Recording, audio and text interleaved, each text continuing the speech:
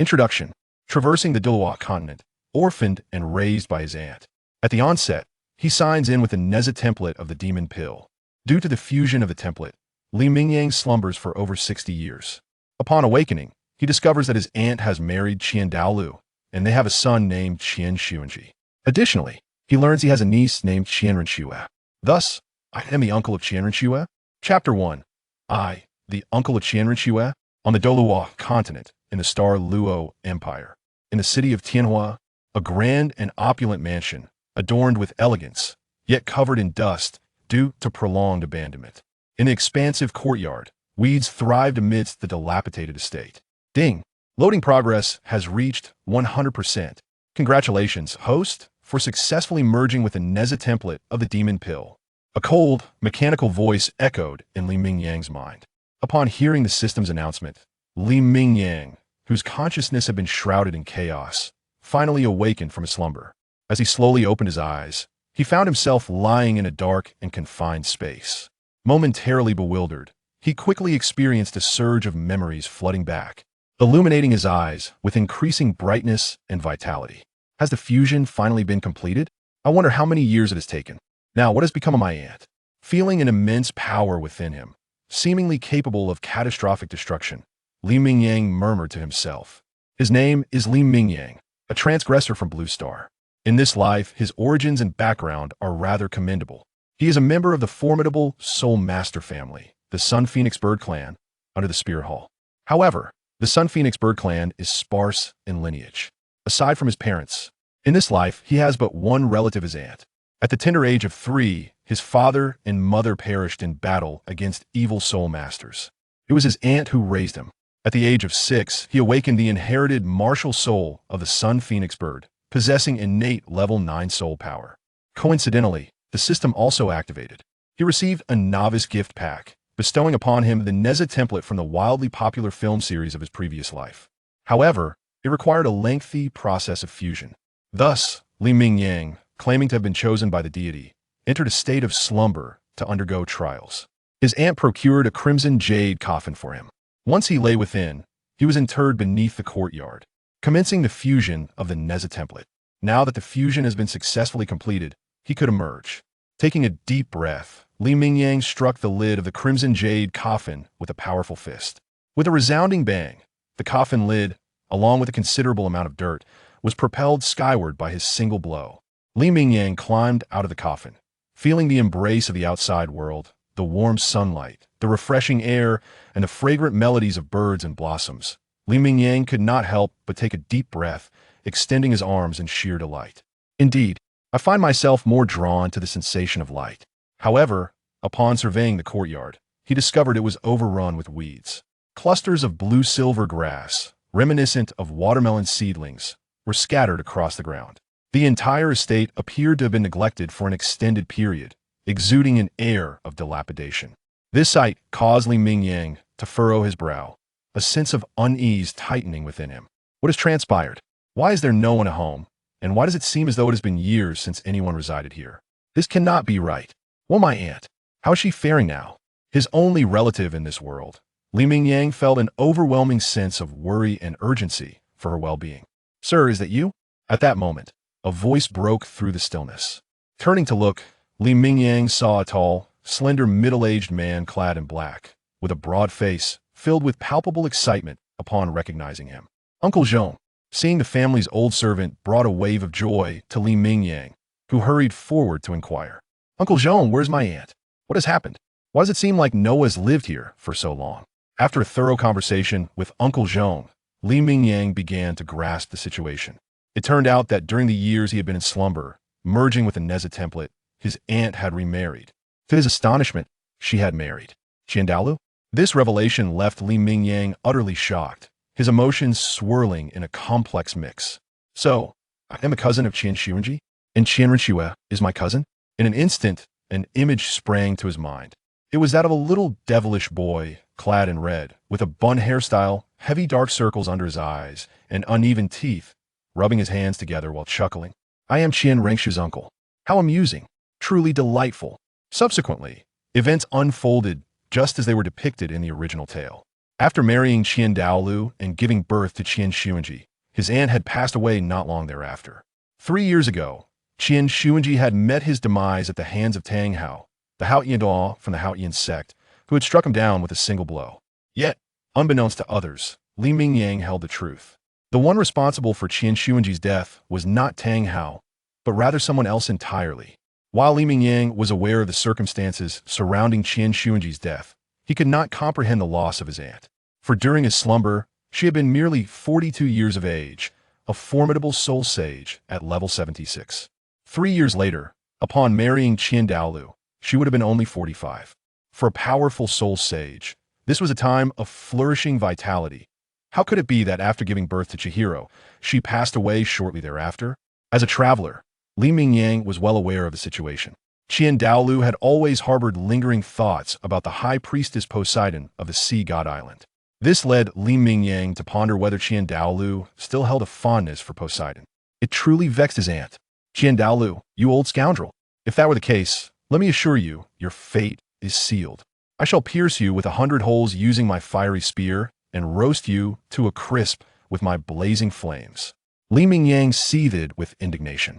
After bidding farewell to Uncle Zhong, Li Mingyang summoned his wind-fire wheel, stepping onto it and transforming into a streak of fiery light that soared into the sky. He hastened toward Wuhuan City, intent on confronting that old scoundrel Qian Daoliu. The speed of the wind-fire wheel was akin to that of a racing thunderbolt. Li Mingyang seemed to have transformed into a jet fighter. In less than half an hour, he arrived at Wuhuan City.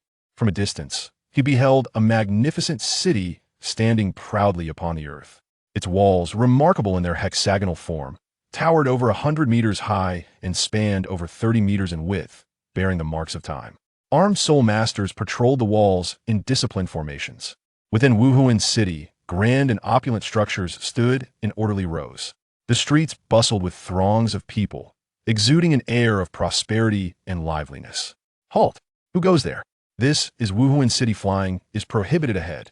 Upon spotting a figure clad in red, with a handsome visage and an aura of peculiar charm, his long black hair defying gravity, gliding upon two strange flaming iron wheels, the patrolling soul masters on the expansive city walls shouted in fury, demanding Li Mingyang to stop. However, Li Mingyang merely scoffed, dismissing their commands. Did they truly believe he would halt at their behest? With his wind-fire wheel beneath him, he soared over the city walls, heading directly toward the heart of Wuhuan City, where the Papal Palace and Douluo Palace stood upon the central hill. Chapter 2. Assault on Wuhuan City. Ding. Host detected. Arrival at Wuhuan City. Would you like a check-in? As Li Mingyang soared through the skies above Wuhuan City on his wind-fire wheel, the cold, mechanical voice of the system echoed in his mind once more. His system was a classic check-in system, offering rewards based on the locations and individuals he encountered. However, the specifics regarding which locations or individuals yielded rewards were not explicitly stated. It primarily functioned as a random trigger. Yet, Li Mingyang paid little mind to it. Due to the integration of the magic orb and the Nezha template, he was already formidable enough to dominate the Douluo Continent with unrivaled prowess. Even the deities descending from the divine realm would be reduced to ash by his 3 pure flames. Sign in. To his surprise, the Spirit City happened to be a location where he could sign in. With a mere thought, Li Mingyang called out sign in his mind. Ding! Congratulations, host. You have received the reward. Opportunity for Super Divine Spirit Evolution X1. Congratulations, host. Your spirit has evolved from the Solar Phoenix to the Golden Crow of the Sun. In that moment, Li Mingyang seemed to behold within himself a magnificent Solar Phoenix spirit, resplendent in golden plumage, with an elongated neck resembling both a phoenix and a crow. Suddenly, his body radiated a dazzling golden red light, transforming into a larger entity, the 3-legged golden crow, entirely enveloped in flames, emanating brilliant solar light, exuding an imposing aura of dominance and majesty. Stop right there. Noticing that Li Mingyang had leapt over the city wall, soaring like a crimson meteor across the sky towards the locations of the Papal Palace and the Douluo Palace, the patrolling soul masters of the Spirit Hall grew anxious. Those with flying spirits promptly summoned their spirit manifestations, unfurling a pair of soul-powered wings from their backs as they took to the air in pursuit of Li Mingyang. Alas, with their flying speed, they could only trail behind him, engulfed in his wake. As he rode the wind and fire wheels, Li Mingyang streaked across the sky like a blazing crimson meteor. In mere moments, he crashed down with a resounding boom at the entrance of the Papal Palace and the Douluo Palace, stirring up a cloud of dust. Who goes there? Realizing that an unwelcome visitor had arrived, the holy warriors of the Papal Palace and the Douluo Palace shouted in unison, summoning their respective weapon spirits or beast spirits. 5 or more soul rings rose beneath their feet, encircling them as they blocked the path leading to the Papal Palace and the Douluo Palace. "Umph! Qian Daoliu, you old fool, come out and face me." Amidst the swirling dust, a chilling voice echoed with fury. As the dust began to settle, the holy warriors and Douluo warriors could only see a youth, seemingly in his teens, garbed in crimson attire, tall and handsome with a hint of wickedness, his long black hair defying gravity. His eyes glimmered with a cold light. He stood upon a pair of fiery wheels, the ground beneath him scorched and cracked, resembling a molten landscape with lava flowing through the fissures. Around his neck and arms were entwined long red silken ribbons, floating in the air, while in his hand he wielded a long spear, entirely crimson with a golden tip, appearing extraordinarily sharp. "Damn it, you dare to directly utter the name of the Grand Offering? You have already sealed your fate by disrespecting the Grand Offering. Let's take this brat down together." Upon hearing Li Mingyang audaciously call out Qian Daoliu's name, the gathering of Douluo warriors and sacred emperor warriors, especially the Douluo warriors, were instantly filled with fury. With raised voices, a throng of Douluo warriors charged towards Li Mingyang, intent on subduing him. However, Li Mingyang merely smirked disdainfully, rushing towards the Douluo Palace, wielding his fire-tipped spear, sending each approaching Douluo warrior and sacred emperor warrior flying.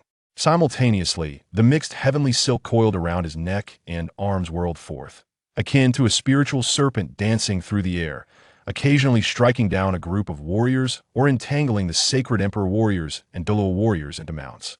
Meanwhile, within the Douluo Palace, Qian Daoliu stood in a resplendent hall, hands clasped behind his back, silently observing his granddaughter, Qian Renxue. At that moment, Qian Renxue was under the tutelage of a teacher, absorbing knowledge of courtly and political affairs. Suddenly, the echo of Li Mingyang's furious shout reached his ears. "Who dares to call my name so brazenly?" Old Qian Daoliu furrowed his brow. Though he was known for his amiability, he possessed a temper as well. "Schwerer, continue your lessons with your teacher here. Grandfather will step out for a moment." After gently advising Qian Renxue, he turned, his handsome middle-aged visage now etched with concern, and in an instant, he arrived at the front hall of the Douluo Palace.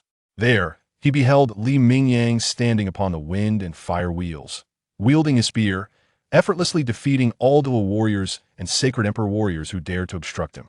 The air was filled with anguished cries. Reinforcements from the sacred emperor warriors and Douluo warriors, along with other soul masters from the spirit hall, were either swept away by a crimson ribbon or ensnared. This red ribbon seemed to possess a life of its own, dancing in the air, unyielding and impervious to any attack.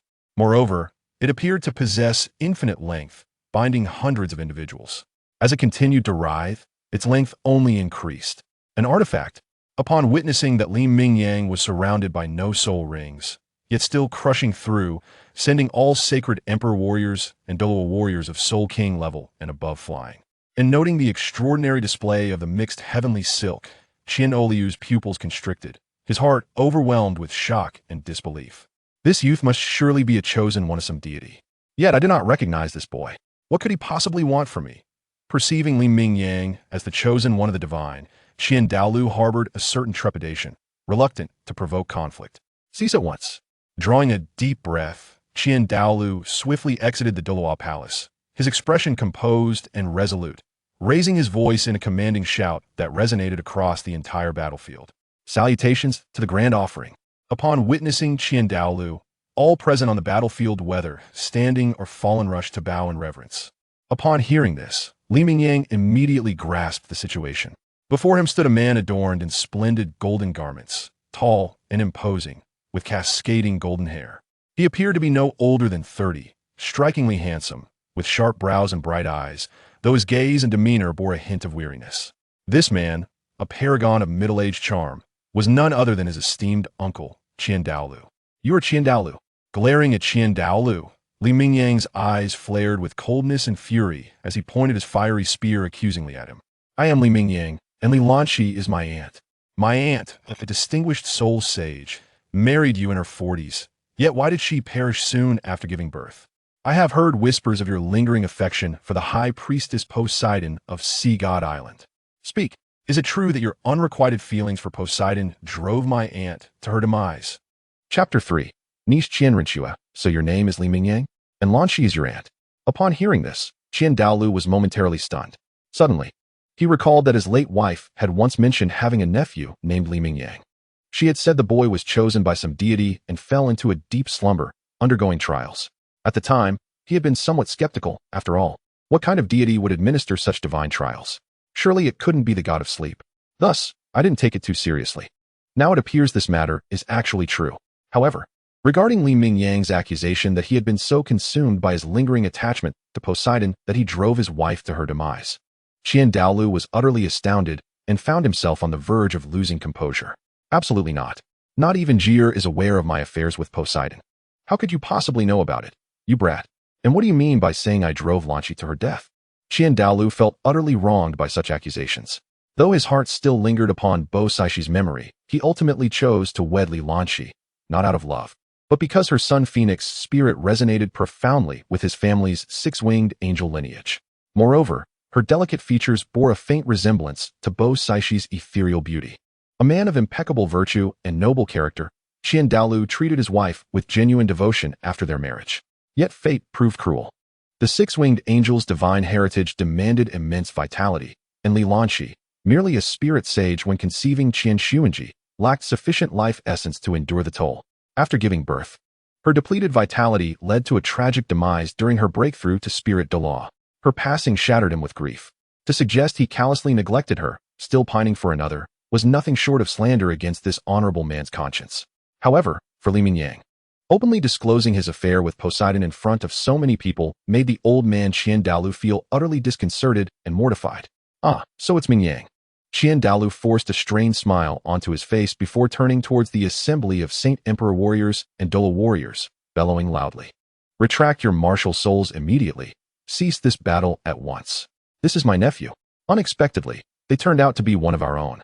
The assembled Saint Emperor warriors, Douluo warriors, and the supporting Spirit Hall Soul Masters all realized they stood no chance in battle. In that moment, they prudently withdrew their respective martial souls. Ah, Mingyang. These words you speak are all misunderstandings. Your aunt's passing was nothing like what you described. Come here, let me explain it to you properly. Qian Daoliu wore an expression that suggested it was all a misunderstanding. Sighing heavily, he beckoned with his hand, urging Li Mingyang to approach. Fine. Then I shall first listen to your explanation. If you fail to articulate clearly and convince me thoroughly, then do not blame me for turning your spirit city upside down and reducing it to smoldering ruins. At this, Li Mingyang let out a disdainful snort, withdrawing his windfire wheels, fire-tipped spear, and the chaos heavenly silk as he strode towards Qian Daoliu. Truth be told, having read the original novel and watched the anime of Douluo in his past life, Li Mingyang had some understanding of Qian Daoliu's character. He knew the man was a gentlemanly figure with rather high moral standards, a decent old soul. That was why he was still willing to hear Qian Daoliu out. Otherwise, given the fiery temper he'd inherited after fusing with the demon Pill Nezha template, he might have stormed in and reduced the spirit city to ruins without a second thought. Ding. Detected a check-in target, Qian Daoliu. May I inquire if you wish to proceed with the check-in? As Li Mingyang approached Qian Daoliu, the system's frigid mechanical voice resonated once more. Discovering that Qian Daoliu was also eligible for check-in did not surprise Li Mingyang in the slightest. After all, this character held significant importance within the narrative. Check-in. Li Mingyang thought nonchalantly in his heart. Sign-in successful.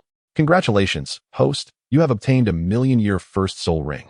Accompanied by Soul Skill 1, Fall of the Sun, Soul Skill 2, Ode to the Sun, and Soul Skill 3, Solar Guardian. In the depths of his consciousness, the frigid mechanical voice of the system resonated once more. In that fleeting moment, Li Mingyang seemed to witness the evolved golden crow martial soul within him, now encircled by a resplendent golden million-year soul ring. Subsequently, knowledge of 3 soul skills surged into his mind. Having assimilated the template of the demonic Pill Nezha, Li Mingyang wasn't particularly concerned about these 3 million-year soul skills from his first soul ring. With a cursory glance, he discerned them. One resembled a solar flare bombardment for offense, another served as an enhancement skill, and the last was a defensive technique. As he followed Qian Daoliu into the Douluo Hall, The elder sighed and began to explain along the way. He earnestly clarified that it wasn't due to the high priestess of Sea God Island, Bo Saishi, that Li Lanqi had met her demise. From beginning to end, Li Lanqi had remained entirely unaware of Bo Saishi's existence. Since marrying Li Lanqi, he has genuinely cherished her and fulfilled his duties as a husband with utmost devotion. If Li Mingyang harbors any doubts, he may inquire among the well-informed in the Spirit City. Their marital bond is undeniably profound and harmonious. However, it was likely due to the exceptionally high quality of their seraphim martial souls. When Li Lanqi gave birth to their son, Qian Xunji, she expended an excessive amount of her life essence. Originally, he had advised Li Lanqi to wait until she had fully recovered before attempting to break through to the soul Douluo level. Yet, on the Douluo Continent, when a soul master ascends to the Titled Douluo realm, their appearance becomes fixed at the moment of breakthrough, even allowing them to regain some semblance of youth. This tempted Li Lanqi to strive for an early breakthrough to Titled Douluo. Thus, before fully recuperating, she insisted on advancing to Soul Douluo. During the breakthrough, his spiritual energy unexpectedly went astray, inflicting severe internal injuries. At that moment, he was utterly distraught. He sought out the patriarch of the Nine-Heart Begonia clan and the finest physicians across the continent to treat Li Lanqi. Alas, all efforts proved futile in saving her. Upon hearing this, Li Mingyang fell into silence, his eyes reddening with unshed tears, his heart heavy with sorrow and grief. After assimilating the demon Pill Nezha template, he had envisioned proudly showcasing his newfound strength to his aunt, wishing to demonstrate how far he had come.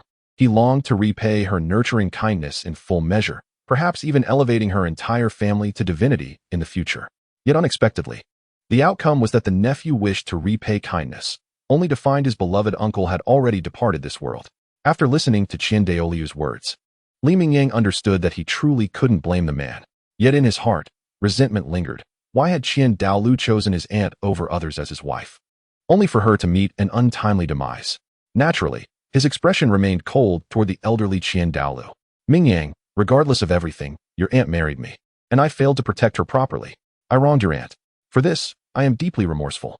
Qian Daoliu's expression was also complicated, sighing repeatedly as he patted Li Mingyang's shoulder. From now on, you shall remain in Spirit Hall City. I will take your aunt's place and take good care of you. Though your aunt has passed away, you still have other family in this world. Yet, a deep sorrow lingered in Qian Daoliu's heart. He had intended to mention his own deceased son, Qian Xunji, but seeing Li Mingyang's youthful appearance, he hesitated, uncertain whether to refer to him as an elder or younger brother. Recalling Li Mingyang's true age, Qian Daoliu pressed on with a heavy heart. You once had a younger brother, but 3 years ago, he too met an untimely end. However, you still have a cousin's daughter, my granddaughter, Qian Renxue. Swear. At this moment, Qian Daoliu had already led Li Mingyang to the entrance of a magnificent hall. In the center of the hall stood a desk, behind which sat a girl who appeared to be about 4 or 5 years old. She was dressed in a pristine white gown, with lustrous golden hair cascading down her back. Her skin was as fair as freshly fallen snow, and her delicate oval face was adorned with exquisite features, a dainty nose and cherry-like lips, making her look both beautiful and adorable. Presently, a tall and slender female teacher, clad in a black gown and exuding an air of efficiency and intellect, was giving the young girl a lesson. Grandfather. Upon catching sight of Qian Daoliu, the young maiden Qian Renxue immediately rose with delight, her dulcet voice ringing out in greeting. Then, her curiosity piqued. She turned her gaze toward Li Mingyang and inquired with innocent wonder, Grandfather, who might this gentleman be? Everything was delayed by a few years. So Qian Renxue is slightly younger than in the original timeline. Chapter 4. Kind Uncle Li Mingyang, what an adorable girl. Is this really my niece? Before him stood a child who appeared to be merely 4 or 5 years old, clad in a pristine white dress. Her golden tresses cascaded over her shoulders, her skin fairer than freshly fallen snow. With large, luminous eyes, a delicate nose, and cherry-like lips, her exquisite features radiated an almost angelic innocence. This was Qian Renxue. Li Mingyang felt his heart melt at the sight. Realizing she was his only blood relative in this world, an indescribable bond surged within him. His handsome, yet roguish face softened into a tender smile as he stepped forward and gently patted her small head. So, your name is Xue, isn't it? I am not your elder brother, but rather your uncle. Uncle? Qian Renxue's delicate face froze for a moment as she cast an incredulous glance at her grandfather, Qian Daoliu. Her expression seemed to silently inquire. Grandfather, besides you and mother, do I truly have an uncle? Xue, this is your uncle. Quickly greet him as uncle. Qian Daoliu could discern the thoughts swirling in his granddaughter Qian Renxue's heart. A trace of emotion and a gentle smile graced his handsome, middle-aged countenance as he spoke kindly. "Uncle." Qian Renxue's beautiful eyes sparkled with excitement and joy as she exclaimed in delight. Never had she imagined that she still had a living relative in this world. Her heart overflowed with surprise and happiness. Ever since her father's passing, her only remaining family had been her grandfather and mother. Though her grandfather treated her with kindness, his affection could never truly replace the love of a father or mother. Countless times, Qian Renxue had tried to win over her mother, Bibi Dong, longing for even a shred of maternal warmth. Yet, for reasons unknown, Bibi Dong remained cold and disdainful, always regarding her with contempt, calling her useless and a disgrace. This rejection wounded Qian Renxue deeply. It was precisely why she had agreed to the treacherous plan to infiltrate the Heaven Do imperial city, replace Crown Prince Xue Qinghe, and help the Spirit Hall unify the continent. All of it was to prove to Bibi Dong that she, Qian Renxue, was no failure. Yet I had always believed I possessed but two kin in this entire world. Little did I know, there existed an uncle as well. Qian Renxue was utterly overwhelmed with delight and joy. "Come, let uncle give you a hug." Facing the only family he had in this world, Li Mingyang's heart swelled with boundless joy.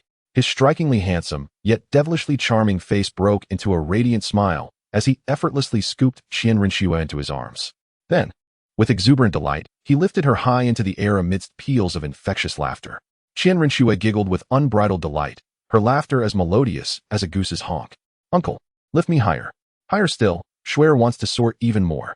Qian Renxue joyfully spread her arms wide, as if ready to take flight. As for Bibi Dong, no explanation was needed. And although grandfather Qian Daoliu doted on Qian Renxue to the very marrow of his bones, the old man's temperament was rather rigid and old-fashioned. This meant that when the elder took charge of his granddaughter, his approach remained strictly by the book. Love is love, and care is care. Yet, there remains an elusive nuance that lingers just beyond grasp. In the past, when Qian Xunji was still alive, he would lift Qian Renxue high into the air and even let his daughter ride on his back like a horse. Perhaps it was the bond of blood that connected them so deeply. From the very first encounter, Qian Renxue found herself fond of this uncle. After all, apart from her grandfather and mother, he was the only remaining family she had in this world. Moreover, uncle is so incredibly handsome. Still not tall enough? How about this? Shall uncle take Xue out and soar through the skies together? Xue was still joyfully exclaiming, "Not high enough, not high enough." Li Mingyang couldn't help but chuckle softly and said, "Then let us soar." Qian Renxue's beautiful eyes sparkled with anticipation and excitement. However, as a well-behaved child, she did not immediately agree.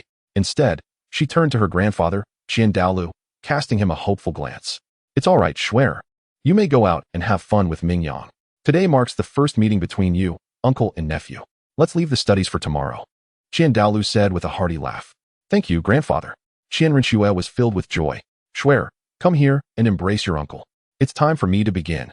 As Li Mingyang embraced Qian Renxue, he erupted into hearty laughter and summoned the wind-fire wheel, propelling himself forward with great force. He swiftly exited the Douluo palace, transforming in an instant into a blazing meteor, soaring into the sky. "Oh ho, I'm flying." Li Mingyang embraced Qian Renxue, lifting her high into the air with exuberant laughter. He seemed to transform into a jet fighter, his feet resembling fiery wheels, trailing two long streaks of flames in the sky. In the blink of an eye, they departed from Spirit Soul City, soaring into the heavens. This exhilarating and novel experience filled Qian Renxue with boundless excitement, causing her to giggle incessantly. "Uncle, this is amazing." Soars with great speed and ascends to lofty heights. From the lofty heights above, the city of Spirit Hall below, along with its forests, mountains, and rivers, unfolds like a magnificent painting. The breathtaking vista leaves one utterly awestruck. Throughout the entire day, Li Mingyang transformed into the epitome of a doting uncle. Amidst peals of silvery laughter, he escorted his niece Qian Renxue on delightful excursions. They ascended towering solitary peaks to behold the picturesque landscape of undulating emerald mountains veiled in ethereal seas of clouds. They visited border towns between the Heaven Do Empire and Star Luo Empire, indulging in culinary delights and amusing diversions. In the forest's embrace, he guided Qian Renxue in gathering mushrooms and foraging wild herbs, even fashioning a swing from his Hun Tian Ling for her amusement. By day's end, the young maiden had grown profoundly attached to her uncle, clinging to his presence with reluctant adoration. As night descended, she resisted his departure from her bedside, where he sat weaving enchanting fairy tales. "Once upon a time," he began, his voice a lullaby of wonder. "In a distant quaint village, There resided a mother pig and her 3 piglets, named Superman, Chong, and the Little Foolish One. As the story unfolded, Qian Renxue began to feel a sense of drowsiness. However, before succumbing to sleep, she extended her petite hand, clasping tightly onto Li Mingyang's hand, her beautiful eyes brimming with affection and reluctance. "Uncle, you won't leave Xue, will you?" "How could that be?" Li Mingyang chuckled softly, gently caressing Qian Renxue's delicate hair, and said, "Uncle will always be by your side, my dear Xue. After all, dear Xue is the only kin Uncle has in this world. If Uncle is not to be with Xue, then with whom shall he be? Sleep well, my precious Xue." Li Mingyang gently pressed his lips to Qian Renxue's forehead. Only after receiving Li Mingyang's affirmation did little Qian Renxue finally close her eyes contentedly and drift into the realm of dreams. The following morning, after rising, Li Mingyang took his niece, Qian Renxue, to the Seoul Master City for breakfast. After their meal, they returned to the Douluo Palace, where he discovered that the elegant and poised female teacher, clad in a flowing black gown, had returned once more. "Uncle, I must attend class." Upon seeing the teacher, Qian Renxue could not help but express her reluctance to Li Mingyang. However, in response, Li Mingyang furrowed his brow. Chapter 5. Cultivating Qian Renxue into the heroic rainbow cat. "Share, what courses are you currently taking?" Li Mingyang grasped Qian Renxue's hand, turned, and crouched down to inquire. "Well, Xue wishes to attend the general language class, basic arithmetic, continental geography, continental history, noble etiquette, and political science." Qian Renxue counted on her little fingers, seemingly unable to finish with both hands. Li Mingyang was incensed. How could a child not yet 6 years old be expected to take on such an overwhelming number of classes? What on earth was old Deng thinking? "Old Deng, come out here at once." Li Mingyang rose to his feet and bellowed furiously towards the Douluo Palace. Within the angel sanctuary, Qian Daoliu stood before the statue of the angel god, his eyes firmly shut as he engaged in deep meditation and prayer. Upon hearing the voice, Qian Daoliu involuntarily opened his eyes and reluctantly rose to his feet. Although his name was not explicitly called, Li Mingyang had previously addressed him in such a manner, leading Qian Daoliu to realize that he was indeed being summoned. "Mingyang, what troubles you?" Emerging from the angel temple, Qian Daoliu swiftly approached with an almost ethereal grace. A smile gracing his lips as he inquired, "Old Deng, Cher is only 5 years old this year. Why do you insist on enrolling her in so many classes? Are you intent on exhausting her?" Li Mingyang was filled with rage as he shouted at Qian Daoliu, "Uncle, do not blame grandfather. This is my own decision. I wish to do this." Qian Renxue hurriedly grasped Li Mingyang's arm and elucidated. Subsequently, Qian Daoliu sighed and began to explain as well. Originally, Qian Renxue was only required to study 4 subjects: universal language, fundamental arithmetic, continental geography, and continental history. However, due to her mother, Bibi Dong, proposing a unique scheme, this plan is named the Usurpation Project. The essence of the narrative revolves around Qian Renxue merging with the angel soul bone, utilizing its transformative abilities to usurp the identity of the second prince of the Heaven Do Empire, Xue Qinghe. In the future, she aspires to ascend the throne as empress, forging an alliance with the Spirit Hall to unify the continent, thereby elevating the Spirit Hall to unprecedented glory and greatness.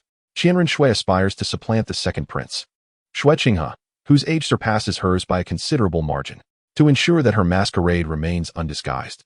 Qian Renxue must condense the vast array of knowledge she is to acquire over the coming decade into a mere few years of intensive study, particularly in the realms of noble etiquette and political science. Initially, Qian Daoliu was opposed to Qian Renxue's decision to disguise herself as the second prince, Xue Qinghe. However, in her desperate attempt to prove herself to her unkind mother, Bibi Dong, she insisted on complying. Qian Daoliu found himself powerless in the face of this situation. Damn that Bibi Dong.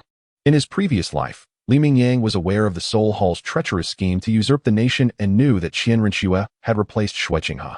However, while he possessed this knowledge, the intricacies of the situation eluded him. Witnessing his niece Qian Renxue, in her desperate bid to prove herself to that ungrateful wretch Bibi Dong, agree to carry out the nefarious plan, he could hardly bear it, his heart seething with anger. "Xue." Li Mingyang turned around and crouched down, speaking earnestly to Qian Renxue. "Bibi Dong's disdain for you is her loss. She is unworthy of being your mother. You are still quite young, and there are certain matters that I cannot disclose to you just yet. I understand, Cher, that you wish to demonstrate your worthiness to her. However, despite Xue Er's diligent efforts, even if she were to prove herself, it would not elicit any fondness from her. The reasons behind this are rather intricate. Xue Er, each of us is an independent individual, and we need not validate ourselves to others. Even if Bai Dong does not harbor affection for you, dear uncle will always be by your side. Uncle hopes that you will continue to live joyfully and happily, rather than compromising your true self to engage in activities that do not resonate with your heart. In Li Mingyang's perspective, before the age of 6, Qian Renxue need only focus on mastering the universal script. After her martial soul awakens at 6, she will advance to a junior soul master academy to begin her studies in foundational arithmetic, continental geography, continental history, and soul beast studies. Simultaneously, like others, she must participate in soul fights for practical training. This approach will ensure that she does not lack combat experience as depicted in the original narrative. Of course, in Li Mingyang's view, the most crucial aspect remains the imparting of values through both words and actions, allowing Qian Renxue to cultivate a sound worldview. Kindness and moral principles are commendable, but one must not become overly rigid or indecisive. In the original work, it is evident that Qian Renxue had the capability to eliminate Tang San long before, yet she chose to spare him out of admiration and even sought to recruit him, consistently showing him mercy. Later, when the Spirit Hall established the Spirit Empire and a conflict ensued, Qian Renxue continued to espouse morality and principles, thereby forfeiting numerous opportunities. In Li Mingyang's perspective, such behavior is utterly misguided. A competent leader ought to be decisive in their actions, unbound by the constraints of method. This is the most fundamental principle. One may possess great compassion, yet such virtue should merely serve as the ultimate goal. However, in the course and means employed, if one becomes overly concerned with benevolence, morality, and ethical boundaries, the outcome is bound to be unfavorable. Because if the wicked exploit this particular weakness of yours, you shall be ensnared irrevocably. If possible, Li Mingyang aspires to cultivate his niece, Qian Renxue, into a person akin to Hong Mao Xiaoxia, one who embodies righteousness, possesses strong morals, and upholds principles. Simultaneously, he wishes for her to be astute, decisive, and resolute in her actions.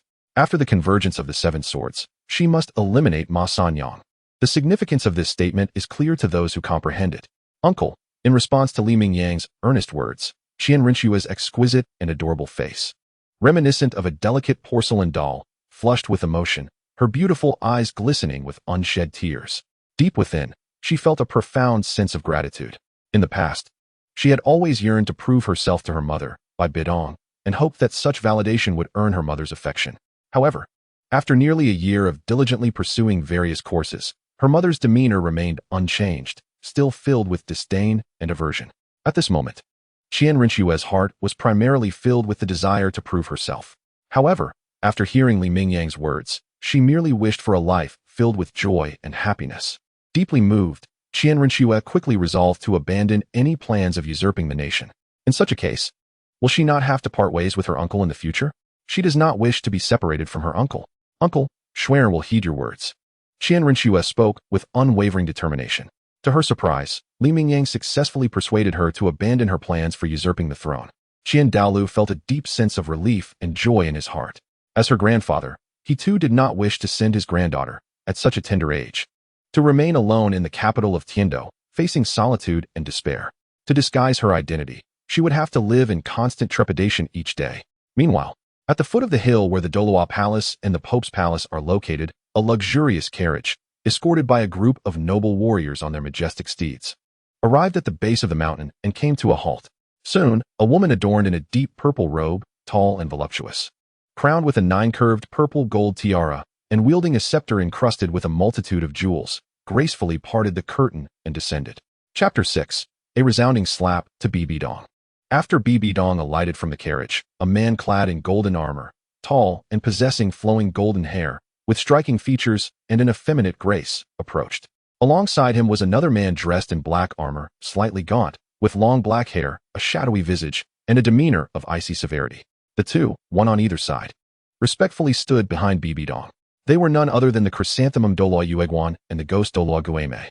With the Chrysanthemum Douluo and the Ghost Douluo in tow, Bibi Dong, gripping the papal scepter, proceeded with elegance, preparing to ascend the hill and return to the papal palace. However, along the way, they encountered a woman in a flowing black gown, tall and possessing a demeanor that exuded competence and intellect. She was none other than the instructor responsible for guiding Qian Renxue. Ling Yeshua, where are you headed? Has that wretched child completed today's lesson? Upon encountering the elegantly clad teacher, Ling Yeshua, Bibi Dong instantly furrowed her brows. The refined and mature beauty of her countenance, marked by an air of sophistication, parted her crimson lips to inquire coldly. However, Ling Yeshue, upon hearing Bibidong's words, felt a profound sense of bewilderment. She could not fathom the reasons behind Bibidong's disdain towards her daughter. Yet, she regarded herself as a mere insignificant figure, unworthy of intervening in the affairs between the Pope and the High Priest. She dared not involve herself in such matters. Your Holiness, she addressed respectfully. The Grand Offering and Miss Shi have unanimously decided to abandon the scheme of usurpation.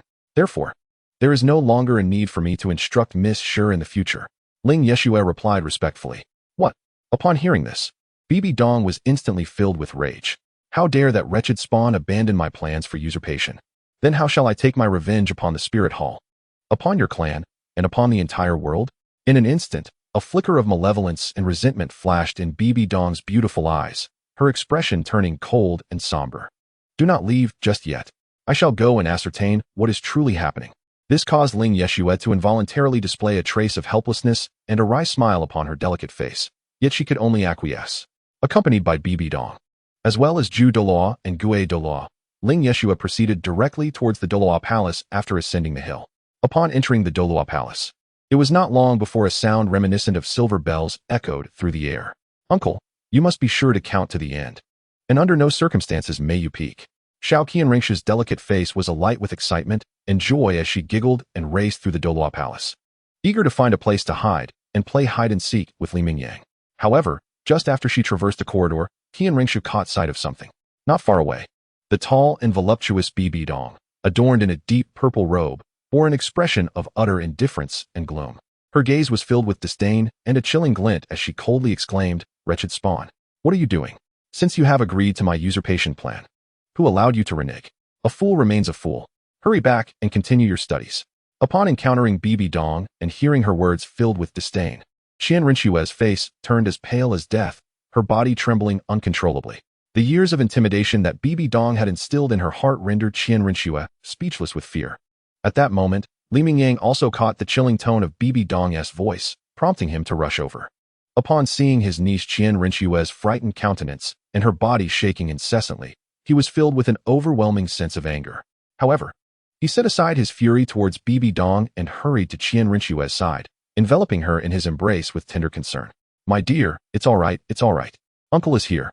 This madwoman cannot harm you. Do not fear, do not fear." On Li Mingyang's strikingly handsome yet mischievous face, there was an abundance of tenderness as he gently comforted and caressed Qian Renxue's back. "Uncle?" Upon hearing Li Mingyang's words of comfort to Qian Renxue, Bibidong immediately furrowed her brow. Was the Qian family comprised solely of that old wretch and this abominable offspring? There is fundamentally no third party. Where did the uncle of this wretched offspring come from? Both Zhu Douluo and Gue Douluo were momentarily taken aback. The uncle of young Master Xue. Regardless of the truth of the matter, both individuals now stand firmly beside Pope Bibidong, undoubtedly vowing their loyalty. Upon hearing Li Mingyang audaciously refer to Bibidong as a madwoman, Zhu Douluo Yueguan and Gue Douluo Guemei immediately stepped forward. Consumed with rage, Zhu Douluo raised his voice in a soft yet fierce manner, exclaiming, "You dare to be disrespectful to His Holiness the Pope. You seek death." As the words were spoken, a formidable pressure of soul power, akin to that of a Titled Douluos, abruptly descended upon Li Mingyang. However, without a clear understanding of the situation, Zhu Douluo could only take this one step. After all, they were merely workers. There was no need to exert themselves recklessly. However, in the face of the soul pressure emanating from Zhu Douluo Yueguan, Li Mingyang appeared unfazed, continuing to comfort his niece. This left Zhu Douluo Yueguan wide-eyed, filled with incredulity. How could this be possible? This lad appears to be merely 15 or 16 years old, and his cultivation level should at most be that of a soul master. How is it possible to remain completely unresponsive in the face of my Douluo-level soul power pressure? At that moment, the venerable Qian Daoliu had also made his appearance, standing not far away. However, upon gazing at Bibidong, Qian Daoliu's expression was intricate, and he let out a sigh within his heart. Although it is known that Bibidong before him is the very murderer of his son, Qian Xunji. As a person of exceptionally high moral integrity, he recognizes that the fault lies in his son's excessive actions, which led to the forcible confinement of his daughter-in-law. While it is true that the daughter-in-law bears some responsibility, it remains that his son's violent outcries are one thing. But the act of coercively confining someone to the point of childbirth is undeniably wrong, due to a sense of guilt towards Bibidong. Coupled with the awareness that Bibi Dong is the mother of his granddaughter, Qian Renxue, Qian Daoliu has long refrained from holding Bibi Dong accountable. The loss of his son has already rendered his granddaughter pitiable. The thought of her losing her mother as well is too much for him to bear. Thus, he has tacitly allowed Bibi Dong to ascend to the position of Pope of the Spirit Hall. At this moment, even upon witnessing Bibi Dong harshly reprimanding his granddaughter, Qian Renxue, the old man does not dare to confront her or intervene to stop Bibi Dong's verbal and emotional abuse. However, Qian Daoliu is who he is, and Li Mingyang is who he is. Do not be afraid, my dear Xue. Rest assured, everything will be taken care of by your uncle.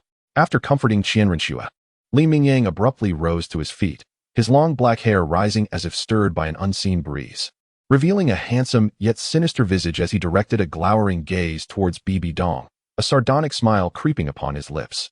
Madwoman, who permitted you to wreak havoc in this place? In my absence, you have tormented Xue. Now that I am here, do you dare to continue your cruelty towards her? You are courting death.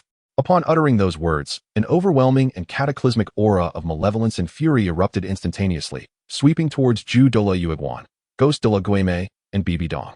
Confronted with the terrifying force unleashed by Li Mingyang, derived from the demonic template of Nezha, which exuded an evil and violent energy akin to the very embodiment of chaos, Bibi Dong, Douluo, and Ghost Douluo found themselves utterly unable to withstand such force.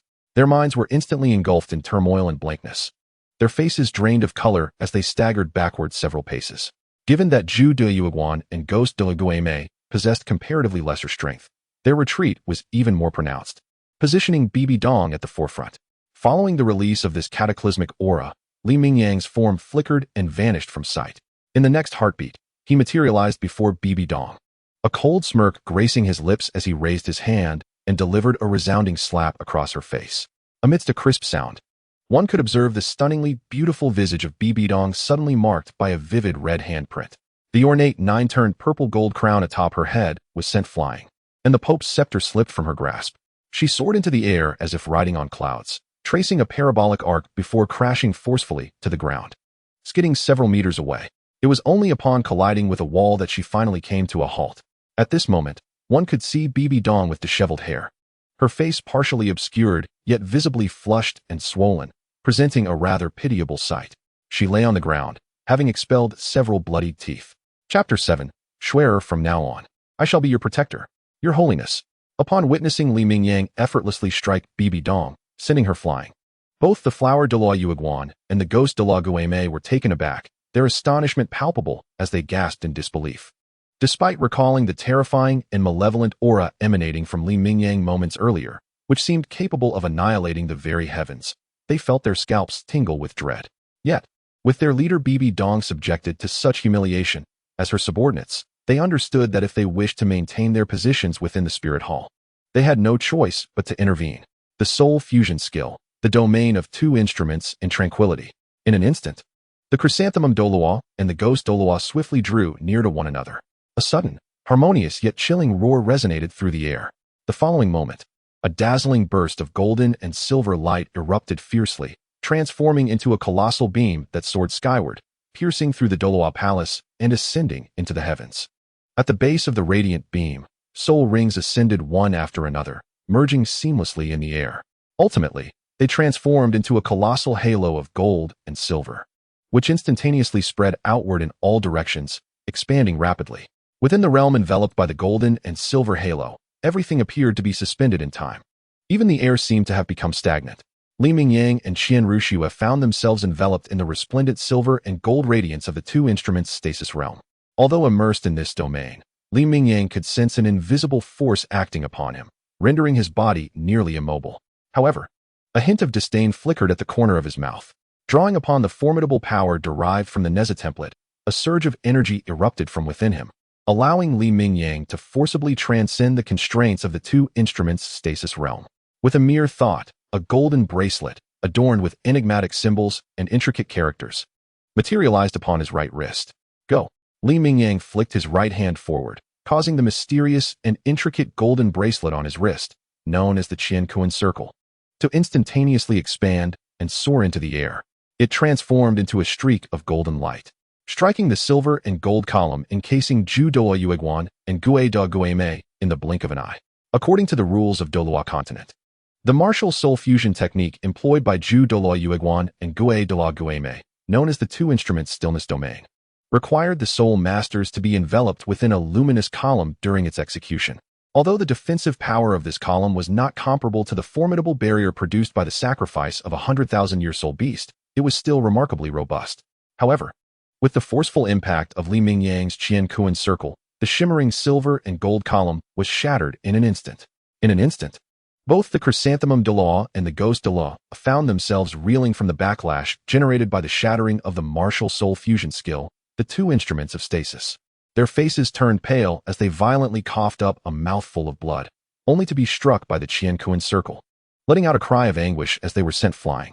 Another divine artifact, not far away, upon witnessing Li Mingyang wield the Qian Kuan circle, Qian Daoliu's pupils constricted, his heart filled with astonishment. What divine position has Mingyang inherited? It is remarkable for a deity to possess even a single divine artifact. Since his arrival at the Spirit Hall yesterday, Mingyang has already revealed 4 such artifacts. With a swift motion, after using the Qian Kuan circle to dismantle the 2 instruments of stasis, Li Mingyang summoned the fire-tipped spear. Brandishing the spear, a cold smirk graced his lips as he appeared before Bibi Dong, his eyes brimming with murderous intent. Raising the spear, he aimed its sharp tip directly at Bibi Dong. "You heartless wretch. Xue is, after all, your daughter. How could you treat her so cruelly throughout her life? Since fate has placed her in my hands, prepare to meet your demise." Yet, at that moment, a frantic cry rang out from behind him. It was Qian Daoliu and Qian Renxue, both calling out in unison. "Mingyang, you cannot kill Bibi Dong. No matter her faults, she is still Xue's mother." Qian Daoliu rushed forward, his handsome middle-aged face etched with desperation. "Uncle, I beg you, do not kill my mother. Xue understands that you care for her, but she does not wish to be without a mother." Qian Renxue dashed forward, grasping Li Mingyang's arm that held the fire-tipped spear, her delicate and charming face glistening with tears, her beautiful eyes reddened and choked with emotion. If only the elder were the one to intervene, Li Mingyang would not have spared a glance. However, seeing his niece Qian Renxue also pleading for Bibi Dong's life, he felt compelled to relent. Li Mingyang tightened his grip on the fire-tipped spear, the murderous intent within him slowly dissipating. His handsome, yet sinister face marked by fury and helplessness. Ultimately, he lowered the spear and retracted it. "Xue, I shall heed your wishes." Li Mingyang turned, sighing softly to Qian Renxue, his tone gentle. "You old wretch, and you, cursed offspring. Your family, the Qian family, and your spirit hall owe me greatly. Even if you save me this time, do not expect my gratitude." Once her awareness returned, Bibi Dong's beautiful eyes flashed with malice and resentment as she glared at Qian Daoliu and Qian Renxue, her voice seething with rage. "You." Unexpectedly, Bibi Dong's shamelessness is beyond redemption. Li Mingyang felt a surge of fury, his eyes ablaze with a murderous glint as he could no longer restrain himself from summoning the fire spear once more, turning to continue his quest for vengeance.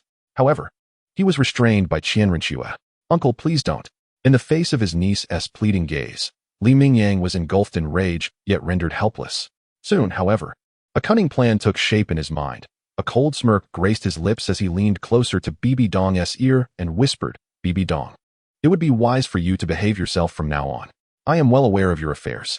If you dare to harm or distress Xue again, do not blame me for seeking out your old lover, Yu Xiaojiang, and subjecting him to a gruesome fate before delivering his remains back to you. Surely, such a sight is something you would prefer to avoid, am I right? From now on, I shall be the one to protect Xue, understood?" Upon hearing these words, Bibi Dong's pupils constricted, her heart brimming with resentment and hatred as she seethed with rage. "Damn that old fool. Did you not promise that you would silence all who knew of my affair with Xiaojiang, revealing it to no one? How does this brat know?" Yet, despite her venomous thoughts and fury, faced with Qian Daoliu, who she knew to be easily deceived, Bibi Dong took full advantage of his nature, daring to overstep boundaries. However, now confronted with the truly dangerous Li Mingyang, whose malevolence and ferocity far surpassed even the aura of the Rakshasa god she had inherited, she felt a profound terror. The fear that Li Mingyang might seek retribution against her beloved Xiaojiang was palpable, leaving her no choice but to relent. Chapter 8. Establishing correct values for Qian Renxue. I understand.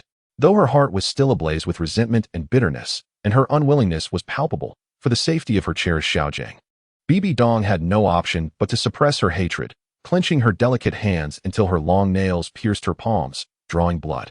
Bowing her head, Her beautiful face contorted in anguish as she let out a sound of frustration. Meanwhile, Li Mingyang cast a disdainful glance at Bibi Dong, a cold laugh escaping his lips as he sheathed the fire spear.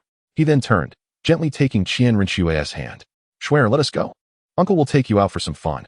With that, he ignored Bibi Dong completely, leading Qian Renxue toward the exit of the Douluo palace.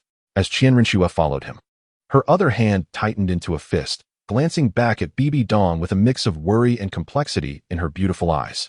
Despite witnessing her uncle's aggression toward her mother and his intent to harm her, Qian Renxue understood that it was all born from her uncle's concern and care for her. In comparison to her mother, Bibi Dong, Qian Renxue holds a greater affection for her uncle. However, Bibi Dong remains, after all, her mother. At merely 5 years of age, Qian Renxue is still quite innocent, clinging to unrealistic fantasies about Bibi Dong. Just moments ago, when Li Mingyang struck Bibi Dong, the cold voice of the signing system echoed again in his mind. "Ding. Congratulations, host, for signing in Bibi Dong. Reward acquired. Second martial soul, the Emperor's banner." Leading his niece Qian Renxue towards the outside of the Douluo palace, Li Mingyang found himself intrigued by the unexpected reward of the Emperor's banner for striking Bibi Dong, for it is indeed a fascinating item. "Your Holiness the Pope." Despite suffering internal injuries from the backlash of their martial souls, both Zhu Dalu and Ghost Dalu struggled to rise after being downed. Upon noticing Bibi Dong still lying on the ground, disheveled and silent, they hurried over to assist her. In their peripheral vision, they caught sight of Bibi Dong's half of the face, swollen and marked by a vivid red handprint, her expression dark and brooding. They dared not look closely. Once they helped her to her feet, they lowered their heads, standing solemnly beside her. "Let us depart." Bibi Dong inhaled deeply, finally regaining her composure. Yet, she neglected to tidy herself, maintaining her disheveled appearance while deliberately sweeping her hair to the right to conceal the swollen side of her face. Then, with a cold voice slightly distorted from her missing teeth, she spoke.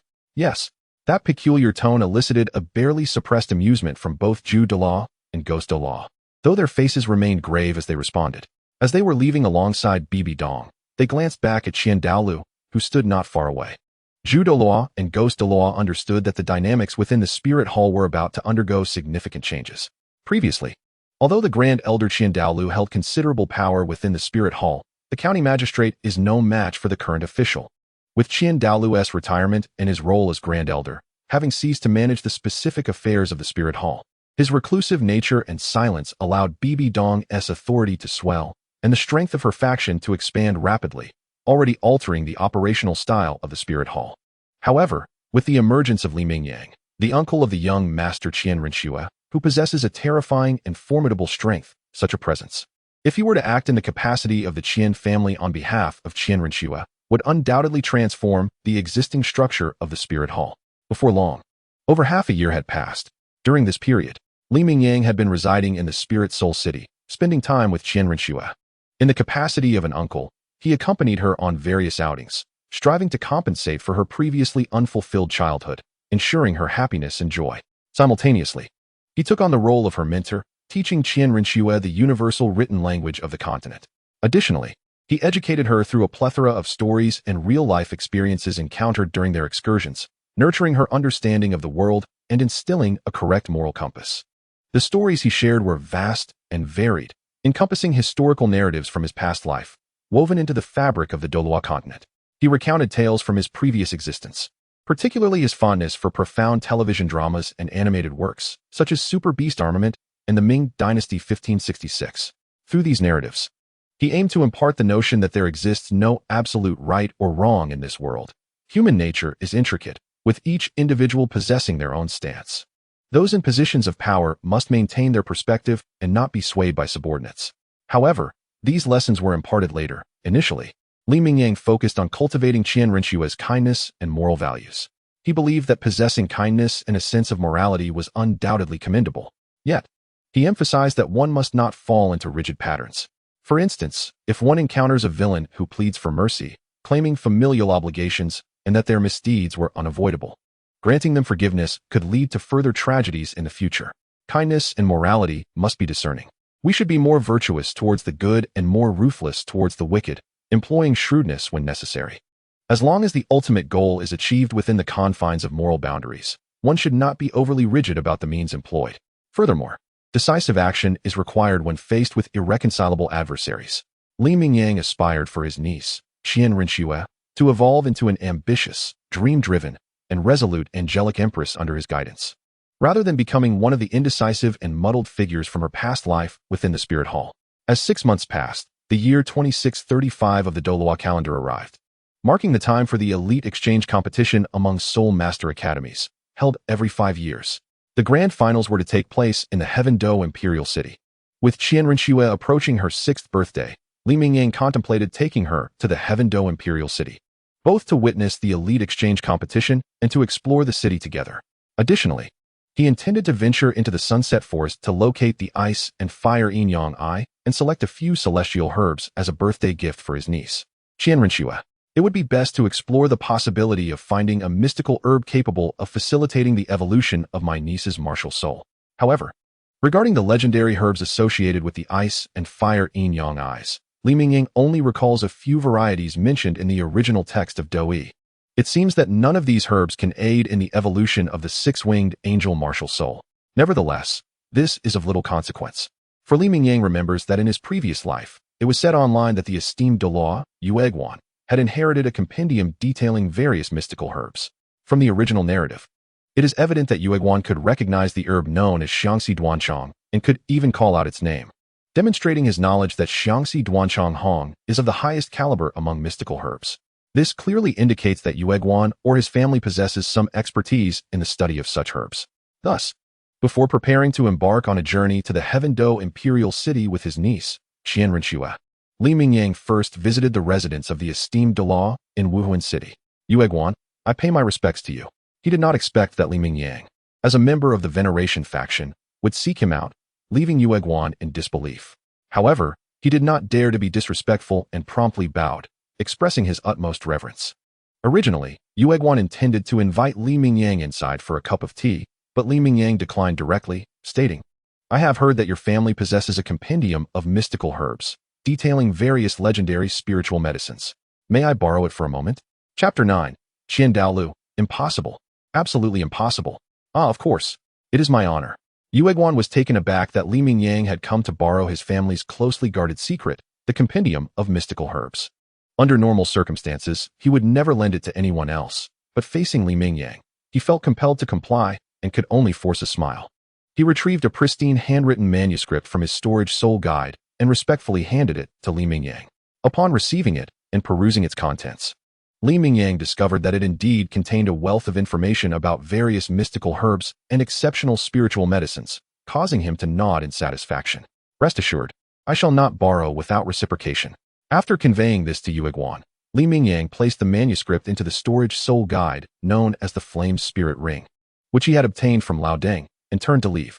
Li Mingyang considered himself a person who repays kindness. Since Yueguan had treated him well and lent him the compendium, he felt compelled to return the favor by bringing back the mystical herb, the Qirong Tongtianju, from the Ice and Fire Yin-Yang Eyes for Yueguan. He, Li Mingyang, has always despised being in anyone's debt. What, Mingyang? You intend to take Xue to the Heaven Do Imperial City?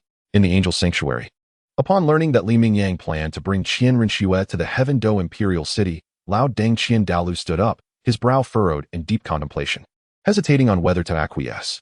The Heaven Do Imperial City is indeed a great distance from Wuhuan City. Traveling by carriage would take nearly a month. Even with Li Mingyang's miraculous flaming wheel, it would be impossible to return within a single day. Moreover, judging by Li Mingyang's tone, it seemed he intended to take Qian Renxue on an extended excursion. The old man couldn't help but feel a pang of reluctance. Old man, quit dawdling. Li Mingyang declared imperiously. I'm taking Xue for some leisure. When 3 months have passed, and it's time for her martial spirit awakening, I'll bring her back. This is an announcement, not a request. Seeing Qian Daoliu's hesitant demeanor, Li Mingyang grew rather impatient. Without further ado, he finished speaking decisively and turned to leave. Moreover, don't assume I'm merely taking Xue out for leisure. I have serious matters to attend to. Next time you return, do not dare to make demands of me. After taking a few steps, as if struck by a sudden thought, Li Mingyang paused momentarily.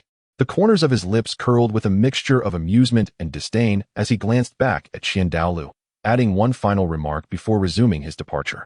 Qian Daoliu stood with his mouth agape, words lingering unspoken on his tongue. Yet, as he watched Li Mingyang's retreating figure vanish beyond the grand hall's entrance. No sound escaped him. He could only exhale a resigned sigh, for he understood all too well, just as Li Mingyang had declared, they had come not to request, but to inform. If he wished to prevent it, the only recourse was force, yet setting aside whether he could prevail in combat. Merely out of respect for his deceased wife Li Lanqi's memory, he could never bring himself to raise a hand against Li Mingyang. He dared not even utter a single harsh word. So be it. Qian Daoliu shook his head slightly, considering Li Mingyang's formidable capabilities, which were more than sufficient to ensure his granddaughter's safety. He thought to himself, if she wished to amuse herself in the heavenly Dou imperial city, then so be it. Let her go and enjoy herself there. As for Li Mingyang's claim that it was not merely for leisure, but also to attend to serious matters, Qian Daoliu harbored deep skepticism in his heart. And as for the notion that he would seek Li Mingyang's assistance upon his return in the future, Qian Daoliu felt nothing but disdain and defiance. Preposterous. As the legendary Douluo, the former pope of the Spirit Hall and the current Grand Elder of the Douluo Palace, Qian Daoliu had experienced everything under the sun. He had long since seen through the vanities of this mortal world. How could there possibly be anything in this world worthy of making Qian Daoliu humble himself to beg others? Impossible. Utterly inconceivable. After departing from the angelic sanctuary, Li Mingyang found Qian Renxue. His handsome, yet sinister face brimmed with smiles as he effortlessly lifted his niece into his arms. "Shuer, I've already spoken with your grandfather," he declared with a confident grin. "Let us set off at once, to the Heaven Dou imperial city." With that, Li Mingyang summoned the windfire wheels, stepping onto them in an instant as he transformed into a streak of blazing light. Swiftly, he shot out of the Douluo Hall, soaring into the heavens like a fiery meteor streaking across the sky, heading straight for the direction of the Heaven Dou imperial city. Heaven Dou Imperial City. The elite exchange tournament of Continental Soul Master Academies, Shuer, is coming. In the sky, Qian Renshue's laughter, clear as silver chimes, reverberated through the air. With the speed of wind and fire, in merely an hour, Li Mingyang had escorted Qian Renxue from Spirit Hall City to the imperial capital of Heaven Dou. At this moment, the Continental Elite Soul Master Academy exchange tournament was underway, even though it was only the preliminary rounds. Since the finals were also to be held in Heaven Dou Imperial City, nobles, soul masters, and affluent individuals from across the continent had already gathered in the capital, eagerly anticipating this grand event that occurred once every 5 years. The city was now teeming with life, its streets bustling with endless streams of carriages and pedestrians. On either side of the thoroughfares, imperial guards stood vigilant, maintaining order. Hand in hand with his niece Qian Renxue, Li Mingyang strolled leisurely through the streets of Heaven Dou Imperial City. They browsed through shops, admired elegant garments, selected exquisite ornaments, and savored an array of delectable delicacies. One was clad in crimson robes, his tall and slender figure exuding an air of effortless grace. His strikingly handsome, yet faintly sinister features were accentuated by his jet-black hair, which seemed to defy gravity, floating upward as if animated by some unseen force, an effect both mesmerizing and peculiar. The other wore a pristine white gown, her cascading golden locks framing a face of porcelain perfection, delicate, adorable, and utterly flawless, like a doll crafted by divine hands. The striking pair, a dashing young man and an enchanting little girl, drew countless admiring glances wherever they went, their presence impossible to ignore.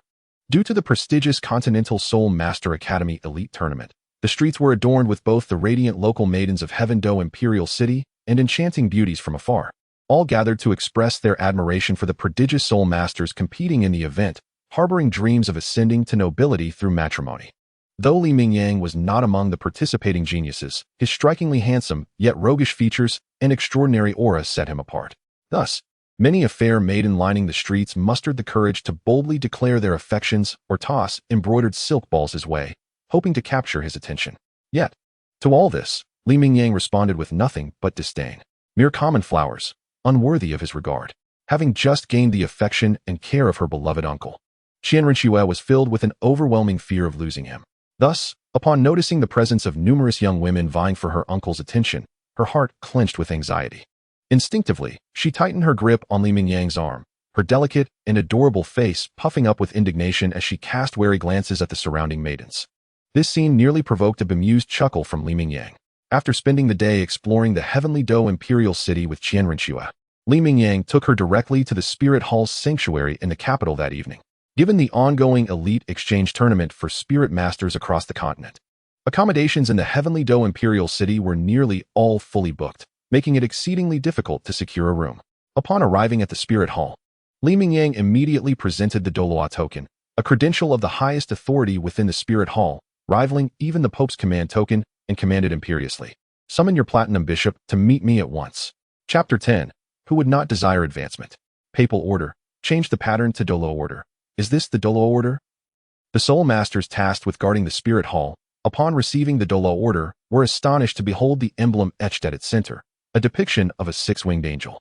Surrounding it were images of a roaring giant crocodile, a soaring Qinghuan, an enraged lion, and a bow and arrow. On either side, two black staffs were symmetrically depicted. Their expressions shifted to one of sheer astonishment, for this token was undeniably the Douluo order, representing one of the two supreme authorities of the spirit hall. To behold the bearer of this order is akin to witnessing the veneration of a deity. The gatekeeping soul masters of the spirit hall promptly knelt before Li Mingyang, bowing in reverence. There's no need for such formalities. Summon your platinum bishop to meet me. Li Mingyang gestured dismissively. Upon hearing this, the soul masters rose respectfully and dispatched one among them to swiftly enter the spirit hall. Before long, an elder clad in a resplendent gold and crimson robe emerged.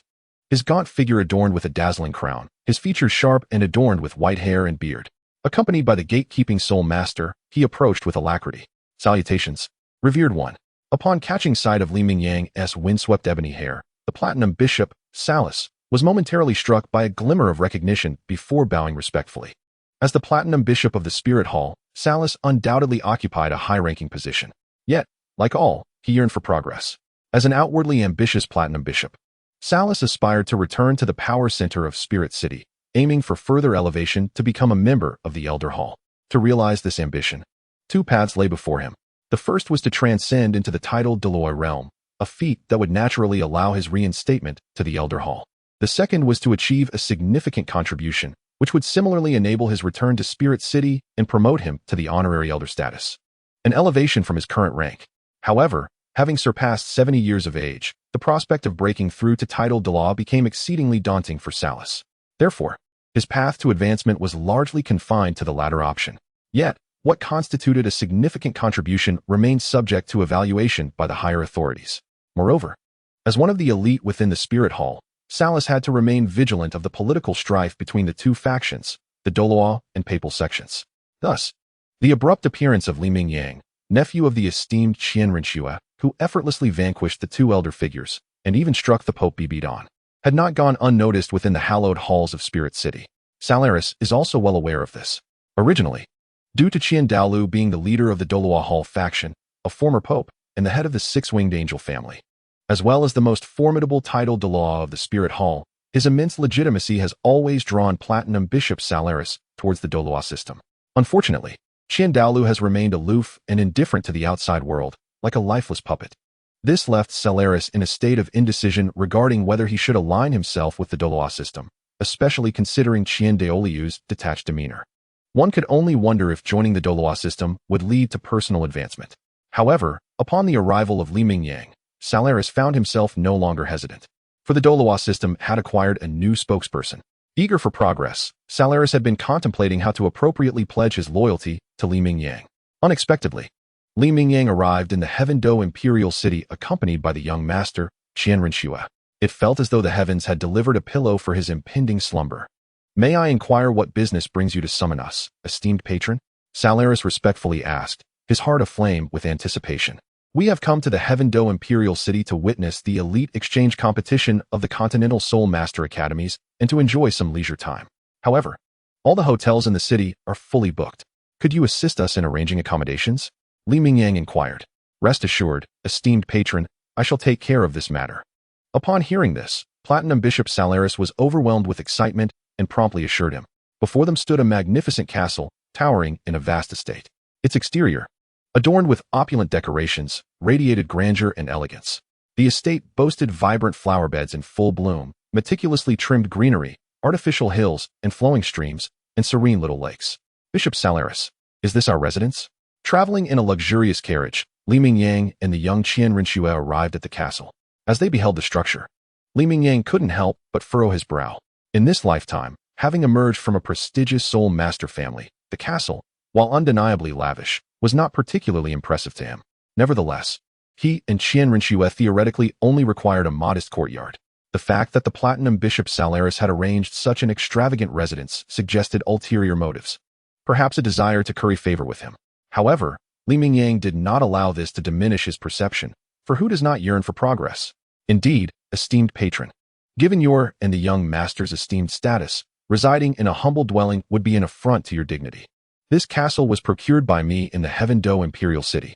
Every day, there are dedicated personnel managing the premises, including a specialized chef, maids, and attendants who are always on standby. I am confident that the esteemed guests will enjoy the utmost comfort during their stay in the Heavenly Do Imperial City. Sarath spoke with great respect. Upon hearing this, Li Mingyang's handsome and mischievous face broke into a smile. Since this castle belongs to Bishop Sarath, a gentleman does not take away another's pleasures. It seems rather extravagant for us to reside in such a castle. You jest, my lord. Sarath responded passionately and with righteous fervor. With the Douluo order in your possession, you are akin to our revered patron. And our patrons have always been the towering pillars of the Spirit Hall, laboring diligently to achieve greatness. I have always held deep admiration for you and yearned in my heart. It is indeed an honor for Sarath to serve you. The ambition underlying Sarath's words was unmistakable. Li Mingyang couldn't help but chuckle, patting Sarath on the shoulder, and meaningfully remarked, "Then it is better to comply with your wishes. Bishop Sarath, I shall remember you. It is my privilege." Sarath's heart swelled with joy as he bowed deeply once more. Although unspoken, both understood each other's intentions. Sarath sought to align himself with Li Mingyang through the offering of the castle, hoping for advancement, while Li Mingyang accepted the gesture. Under Sarath's guidance, Li Mingyang and Qian Renxue entered the castle. Once inside, Sarath summoned the castle's servants and announced that henceforth, Li Mingyang would be their new master, and they were to heed his commands. Following this, Sarath took his leave, while Li Mingyang settled in the opulent castle with Qian Renxue. That evening, Li Mingyang took the opportunity to impart valuable lessons to Qian Renxue regarding the day's events. The next day, after enjoying breakfast in the castle, Li Mingyang took Qian Renxue to the Heavenly Do Great Arena, where they observed the soul battles for the entire morning. Due to the overwhelming demand for tickets to the elite exchange competition of the continent's Soul Master Academies, Bishop Sarath had personally come early to ensure Li Mingyang and Qian Renxue received 2 tickets. He even escorted them to the Heavenly Do Great Arena. One cannot help but admire Sarath's attitude. If you do not progress, who will? In the afternoon, Li Mingyang prepared to take Qian Renxue to the Sunset Forest in search of the Eye of Ice and Fire. "Xue, shall we go treasure hunting this afternoon?" Li Mingyang inquired, holding Qian Renxue's little hand, his handsome and mischievous face adorned with a smile. "Treasure hunting? Yes, yes," she exclaimed, excited, as she had yet to partake in such adventures with Uncle Li Mingyang. Qian Renxue blinked her sparkling eyes, her exquisite and adorable face brimming with anticipation and delight. "All right, let us set off." Li Mingyang lifted little Qian Renxue into his arms, summoning the wind and fire wheels beneath his feet. In an instant, they transformed into a streak of fiery brilliance, soaring skyward, heading directly towards the Sunset Forest. The Sunset Forest, located to the southwest of the Tiando Imperial City, may not be one of the renowned 3 major soul beast habitats of the Douluo Continent, yet its expanse and scale are quite remarkable. Within it dwell countless soul beasts that have existed for millennia. Cradling Qian Renxue, Li Mingyang rode upon the wind and fire wheels, slicing through the sky like a blazing meteor. In less than 10 minutes, they had traversed over 100 kilometers and arrived at the Sunset Forest. However, without knowledge of the precise location of the Ice and Fire Yin Yang Eye, Li Mingyang could only delve deeper into the forest in search of it. Nevertheless, the peak housing the Ice and Fire Yin Yang Eye was likely distinguishable due to the extreme cold and heat it emitted, which converged to form a thick white mist that lingered at the summit. Li Mingyang felt confident that it would be relatively easy to locate. Additionally, the fact that the peak had remained undiscovered until now, even by Dugu Bo, suggested it lay deep within the Sunset Forest. Li Mingyang searched throughout the afternoon, and as dusk fell, illuminated by the soft golden rays of the setting sun, he finally spotted a distant mountain peak shrouded in dense, white mist among the surrounding hills. "Found it." Li Mingyang's eyes sparkled with excitement. Hearing this, Qian Renxue, who had been nestled in his arms for hours and was beginning to feel drowsy, couldn't help but feel a surge of exhilaration. "Uncle, have we found the treasure location?" "It should be," Li Mingyang replied with a gentle smile. "Let us go, Xue. Let us take a closer look." With that, he intensified the power of the wind and fire wheels, propelling them towards the mist-enshrouded peak. As they approached the Ice and Fire Yin Yang Eye, the cold, mechanical voice of the system echoed in his mind once more. "Ding. Host detected. You have arrived at the Ice and Fire Yin Yang Eye. Would you like to sign in?" Sign in. Li Mingyang responded casually as he continued to embrace Qian Renxue and ride towards the ice and fire. Ding. Congratulations, host. You have received a reward, the Earth Origin Cauldron and the Shinongdan Sutra. Meanwhile, on the mist-laden peak, within a small valley nestled in the mountainside, white mist swirled around, and in the center, an ice blue and crimson light shone with exceptional brilliance. Upon closer inspection, one could see. Before me lay an extraordinary spring, a creation of divine craftsmanship, half radiant crimson, emanating intense heat, while the other half shimmered in icy blue, exuding a chilling aura, resembling a celestial yin-yang of fire and ice, with a clear demarcation between the two. Surrounding this marvel, clusters of ice blue and crimson crystals flourished, interspersed with a variety of peculiar herbs, some vastly oversized compared to those found in the outside world, others differing slightly in color and shape, and some appearing utterly bizarre.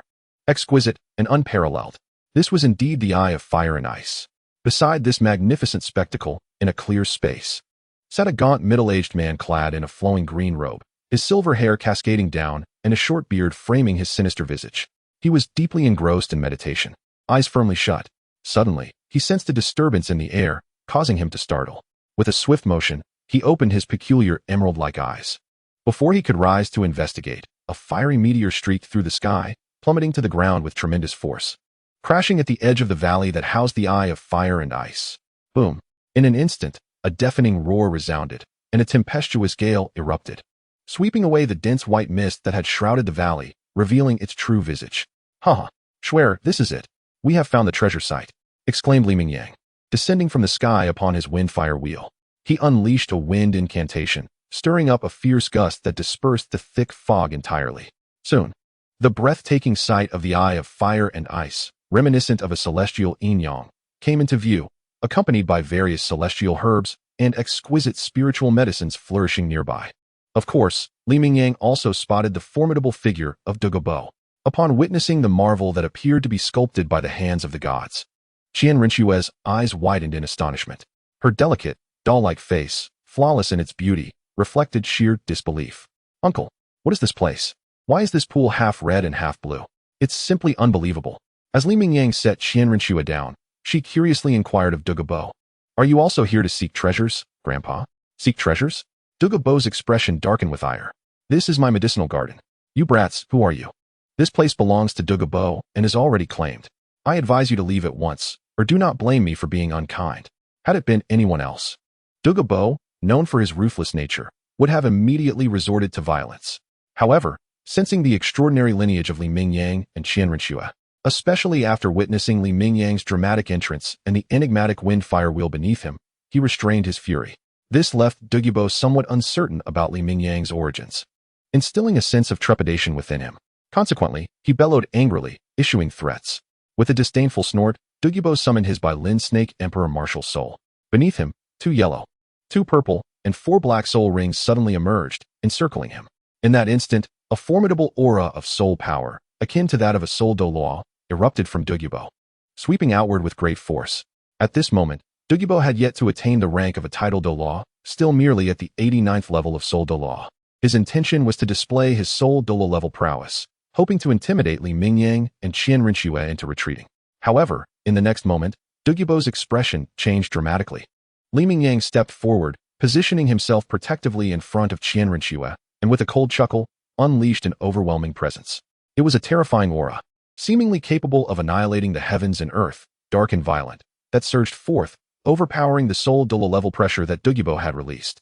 The impact struck Douluo, rendering him momentarily blank-minded and trembling in fear, ultimately causing him to kneel on the ground.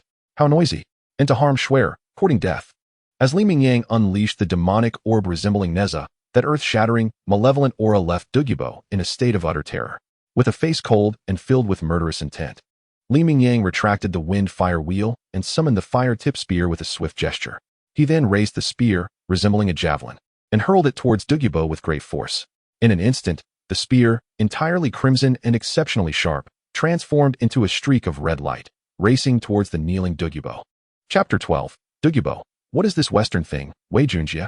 Tactical retreat. In a flash, the red light of the fire-tip spear surged toward Douluo. In the face of impending death, Douluo finally emerged from his state of fear, upon seeing the spear now mere inches from him. radiating an intense heat and the scent of burning embers. He felt his skin sear and his hair threatened to ignite. Despair and terror enveloped him in an instant. Am I to perish here? No. I refuse to accept this. I have yet to become a titled Douluo. I have yet to witness my granddaughter grow up and marry. In his heart, Douluo screamed in terror. Uncle, wait. At that moment, Qian Renxue shouted urgently. Hearing his niece's voice, Mingyang furrowed his brows. The fire-tipped spear, which had already been launched like a flame, was now less than a meter from Douluo, under Mingyang's control. In a swift turn, he shot off into the distance, vanishing into the horizon in an instant. At that moment, he realized he had survived. Douluo let out a long sigh of relief, feeling his entire body grow weak, and he collapsed onto the ground, drenched in sweat, panting heavily. It was a close call. He had nearly met his end here. What is it, Xue? Upon hearing Qian Renxue's call, Mingyang temporarily spared Douluo's life and turned to kneel before his niece, gently inquiring, Uncle, can we refrain from harming this old gentleman? Qian Renxue glanced at Douluo, feeling somewhat embarrassed. From what this old gentleman has said, it seems that he discovered this place first. This is his medicinal garden. We came here to seek treasures, which in itself feels somewhat inappropriate. If you insist on killing this old gentleman, I feel that would be rather excessive. Upon hearing her words, Douluo nodded vigorously, his heart filled with indignation. This young girl spoke the truth. This was indeed Douluo's medicinal garden. They had barged in uninvited and, without provocation, threatened the life of an elder. It was truly outrageous. However, Mingyang extended a hand, gently caressing Qian Renxue's delicate face, a charming smile gracing his handsome yet mischievous countenance as he explained. Xue, your kindness pleases me greatly, but you must not be easily deceived. Who claims that the Eye of Ice and Fire belongs solely to Douluo? Mingyang's face bore a hint of scorn as he turned his gaze toward Douluo. This Eye of Ice and Fire originally belonged to a 10,000-year-old Medusa before your time, Douluo. You vanquished that ancient creature and seized this place, transforming it into your medicinal garden. Since one can claim ownership by defeating the original master, does it not stand to reason that if I were to slay you, this place would then rightfully belong to us? Nature's treasures are meant for those with virtue. Upon hearing Mingyang's words, Qian Renxue found herself pondering. Perhaps her uncle's argument held merit. Your Grace, I must disagree with your assertion. Douluo was taken aback, realizing that Mingyang seemed intent on taking his medicinal garden. Unable to remain silent, he clasped his fists, took a deep breath, and spoke earnestly. This medicinal garden did indeed belong to a 70,000-year-old Medusa. However, Medusas are soul beasts, and I eliminated her to absorb her soul ring. This is only natural. It cannot be deemed as killing for treasure. Mingyang erupted in laughter. If the owner of the Eye of Ice and Fire were a human, would you, Douluo, refrain from murder and pillaging? What a preposterous notion. At this, Douluo found himself rendered speechless, because he understood that, even though the original master here was human, should he discover the truth, he would certainly resort to murder for treasure. However, such words could not be uttered. In order to preserve his life and safeguard his medicinal garden, Douluo could only muster the courage to say, Your Highness jesting. If the original master were a soul master, I would unquestionably retreat at once. To this, Mingyang merely scoffed, utterly unconvinced. Since you insist on such claims, I shall first shatter your limbs and render your cultivation useless. Then, I will seek a soul beast to end your life. After which I will slay the beast as well. In this manner, like you, I shall seize the Eye of Ice and Fire from the soul beast. This Eye of Ice and Fire will belong to me, and you shall have no grounds to refute. Mingyang's words caught Douluo off guard, causing his pupils to constrict with despair. No, I, Douluo, believe myself to possess a rather eccentric, ruthless, and sinister character. But how can you be even more ruthless and wicked than I? Am I truly destined to perish here? Uncle, could you please spare this old man? Xue felt that her uncle's reasoning, while sound, was not one she wished to accept. She clung to Mingyang's right arm, her exquisitely cute face adorned with a plea. Uncle, did you not teach me that decisiveness in killing does not equate to slaughtering indiscriminately? Before taking a life, we must consider whether that person could become a friend. We should utilize everything to its fullest. Upon hearing his niece's words, Mingyang felt immense satisfaction. Douluo was not someone he was compelled to kill. However, this old poisoner had dared to exert soul power pressure upon his niece, Xue. To anyone who dared to harm her, his stance was unequivocal, death. Yet, he was pleased that his niece could remember and apply his teachings. He decided to grant her an opportunity for application. Moreover, this old poisoner did possess some value. Mingyang recalled that in the subsequent series of Douluo, whale glue had the effect of enhancing the body, albeit with side effects.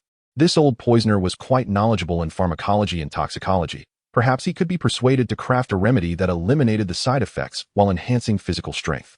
Xue, it appears you have indeed committed your uncle's teachings to memory. I am very pleased. As for Douluo, I shall reluctantly spare his life.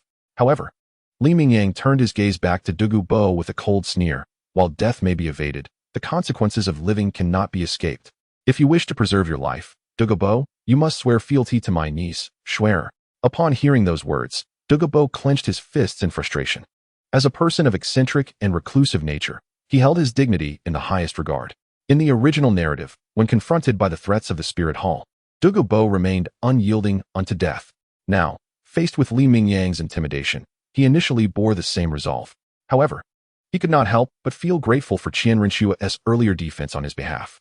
Yet, witnessing Douluo grit his teeth and remain reticent, Li Mingyang let out a cold laugh and, with a mere thought, unleashed a tremendous explosion. Boom! With a deafening roar, a nearby mountain peak suddenly erupted, sending debris and flames soaring into the sky. In the next moment, a crimson streak shot forth from the distance, which Li Mingyang deftly caught in his hand. It was the fire spear. You may refuse, he declared, but if you disregard the kindness shown by my dear Xue, then I shall have no choice but to send your entire family to accompany you in your demise. This, to his astonishment, Li Mingyang had not even utilized his soul skill, yet could still manipulate his martial spirit to obliterate a massive mountain peak. Douluo's pupils constricted, and he felt a chill run down his spine. What manner of monster was this, exuding such terror? Could he possibly be the son of a deity? Faced with Li Mingyang's threat, Douluo's heart swelled with indignation. Yet, thoughts of his family, coupled with Li Mingyang's overwhelming power and the life debt owed to Qian Renxue, compelled him to yield. Subordinate Douluo pays his respects to the master. Chapter 13. My Xue truly possesses the bearing of an empress. Grandpa, are you Douluo? Qian Renxue inquired. Then I shall call you Grandpa Douluo from now on. Grandpa Douluo, please rise. Seeing Douluo kneel before her, right hand over his heart, head bowed deeply in a gesture of submission, Qian Renxue's exquisite and beautiful face was filled with concern and sincerity. She approached with small, hurried steps and reached out to help him up. Having been tutored by Li Mingyang for more than 6 months, she had learned a variety of useful tactics during that time. For instance, the art of playing good cop and bad cop, the importance of authority in making judgments, and how to open windows by lifting the roof, among others. At that moment, her uncle had clearly assumed the role of the bad cop, and Qian Renxue naturally took on the good cop's role to bestow kindness. Although her innate compassion made her reluctant to see Douluo harmed by her uncle, the astute and clever girl recognized the necessity of knowing when to act accordingly. Her uncle cared for her deeply, and she could not let him down. Grandpa Douluo, I sincerely apologize. My uncle is simply overly concerned for me and has a rather irritable temperament. He has been quite offensive just now. Looking at Douluo, Qian Renxue felt genuinely remorseful and embarrassed. However, since Grandfather Douluo has sworn allegiance to Xue, we shall henceforth be allies. Uncle desires Grandfather Douluo's medicinal garden, and Xue cannot impede that. Nevertheless, Grandfather Douluo, should you encounter any difficulties or issues, feel free to confide in Xue. She will undoubtedly exert her utmost efforts to assist you. Qian Renxue sincerely expressed her sentiments, recognizing the genuine concern and care her young master had for his subordinates. Grandfather Douluo, moved by her sincerity, sighed and replied with a wry smile, Your words ring true. The treasures of heaven and earth rightfully belong to the virtuous. To receive such kind words from my master, and to have my life spared is indeed a stroke of fortune.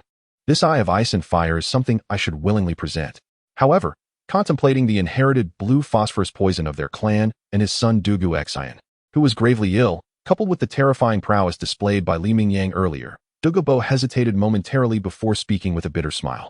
Yet, my lord, there are indeed certain challenges and difficulties I face.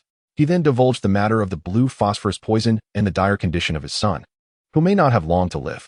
Observing how swiftly Qian Renxue garnered Douluo's loyalty, Li Mingyang felt a sense of satisfaction and admiration. Indeed, my Xue truly possesses the demeanor of an empress. The blue phosphorus poison? A trivial matter.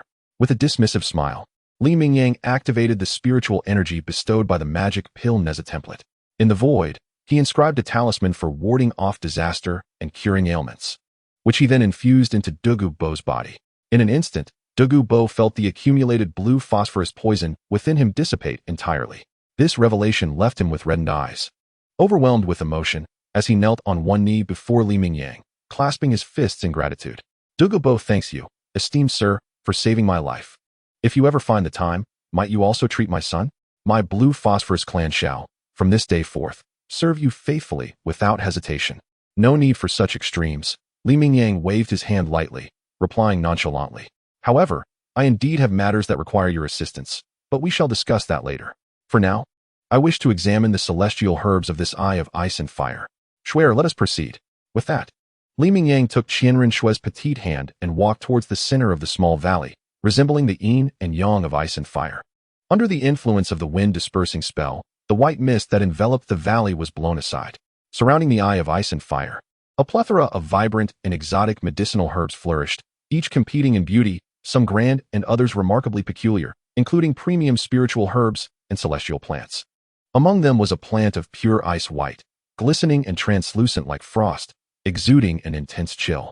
The flowers resemble snowflakes, taking on an octagonal shape, with stamens akin to ice crystals. This is the 8-angled ice crystal grass. Another specimen, entirely crimson, with slender stems and leaves, bears blossoms reminiscent of a cabbage, with petals layered upon one another. This is the fire apricot blossom. These two ethereal herbs are arguably the most valuable within the realm of ice and fire duality. In addition, there are the fragrant Qi Luo, the Qi Luo tulip, the rooster-comb phoenix sunflower, and the rare fungus celestial chrysanthemum, among others. All of these have been previously encountered in the Douluo. However, according to the herb catalog obtained from Elder Ju, Li Mingyang discovered numerous other celestial herbs surrounding the Eye of Ice and Fire.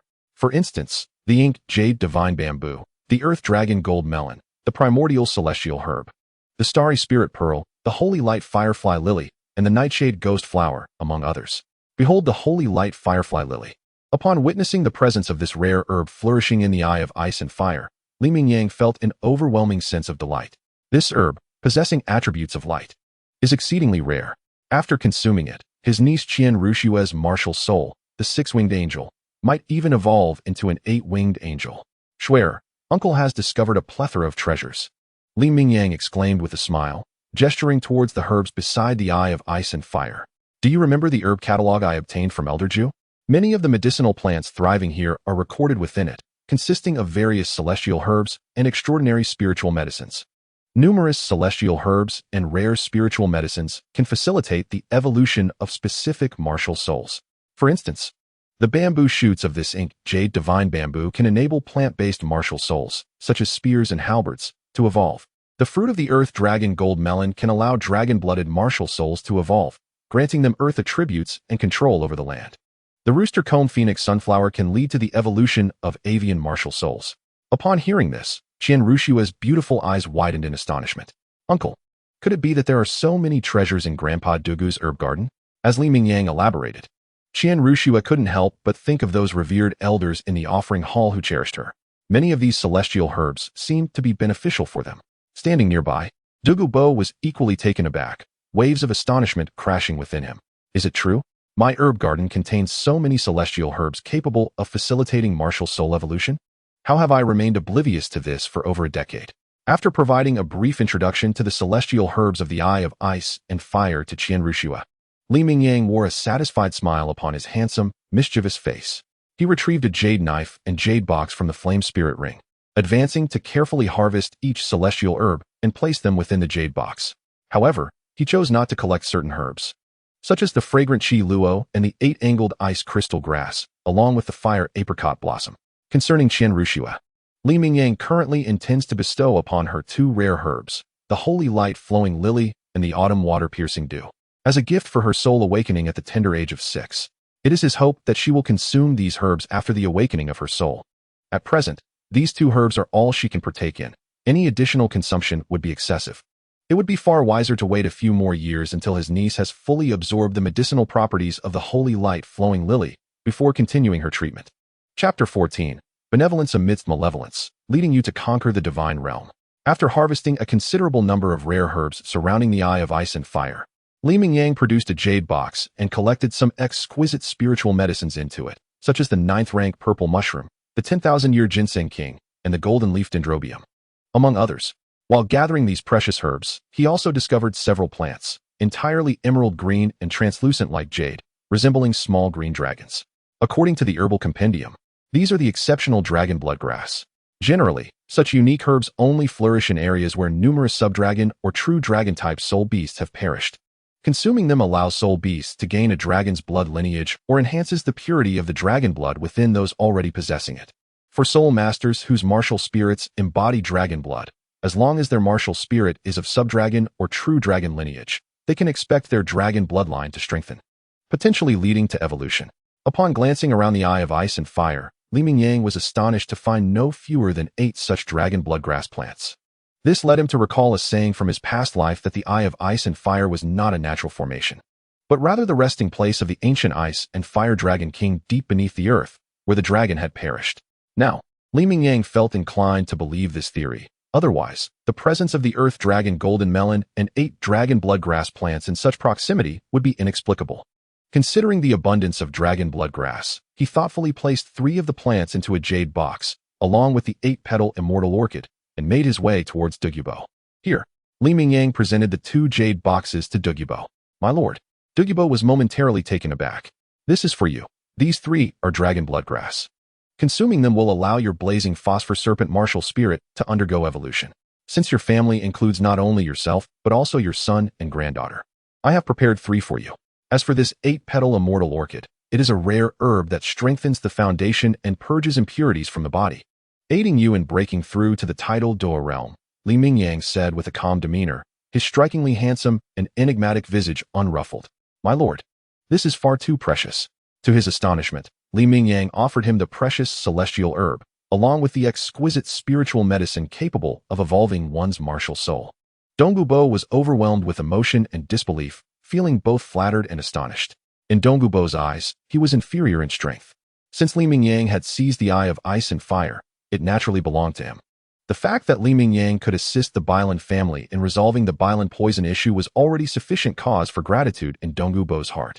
He dared not hope for too much regarding the celestial herb from the Eye of Ice and Fire, especially given the murderous intent and strength Li Mingyang had just displayed, which genuinely frightened him.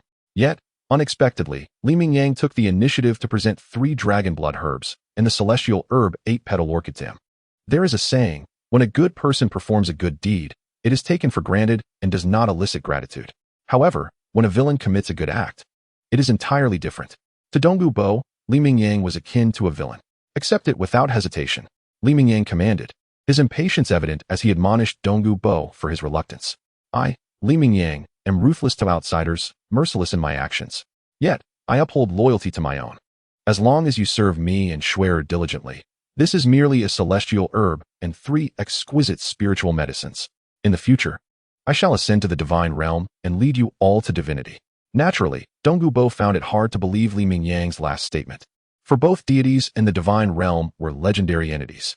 After reluctantly accepting the 3 dragon blood herbs and the 8-petal orchid, he was deeply moved and respectfully expressed. Douluo, on behalf of my son and granddaughter, I extend my gratitude to you, esteemed sir. As for the dragon blood herb and the 8-petal orchid, please decide for yourself who shall consume them first. Li Mingyang waved his hand dismissively and walked toward Qian Renxue. Xue, this is a gift from your uncle.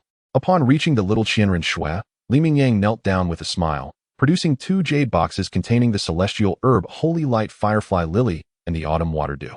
He opened them for Qian Renxue to see and introduced the effects of the 2 celestial herbs. However, dear Xue, since you have yet to awaken your martial soul, you cannot consume these herbs just yet. Once you awaken your martial soul, I shall entrust these 2 celestial herbs to you. At that time, it will surely bring a tremendous surprise to your grandfather and the others. Thank you, uncle. The delicate and flawless face of little Qian Renxue radiated with joy and gratitude as she suddenly leaped into Li Mingyang's embrace, tightly wrapping her arms around his neck and adorably declaring, Xue loves uncle the most. Meanwhile, after accepting Li Mingyang's dragon blood herbs and 8-petal orchid, Douluo hesitated momentarily before choosing to consume the dragon blood herb first.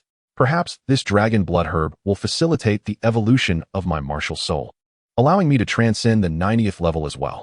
As for the 8-petal immortal orchid, it can be reserved for the future, to be consumed when I encounter a bottleneck in the realm of Titled Douluos. If it proves unnecessary, it may serve as a treasured heirloom. In the vicinity of the Eye of Ice and Fire, I found a clear space. With determination, I extracted a dragon blood herb and consumed it. In the next instant, a brilliant azure light erupted from within me. Simultaneously, a venomous-looking, tri-headed serpent martial soul, the azure phosphor serpent, manifested from my back. Under the influence of the herb's potent essence, the azure phosphor serpent's form began to shimmer with azure radiance.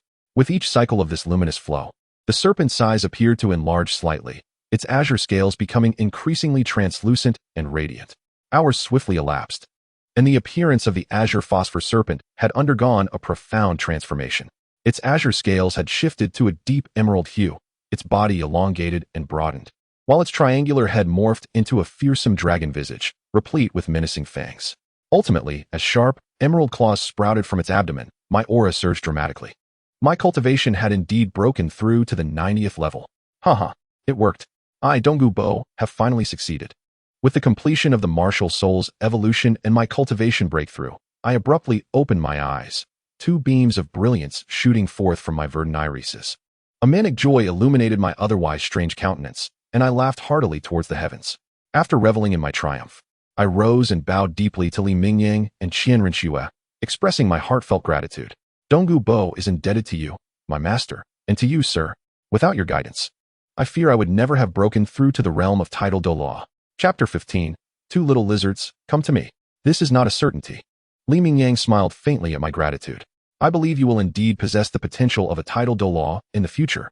Your praise is unwarranted, I replied, scratching my head awkwardly, lacking confidence in myself. Very well, Douluo, I have a task to assign to you. Please, sir, command me. I responded respectfully. Are you familiar with whale glue? Mingyang inquired slowly. Whale glue is now widely recognized solely for its aphrodisiac properties. However, it also possesses the ability to enhance physical strength. The stimulating effect is merely a side effect. I require you to utilize whale glue as the primary ingredient to develop a potion that enhances its physical fortifying effects while eliminating its adverse side effects. Can you accomplish this? Whale glue, strengthening the body? Upon hearing this, Douluo was profoundly astonished, scarcely able to believe that whale glue possessed such remarkable properties. However, in the case of Mingyang, Douluo held an unwavering belief. Aware of whale glue's ability to enhance physical strength and serve as the main medication, he considered the task of creating a potion that amplifies these effects while mitigating side effects to be relatively straightforward.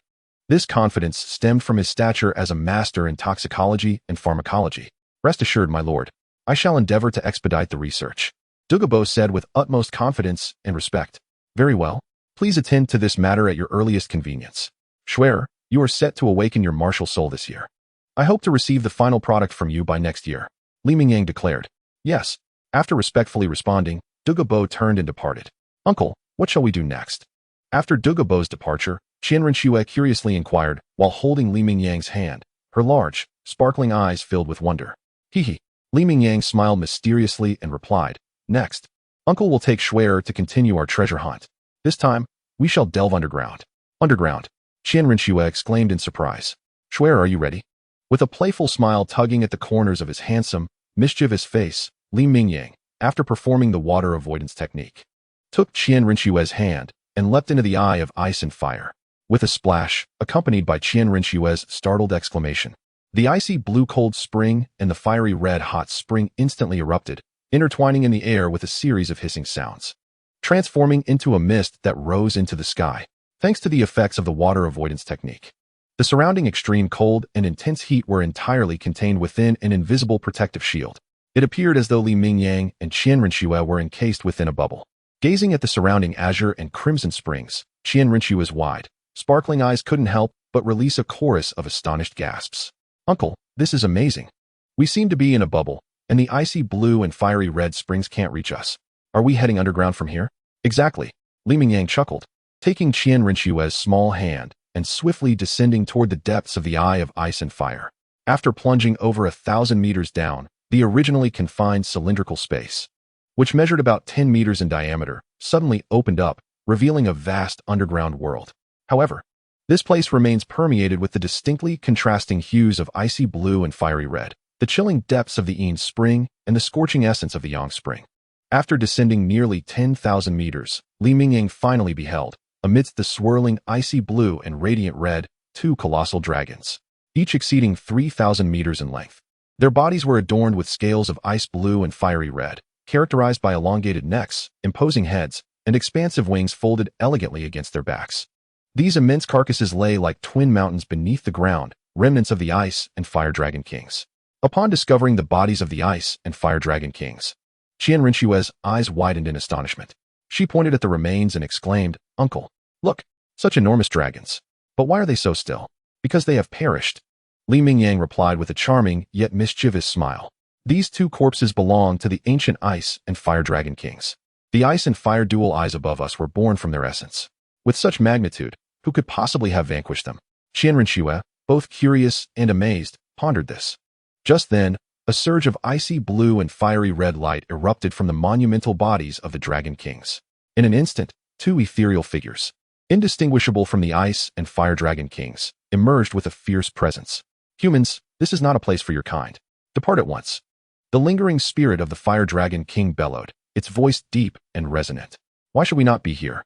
Li Mingyang retorted, a hint of mockery and disdain gracing his handsome features. "There is no realm, above or below, that I, Li Mingyang, cannot traverse.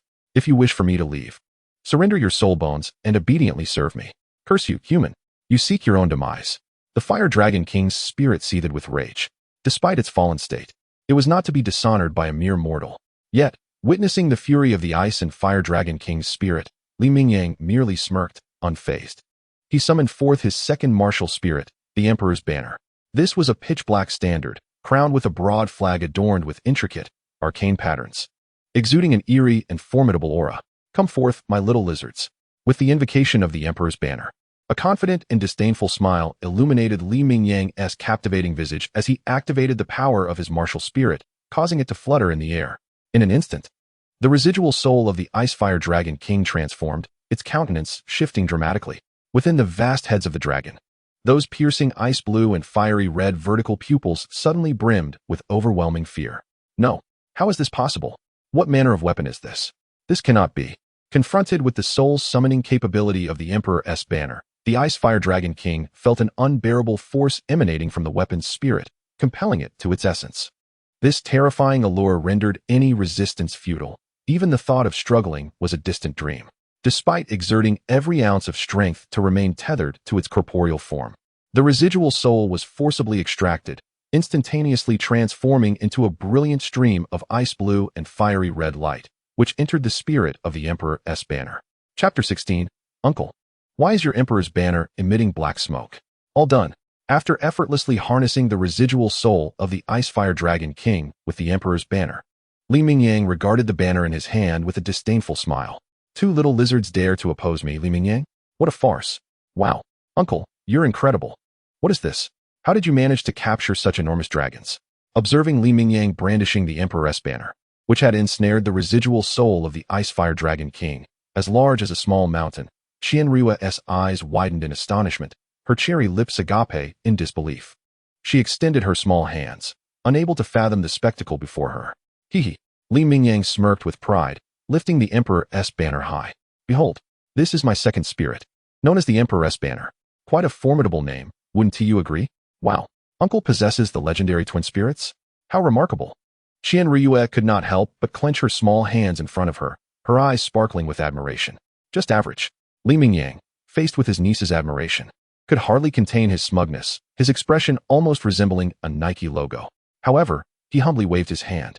"Yet, Uncle," at that moment, Qian Renxue hesitated, directing her gaze towards the Emperor's Banner in Li Mingyang's grasp. "The name of your Emperor's Banner spirit sounds grand and majestic. However, why is it emitting black smoke?" As she spoke, she pointed at the banner, which, indeed, was releasing a plume of dark smoke. "Cough." Cough. Li Mingyang felt a bit embarrassed and responded with a solemn tone. You misunderstand. What you perceive is merely superficial. Do not be deceived by the black smoke. My Emperor's Banner spirit, despite its appearance, harbors boundless sovereignty and righteousness within. The essence of sovereignty is purple.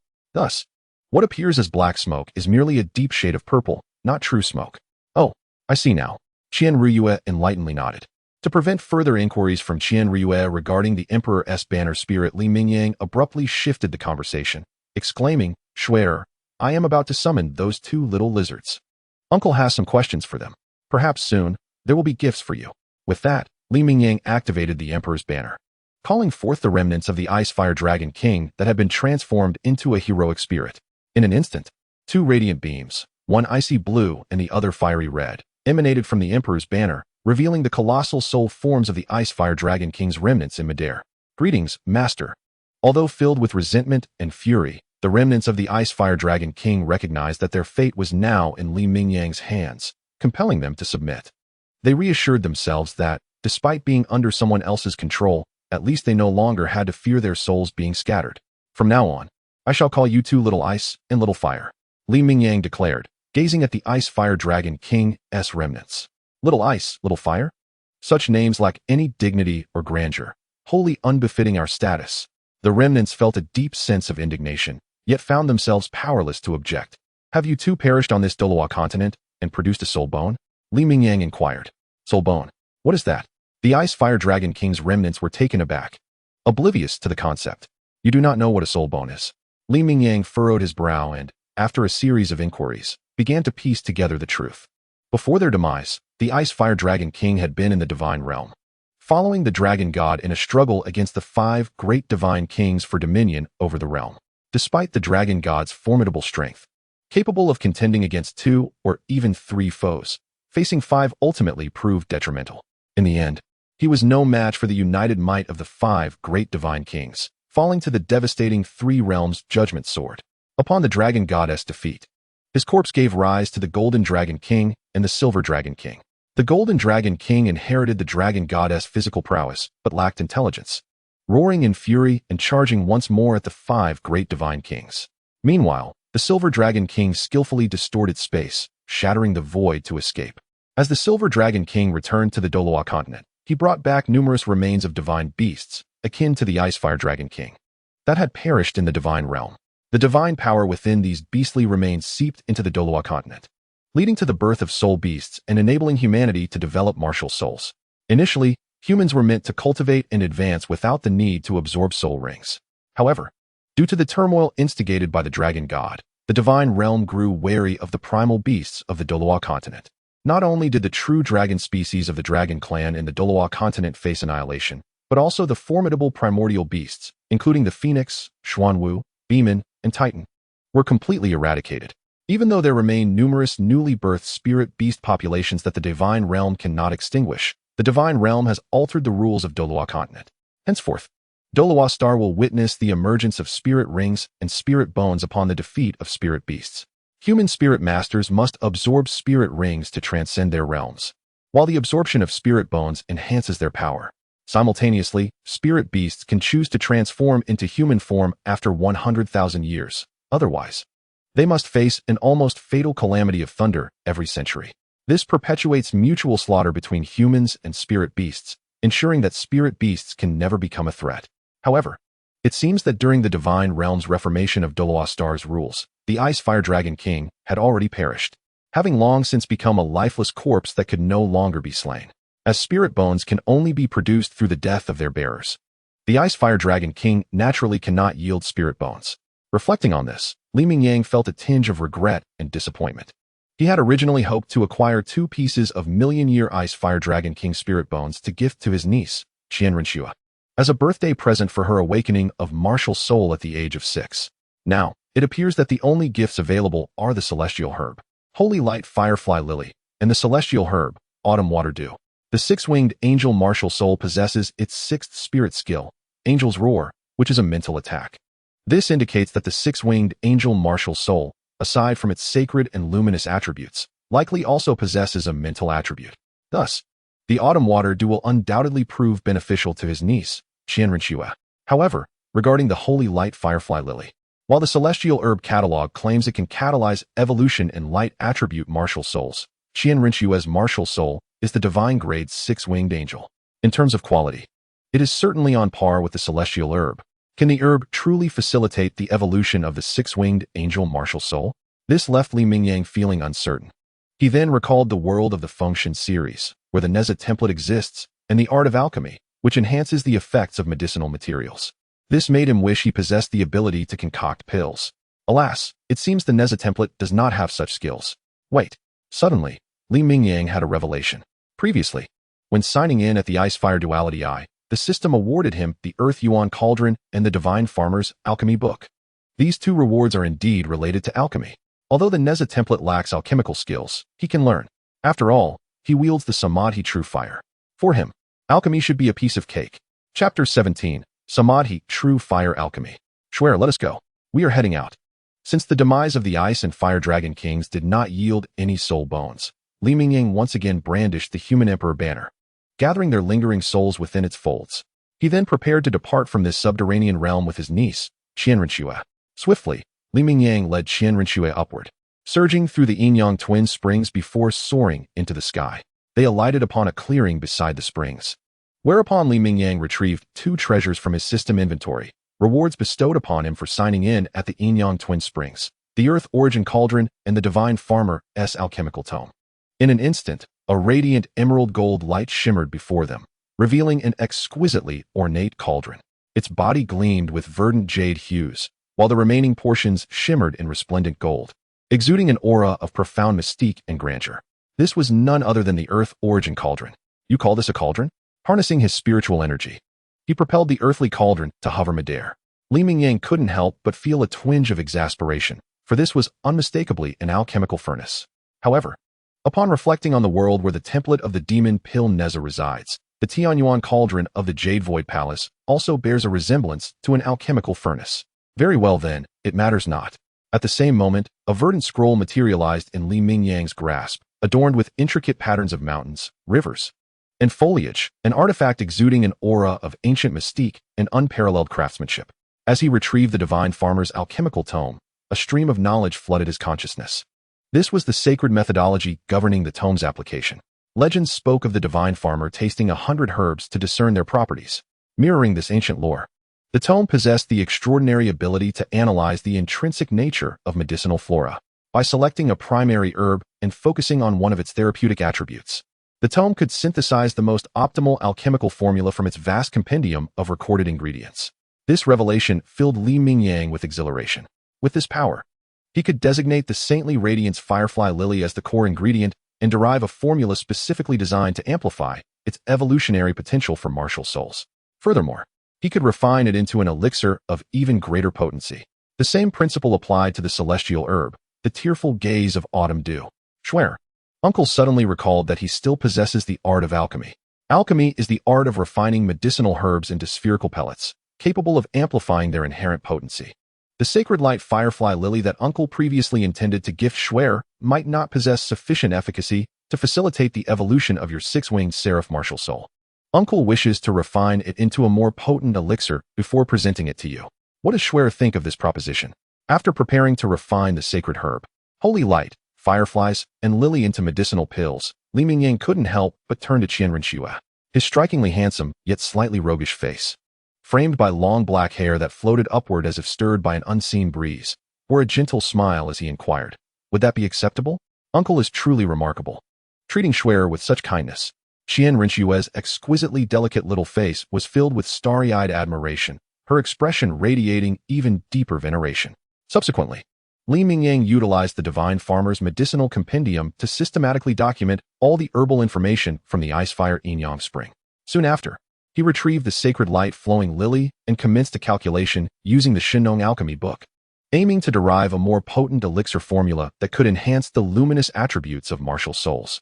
However, as he had never previously concocted any elixirs, Li Mingyang resolved to first devise a few other formulas to practice his skills before attempting to refine the sacred light-flowing lily as the primary ingredient.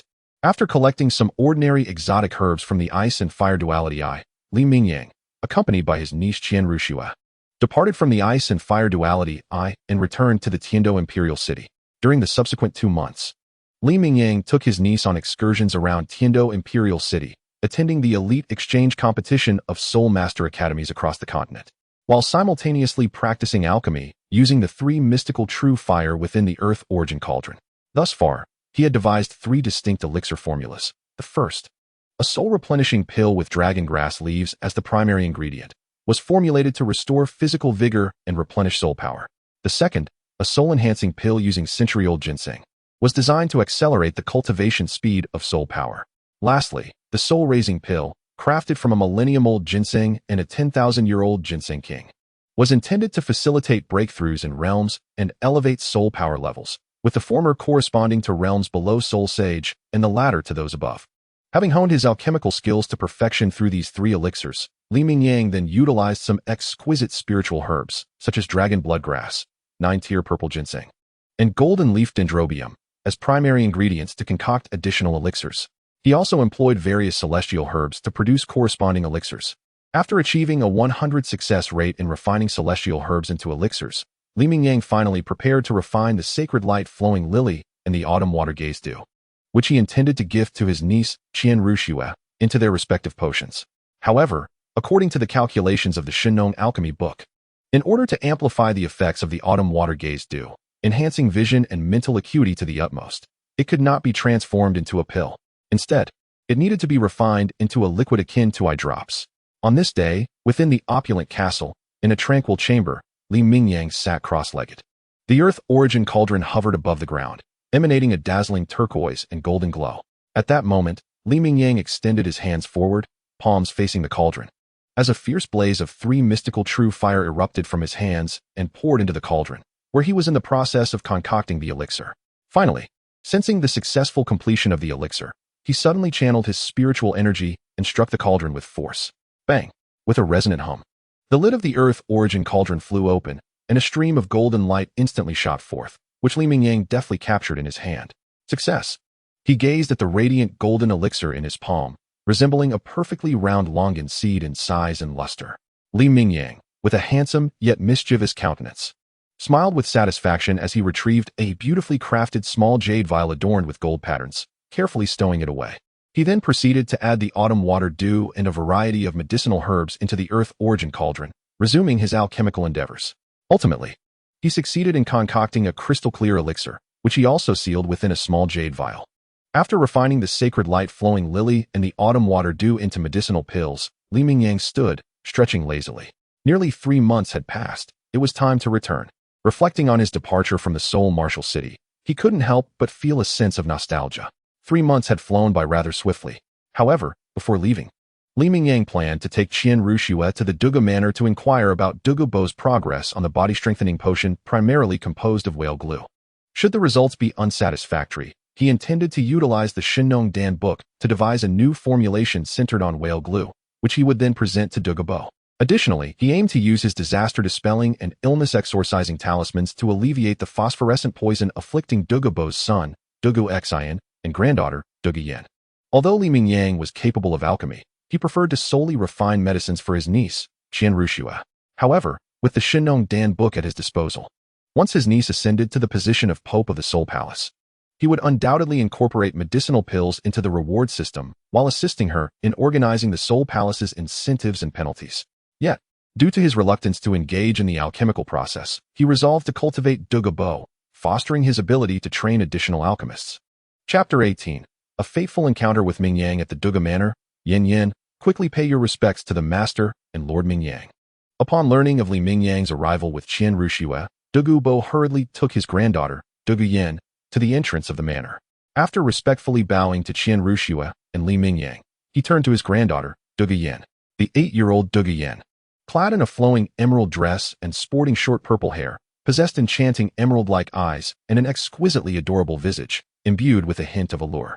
Dugu Bo had previously informed her of Li Mingyang's extraordinary ability to dispel the phosphorescent poison plaguing their family, as well as his generous gifts of precious celestial herbs and dragon bloodgrass, which would facilitate the evolution of their martial spirits. Consequently, he led the phosphorescent clan to pledge allegiance to Qian Renxue. Despite Dugu Yan's inner confusion regarding her grandfather's decision to submit to someone younger than herself rather than to her uncle, Li Mingyang, her inquiries were met with a few coughs from her grandfather, who explained that she was too young to grasp the complexities of the situation, leading her to refrain from further questioning. Dugu Yan pays her respects to the master. Greetings, Lord Mingyang. Dugu Yan obediently bowed respectfully to Qian Renxue and Li Mingyang. As she paid her respects to Li Mingyang, Dugu Yan was taken aback by his strikingly handsome visage, his long black hair seemingly defying gravity as it swept upwards. Her beautiful eyes were filled with astonishment, and she couldn't help but think, Lord Mingyang, how charming he is. The world of Douluo Continent, colloquially known as the land of romance, witnesses an astonishingly early blossoming of affection among both young men and women. Presently, with both her grandfather and father still alive, Dugu Yin had yet to experience rebellion, having been raised in the quintessential manner of a well-bred young lady. However, much like the demure daughters of affluent families on Blue Star, who often find themselves enamored with rebellious, charismatic young men, individuals tend to yearn for what they lack. In The Return of the Condor Heroes, the roguishly charming Yang Guo is adored by numerous noble ladies, resulting in the saying that one glance at him could alter a lifetime. Li Mingyang, equally handsome and exuding an enchanting aura, could be deemed a celestial version of Yang Guo. Influenced by the Nezha template of the devil pill, Li Mingyang, as a being of a higher order, naturally possesses an allure that captivates those of a lesser status. After all, life inherently seeks evolution, and the genetic predisposition of women is to be drawn to strength. This caused Dugu Yan's cheeks to flush with a hint of crimson upon seeing Li Mingyang, her heart racing like a startled deer. "Master, my lord." At that moment, Dugu Bo could only smile wryly as he addressed Li Mingyang, explaining, "My son intended to come out and greet you, my lord. But due to a recent flare-up of the green phosphorus poison within him, he is currently bedridden and unable to rise. I hope you can understand." As he spoke, Dugu Bo bowed deeply to Qian Renxue and Li Mingyang, seemingly expressing his apologies. "Is your son still confined to bed, Grandpa Dugu?" Upon hearing Dugu Bo's words, Qian Renxue's face instantly displayed immense concern as she inquired, "How is he doing now?" She then turned her gaze towards Li Mingyang. "Uncle, let's go inside. You came here to assist Grandpa Dugu's son and this sister Yin, didn't you? It must be quite uncomfortable to be bedridden. If we expedite your treatment, he will surely feel better." To this, Li Mingyang looked directly at Dugu Bo and stated, "Lead us inside, please." Subsequently, under Dugu Bo's guidance, the group made their way to the room where Dugu Xine lay. There, they beheld Dugu Xine, dressed in elegant green attire, with green hair and a frail visage, lying pallidly in bed, appearing exceedingly weak. By the bedside stood a man and a woman, diligently monitoring his condition. "Father, are these two the master and Lord Mingyang?" Upon seeing Dugu Bo enter with Li Mingyang and Qian Renxue, Dugu Xine struggled to rise, intending to pay his respects to Qian Renxue and Li Mingyang. However, with a swift motion, Li Mingyang pressed him back onto the bed. "You are in a weakened state. There is no need for excessive formalities. Both Shuer and I are indifferent to such trivialities," Li Mingyang remarked with a calm and handsome demeanor. "Allow me to provide you with treatment." With that, Li Mingyang summoned his inner spiritual power, swiftly inscribing a talisman for dispelling calamities and curing ailments in the air, along with a rejuvenation talisman, which he then infused into Dugu Xine's body. In an instant, the toxic substance within Dugu Xine was entirely purged by the dispelling talisman, while the rejuvenation talisman restored a healthy glow to his complexion, revitalizing him significantly. Dugu Xine expresses his heartfelt gratitude. Feeling his body rejuvenated, Dugu Xine was deeply moved and excited, immediately rising from the bed to kneel before Li Mingyang in gratitude. Beside him, Dugu Yin was astonished to see her father healed so swiftly, allowing him to rise. Her beautiful eyes widened in shock and admiration. And as a young girl experiencing the stirrings of affection, her admiration for Li Mingyang grew even deeper. Unaware of the impact he had made, Li Mingyang then turned his attention to Dugu Yin. "Next is your granddaughter." After channeling his spiritual power once more, he inscribed another dispelling talisman, which he infused into Dugu Yan's body. She immediately felt the toxic substance vanish, as if a heavy burden had been lifted, and her spirit was significantly elevated. "My dispelling talisman can only temporarily alleviate your phosphorescent poison. The phosphorescent poison of the phosphorescent snake's spirit masters accumulates within you each time the spirit manifests due to the toxicity of the spirit itself. Over time, it manifests as phosphorescent poison, making it challenging to eradicate through external means." After treating Dugu Yin, Li Mingyang continued, "The most effective solution would be for you to fuse with a limb soul bone or an external soul bone, thereby forcing the phosphorescent poison into it and storing it each time the spirit manifests. Moreover, there is another method, to condense a soul core, which can act as a poison elixir to store the phosphorescent poison. However, the concept of soul cores has yet to emerge in the realm of soul masters on Douluo Continent. It appears that only the Emperor of the Depths of the Star Doe Forest and the Snow Emperor of the Extreme North possess the ability to condense soul cores and the method to create both Yin and Yang soul cores. Nevertheless, it is clear that Li Mingyang cannot venture to the core regions of the Star Doe Forest or the Extreme North for the sake of the Dugu family. In his view, he would acquire the method for soul cores when his niece Qian Renxue requires it, and perhaps provide the Dugu family with a share as well. Indeed, by fusing with soul bones, storing the phosphorescent poison within them would suffice. Upon learning the method of toxin storage within soul bones from Li Mingyang, Douluo was instantly filled with excitement and exhilaration. However, contemplating the rarity of soul bones, particularly the external soul bones, a bittersweet sigh escaped his lips. Soul bones and external soul bones are not so easily obtained. Chapter 19. The time of 3 months has arrived, and the Dragon King returns. By the way, how has your research on the body-enhancing potion using whale glue progressed? After discussing the issue of the Baihun toxin, Li Mingyang inquired of Douluo.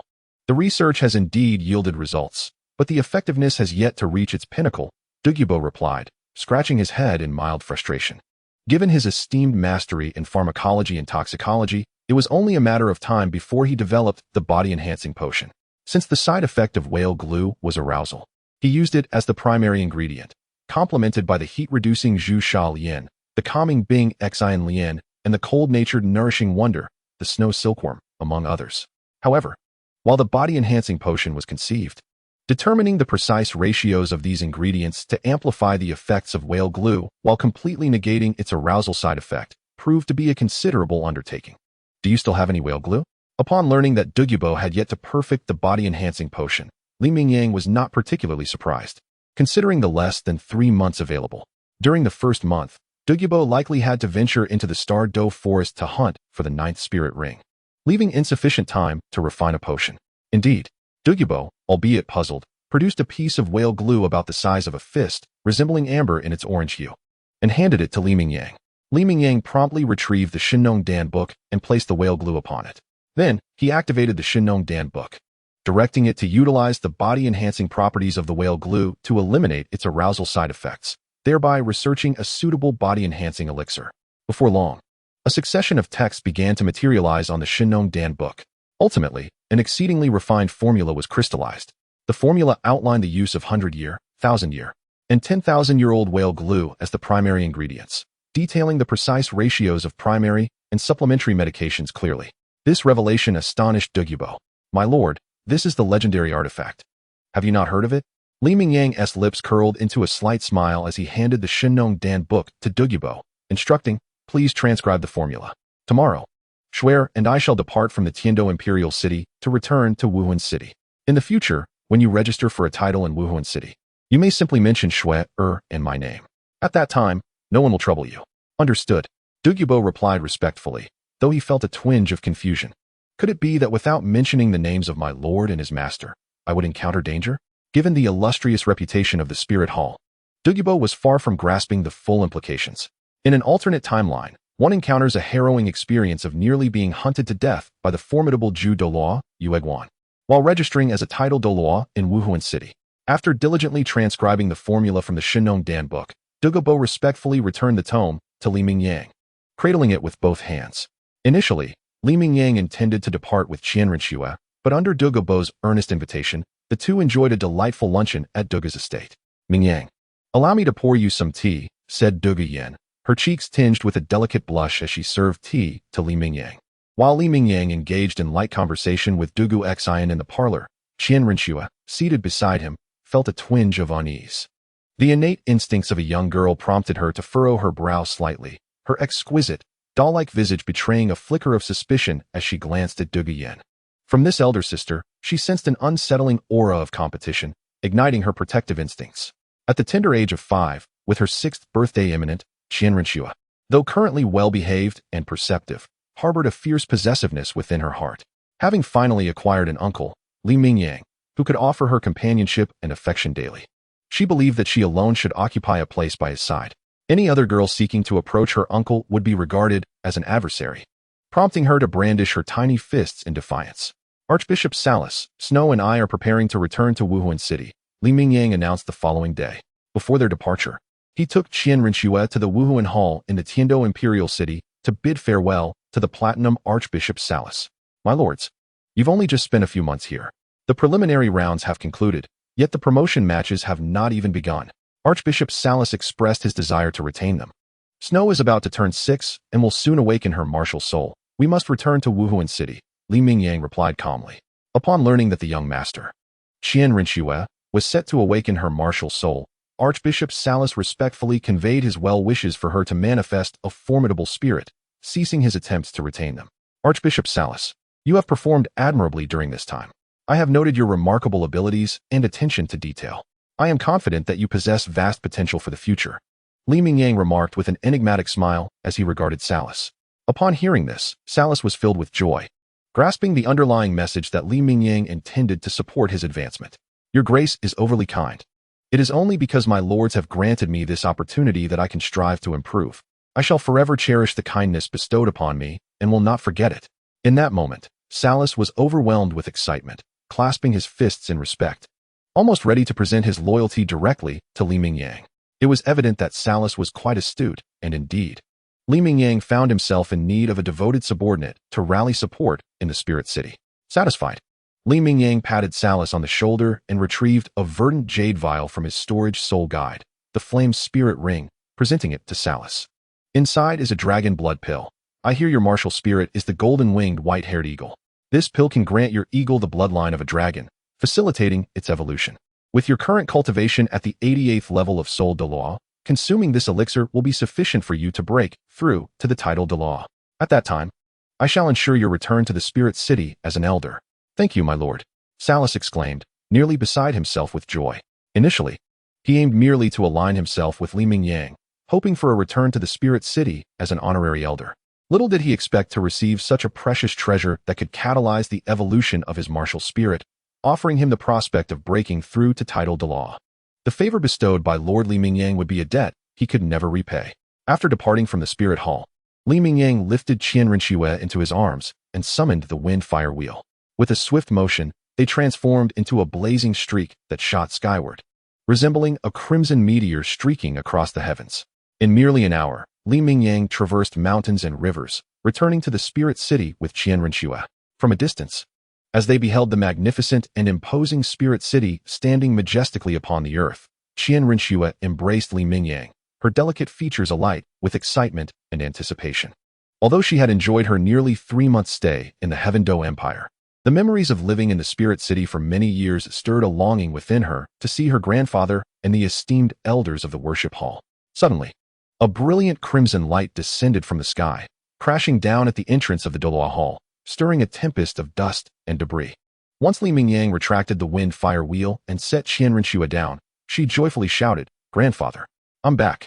Chapter 20. Qian Renxue's martial spirit awakening inside the angelic sanctuary of the Douluo Hall. In the resplendent and expansive main chamber, Qian Daoliu was seated cross-legged on a mat, his eyes closed in silent meditation before a statue of an angel with 6 wings, radiating kindness and compassion. Suddenly, as if sensing something, Qian Daoliu opened his eyes wide, leaping to his feet with palpable excitement. It's Xue. Xue has returned. After nearly 3 months apart, as a grandfather, Qian Daoliu missed Qian Renxue dearly. With a swift turn of his body, Qian Daoliu vanished in an instant, traversing several meters with each step, soon arriving at the entrance of the Douluo Palace. Xue, standing at the doorway, he beheld the delightful sight of the little Qian Renxue, her hand held by Li Mingyang, adorned in a resplendent golden princess gown. Her head embellished with exquisite ornaments, radiating an even more charming and lovely aura as she approached with joy. Unable to contain himself, Qian Daoliu's eyes glistened with emotion, his voice trembling with excitement. Grandfather. At last, the long-awaited reunion with his grandfather filled Qian Renxue's eyes with brilliance, her small face alight with exhilaration and a radiant smile. She released Li Mingyang's hand and dashed towards Qian Daoliu. Crouching down, Qian Daoliu embraced Qian Renxue, his middle-aged, handsome visage adorned with a warm smile. Gently stroking her golden tresses as he inquired, "Xue, how have you enjoyed your time playing in the Heaven Do Imperial City over these past 3 months?" "It was so much fun," Qian Renxue giggled joyfully. "Uncle took me shopping, indulged in delicious food, and we even went treasure hunting together." "Treasure hunting?" Qian Daoliu expressed mild surprise, yet dismissed it as mere child's play, akin to a game of hide-and-seek. "Ah, Xue has returned. Did you have a good time in the Heaven Do Imperial City? You've grown even more beautiful in these past few months." As Qian Daoliu stood at the entrance of the Douluo Palace, the Golden Crocodile Douluo, the Azure Luan Douluo, the Light-Winged Douluo, and the Lion Douluo, among other elders, emerged, gazing at the little Qian Renxue with affectionate smiles. Grandfather Golden Crocodile, Grandfather Azure Luan, Grandfather Lion, Qian Renxue joyfully greeted upon seeing the 6 esteemed elders. Recalling the various celestial herbs that Uncle Li Mingyang had discovered at the Eye of Ice and Fire, which could facilitate the evolution of her martial soul, Along with the exquisite elixirs crafted from supreme spirit herbs, Qian Renxue yearned to share this delightful news with Qian Daoliu and the esteemed elders. However, having been advised by her uncle to keep the secret until her return, she restrained herself, knowing that after her martial soul awakening, consuming the elixirs derived from the sacred luminous firefly lily would bring a tremendous surprise to her grandfather and the esteemed elders. Thus, she held her tongue. Before long, the day had arrived, the following day in the angel's sanctuary. Within the vast hall, 6 black spherical stones lay arranged on the floor, forming a hexagram formation. Behind the formation stood Qian Daoliu, clad in resplendent golden robes, his tall and upright figure complemented by flowing golden locks, exuding a strikingly handsome, yet seasoned presence that evoked the image of a distinguished middle-aged gentleman. Standing before the hexagram formation was none other than little Qian Renxue. Today marked the occasion of her 6th birthday, the moment she would awaken her martial soul. Beside them, the golden crocodile Douluo, the lion Douluo, and the Qinghuan Douluo, along with a multitude of other attendants, stood with bated breath, their expressions a mixture of anticipation and anxiety as they gazed upon Qian Renxue. Although the Qian family's inherited martial soul was the 6-winged angel, classified as a divine-level martial soul, concerns lingered due to the lineage of her mother, Bibi Dong, who possessed the twin supreme martial souls of the Death Spider Queen and the Soul-Devouring Spider Queen. Both of these martial souls were steeped in dark and malevolent attributes, which, in a strict sense, conflicted with the essence of the 6-winged angel. This raised apprehensions among the 6 elders that Qian Renxue's martial soul awakening might encounter complications, such as a fall from grace or degeneration of the 6-winged angel. Nonetheless, Li Mingyang, clad in a striking red ensemble, stood tall and poised, his long black hair defying gravity, leaning casually against a pillar, exhibiting an air of calm and confidence. It was as if he held no concerns regarding the unfolding events. In truth, he was untroubled, for as a transmigrator, he had already foreseen the outcome. Shui, come forth. Remember to close your eyes and sense the martial soul within you. After that, simply follow your grandfather's guidance, Qian Daoliu said kindly, his handsome visage radiating warmth as he addressed Qian Renxue. Understood.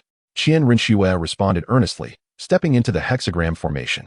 At that moment, Qian Daoliu uttered a low command, summoning the 6-winged angel martial soul, an ethereal figure, reminiscent of a celestial angelic statue, yet veiled in a golden holy light, materialized behind him. Simultaneously, 8 black and 1 red soul rings ascended from beneath Qian Daoliu's feet, encircling him in a rhythmic dance. Then, with swift movements, Qian Daoliu clapped his hands together, channeling streams of golden soul power into the 6 black orbs. Instantly, a soft golden light erupted from the 6 stones, coalescing into a radiant barrier that enveloped Qian Renxue. A plethora of golden specks continually emanated from the black orbs, flowing into Qian Renxue's body. With her eyes closed, Qian Renxue began to attune to the martial soul within her. As the attendants waited anxiously, she absorbed the golden radiance released by the 6 black orbs for a full 8 or 9 minutes. This extended duration allowed the attendants to exhale in relief, even harboring a sense of excitement. For during a martial soul awakening, the greater the absorption of golden specks by the soul master, the higher the quality of the martial soul and the more promising the cultivation talent. Take Qian Renxue's father, Qian Xunji, for example. Though his martial soul was likewise the 6-winged angel, possessing an innate spirit power of 20, the divine nature of the 6-winged angel made it impossible to discern true cultivation talent merely from that innate spirit power level. However, during the awakening of her martial soul, Qian Xunji absorbed only 4 minutes worth of golden light before coming to a halt, thereby shattering the record for the shortest time to absorb golden light in the history of the 6-winged angel family. It can be said that this is a disgrace to the 6-winged angel lineage. Subsequently, her performance indeed reflected this. After absorbing the golden light for 8 or 9 minutes, Qian Renxue finally completed her absorption. Shui, summon your martial soul. Qian Daoliu, suppressing his excitement and joy, uttered in a low voice. In the next moment, Qian Renxue suddenly opened her beautiful eyes and, with a clear and melodious voice, called out. Amidst a dazzling golden glow, a figure clad in a golden gown, with 6 wings unfurled behind her, golden hair cascading down her shoulders, and her visage enveloped in a layer of golden holy light. The ethereal 6-winged angel martial soul materialized before them. Chapter 21. The 8th-winged angel, the shock of the elders, the 6-winged angel. Upon witnessing the emergence of the 6-winged angel martial soul behind Qian Renxue, Qian Daoliu felt a wave of relief wash over him, his face breaking into a smile. Shui, let us test your soul power. As he spoke, Qian Daoliu retrieved a crystal ball for testing the Soul Master's cultivation level and presented it to Qian Renxue. After placing her small hand upon it, the crystal ball radiated a brilliant light. Innate level 20 soul power. The outcome did not surprise anyone present. Swear from now on, you shall be a soul master. Tomorrow, I will take you to the Stardow Forest to help you hunt for the first and second soul rings of our six-winged angel martial soul. Qian Daoliu said with a gentle smile, tenderly stroking Qian Renxue's hair. Grandpa, Swear has another surprise for you.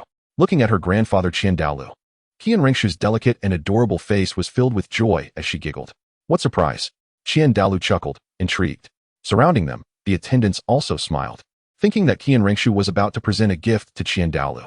Only Mingyang, leaning against the ornate golden pillar with arms crossed, wore a playful smirk on his handsome, mischievous face. You'll find out soon, Grandpa. Qian Renxue laughed, and after exiting the martial soul awakening array, she quickly ran to a corner and sat cross-legged on the ground. She then produced a small jade bottle from her bosom, opened it, and swallowed a golden pill in one swift motion. Immediately after, she closed her eyes and began to meditate on the six-winged angel martial soul. Nearby, both Qian Daoliu and the attendants were somewhat taken aback, unsure of Qian Renxue's intentions. Had she just ingested a candy? However, after consuming the pill crafted from the divine herb, the holy light firefly lily, in an instant, a brilliant and resplendent golden light erupted from within Qian Renxue, illuminating the entire angelic sanctuary. The six-winged angel martial soul materialized behind her, while the potency of the elixir crafted from the celestial herb and the sacred light of the firefly lily surged through her. The soul power within Qian Renxue rapidly expanded. However, she remained constrained by the current bottleneck of her level 20 cultivation, rendering the burgeoning soul power unexpressed. Yet, the six-winged angel martial soul behind her radiated with dazzling golden light. In a moment of wonder, the golden luminescence swirled around the six-winged angel, each cycle seemingly transforming it. The golden gown became increasingly resplendent, her figure more refined, and her skin appeared to be subtly tinged with gold. The divine light enveloping her visage began to wane, while a fourth pair of golden wings took shape behind her. What? Upon witnessing the transformation of Qian Renxue's six-winged angel martial soul, both Qian Daoliu and the gathered elders widened their eyes in sheer astonishment, unable to believe their eyes. It seemed as though her martial soul was on the verge of evolution. But this was the six-winged angel martial soul, a divinely bestowed gift. The golden candy she had consumed moments ago, what was it that had such remarkable effects? Realizing the golden elixir in Qian Renxue's possession was undoubtedly linked to Li Mingyang. The elders, including Qian Daoliu, the golden crocodile Douluo, the azure phoenix Douluo, and the lion Douluo, could not help but turn their gazes toward him. Yet, Li Mingyang merely crossed his arms and closed his eyes, as if to say, "Do not inquire, my dear friends. I am not inclined to converse with you at this moment." Faced with the formidable and sharp-tongued Li Mingyang, the elders, noticing his disinterest, dared not press further and suppressed their curiosity, choosing instead to wait until Qian Renxue's martial soul had completed its evolution before seeking answers from her. Hours passed in the blink of an eye. At last, the evolution of the six-winged angel martial soul behind Qian Renxue was complete. Under the influence of the elixir derived from the celestial herb and the sacred light of the firefly lily, her evolved martial soul displayed 4 pairs of wings, transforming her from a six-winged angel into an 8-winged angel. Moreover, the gown of the 8-winged angel became even more magnificent, her stature more statuesque, her curves exquisitely defined. Her long golden hair cascaded down her shoulders, and her skin, as pure as snow, exuded an air of noble sanctity, with an ethereal beauty that was nearly flawless. Her features bore a hint of heroism. In her stunning visage, one could faintly discern the shadow of the young Qian Renxue. It was as if one were witnessing the grown form of Qian Renxue. Upon the completion of her soul evolution, Qian Renxue gradually opened her beautiful eyes and glanced back. To her delight, the six-winged angelic spirit had indeed transformed into an 8-winged angel. A joyful smile blossomed on her exquisitely charming face as she turned to Qian Daoliu and exclaimed, "Grandfather, how about that? My soul has evolved. Are you surprised? Is it unexpected?" "Surprised. Your grandfather is utterly astonished." Qian Daoliu responded with uncontainable excitement, his mouth stretching into a wide grin as he rushed forward to embrace Qian Renxue. With eagerness, he inquired, "My dear, did your six-winged angelic spirit evolve because of that golden orb you just consumed?" "Indeed," Qian Renxue replied, her pride evident as she lifted her delicate chin, her lovely face beaming with joy. "This time, my uncle did not merely take me to the Heaven Do Imperial City for leisure. He brought me to seek treasures. We discovered numerous celestial herbs capable of facilitating soul evolution. Moreover, my uncle will refine these herbs into elixirs to enhance their potency. The item I just consumed was an elixir crafted from the holy light, flowing fire lily. Well, grandfather, isn't that remarkable? Remarkable. Truly remarkable. Qian Daoliu's heart surged with overwhelming waves of disbelief. To think that during this visit to the Heaven Do Imperial City, they had found so many celestial herbs that could promote soul evolution. Although he was unfamiliar with the nature of celestial herbs and elixirs, he understood the significance of their ability to facilitate soul evolution. The fact that Qian Renxue's consumption of the elixir derived from the holy light, flowing fire lily, led to her six-winged angelic spirit evolving into an eight-winged angel left him in utter astonishment. The term soul evolution stirred excitement among the attendants, who turned their gaze towards Li Mingyang. At that moment, Li Mingyang finally opened his eyes, a wickedly handsome smile curling at the corners of his lips as he looked at the elder Qian Daoliu. Elder Qian, remember when I told you not to beseech me? You wore a face of disbelief and indifference. Now, let us see if you still dare to ask for my assistance. Chapter 22. The Gaze of the Angel God. The essence of humanity is truly fragrant. Meanwhile, in the divine realm, within the angelic palace, when Qian Renxue's soul evolved from a six-winged angel to an eight-winged angel, the angel god sensed it instantaneously. Her stunningly beautiful face, which radiated both coldness and a hint of majesty, was filled with disbelief. How could this be? A descendant of mine in the Douluo Continent has actually achieved the evolution of their soul into an eight-winged angel as a divine gift. The six-winged angel was essentially the pinnacle of soul quality in the Douluo Continent. Generally speaking, only by attaining the angel god's ninth trial and inheriting the divine position can the successor's martial soul undergo a transformative evolution into the eight-winged angel. It was unforeseen that on the Douluo Continent, a bloodline could evolve into an eight-winged angel without inheriting the angel god's divine status.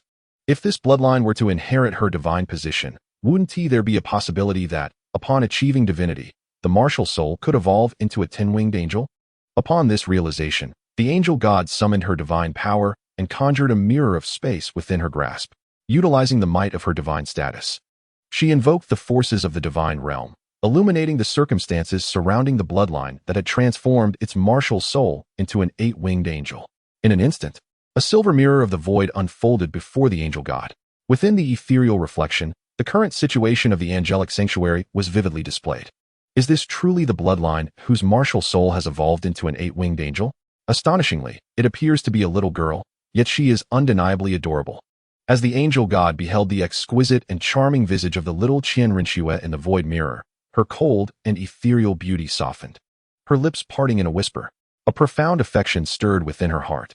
After all, who could resist such an enchanting and remarkable young human?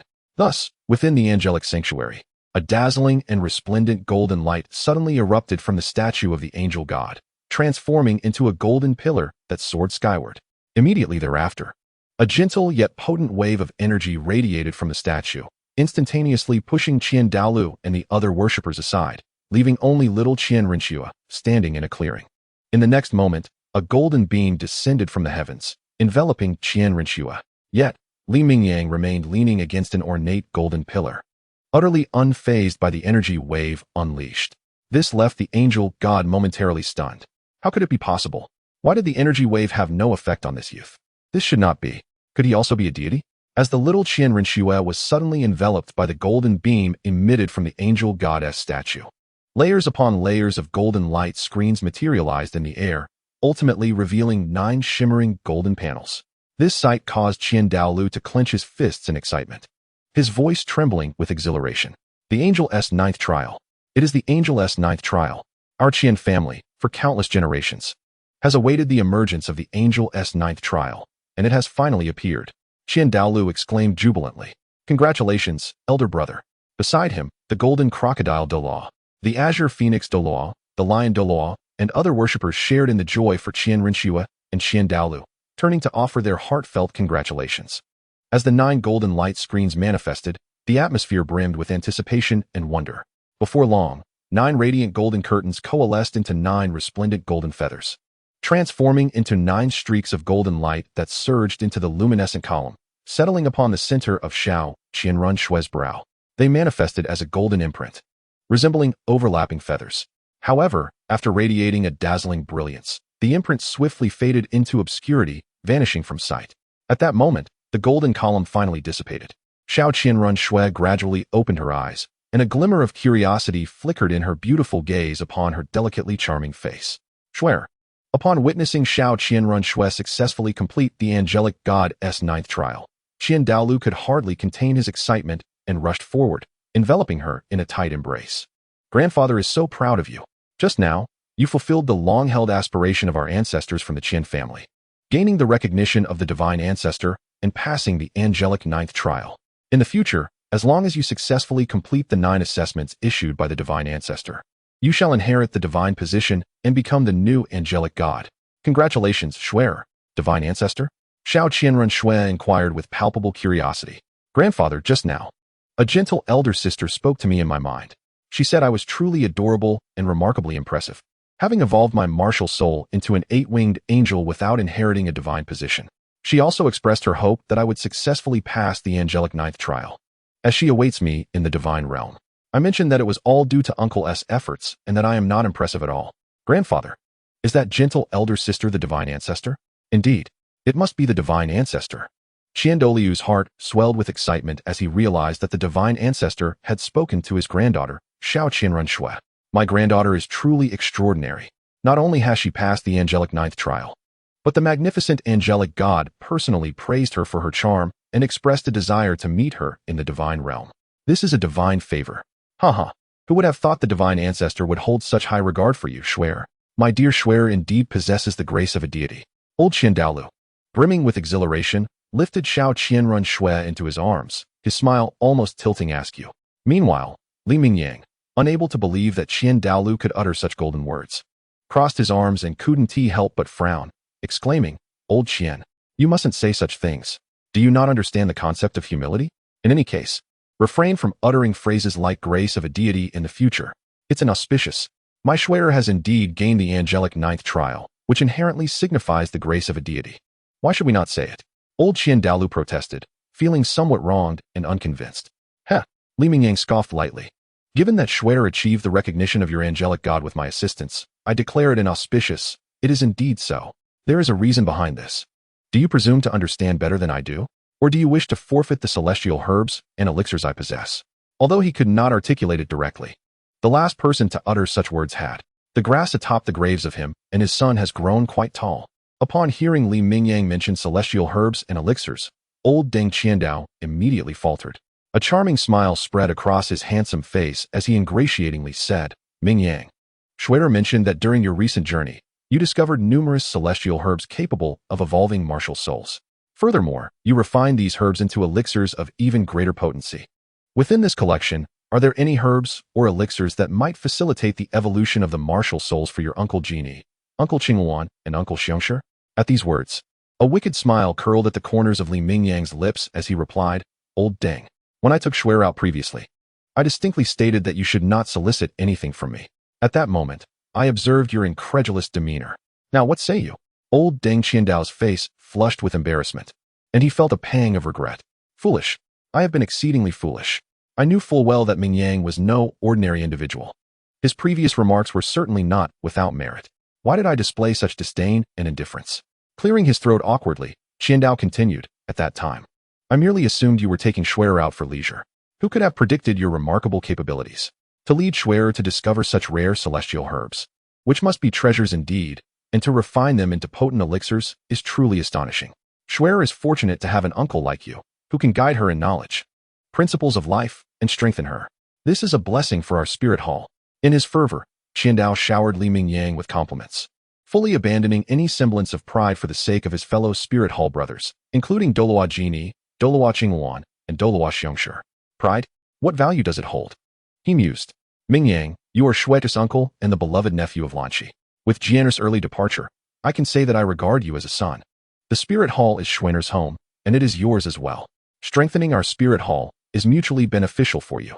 If these celestial herbs and elixirs possess any utility for your Uncle Genie, Uncle Qingwan, and Uncle Xiongshi, might you bestow upon them a herb or an elixir? I understand that, given your prowess, our spirit hall cannot offer you much. However, in the future, I can assure you a position as the honorary hall master of our Douluo Hall, placing you on par with me and others in the spirit hall. Old Deng spoke sincerely and earnestly, casting aside any pretense. Uncle.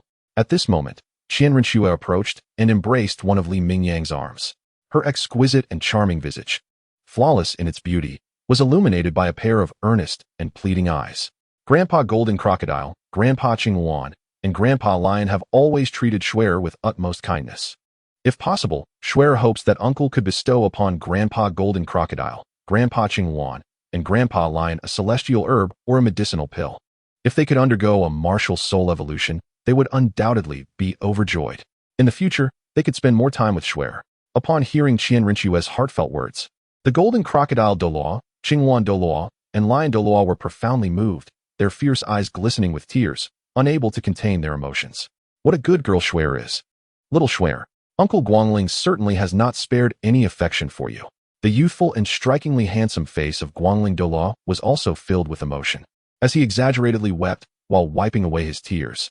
Although he was of the same generation as the Golden Crocodile Douluo, Qingwan Douluo, and Lion Douluo, Guangling Douluo appeared quite youthful, often referring to himself as uncle. There's no need for you to consider me a son. I do not relish the idea of being someone's son for no reason. Regarding Lao Deng Qian Daoliu's remarks, while he found most of it acceptable, the notion of being called a son was something Li Mingyang simply could not tolerate. A frown crossed his handsome and mischievous face as he retorted, Old Deng. You don't even have a single white hair yet you wish to mimic the old beard? For Xue's sake, I shall grant each of you a medicinal pill. Gazing at his niece Qian Renxue, Li Mingyang's handsome and mischievous face radiated pride and satisfaction as he retrieved small jade vials from the storage soul guide, the Yanling ring, each meticulously labeled. Uncle Golden Crocodile, this is yours. Uncle Qingwan, this is yours. Uncle Lion, this is yours. He tossed the small jade vials towards the Golden Crocodile Douluo, Qingwan Douluo, and Lion Douluo among the assembly of revered figures. The pill in the hands of Golden Crocodile Douluo was crafted primarily from the Earth Dragon Golden Melon. The pill for Qingwan Douluo was made from the Coxcomb Phoenix Sunflower. As for the medicinal pills for Lion Douluo, Guangling Douluo, Qianjun Douluo, and Jiaoma Douluo, they were concocted using a premium fire attribute spiritual herb, the Golden Spirit Firegrass, and Dragon Blood Grass, capable of significantly enhancing Lion Douluo's fire attribute prowess, as well as granting him the bloodline of the dragon. The pill for Guangling Douluo, on the other hand, was formulated from the exquisite spiritual herbs, Purple Star Sword Grass and Extreme Ice Sword Leaf Grass, designed to greatly augment the ice attributes and attack capabilities of the Guangling Divine Bow and its arrows. Regarding the Thousand June Douluo and the Demon Subduing Douluo, they are concocted primarily from the bamboo shoots of the Mou Divine Bamboo, complemented by two exquisite spiritual herbs, the Dragon Blood Grass and the Golden Leaf Dendrobium, among other medicinal ingredients, resulting in two potent elixirs. Upon receiving the small jade vial and opening it, the onlookers, including the Golden Crocodile Douluo, the Azure Luan Douluo, and the Lion Douluo, were filled with immense excitement and exhilaration upon witnessing the translucent elixir, resembling a longan seed, glimmering with a jade-like luster. With sincere gratitude, they deeply bowed and expressed their thanks to Li Mingyang. The Golden Crocodile, Azure Luan, and Lion Douluo acknowledged their appreciation for the esteemed Lord Mingyang, as he had directly presented them with the elixirs rather than mere celestial herbs. Furthermore, the small jade vial bore their names, leaving no doubt in their minds that Li Mingyang had meticulously prepared these elixirs for them, intentionally challenging their elder brother, Qian Daoliu. Such kindness was one they felt obliged to reciprocate. Uncle Golden Crocodile, Uncle Azure Luan, Uncle Lion, please hasten to consume the elixirs. I have matters to discuss with you afterward. As the Golden Crocodile Douluo, Azure Luan Douluo, and Lion Douluo expressed their heartfelt thanks upon receiving the elixirs, a wicked smile crept across Li Mingyang's handsome yet enigmatic visage, urging them onward. The group of honored ones, still oblivious to any ulterior motives, expressed their gratitude and sought a vacant space within the angelic sanctuary. There, they sat cross-legged, consuming the elixirs, and promptly entered a state of deep meditation. In an instant, dazzling hues of tawny, crimson, icy blue, and obsidian erupted, filling the entire angelic sanctuary. Under the influence of the elixirs, as their cultivation advanced rapidly, the martial souls of the Golden Crocodile Douluo, Azure Luan Douluo, and Lion Douluo manifested behind them, radiating brilliant light. Amidst the roars and cries of beasts, a mesmerizing display of energy swirled around them. As hours swiftly passed, aided by the elixirs, the auras of the golden crocodile Douluo, azure Luan Douluo, lion Douluo, and their fellow honored ones surged dramatically, signaling a breakthrough in their cultivation. Concurrently, the martial souls that appeared behind them underwent significant transformations. The golden crocodile Douluo's martial soul, the golden crocodile king, evolved from a flat form to one with elongated limbs and an imposing stature. Its once flat head transformed into a majestic and fierce dragon visage, crowned with a pair of formidable horns, while broad dragon wings sprouted from its back. From a being merely classified as a dragon species, the golden crocodile king has transformed into a formidable dragon martial spirit that approaches the essence of true dragons. The azure phoenix Douluo, resplendent in its entirety with a vibrant blue hue, boasts an elongated and magnificent tail plume, a graceful neck, and a head adorned with a splendid crown of feathers, exuding an aura of divine majesty. Its form has also undergone a transformation, growing larger in stature. The azure feathers now shimmer with an ethereal brilliance, reminiscent of blazing azure flames, while the tail plume has become even more elongated and exquisite, and the wings have expanded in width. The majestic head of the azure phoenix is crowned with an even more intricate and opulent feathered adornment, appearing increasingly sacred and imposing. As for the lion Douluo, the transformation of its blazing lion martial spirit is even more pronounced, thanks to the elixirs consumed, which include the supreme fire attribute spiritual herb, the golden spirit fire essence grass, alongside the exceptional dragon blood grass. The fiery lion martial spirit has grown both larger and more robust. Its scarlet mane has turned to a gleaming gold, reminiscent of flames in full blaze. Furthermore, golden dragon scales have emerged upon its body, and majestic dragon horns have sprouted atop its head, while its tail has elongated into a powerful dragon's tail, as if evolving from a blazing lion into a dragon-blooded Qian beast. Regarding the light feather Douluo, the Thousand June Douluo, and the demon suppression Douluo, the light feather Douluo's divine bow has become even more exquisite, adorned with an abundance of crystalline ice embellishments exuding an aura of chilling frost. Meanwhile, the dragon-patterned staff martial spirits of the Thousand June Douluo and the demon suppression Douluo have become more robust and darker, with the dragon patterns coiling around them transforming into vivid gold, appearing more lifelike and fearsome. Upon the completion of their martial spirit evolution, the golden crocodile Douluo, azure phoenix Douluo, and lion Douluo, among the 6 esteemed patrons, could not help but open their eyes wide. Upon sensing the breakthrough in their cultivation and witnessing the evolution of their martial spirits, their hearts swelled with excitement and exhilaration. Rising to their feet, they clasped their fists toward Li Mingyang and bowed deeply in gratitude. "Thank you, Master Li Mingyang. There's no need for such formalities." Li Mingyang waved his hand nonchalantly, a mischievous smile curling at the corners of his lips. "Now, quickly bestow names upon your new martial spirits, for I have matters to discuss with you." Due to Li Mingyang's elixirs, the golden crocodile Douluo has finally broken through from the rank of a level 98 super Douluo to that of a level 99 peerless Douluo. In light of the golden crocodile king's evolution and its dominion over the earth, its enhanced power and defense, as well as its lineage, the golden crocodile Douluo has named its new martial spirit, the Earth Crocodile Dragon King. Meanwhile, the Azure Phoenix Douluo has advanced from level 97 to level 98. Due to its lively feathers, akin to a blazing azure flame, its bloodline and form more closely resemble that of a phoenix, appearing both sacred and resplendent. Thus, it was aptly named Azure Flame Phoenix. The Lion of Flames, having advanced from rank 97 to 98, transformed into a majestic being that is half dragon, half lion. Reminiscent of the legendary beast Qian. Coupled with its golden flame-like fur, it was named Golden Flame Dragon Lion. As for the light feather Douluo, the Thousand June Douluo, and the demon subduing Douluo, they each ascended from rank 96 to 97. And their martial souls were named according to their unique characteristics post-evolution: light feather extreme ice bow, and black gold coiling dragon staff. Once all the names were chosen, the 6 esteemed elders, brimming with joy, had bestowed names upon their new martial souls. Li Mingyang, with his strikingly handsome yet enigmatic visage, smirked slightly and remarked, "Now that each of you has named your new martial souls, you have effectively added a new page to your family lineage. This is undoubtedly a supreme honor, but it also carries a weighty responsibility.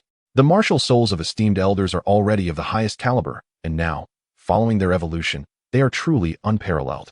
Such formidable martial souls, if not passed down, would not only signify a loss for our spirit hall, but for the entire realm of soul masters in Douluo Continent." With a devilishly charming smile, Li Mingyang laid his intentions bare, I hope that you esteemed elders will soon consider having another child to inherit your new martial souls. Xue is merely 6 years old. If you were to give birth soon, these younger siblings would not be far apart in age and could grow together. Thus, they could become Xue's staunch allies in the future. Another child. I never expected that Li Mingyang would broach the subject of procreation. The Golden Crocodile Douluo, the Azure Luan Douluo, and the Lion of Flames Douluo, among others, were utterly taken aback, their astonishment palpable. No, we are all quite advanced in age. Even the youngest among us, the Light Feather, is now in her 80s or 90s. Some of us have even embraced grandchildren. The Golden Crocodile Douluo has great-grandchildren. And now you want us to bear another child? Master Mingyang, as martial souls grow stronger, the ability of soul masters to procreate diminishes. After our martial souls have evolved, producing offspring may prove to be quite challenging. The Golden Crocodile Douluo felt a shiver run down his spine, forcing a smile as he attempted to explain, at our age, if we were to have another child, I truly would not know how to face my sons and daughters. Indeed, this is simply too difficult. Master Mingyang, this is truly unfeasible. The esteemed elders echoed in unison. Lamenting their predicament, Li Mingyang let out a cold snort, his eyes flashing with a chilling light as he summoned the fire spear martial soul. Instantly, an ominous and violent aura erupted from his being. Unable to accomplish this? Then let nothing be done. Having consumed my elixir, you cannot even manage such a trivial matter. Do not blame me if I decide to refine you all back into pills. In this world, one may encounter difficulties in various endeavors. Faced with complex mathematical problems, one may find them insurmountable. When cultivation reaches a bottleneck, breakthroughs may seem elusive. Yet, to assert that you cannot bear children, that would be treating me as a fool. Li Mingyang's handsome and sinister visage was rife with a murderous intent and a cold smirk. With your cultivation and strength, it may indeed be challenging for you to conceive with an ordinary person. However, given your status, is it not possible to find a suitable and powerful female soul master to bear children? I refuse to believe otherwise. I perceive it as a matter of unwillingness on your part. But fret not, for we shall assist you. Old Deng. Li Mingyang cast a mocking glance towards Old Deng. Can you help our esteemed uncles find a suitable female soul master to ensure the inheritance of their evolved new martial souls? Ahem, certainly. While Old Deng Qiantian understood the predicament his brothers faced, he gritted his teeth and made the decision to betray his ancestors for the sake of his granddaughter, Qian Renxue, choosing to forsake his brothers and his principles. Golden Crocodile, Azure Luan, and Iron Lion, your evolved martial souls, as Mingyang has stated, must be passed on. If not, it would not only be a loss for our spirit hall, but also a detriment to the entire soul master community of Douluo Continent. So rest assured, I will assist you in finding suitable female soul masters to help you inherit your evolved martial souls. After a light cough, Qiantian spoke with utmost seriousness and gravity. In an instant, the angel sanctuary was filled with cries of despair. Golden Crocodile Douluo, Azure Luan Douluo, Iron Lion Douluo, and the other esteemed members could only look on with sorrow and indignation at their elder brother, Qiantian. Brother, you have changed. You are no longer the brother we once knew. Chapter 25, Chrysanthemum Douluo, Lord Mingyang, if you do not reject me, I wish to serve as your disciple. Within the Douluo Hall, in the Angel Sanctuary, confronted with the dual performance of Qiantian and Li Mingyang, the decision regarding bearing children and inheriting new martial souls was firmly established. Golden Crocodile Douluo, Azure Luan Douluo, Iron Lion Douluo, and the other esteemed members lamented in despair, their hearts filled with fury. However, Qian Renxue blinked her large eyes in confusion, unable to comprehend the sadness of her esteemed elders. Why are the esteemed uncles so unhappy? Is not having children a joyous occasion? If grandpa or mom could give me another little brother or sister to accompany me in the future, I would surely be delighted. Upon contemplating the illustrious titles of Golden Crocodile Douluo, Qingwan Douluo, and Lion Douluo among the 6 revered grandfathers, a delightful thought struck her. Should they be blessed with offspring, she would, in essence, gain both brothers and sisters, no less than 6, in fact. This realization filled Qian Renxue with an exhilarating joy, as she envisioned countless siblings soon to grace her life. Meanwhile, within the Angel Sanctuary, Li Mingyang felt an immense sense of satisfaction. The forthcoming task for Qian Renxue was to procure her soul rings, and thus, Lao Dengqin Dao Lu guided her to assess the data pertaining to the evolution of her 8-winged angel martial soul. Concurrently, she would delve into the knowledge of the soul skills associated with the 6-winged angel martial soul, aiding her in judiciously selecting the 1st, 2nd, and 3rd soul rings. At that moment, Li Mingyang prepared to depart from the Douluo Hall, intending to visit the urban district of Wuhan City. This journey was in accordance with his earlier promise to Zhu Douluo Yueguan to return the borrowed tome on celestial herbs. He also intended to present a pill, crafted from the rare Qirong Tantianju, to Zhu Douluo. True to his word, Li Mingyang was a man of integrity, unwavering in his commitments. As he descended from the hill where the Douluo Hall was situated, he made his way directly to the residence of Zhu Douluo Yueguan. Upon arriving, he knocked on the grand door, and it was not long before Zhu Douluo appeared, opening it with a look of astonishment. A peculiar lover of flowers, Zhu Douluo had cultivated a garden teeming with exotic blooms, fearing that any servants might trample or damage his cherished plants. Thus, the vast estate was solely inhabited by him. Sir, upon recognizing Li Mingyang, Zhu Douluo was momentarily taken aback, unable to believe his eyes. Could it be that this esteemed individual had come to return the celestial herb tome? Zhu Douluo had prepared himself for the likelihood that the borrowed manuscript would never see its return, as the original was meticulously preserved in his study. To his surprise, Li Mingyang, who had previously exuded an aura of malevolence, was indeed returning the tome. I have utilized the celestial herb tome you lent me. I am here to return it, he stated, presenting the manuscript to Zhu Douluo. Following this, he unveiled a delicate, pale golden vial, extending it further. I had promised not to borrow without recompense. This vial contains a pill crafted from a rare celestial grade Qirong Tantianju, the main ingredient I fortuitously acquired. Although your martial soul is the Qirong Tantianju, it has yet to attain the true celestial grade. This pill should assist your martial soul in reaching that exalted level. Upon hearing Li Mingyang's words, the esteemed Zhu Douluo Yueguan could scarcely believe his ears. Trembling with disbelief, he accepted the golden vial and unscrewed its cap. Inside lay a pill, no larger than a longan seed, resplendent in a deep violet hue adorned with golden veins, shimmering with a jade-like luster. In that instant, Yueguan felt a stirring within him, a resonance from his extraordinary Qirong Tantian chrysanthemum martial soul. This pill must have been crafted from the celestial grade Qirong Tantian chrysanthemum. His heart raced with exhilaration as he exclaimed, "My lord, this is far too precious. My compendium of celestial herbs is but a mere book. Even if I were to gift it to you, it would not compare to this pill." The delicate beauty of Yueguan's visage flushed with emotion, his eyes glistening as he pondered the significance of the moment.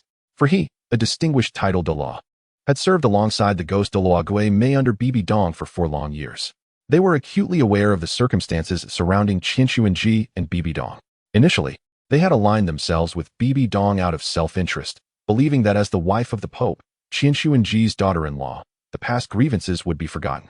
After all, it was hard to fathom that Bibi Dong would harbor such lingering feelings for the seemingly worthless Yu Xiaojiang. Yet, the bitterness and resentment remained deeply rooted. Little did they anticipate that Bibi Dong, upon ascending to the papacy, would establish the Pope's faction, engaging in a covert struggle for power against Qian Daoliu's Douluo faction. They had unwittingly boarded a treacherous ship from which there was no escape, forced to press onward despite the peril. However, they underestimated Bibi Dong. As the 2 most formidable Titled Douluos under her command, they possessed martial soul fusion techniques, yet in the span of 4 years, Bibi Dong had not bestowed upon them even a single worthy reward, be it a millennium-old spirit herb or a spirit bone. Thus, it was beyond comprehension that Li Mingyang would grant him such a precious pill capable of evolving his martial soul. Reflecting on the promise he made when borrowing the compendium of celestial herbs, Yueguan felt a profound sense of admiration and gratitude. A hero of such formidable strength and grand demeanor was indeed a master worthy of his loyalty. "I insist you accept it," Li Mingyang declared with an air of confidence and pride as he pushed the vial back toward Yueguan. "If you truly wish to express your gratitude, should any unfavorable matters arise concerning Xue or us from Bibi Dong's side, do not hesitate to inform me in advance." At this, it seemed a realization struck Yueguan. Gritting his teeth, he knelt before Li Mingyang in deference and proclaimed, "My lord Mingyang." Initially, the reason Gui Mei and I allied with Bibi Dong was due to a grave miscalculation. We once believed that she had resolved her grievances and animosities with the grand offering. After all, the former pope had already fallen victim to Tang Hao's treachery. As the saying goes, when one passes away, their debts are settled. Yet, to our astonishment, after assuming the papacy, Bibi Dong intensified her opposition against the grand offering. However, by this time, we had already embarked on our journey and could not turn back. "Lord Mingyang, you are the nephew of the grand offering and a young hero whom Yueguan sincerely admires. If you do not reject the offer, Yueguan wishes to take his friend, Gui Mei, as your subordinate." Unexpectedly, the Douluo Yueguan considered abandoning Bibi Dong for this precious elixir, eager to join forces under his banner. Li Mingyang was taken aback. However, recalling the trio of Hu Liina, Xiao, and Yan, who lost to Tang San Shrek team during the elite exchange tournament of Soul Master Academies across the continent, he was reminded of how their soul bones, initially meant for them, were forcibly given to Shrek's 7 monsters. Later, when Hu Liina set out for the city of slaughter, Bibi Dong gifted her a 10,000-year-old skull and an even more precious external soul bone. Yet, despite their valiant efforts, both Douluo Yueguan and Guimei perished in battle. With only Guimei's soul bone emerging intact, it was evident that Bibi Dong truly regarded them as mere pawns, offering them no sustenance. Thus, it was only natural for them to seek a change in allegiance upon encountering someone like me. Chapter 26. Qian Renxue brings good news to Bibi Dong. Dongzi commences again. In light of Douluo Yueguan's defection, Li Mingyang, characterized by his audacious nature, smirked with a captivatingly handsome, yet wicked demeanor and readily acquiesced. However, it would be unwise for you two to sever ties with Bibi Dong and join my side at this juncture. I believe it would be more prudent for you to remain by Bibi Dong's side for the time being. Should any situation arise, simply inform me. This approach would yield greater advantages. Li Mingyang's intentions were clear. He wished for Douluo Yueguan and Guimei to continue serving as spies beside Bibi Dong, ensuring that their value could be maximally exploited. After all, both Douluo Yueguan and Guimei currently stood at the 94th level, merely ordinary Titled Douluo. Within the offerings hall of the Douluo system, they were but small fry. Indeed, Douluo Yueguan comprehended the situation well and respectfully responded. He planned to inform his friend Guimei about their allegiance to Li Mingyang upon their reunion. He was confident that Guimei would readily agree, for compared to the miserly, irritable, and challenging Bibi Dong, the powerful and generous Li Mingyang was undoubtedly their true sovereign. On another front, within the Douluo Hall, Qian Daoliu, accompanied by Qian Renxue, was in the family library of the Six-Winged Angel clan, discussing the soul ring configurations of their clan's Six-Winged Angel martial soul. Gently inquiring, Qian Renxue spoke, "Schwerer, your martial soul has evolved into the 8-Winged Angel. The experience of our Qian family in cultivating the Six-Winged Angel martial soul is no longer entirely applicable to you. Would you prefer to absorb soul rings according to the optimal configuration established by our ancestors for the Six-Winged Angel martial soul, or seek an alternative path?" A hint of conflict graced the delicate features of Qian Renxue. "Grandfather, I need to ponder this carefully. When we return, I want to consult uncle. He is the most formidable. He will surely assist me in discovering the best approach." "Very well." Qian Daoliu chuckled softly, somewhat amused. He had not anticipated his granddaughter's profound reliance and trust in Li Mingyang, which stirred a twinge of envy in his heart. Subsequently, he encouraged Qian Renxue to study in the library until Li Mingyang's return, at which point he would seek his counsel. After speaking, Qian Daoliu proceeded to the angelic sanctuary, where he closed his eyes in meditation and prayer before the statue of the angel god.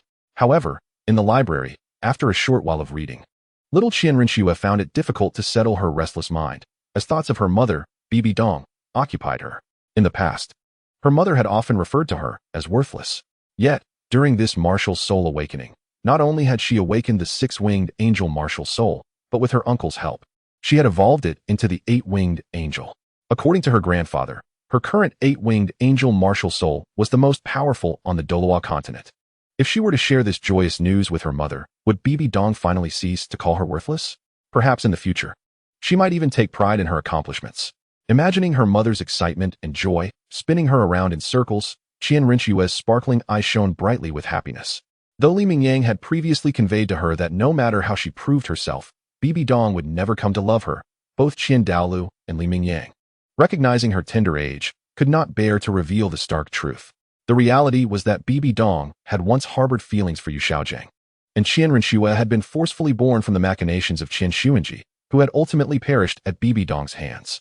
Such a complex and cruel truth would be too much for little Qian Renxue to bear.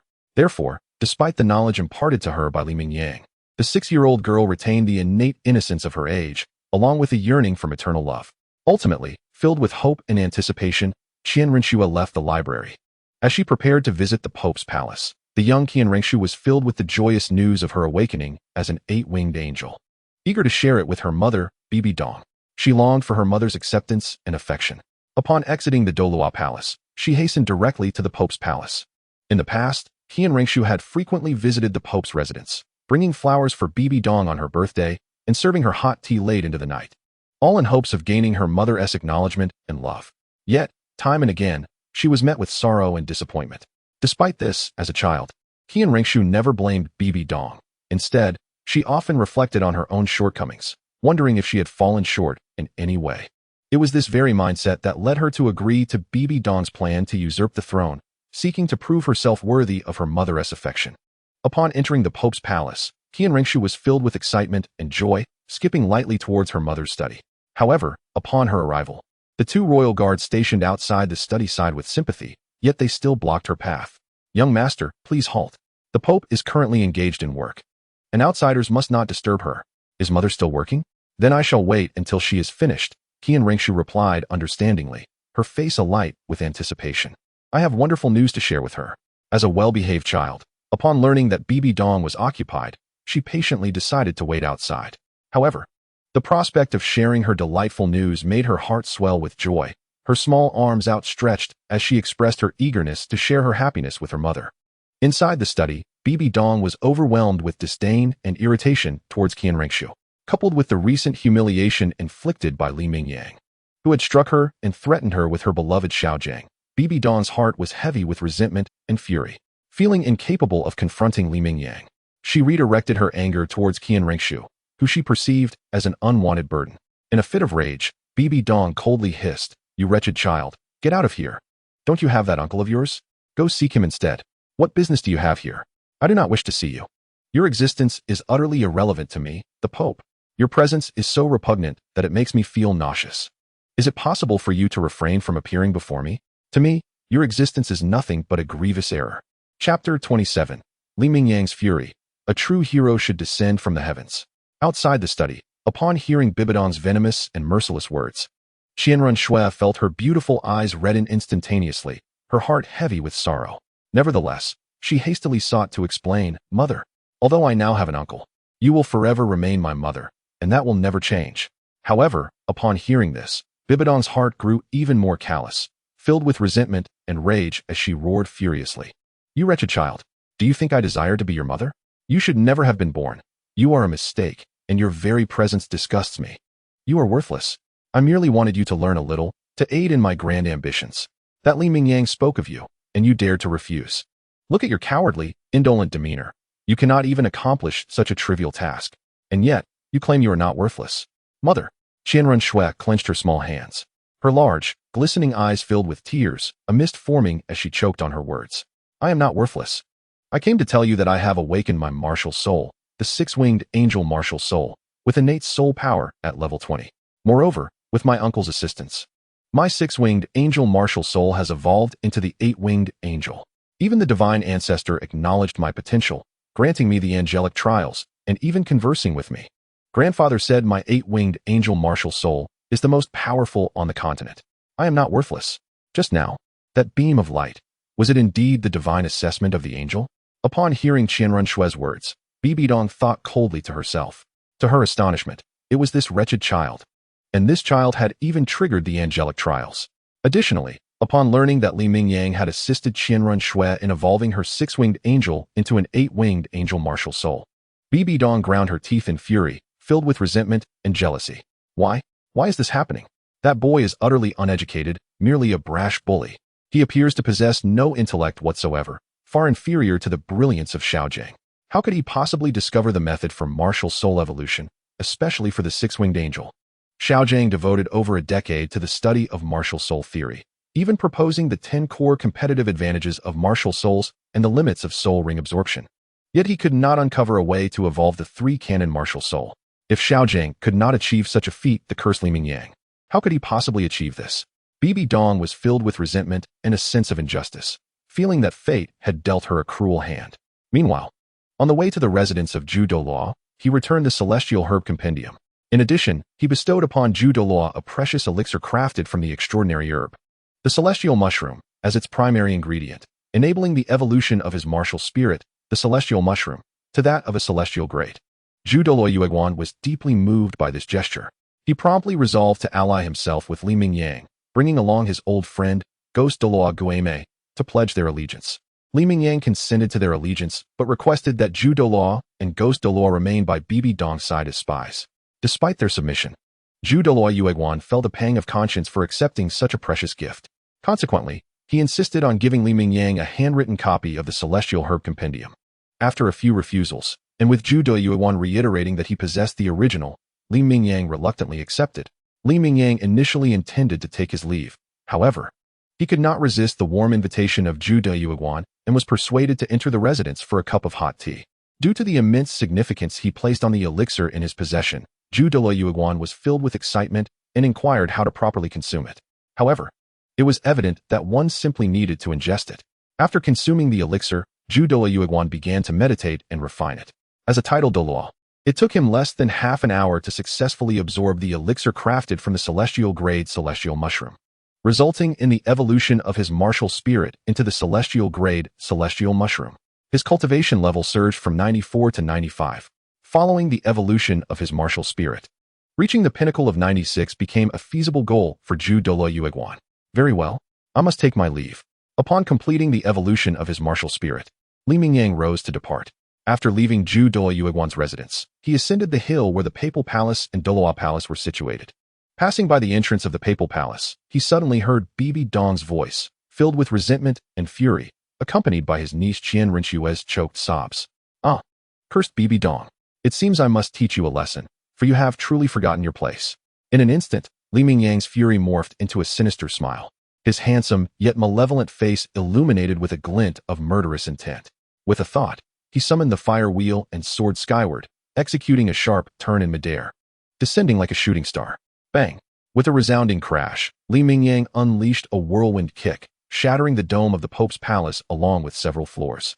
In an instant, he descended from the sky to the side of his niece, Qian Renxue. "You wretched child, I never claimed you as my daughter." As soon as he landed, he was met with the venomous and hateful roar of Bibi Dong. "Mother, why? I am no longer useless." Qian Renxue, her beautiful eyes glistening with tears, sobbed uncontrollably. "Uncle." To save time, Li Mingyang declared, forsaking conventional methods, and once again delivered a whirlwind kick, demolishing several more floors of the Pope's palace. In a thunderous crash, he descended from the heavens. Upon witnessing Li Mingyang's dramatic entrance, Qian Renxue blinked, her large, watery eyes still marked with traces of tears, appearing somewhat dazed as if she could hardly believe that he would arrive in such a manner. "Do not be sad, dear. Your uncle is here," he reassured her. "Bibi Dong may not appreciate you, but that is her folly. I will always cherish and protect you, dear Renxue." Having reached Qian Renxue's side, Li Mingyang promptly retracted his whirlwind and knelt down, enveloping her in a warm embrace. He gently wiped the tears from the corners of her eyes, soothing her with tender words. "Wah, uncle," she cried, seeing him as a heroic figure from a fairy tale, always appearing at her most vulnerable moments to care for and safeguard her. Such affection and concern stirred deep emotions within Qian Renxue, prompting her to burst into tears and cling tightly to Li Mingyang's neck, exclaiming, "I will always love you, uncle." Meanwhile, in the study, Bibi Dong had initially reveled in her spiteful tirade against Qian Renxue, her heart brimming with satisfaction. However, upon realizing Li Mingyang's arrival, her expression stiffened, panic and dread flooding her mind. "Damn it, that monster is here." Chapter 28, Bibi Dong. Little Li Mingyang, nothing more. Under control. After comforting his niece Qian Renxue, Li Mingyang stood up once more, his handsome, mischievous face now alight with a fierce glimmer of murderous intent. Turning towards the study, he clenched his teeth and thundered, "Bibi Dong, you have the audacity to bully Renxue. You seek death." As he spoke, Li Mingyang summoned the Hunyuan silk with a flick of his hand, sending it spiraling forth like a living serpent, howling towards the study. Upon entering, it rapidly elongated and ensnared Bibi Dong. Although she sensed she was not a match for Li Mingyang, yet Bibi Dong was not one to submit meekly to fate. Previously, Li Mingyang had struck her across the face. Caught off guard, she hadn't reacted in time. But this time, facing Li Mingyang's assault, Bibi Dong rose to her feet abruptly. Her mature, enchanting, and dignified countenance twisted with fury and ferocity. "Soul-devouring Spider Emperor, possess me." Amidst an explosive roar brimming with resentment and fury, Bibi Dong instantly summoned her soul-devouring Spider Emperor martial soul, a creature of deepest emerald, with 8 elongated spider legs adorned in sickly green hairs that seemed to drip with viscous fluid. She entered the state of martial soul possession. In that moment, a crystalline emerald radiance erupted from within Bibi Dong, swiftly coursing through her entire form. Beneath this luminous glow, intricate spiderweb patterns emerged upon her forehead, while 3 pairs of emerald spider legs materialized upon her back. Her hands transformed into twin sides of jade-like sharpness, and her lower body became shrouded in a veil of dark green luminescence. Simultaneously, 6 pitch-black spirit rings surged from beneath her feet, encircling her in an ominous dance. Though her first martial soul, the Death Spider Emperor, had been cultivated to the realm of Titled Douluos, its most formidable ninth spirit skill, dual forms of immortality, paled in combat prowess compared to the overwhelming might of her soul-devouring Spider Emperor martial soul. Thus, Bibi Dong chose to summon her second martial soul, the soul-devouring Spider Emperor, entering the state of soul possession. Simultaneously, she unleashed both the Slaughter God domain and the Death domain. Sixth soul skill, Eternal Destruction. After summoning the soul-devouring Spider Emperor spirit to possess her body, Bibi Dong's visage twisted into a ferocious snarl as she unleashed her most devastating single-target soul skill. Her hands transformed into a pair of emerald-hued scythes that crossed before her, then slashed forward to release a viridescent X-shaped energy blade that streaked toward Li Mingyang's Chaos Heavenly Silk. As Bibi Dong's ultimate soul skill, her sixth spirit ability, Eternal Slash, projected an unbelievably keen edge. Physical defenses were rendered nearly useless against it, while energy-based barriers would only have its potency. Should it strike true, those of inferior strength would be instantly cleaved apart. Even if one managed to withstand the blow, the Eternal Slash would leave behind lingering wounds that festered and spread, gnawing away at the victim's vitality. The only recourse was to resist with one's own spirit power, until exhaustion claimed them in the end. Whoosh! Bibi Dong's second martial soul, the soul-devouring Spider Emperor, unleashed its sixth soul skill, Eternal Creation. The emerald cross-shaped light blade erupted forth, streaking directly toward the Hun Tianling. Bibi Dong had initially believed that the razor-sharp, verdant cross-shaped light blade from her sixth soul skill, Eternal Creation, would be more than sufficient to rend the celestial silk asunder. However, the emerald cross-shaped light blade unleashed by Eternal Slash, upon striking the Hun Tianling, caused the latter to instantly radiate a hazy crimson glow, as if capable of distorting and disrupting all things. In the blink of an eye, it shattered the verdant cross-shaped light blade into oblivion. The realm of the god of death and the domain of the killing god, unleashed by Bibi Dong, twisted and howled as they surged directly towards her. In the confines of the study, such a narrow space left her no avenue for escape. She was swiftly ensnared by the Hunyuan silk, bound tightly like a rice dumpling, unable to break free. "Come forth," Li Mingyang sneered, gripping the other end of the silk and yanking it with force. He pulled Bibi Dong out of the study, where she emerged in a disheveled state, crashing to the ground in a chaotic tumble. The ornate 9-curve purple-gold crown she wore fell off, leaving her hair in disarray. With a firm grip on the Hunyuan silk, Li Mingyang dragged her across the floor as if she were a wretched dog.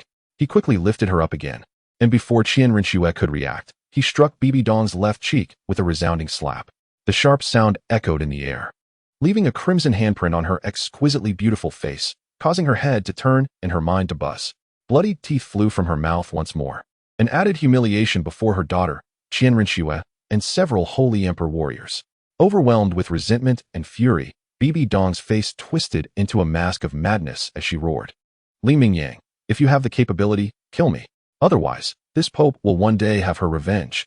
You and this cursed child shall not meet a peaceful end."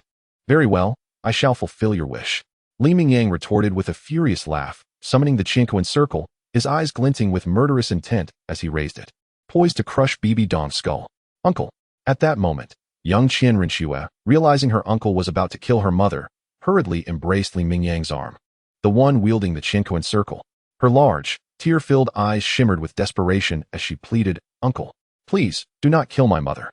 Xue understands you are doing this for her sake, but Xue has already lost her father. She does not wish to lose her mother too." At the sight of his niece's tear-streaked face and heartfelt pleas, Li Mingyang's heart softened, suppressing the rage and bloodlust once more. He sighed, feeling an overwhelming sense of pity and tenderness for young Qian Renxue. "Very well, uncle will not harm her. Now be good. Do not cry, all right?" Li Mingyang retracted the Qian circle, crouching down to gently wipe away the glistening tears cascading from Qian Renxue's big eyes. Unexpectedly, due to his niece's heartfelt entreaty, he chose not to kill Bibi Dong once again. This marked the second time, eliciting a maniacal laugh from Bibi Dong as if she had discovered Li Mingyang's Achilles heel. "This Li Mingyang is nothing extraordinary. The wretched offspring merely shed tears and offered a prayer, and in that moment, my heart softened. Yet, this wretched child would undoubtedly refrain from taking my life. What then do I have to fear from Li Mingyang?" In an instant, Bibi Dong conceived a bold idea. With disheveled hair and a vivid handprint emblazoned on her left cheek, her stunning yet disheveled face betrayed a hint of audacity and disdain. In her beautiful eyes, a vision of delightful possibilities appeared, igniting a spark of excitement and fervor within her. Li Mingyang, I can vow to refrain from calling her wretched or useless henceforth. However, you must concede to one condition. Reveal to me the secret of how to evolve this wretched child's six-winged angel martial soul into an eight-winged angel. Chapter 29. Li Mingyang, do not succumb to threats. What? Upon hearing Bibi Dong's veiled threat, Li Mingyang was both infuriated and amused. Such audacity. He never anticipated that. Moved by his niece Qian Renxue's tears and pleas, he would spare Bibi Dong's life. Yet, Bibi Dong truly believed him to be weak and easily manipulated. She dared to demand the secret of transforming the six-winged angel martial soul into an eight-winged angel? Did she think him oblivious to her ulterior motives? She sought to use his knowledge to curry favor with her hypocritical, shameless, self-serving, and incompetent former lover, Xiao. Such a fantasy. With a surge of ire, a chilling smile crept across Li Mingyang's face as he rose to his feet. He raised his hand and delivered a resounding slap to Bibi Dong's right cheek. The sharp crack echoed as she was sent flying. Bibi Dong, what delusions are you entertaining? How dare you threaten me? I, Li Mingyang, do not yield to threats. Observing Bibi Dong, ensnared by the Muntian Ling, her right cheek marred by a fresh, crimson handprint and several bloodied teeth lost in the exchange, Li Mingyang's lips curled into a smirk of derision. For Xuere's sake, I find it difficult to take your life, but dare to dance before me, and you shall face your demise. With a glint of coldness in his gaze, Li Mingyang's handsome yet sinister visage bore a mocking smile. He extended his right hand, summoned forth his second martial soul, the human emperor banner. In an instant, amidst a swirl of dark light, a pitch-black banner, adorned with intricate and mysterious patterns, emanating an aura of deep darkness, appeared in his grasp. The next moment, he began to wield the human emperor banner, infusing it with his inner spiritual energy, activating its soul-calling ability. Bibi Dong, for Xuere's sake, I find it difficult to take your life. However, sparing your life does not mean I will not deal with you. Upon invoking the soul-calling ability of his second martial spirit, the Emperor's banner, Li Mingyang observed a drastic change in Bibi Dong's countenance, filled with disbelief and terror. She screamed, "What are you doing? Stop! You must stop!" Yet, despite her furious cries and desperate attempts to suppress him, a martial spirit is still a soul. Under the soul-calling prowess of the Emperor's banner, Bibi Dong's Death Spider Emperor martial spirit was forcibly extracted from her body, transforming into a dark streak of light that instantly merged with the Emperor's banner. In that moment, deprived of her Death Spider Emperor martial spirit, Bibi Dong suffered a backlash.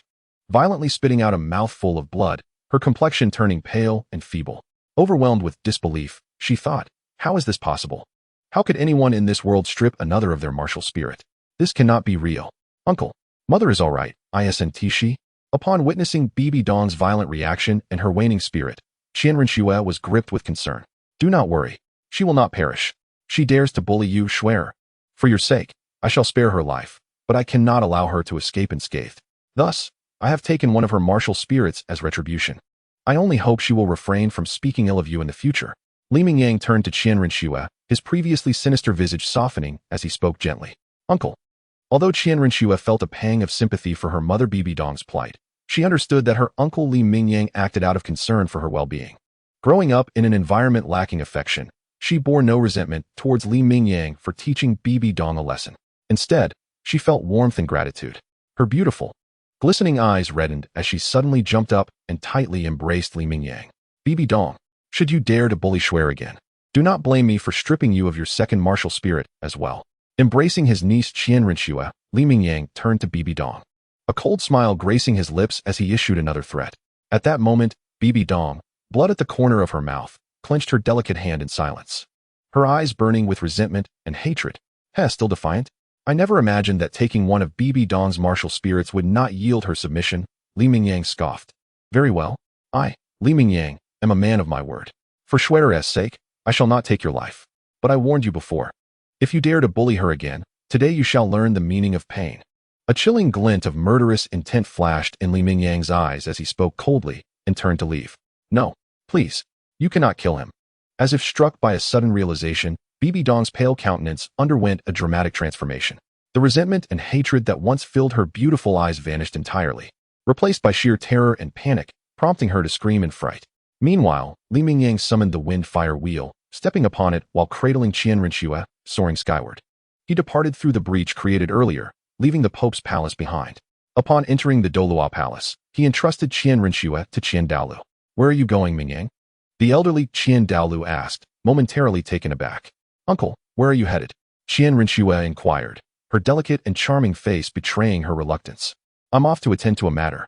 From now on, your mother shall no longer dare to chastise you," Li Mingyang replied.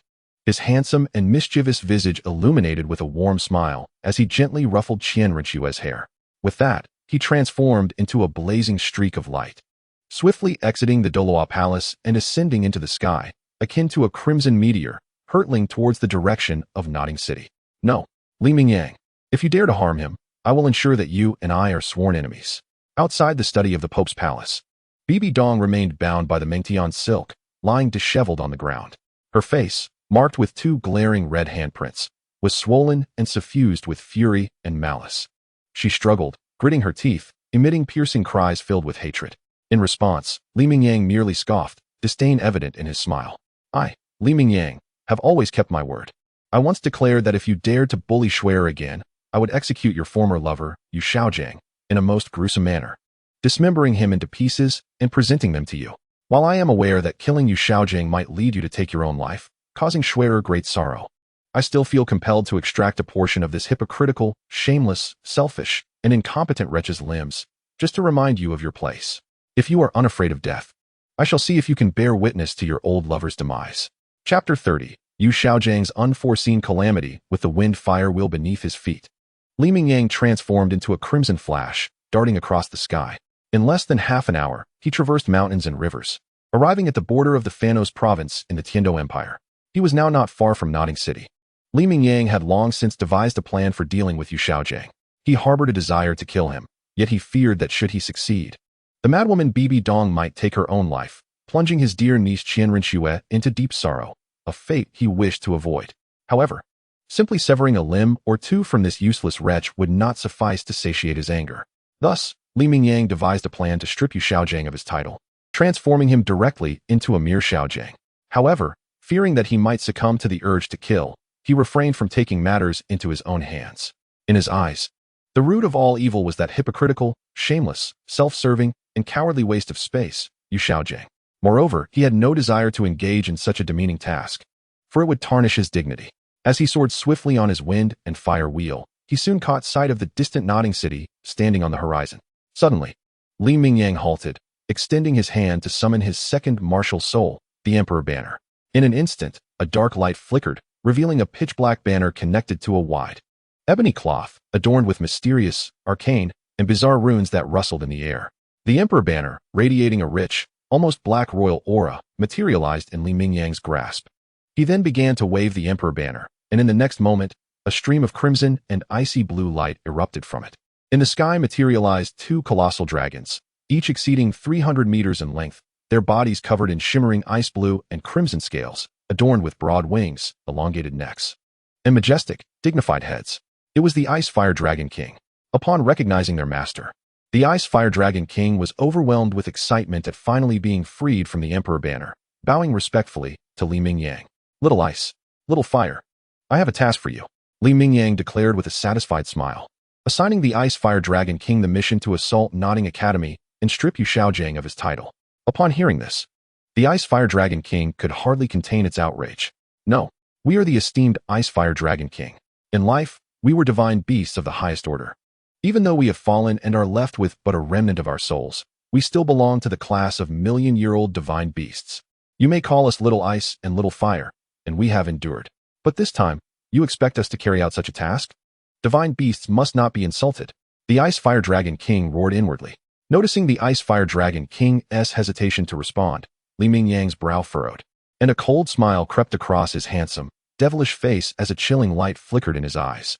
"You 2 little lizards seem unwilling to fulfill my command. It appears I have been too lenient with you." With that, a malevolent and overwhelming aura erupted from Li Mingyang's being, sweeping toward the Ice Fire Dragon King. Realizing that the human before them was no ordinary foe, the Ice Fire Dragon King instantly recoiled. While divine beasts must not be disrespected, this individual was far more daunting. "Master is jesting." The Ice Dragon King immediately smiled wryly, speaking in a low tone.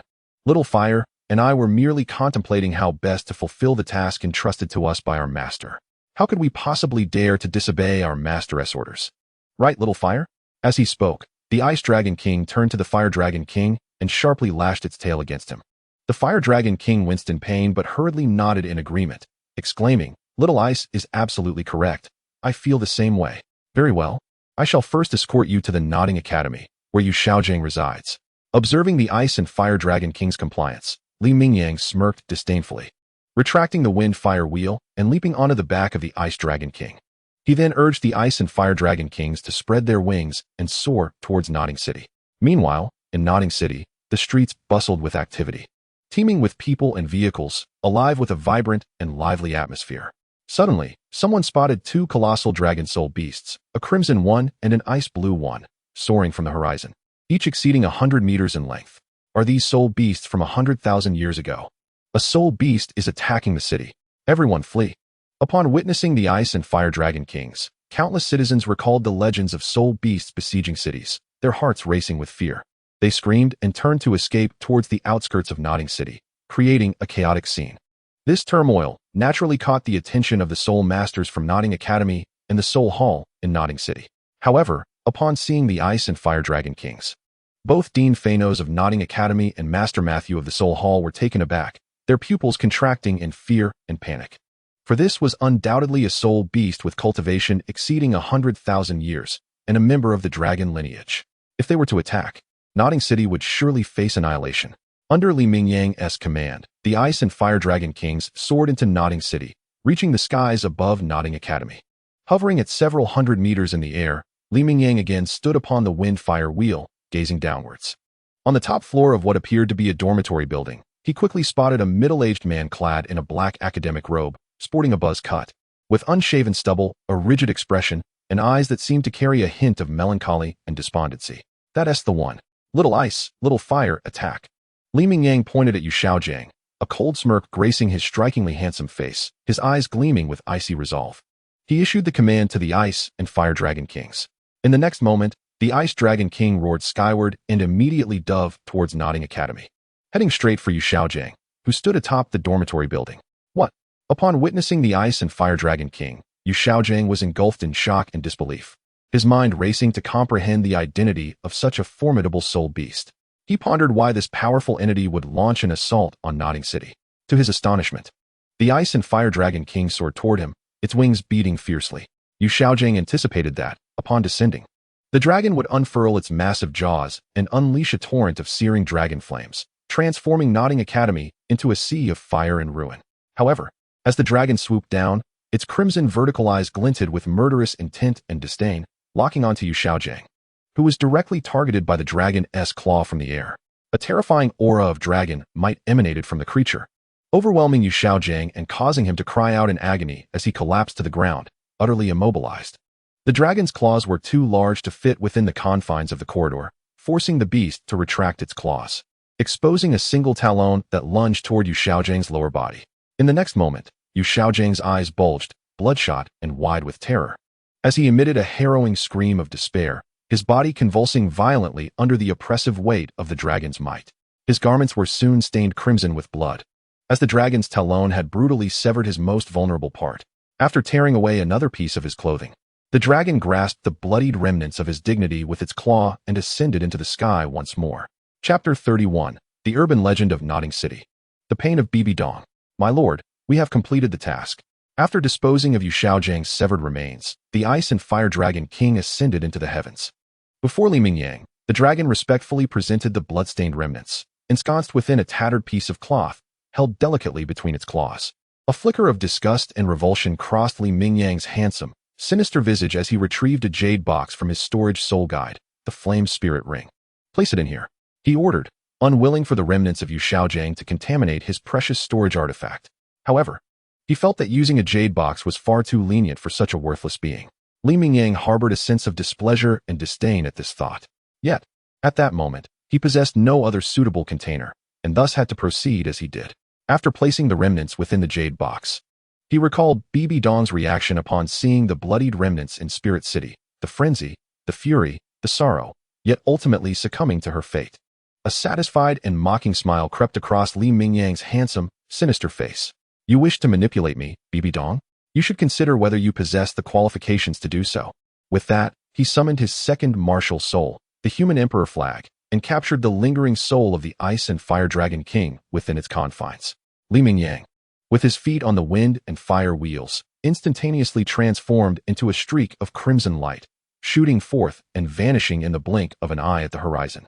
Due to his elevation, which soared above 1,000 meters, the inhabitants of Nodding City were largely oblivious to his presence. They merely witnessed the ice-fire dragon king ascend into the sky, only to suddenly disappear. The crisis facing Nodding City was thus averted. Countless hearts were filled with relief. Yet profound confusion lingered. They could not comprehend the nature of the event. These two dragon spirit beasts, evidently possessing cultivation exceeding 10,000 years, had descended upon their city merely to intimidate them? That seemed implausible. Recalling how the ice-fire dragon king had dived towards Nodding Academy before vanishing, many pondered in contemplation.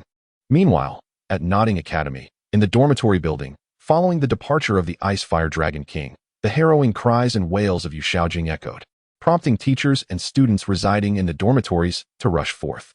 Simultaneously, the dean, Phanos, and director Su, who resided in a nearby standalone house, were also en route. What? Upon reaching the top floor where Yu Xiaojing lay, they found him unconscious, sprawled on the ground, a pool of blood beneath him. From the tattered remnants of his lower garments, it was apparent that his small companion, Xiao Gang, had vanished without a trace.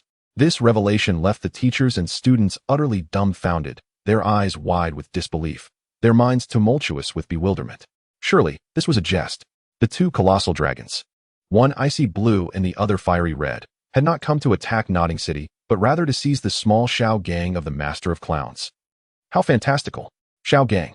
Upon his hurried arrival, Dean Phanos was taken aback by Yu Xiaojing's condition. Unable to fathom that the Ice-Fire Dragon King's purpose in visiting Nodding City was merely to retrieve his friend Xiao Gang. Such a statement would be met with incredulity. Knowing the true identity of his friend, and now witnessing Yu Xiaojing gravely injured and bereft of Xiao Gang, Phanos swiftly lifted him and placed him upon a bed. Staunching his wounds, he also dispatched someone to seek a physician and auxiliary soul masters with healing abilities from within Nodding City to tend to Yu Xiaojing. Yu Xiaojing's injuries were serious enough to warrant concern, yet not so dire as to be deemed critical. Several hours later, as he lay in bed, Yu Xiaojing finally regained consciousness. His pallid face bore a stiff expression, and as he opened his eyes, he was met only with the stark whiteness of the ceiling above, accompanied by the agonizing pain radiating from beneath him. Xiao Gang, you have finally awoken? The surgery, oh no. The treatment was remarkably successful, and you are now well.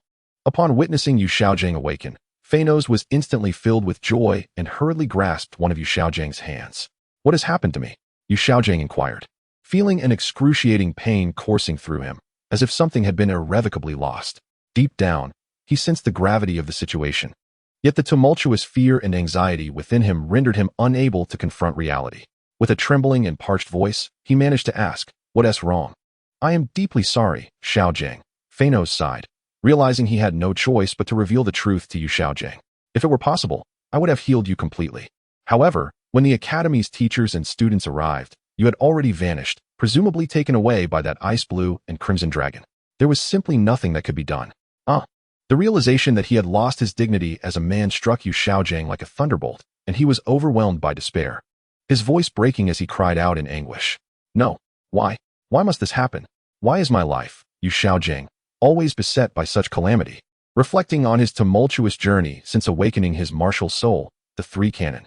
At the tender age of 6, whether it was his entanglement with Bibi Dong or his fleeting connection with Lu Erlong, he found himself perpetually ensnared in misfortune. His life felt like an interminable tragedy. In a fit of sorrow, Yu Xiaojing wept uncontrollably, his voice cracking like that of a distressed duck. Now, he could very well be referred to as Grandpa Gang. Meanwhile, the Ice-Fire Dragon King journeyed across vast distances, not to lay siege, but to retrieve Yu Xiaojing's cherished companion. This news swiftly spread among the inhabitants of Nodding Academy and soon became a topic of widespread discussion throughout Nodding City. Thus, a modern urban legend began to circulate in Nodding City, a dual dragon of unprecedented caliber, coming from afar, not to wreak havoc or slaughter, but to take away a great soul master named Yu Xiaojing's beloved companion. However, once the initial grief subsided, Yu Xiaojing felt an undeniable pride swell within him at the thought of two formidable 10,000-year dragon soul beasts traversing such distances without causing any destruction, solely to reclaim his companion. In his heart, he felt like a savior who had sacrificed his own masculinity to protect Nodding City. Moreover, the fact that these mighty dragon soul beasts chose only to take his companion rather than anyone else's was a testament to his extraordinary nature. On the other hand, after retrieving Yu Xiaojing as cherished companion, Li Mingyang soared through the sky on a whirlwind of flames, akin to a crimson streak of light. In less than half an hour, he returned to Wuhuan City, and like a shooting star, he descended with a resounding crash into the hall of the Pope, effortlessly entering through a breach in the structure. As I beheld the figure bound tightly by the Mengtian Ling, sprawled upon the ground in utter resignation, her disheveled hair framing a visage of mature beauty, two crimson handprints glaring upon her face, and the swollen features of Bibi Dong, a sardonic smile crept upon Li Mingyang's countenance. From the Enling ring, he procured a jade box. Li Mingyang, should you dare to harm Xiaojing, I shall, even in death, ensure you do not escape unscathed. Upon noticing Li Mingyang's return, Bibidong's eyes blazed with fury, her breath coming in ragged gasps, an embodiment of hysteria and madness, her exquisite face contorted in a snarl. Fear not, I have not killed him. Li Mingyang's handsome, mischievous face bore a sneer as he hurled the jade box towards Bibi Dong, simultaneously retracting the Mengtian Ling. What is this? Upon glimpsing the bloodstained Xiaojing within the box, Bibi Dong was struck as if by a thunderclap, rendered momentarily speechless. Her mature, beautiful features were aflame with emotion, her eyes reddened, her lips and delicate form trembling. No, it cannot be. This is impossible. What impossibility? Li Mingyang's cold laughter echoed. This is your useless former lover, Yu Xiaojing, reduced to mere fragments. I warn you, should you dare to torment Xue again, what I shall bring next will not be mere remnants, but the entirety of what remains. Li Mingyang's eyes glinted with scorn and a chilling malice, his tone laced with a simmering intent to kill. With that, he leaped upon the wind-fire wheel, ascending into the heavens once more. All that lingered at the threshold of the study was Bibi Dong, clutching the jade box containing Xiaojing, her body trembling, casting her gaze skyward as she unleashed a scream filled with venom, hatred, and rage. Yet, it was but a futile outburst of impotent fury. Chapter 32. The method for Qian Renxue to absorb a 1,000-year first spirit ring after imparting a lesson to Bibi Dong. Li Mingyang returned to the Douluo Palace, making his way to the Angel Sanctuary. Uncle. Upon seeing Li Mingyang, Qian Renxue beamed with delight, rushing towards him like a fledgling swan returning to its nest, flinging herself into his embrace. After an hour apart, did Xue miss her uncle? Li Mingyang, cradling Qian Renxue, wore a tender smile, playfully ruffling her delicate head. I did. The adorable, doll-like face of Qian Renxue radiated innocence as she entwined her small hands around his neck, pouting sweetly. Xue has missed her uncle dearly. What have you been up to while I was away? Li Mingyang continued, his smile unwavering. Just now, Grandfather was teaching me how to select spirit beasts for hunting to acquire the corresponding spirit skills. He mentioned that my martial spirit is no longer the six-winged angel. Thus, the optimal spirit skill combinations chosen by our ancestors for the six-winged angel may not perfectly suit me. Let Xue ponder carefully what type of spirit beast to hunt and gather more knowledge about it. In the future, she must forge her own path. However, Xue remains uncertain about what to do. She admires her uncle immensely. Uncle, do you have any advice for me? Xue inquired, her big, sparkling eyes gazing at Li Mingyang. Li Mingyang contemplated for a moment before turning to Lao Deng Qian Daoliu. Lao Deng, do you possess any information regarding the soul rings acquired from the six-winged angel martial spirit, including the corresponding soul skills? Indeed. Follow me. Qian Daoliu led Li Mingyang and Qian Renxue to the family's library. He retrieved a volume detailing the six-winged angel lineage, which chronicles the various spirit beasts absorbed by the six-winged angel spirit masters across generations, along with the corresponding soul skills, and handed it to Li Mingyang. As Li Mingyang perused the pages, he discovered that the optimal soul skill combination for the Qian family's six-winged angel martial spirit was indeed accurate. The first soul skill, Angelic Assault. Its effect is to concentrate the divine energy emanating from the six-winged angel martial spirit into a fist, forming a golden light shield. This shield can both deflect enemy attacks and be wielded as a weapon to strike foes, potentially stunning them. It possesses the ability to interrupt enemy soul skills while also infusing divine energy into the adversary's body, thereby eroding and suppressing their soul power. It truly embodies both offense and defense. The second soul skill, Sacred Protection. This skill manifests a golden light barrier around the user, offering astonishing defense, particularly against attacks from dark and malevolent spirit skills. Additionally, it enhances the user's overall physical attributes by 100%, rendering them immune to all negative states for half an hour. The third soul skill, Blade of Judgment. This skill conjures 30 small golden light swords behind the user, which can be launched like arrows for ranged attacks. Furthermore, these 30 small light swords can coalesce into a single large golden light sword for a more powerful assault. The fourth soul skill, Angelic Free Will. This ability summons an ethereal image of the angelic martial spirit, releasing countless golden threads that act as ribbons and chains. It can lock onto a single target or ensnare multiple foes, binding them. Unless the enemy possesses soul power exceeding double the user's, escape is exceedingly difficult. Once ensnared, the enemy's soul power is also suppressed, significantly diminishing their strength. I believe that for Xue's 8-winged angel martial spirit, adopting the first 4 soul skills from the optimal combination of your Qian family's 6-winged angel martial spirit would be quite advantageous. After finishing his review, Li Mingyang closed the document and, reflecting on his thoughts, expressed his opinion. Although his niece Qian Renxue's martial spirit had evolved from the 6-winged angel to the 8-winged angel, the nature of the martial spirit had not fundamentally changed. Choosing to hunt the same spirit beasts and absorbing their soul rings to acquire similar soul skills should yield comparable results to the 6-winged angel martial spirit. The effects and potency have likely intensified. Li Mingyang believes that the combinations derived from the first 4 soul skills of the 6-winged angel martial soul are quite commendable. The first soul skill, Angel Assault, offers a balance of offense and defense while incorporating a formidable interrupting control effect.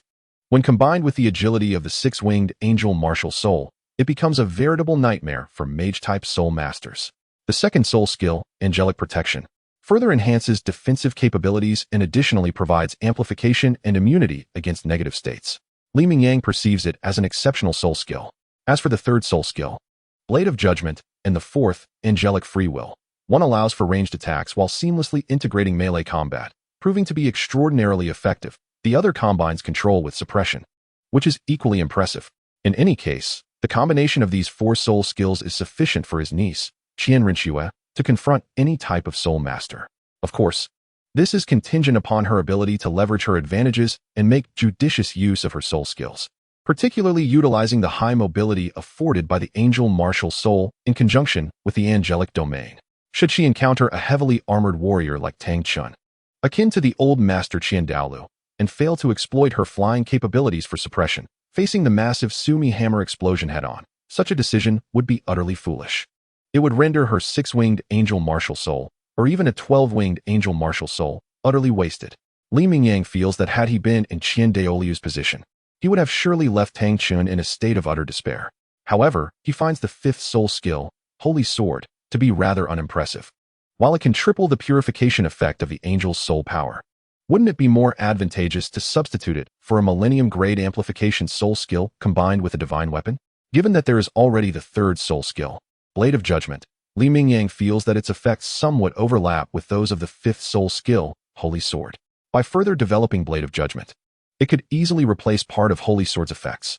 It would be wiser to opt for a Millennium-grade amplification soul skill, a high-explosive instant kill soul skill, or a life-saving soul skill instead. Li Mingyang continued to express his opinions. Upon hearing his reasoning, Qian Daoliu found merit in his arguments. Mingyang, why not take Xue to the Stardow Forest tomorrow to hunt for soul rings? Given her innate soul power of level 20, she could directly absorb a soul ring from 6 to 700 years. 6 to 700 years? Upon hearing this, Li Mingyang furrowed his brow. Qian Daoliu assumed that Li Mingyang thought 6 to 700 years for Qian Renxue's first soul ring was somewhat excessive. Just as he was preparing to explain that this was typical for 6-winged angel soul masters and not problematic, Li Mingyang interjected. My niece absorbing a first soul ring of 6 to 700 years? That is far too low. It should be at least 1,000 years. Qian Daoliu remarked. I initially thought you too conservative. I did not expect it would be I who was the cautious one.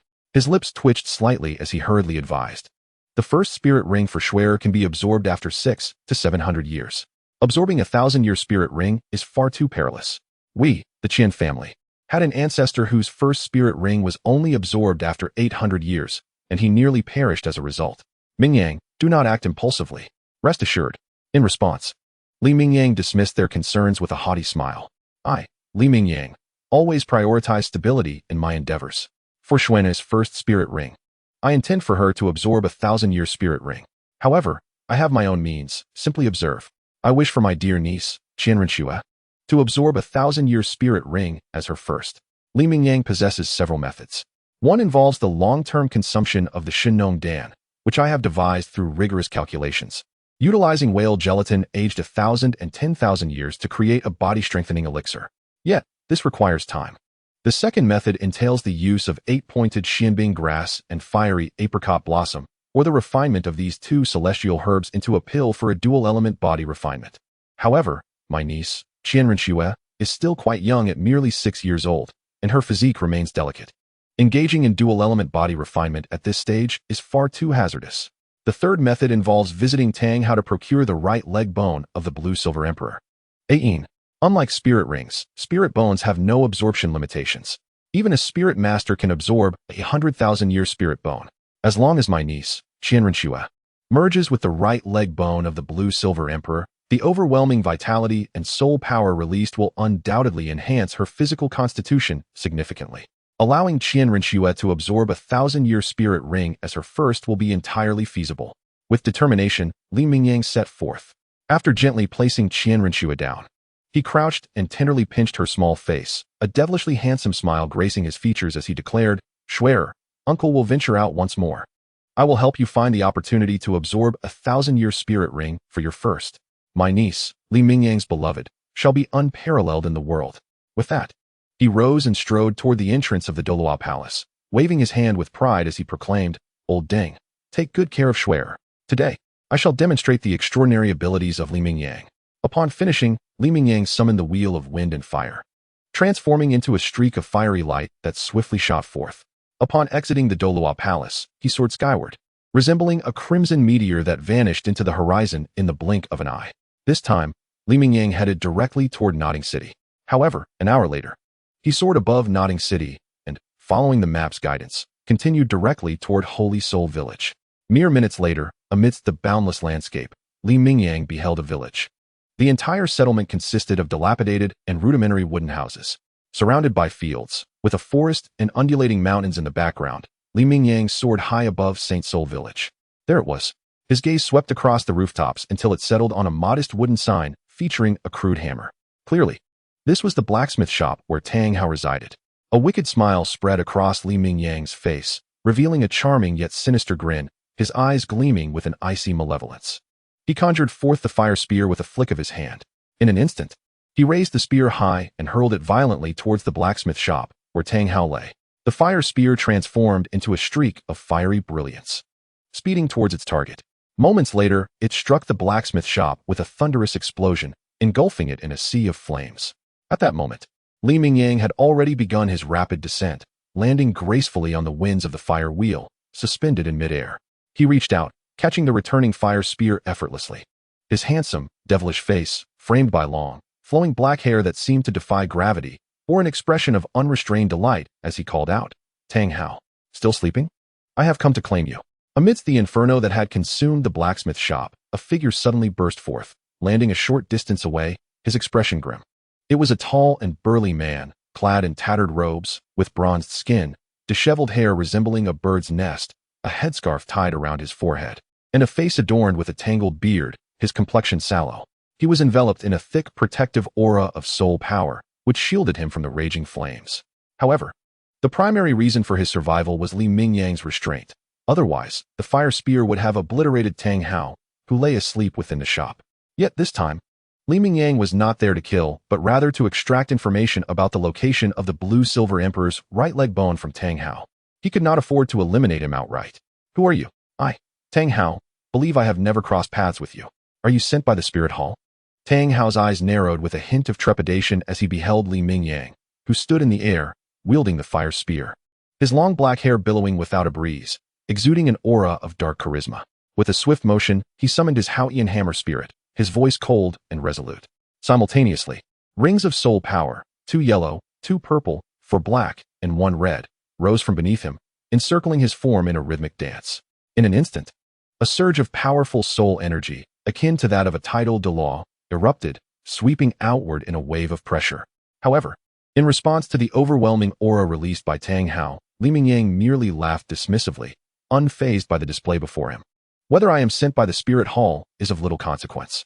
What truly matters is that you must surrender the right leg bone of the blue-silver emperor to me today. Otherwise, both you and your son Tang San shall perish." As he spoke, Li Mingyang's eyes glinted with murderous intent, and with a chilling laugh, he aimed his fiery spear menacingly at Tang Hao. At that moment, the spear was unleashed from the air, transforming the blacksmith shop into a blazing inferno.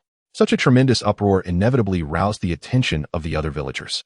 Simultaneously, Tang San, who was chopping wood on the hillside, was taken aback. He swiftly employed his ghostly shadow technique, racing back toward Holy Spirit Village. What? That drunken man Tang Hao is actually a Titled Douluo? A Titled Douluo of formidable strength has been concealed within our Holy Spirit Village. It seems our village is indeed blessed with exceptional talent. Yet, is this youth also a Titled Douluo? Why does he lack a soul ring? As the villagers of Holy Spirit Village rushed to the scene, they were astonished to see Tang Hao, wielding the Haotian hammer, surrounded by 9 soul rings, confronting Li Mingyang. The villagers were struck with disbelief. They could hardly comprehend the sight before them. Some were filled with shock, while others rejoiced. Tang Hao, of all people, is a Titled Douluo. Elder Jack, upon witnessing the 9 soul rings encircling Tang Hao, widened his eyes in astonishment. His hand, which gripped the cane, trembled uncontrollably. He could scarcely believe that the irresponsible drunken blacksmith, whom he had always thought unworthy of Tang San, was indeed the legendary Titled Douluo. As the village chief of Holy Spirit Village, Old Jack had always regarded proving the village's worth as his solemn duty and aspiration. Now, discovering that Tang Hao was a Titled Douluo, he felt an exhilarating surge within him. Realizing that his ambition to validate the name of Holy Spirit Village was rather limited in scope. To think that a Titled Douluo could be living in their midst. Perhaps they ought to rename their village to Spirit Soul Village. Such audacity. Upon hearing the fiery youth demand the right leg bone of his wife, the blue-silver emperor Ayin, Tang Hao was instantly consumed by rage, a bitter smile forming on his lips as murderous intent boiled within him. Although he was unaware of how this sinister youth knew that his wife Ayin was a 10,000-year-old blue-silver emperor and that he possessed her right leg bone, he vowed that this secret must remain hidden at all costs. "You insolent wretch, I shall see how you intend to slay Tang Hao." With a fierce glare, Tang Hao's eyes sparkled with lethal resolve, and with a fierce roar, he unleashed the domain of the god of slaughter. A chilling white light erupted instantly, enveloping the surroundings. As he activated his 7th soul skill, Haotian True Body, as Tang Hao's Haotian hammer martial soul emanated a surge of dark light, it instantly transformed into an enormous entity. In the next moment, he soared into the air, his eyes glinting with a chilling intensity and murderous intent. As he raised the true form of the Haotian hammer high above his head, with a fierce and ferocious roar, he hurled the hammer towards the airborne Li Mingyang, exclaiming, "You brat, prepare to meet your demise." Chapter 34. A mere little hammer dares to act presumptuously before me. Taste my mighty strike. Tang Hao, wielding the true form of the Haotian hammer, ascended rapidly into the sky. He lifted the dark hammer, its massive head entwined with potent soul power, nearly materializing into a solid mass.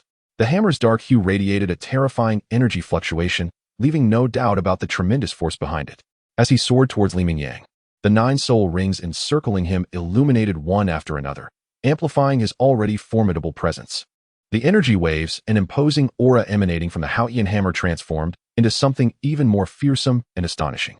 However, standing upon his wind-fire wheel, Li Mingyang's long black hair billowed upwards without the influence of wind. A smirk of disdain curled at the corner of his handsome, yet devilish, face.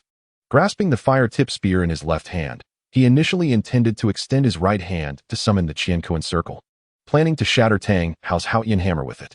Yet as Tang Hao approached within a certain range, the cold, mechanical voice of the system suddenly resonated in his mind. Ding. Detected sign-in character. Tang Hao, would you like to sign in? Surprised yet not entirely taken aback, Li Mingyang mused that it was only natural for Tang Hao to be a significant character in the Douluo Continent. Suddenly, he recalled that if Tang Hao could be signed in, then his little niece, Qian Renxue, should also be eligible. Why hadn't the system notified him? Was the system exhibiting age discrimination? Pondering these peculiar thoughts, Li Mingyang promptly decided to sign in for Tang Hao. Ding. Congratulations, host. You have obtained one of Nezha's exclusive treasures, the golden brick. In an instant, Li Mingyang felt the emergence of an additional treasure within him, resembling a golden brick. This was indeed one of Nezha's many legendary artifacts from the Celestial Armory, capable of being wielded against foes. Unlike the Qian circle, the golden brick could also divide into numerous projectiles, demonstrating a group attack effect. This is quite remarkable. As he sensed the golden brick treasure within him, Li Mingyang's eyes sparkled with excitement, intrigued by this new acquisition. Having grown accustomed to wielding the grandiose fire-tip spear, Qian Kuan Circle, Metian Silk, and Windfire Wheel, he now possessed a simple yet amusing brick that could be used to strike opponents, evoking a fresh sense of novelty in him. A mere small hammer dares to act presumptuously before me? Taste my formidable brick. In the blink of an eye, after acquiring the magical artifact, the golden brick. From the sign-in, Tang Hao soared into the air, raising the true form of the Haotian hammer high. With a furious roar, he wielded the Haotian hammer, seemingly shrouded in dark light, and brought it crashing down. Li Mingyang, with a playful yet cold smile, extended his right hand. In a flash of golden light, a golden brick materialized in his grasp. With a swift motion, Li Mingyang infused the magical artifact golden brick with his spiritual energy. It transformed into a streak of golden light, soaring into the air, expanding to an immense size, and collided directly with the descending Haotian hammer. Bang! In a blinding flash of gold, the impact of the magical golden brick shattered the head of Tang Hao's Haotian hammer, causing the entire hammer to explode into a myriad of dark sparks. What? In an instant, Tang Hao's countenance drastically changed, turning an ashen white as he violently coughed up a mouthful of blood, suffering from the backlash. At that moment, Li Mingyang, standing upon the windfire wheel, charged forward. The golden brick, having obliterated the Haotian hammer, rapidly diminished in size. Li Mingyang seized the brick, a malevolent and brazen grin on his face, and brought it crashing down upon Tang Hao's head. Here's a taste of my brick, rat. Bang! With a muffled thud, Tang Hao let out a groan. Feeling as if his head was ringing, stars exploding in his vision, he plummeted from the sky and crashed to the ground. In the next instant, Li Mingyang retracted the golden brick and summoned the mysterious heaven silk. With a flick, the silk danced like a spirit serpent, swooping down from the sky and ensnaring Tang Hao like a dumpling.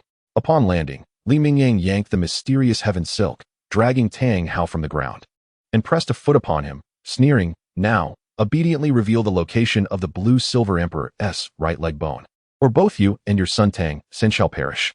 Around them, the villagers of Holy Soul Village, including Old Jack, were left in utter shock, their eyes wide with disbelief as they witnessed Li Mingyang effortlessly dispatch the Titled Douluos, Tang Hao. Waves of astonishment surged within them, unable to grasp the reality of the situation. What? How is this possible? Who is this youth? Could he also be a Titled Douluos? To have so easily defeated Tang Hao, a being of Titled Douluos caliber. Upon regaining consciousness, Tang Hao was filled with despair and fury, realizing he had been vanquished by a youth who had not even utilized a soul skill. His pride and dignity, as the Haotian Douluos, were severely wounded, and a strong sense of unwillingness and jealousy surged within him. In an instant, his eyes flared crimson, breathing heavily, and he roared with rage through clenched teeth. "I, Tang Hao, have never feared death. If you possess the courage, then kill me." This Tang Hao does not conform to the ordinary. Li Mingyang was incensed. He could comprehend Tang Hao's indifference to death, yet having already subdued him, why did he remain unfazed by Tang San's threats? Could it truly be as the internet of his past life suggested? Before Tang San awakened his twin martial souls and manifested innate, full soul power, did this fellow not regard Tang San as his son in the slightest? At that moment, Li Mingyang felt a surge of anger, lamenting his inability to wield soul-searching spells. Had he done so, he could have swiftly obliterated Tang Hao and proceeded to extract the necessary information. "Obediently lead me to the blue-silver emperor's right leg bone, and I shall spare both you and your son. I, Li Mingyang, am a man of my word. Otherwise, not only would you and your son Tang San perish, but I would also ensure that the Haotian sect is erased from history, utterly annihilated." To his astonishment, Tang Hao was impervious to Tang San's tactics. Li Mingyang sneered coldly, his eyes brimming with murderous intent, once more threatening with the might of the Haotian sect. Upon hearing Li Mingyang's intentions to annihilate the Haotian sect, Tang Hao's expression shifted, and a hint of panic gripped him. He feared not for his own life, nor did he dread dying alongside his son Tang San. Yet, he could not stand idly by while the Haotian sect faced calamity due to his actions. Having already caused his father's demise and burdened his family and sect because of his union with his wife Ayin, he felt an overwhelming sense of guilt. "Father." At that moment, Tang San finally returned. Upon witnessing Li Mingyang binding his father Tang Hao with red silk, his foot planted firmly on Tang Hao. Exuding an air of arrogant entitlement like a spoiled noble, Tang San, as a devoted son, felt his rage boil over. Clenching his fists, he bellowed furiously. "Who are you to bully my father, Tang Hao? You have sealed your own fate." Chapter 35. slapping the Tang Buddha. Tang Hao, Tang San. Do not involve the third party. No. From a distance, seeing Tang San's eyes blaze crimson, panting heavily as he unleashed his fury upon Li Mingyang. Elder Jack of the village urgently cried out. But it was too late. I have sealed my own fate. Little did he expect to experience the tangible consequences of the Tang Buddha's decree. Li Mingyang's heart swelled with glee, a devilishly handsome smile spreading across his face. He swiftly turned to face Tang San. In the blink of an eye, he appeared before Tang San, and the next moment, he struck Tang San across the face with a resounding slap. Crack! A sharp, muffled sound echoed as a vivid handprint blossomed upon Tang San's face. His head ringing from the blow, his mouth askew, his jaw misaligned, several bloodied teeth flew from his lips. In an instant, the individual was sent flying at an angle, tracing a parabolic arc before crashing heavily to the ground, skidding several meters away. Ding! Detection complete. Character Tang San available for sign-in. May I proceed with the sign-in? As Li Mingyang's figure flickered, he appeared before Tang San and, with a swift motion, struck out his palm. In his mind, the system's cold, mechanical voice echoed once more. Can Tang San also be signed in? Li Mingyang found himself at a loss. He had not anticipated that his little niece, Qian Renxue, could not be signed in. Yet Tang San could. The intricacies of the system's sign-in mechanism eluded his understanding. Nevertheless, he promptly declared, sign in. Ding. Congratulations, host, you have received the reward. Innate skill. The system's frigid mechanical voice resonated again. Simultaneously, the method of cultivating the innate skill was transmitted into Li Mingyang's mind. This innate skill was not the same as the one from Jin Yang's martial arts world, associated with the Chuanjin sect. It merely shared a name. The innate skill awarded by the system was a technique for cultivating soul power, capable of reverting acquired soul power back to its innate form, refining it into an extraordinary innate soul power. Excellent. Li Mingyang felt a surge of satisfaction. This innate skill could be taught to Xue upon his return. However, despite acquiring the innate skill, now that he had captured Tang San, he had no intention of letting go of the Xiantian skill and several Tang sect secret arts that were in Tang San's possession. Tang San, hand over your Xiantian skill and Tang sect secret arts, or do not blame me for ending both your lives. I presume you would not wish to witness Tang Hao's demise, would you? Grasping the Hunyuan silk, Li Mingyang dragged Tang Hao back from the ground like a dead dog and positioned the sharp tip of his spear menacingly against Tang Hao's neck, sneering as he threatened. What? Tang San, still sprawled on the ground with his head buzzing, was taken aback to discover that Li Mingyang was aware of the Xiantian skill and Tang sect's secret arts he possessed. His expression shifted dramatically as he snapped to attention, disbelief flooding his mind. How could this be? How did this fellow know I possessed the Xiantian skill and Tang sect's secret arts? Could he possibly be a reincarnated member of my Tang sect in this world? Yet even so, how could he know that I am Tang San? Regardless of Tang San's shock, anger, and confusion, faced with Li Mingyang's threat, he, as a son yearning for paternal and maternal love, coupled with the realization that refusal meant death, ultimately chose to submit amidst a whirlwind of regret and fury. Do not harm my father, and I will comply. Tang San's eyes reddened, fists clenched, yet he gritted his teeth and spoke resolutely. Write it down. Li Mingyang extracted a blank notebook and a pen from the flame spirit ring, tossing them before Tang San. Do not harbor any illusions of deceit upon this page. I have no intention of cultivating your Xiantian skill or the Tang sect's ultimate techniques. Rather, I plan to impart them to others. Should they falter, neither you nor Tang Hao shall escape the consequences. Li Mingyang warned, his demeanor radiating a chilling aura and a sinister smile. Upon hearing this, Tang San extinguished the dangerous thought that had just emerged in his mind, suppressing his resentment and unwillingness. Reluctantly, he complied and began to inscribe the methods of the Xiantian skill and the Tang sect's techniques into the notebook. By the time he finished, evening had descended. After retrieving the notebook and perusing its contents, Li Mingyang, satisfied by the knowledge of innate skills transmitted by the system, discovered that there were no flaws in Tang San's practices. He tucked the notebook away, casting another glance at Tang Hao. Tang Hao, lead me to the right leg bone of the blue-silver emperor. Otherwise, I imagine you would prefer to avoid witnessing the annihilation of the Haotian clan, wouldn't you? Faced with Li Mingyang, who was now an invader living comfortably in this world and wielding the threat of exterminating the Haotian clan, Tang Hao was engulfed in sorrow and fury. Yet, recalling the strength Li Mingyang had just displayed, it was evident that the eradication of the Haotian clan would be a trivial task for him. With clenched fists, he succumbed to despair and unwillingness. I can take you there, but you must not bring harm to the Haotian clan. As long as they do not provoke me, that shall suffice. Li Mingyang replied dismissively. To him, Whether they were mortals of the Douluo Continent or deities of the divine realm, they were mere insects, easily crushed beneath his foot. He had no interest in their affairs unless provoked. Should anyone dare to challenge him, he would not hesitate to take lethal action. Subsequently, Li Mingyang summoned the Windfire Wheel, gripping one end of the Muntian silk while the other end was wrapped around Tang Hao like a rice dumpling. As they soared into the sky upon the Windfire Wheel, they followed Tang Hao's guidance towards the vast, undulating forest behind the Holy Spirit Village. After several minutes of travel, a picturesque valley, surrounded by mountains and lush with myriad spirits, came into view. Within the valley, a waterfall cascaded from hundreds of meters above, crashing into a sapphire-like pool below, sending up a spray of mist and waves. This is it. I have carved out a stone chamber behind this waterfall. The right leg bone of the blue-silver emperor is stored within, Tang Hao spoke, his eyes glistening with sorrow as he reflected on the legacy of his wife, now destined for another.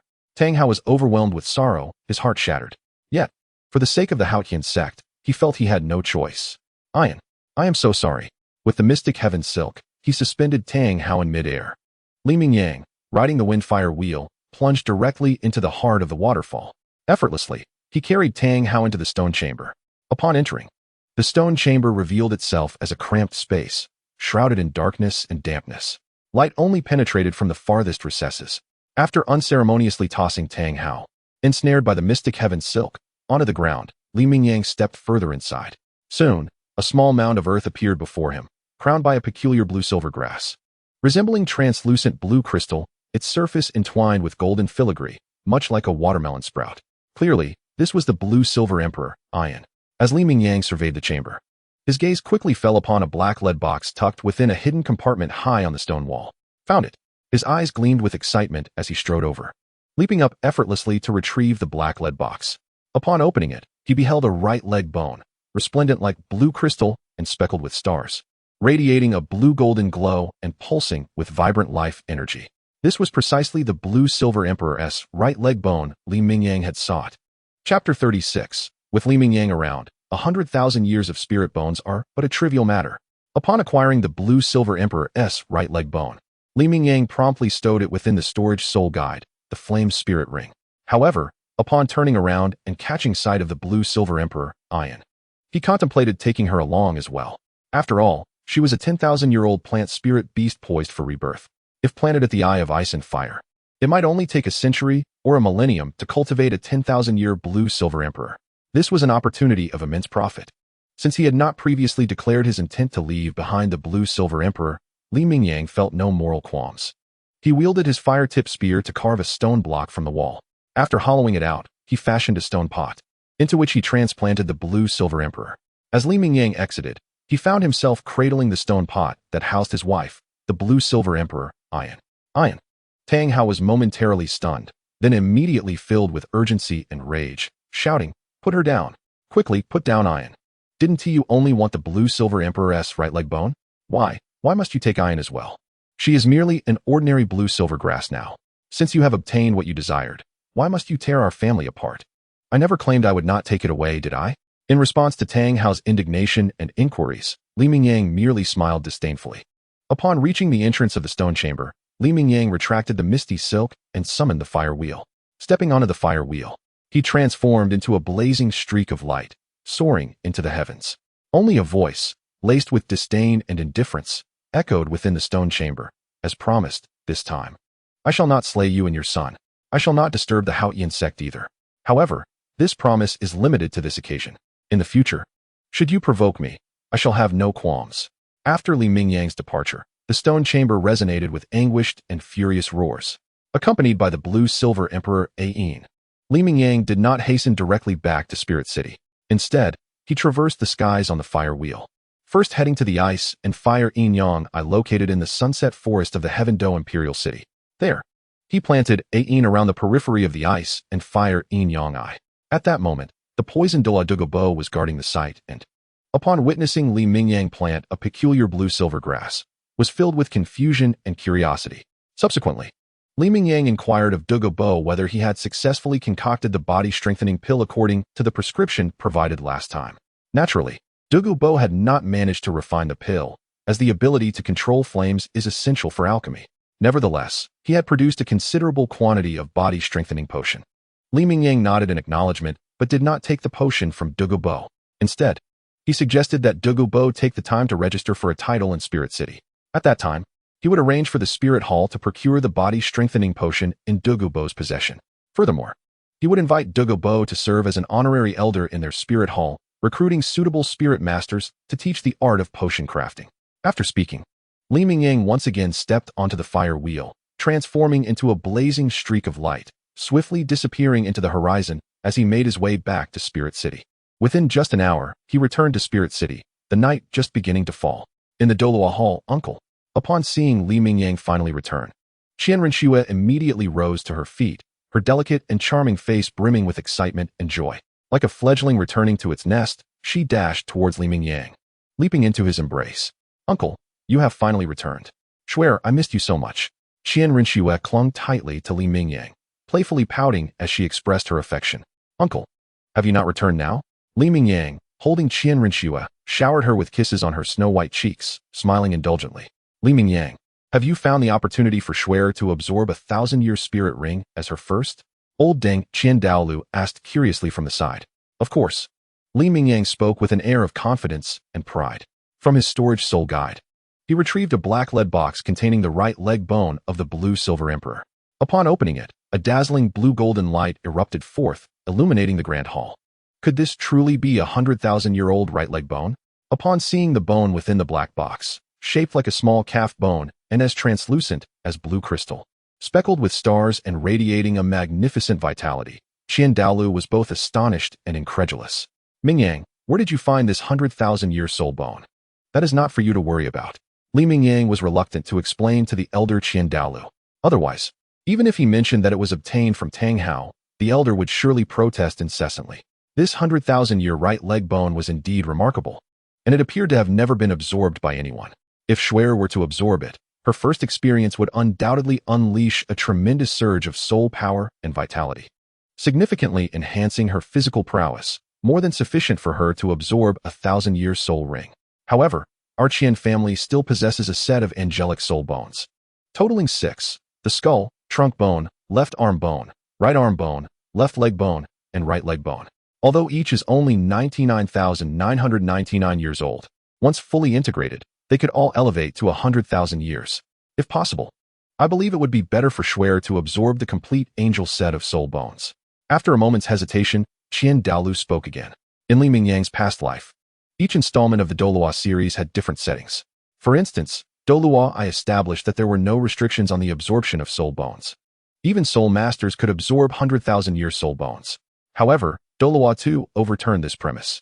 Yet, in the Douluo Continent where Li Mingyang now resided, the rule regarding soul bone absorption remained unrestricted. However, only the first absorption allowed one to benefit from the soul power and vitality released by the soul bone. Subsequent absorptions would only grant access to the soul skills of the bone.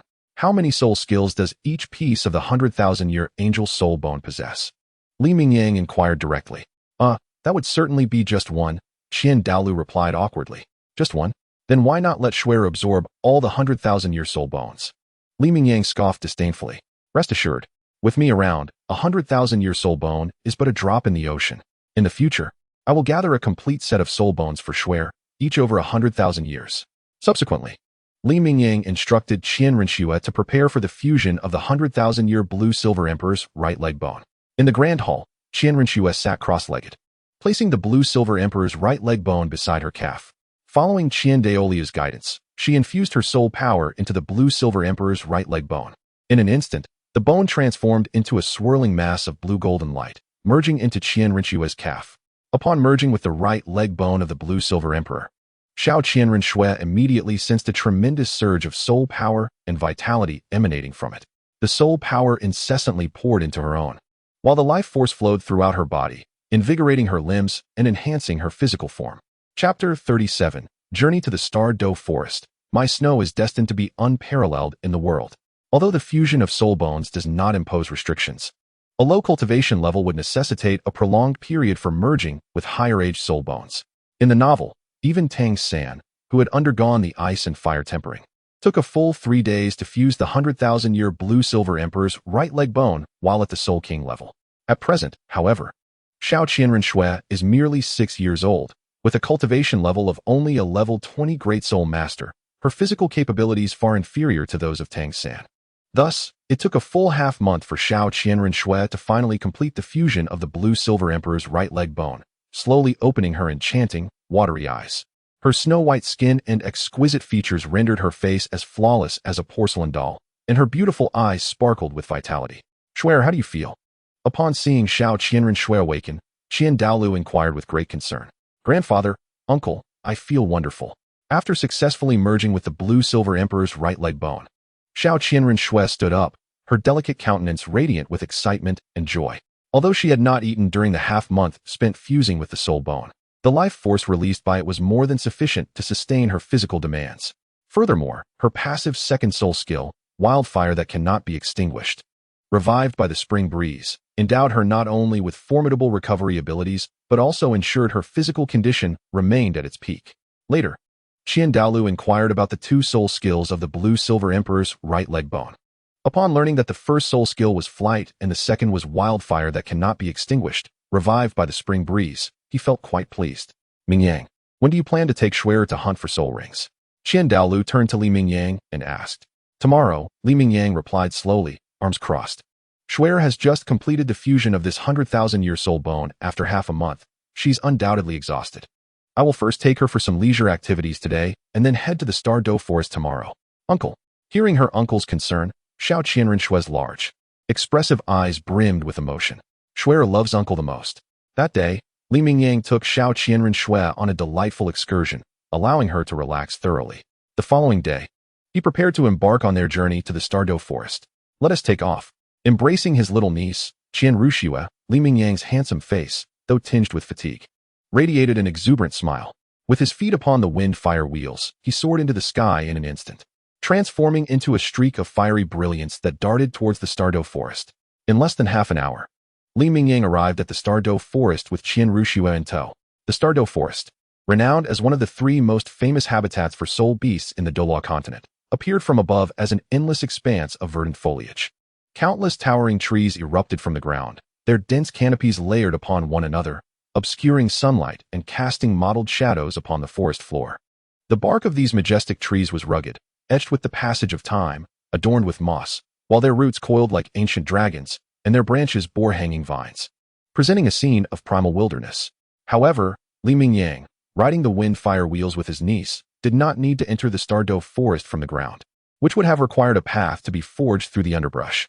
Instead, he glided directly above the forest, surveying the landscape below in search of the soul beast that Qian Renxue required. According to Li Mingyang's thoughts, Qian Renxue's 8-winged angel martial soul would find the angel assault skill most suitable, akin to that of the 6-winged angel martial soul.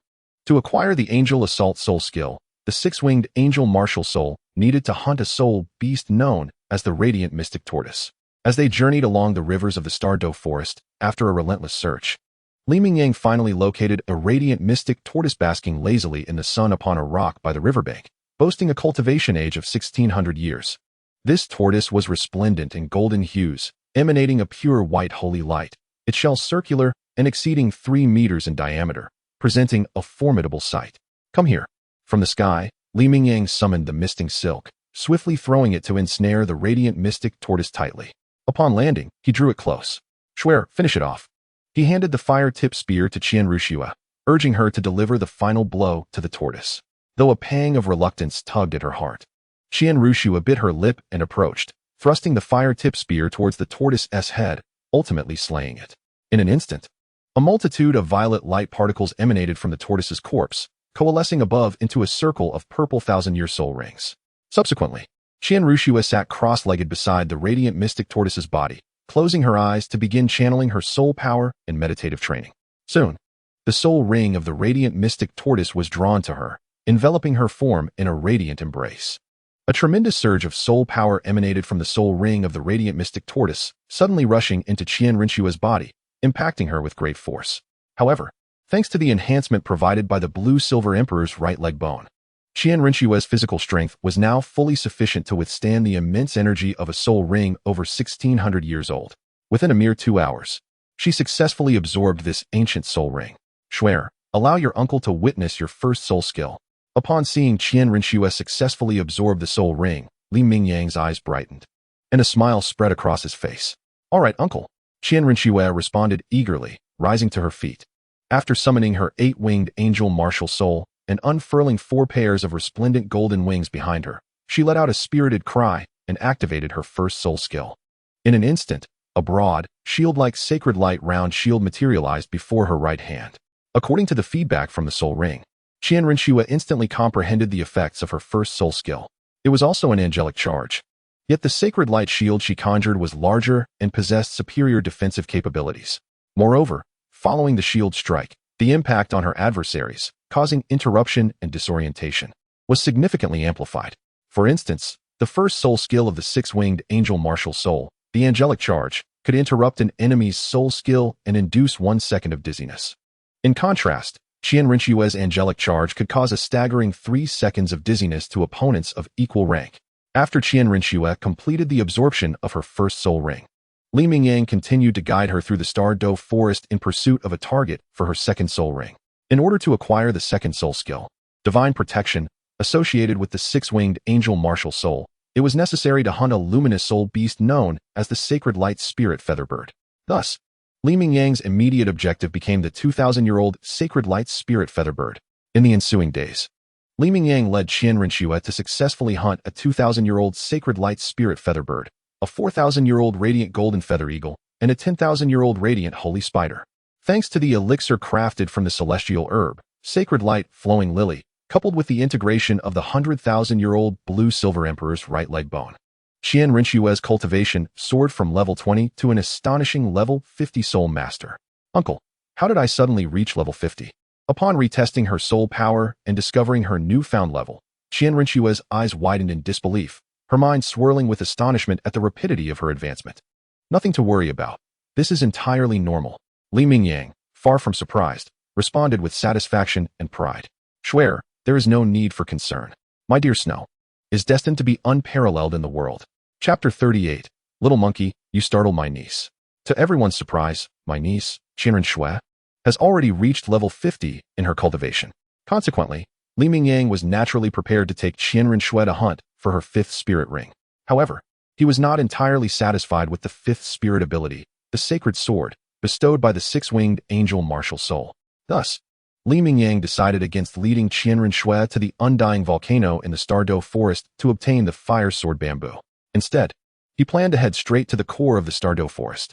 At present, within the core area of the Star Doe forest, besides the Titan giant ape and the sky blue bull python, there also existed the yet-to-transform Little Wu and her mother.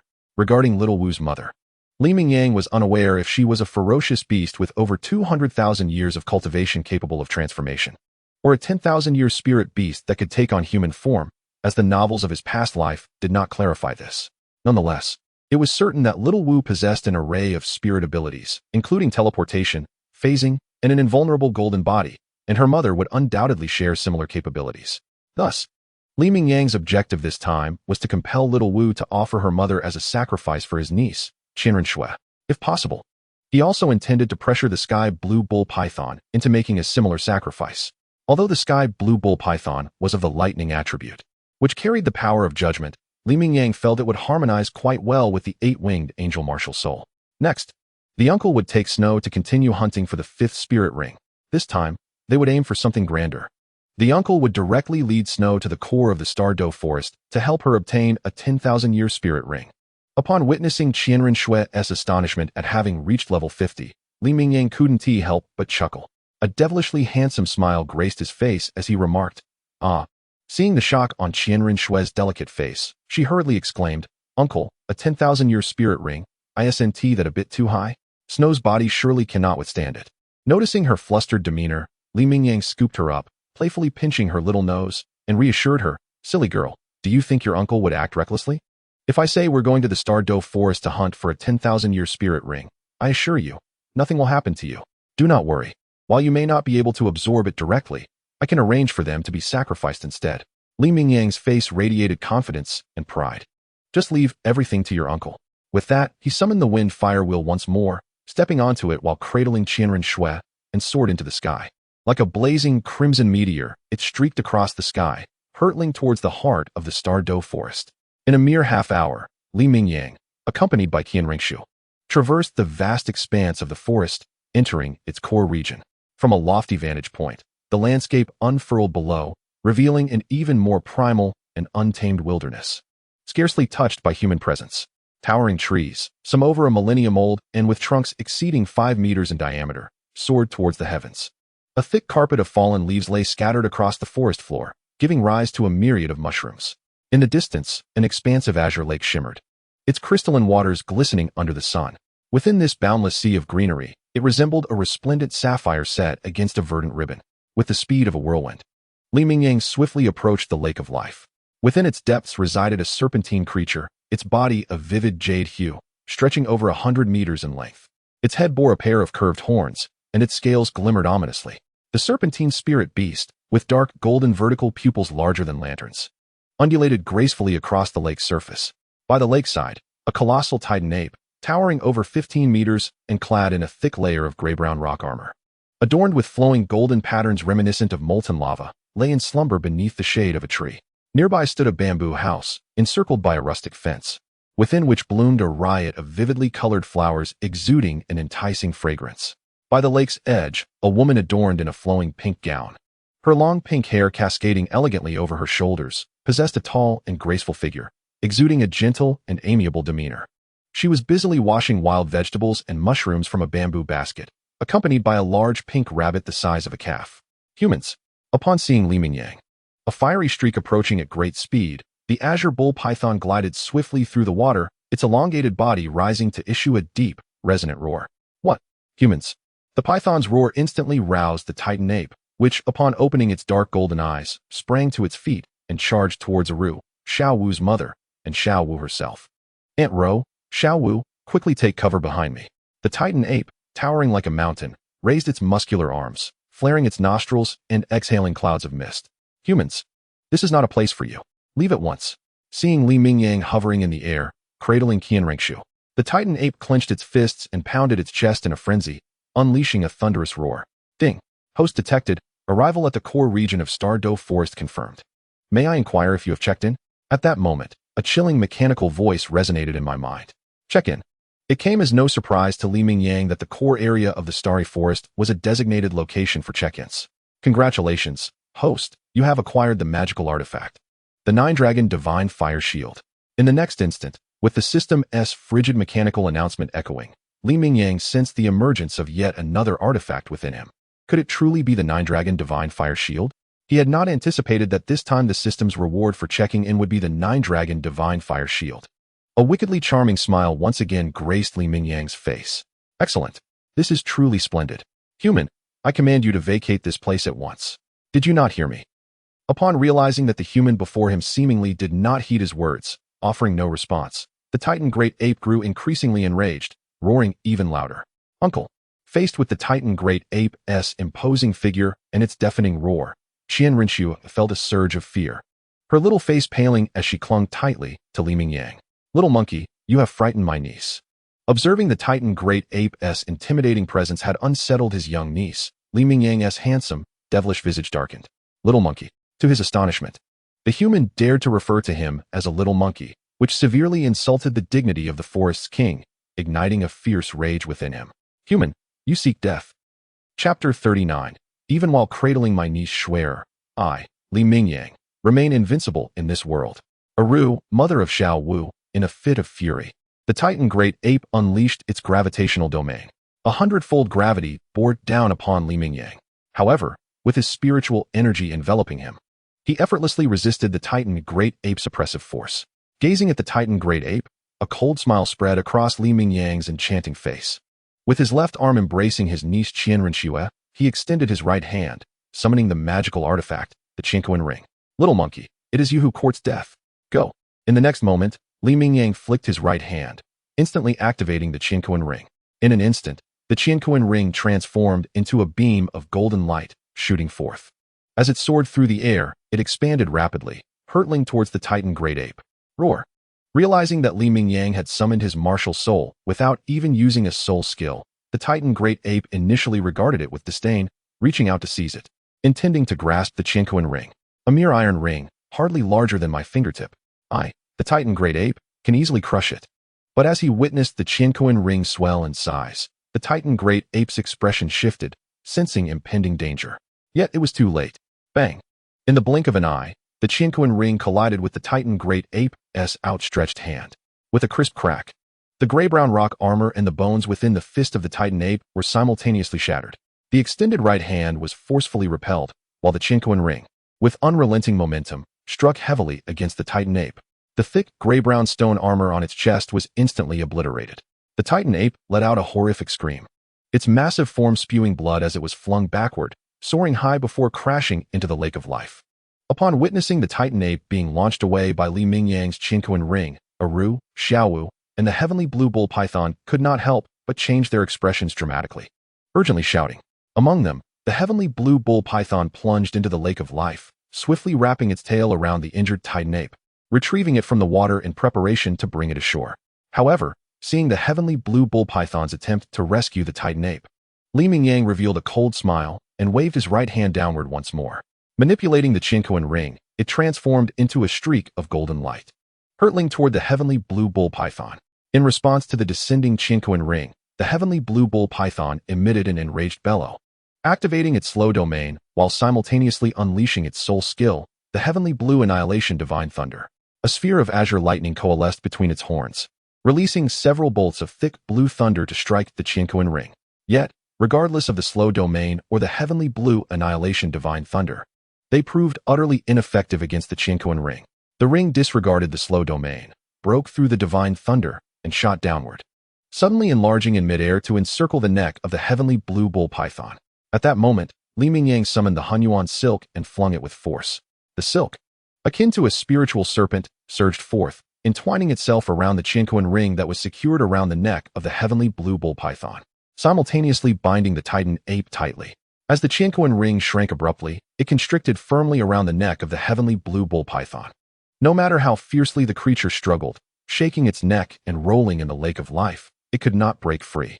However, just as Li Mingyang prepared to use the Hunyuan silk to drag both the heavenly blue bull python and the Titan ape out of the lake of life, Aru and Xiao could no longer remain idle upon realizing that the Titan ape and the heavenly blue bull python were no match for Li Mingyang's enigmatic golden-ringed martial soul.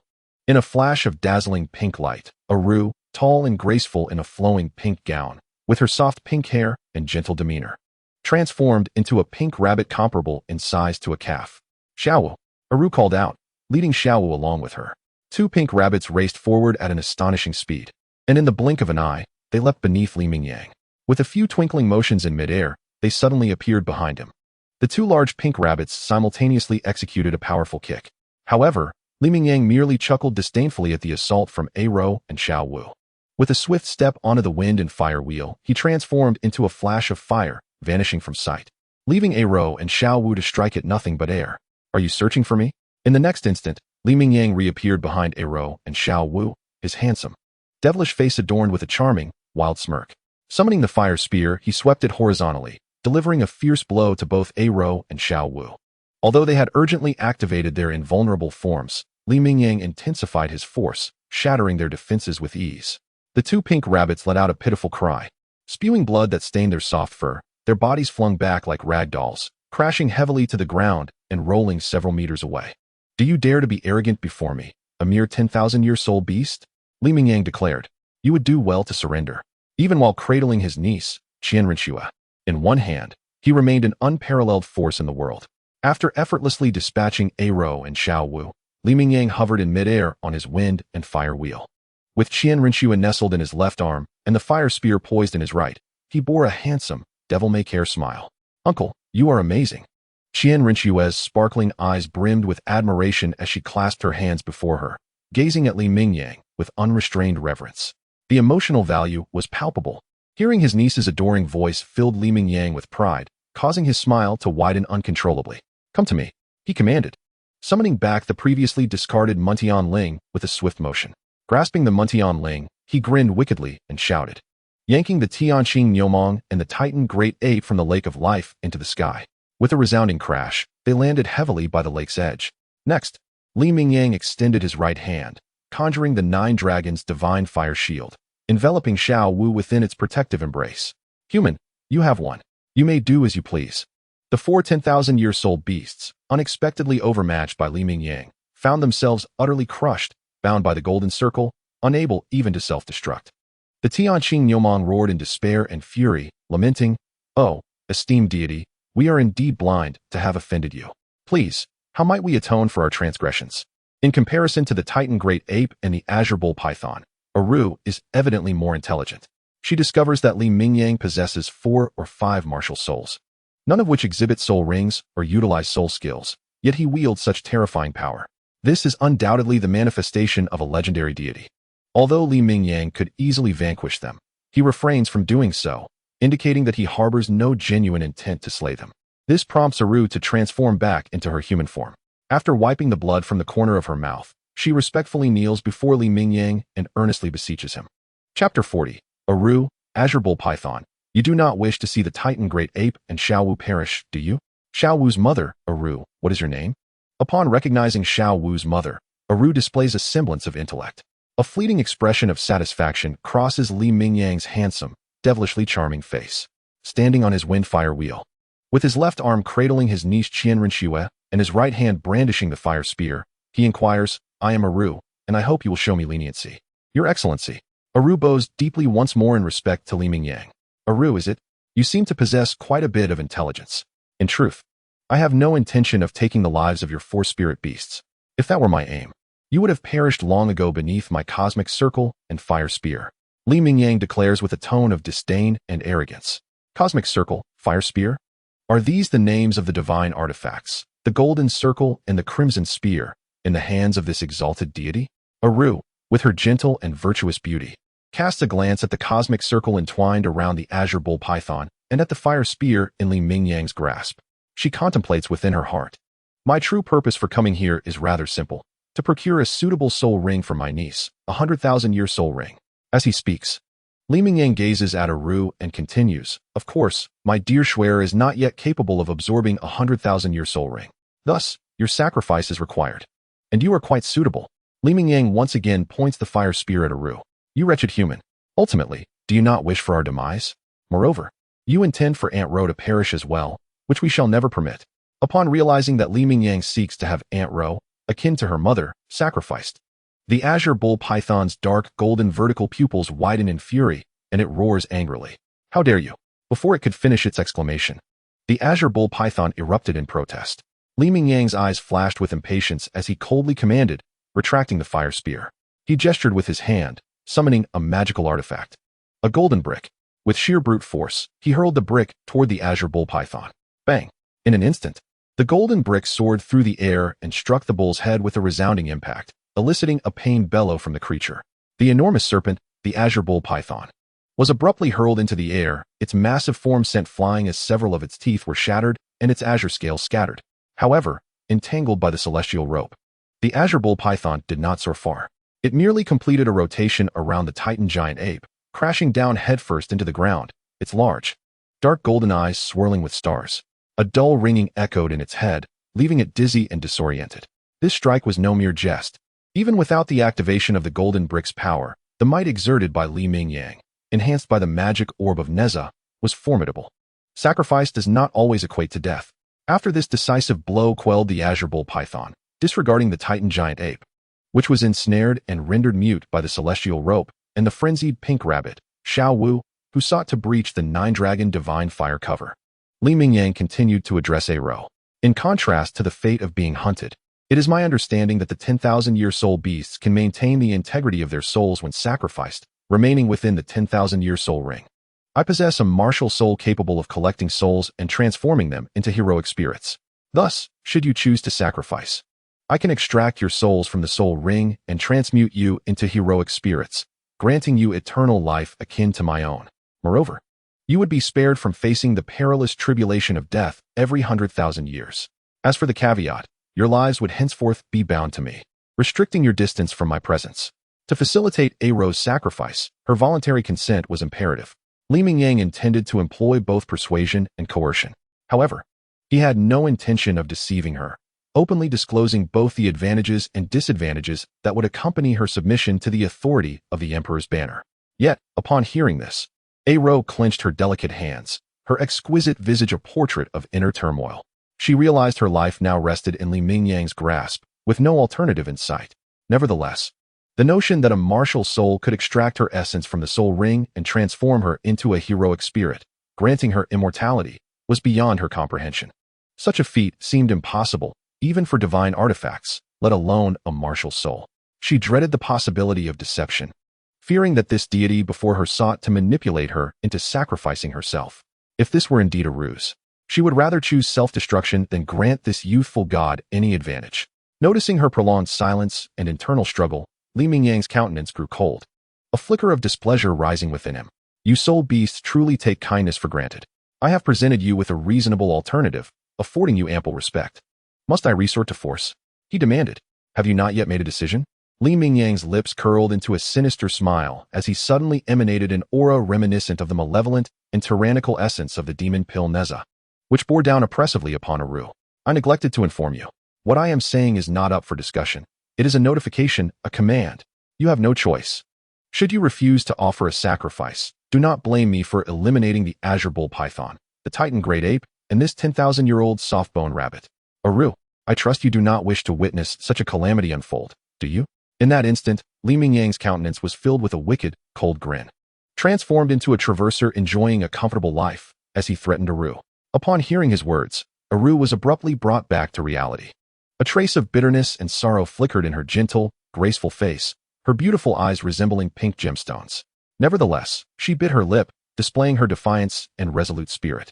Your Highness, if I were to sacrifice for your niece, can you guarantee that you will not harm them?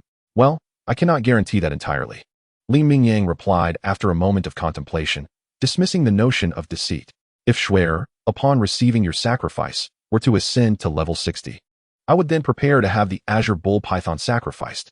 What I can assure you is that I will not kill the titan great ape or the 10,000-year-old soft-bone rabbit, for one is unsuitable for my niece's martial soul, and the other, being of the same kind as you, possesses lesser cultivation. Absorbing its soul ring would only result in overlapping soul skills. Aru, taken aback by Li Mingyang's candor, found her trust in him unexpectedly bolstered by his honesty. Sister Aru. At that moment, Qian Renxue interjected. Her exquisite, doll-like face was earnest, her large, sparkling eyes fixed upon Aru as she assured her, Sister Aru, we spirit masters must absorb soul rings to break through. Thus, we can only absorb the soul rings of your spirit beasts. I deeply apologize. However, Uncle is a man of his word and would never deceive. As long as you, Sister Aru, offer your sacrifice, Xue promises that Uncle will not harm the Titan Great Ape or Xiao. Chapter 41. Little Qian Renxue. Serious face, this is not black smoke. It is the aura of the royal path, tinged with purple. Moreover, what Uncle said is indeed the truth. His second martial soul, the human emperor banner, can truly collect souls and transform them into heroic spirits, allowing them to exist alongside him for eternity. As long as Uncle does not perish, they shall remain immortal. Uncle would never deceive Xue. With a serious expression, Qian Renxue turned to Aru. After hearing her words, Aru chose to believe her. Under the threat posed by Li Mingyang, she found herself bereft of options. The young girl, appearing so small and endearing, surely could not be deceitful. This deity, who attained divinity in the guise of a youth, must possess remarkable talents. Such brilliance undoubtedly carries its own pride.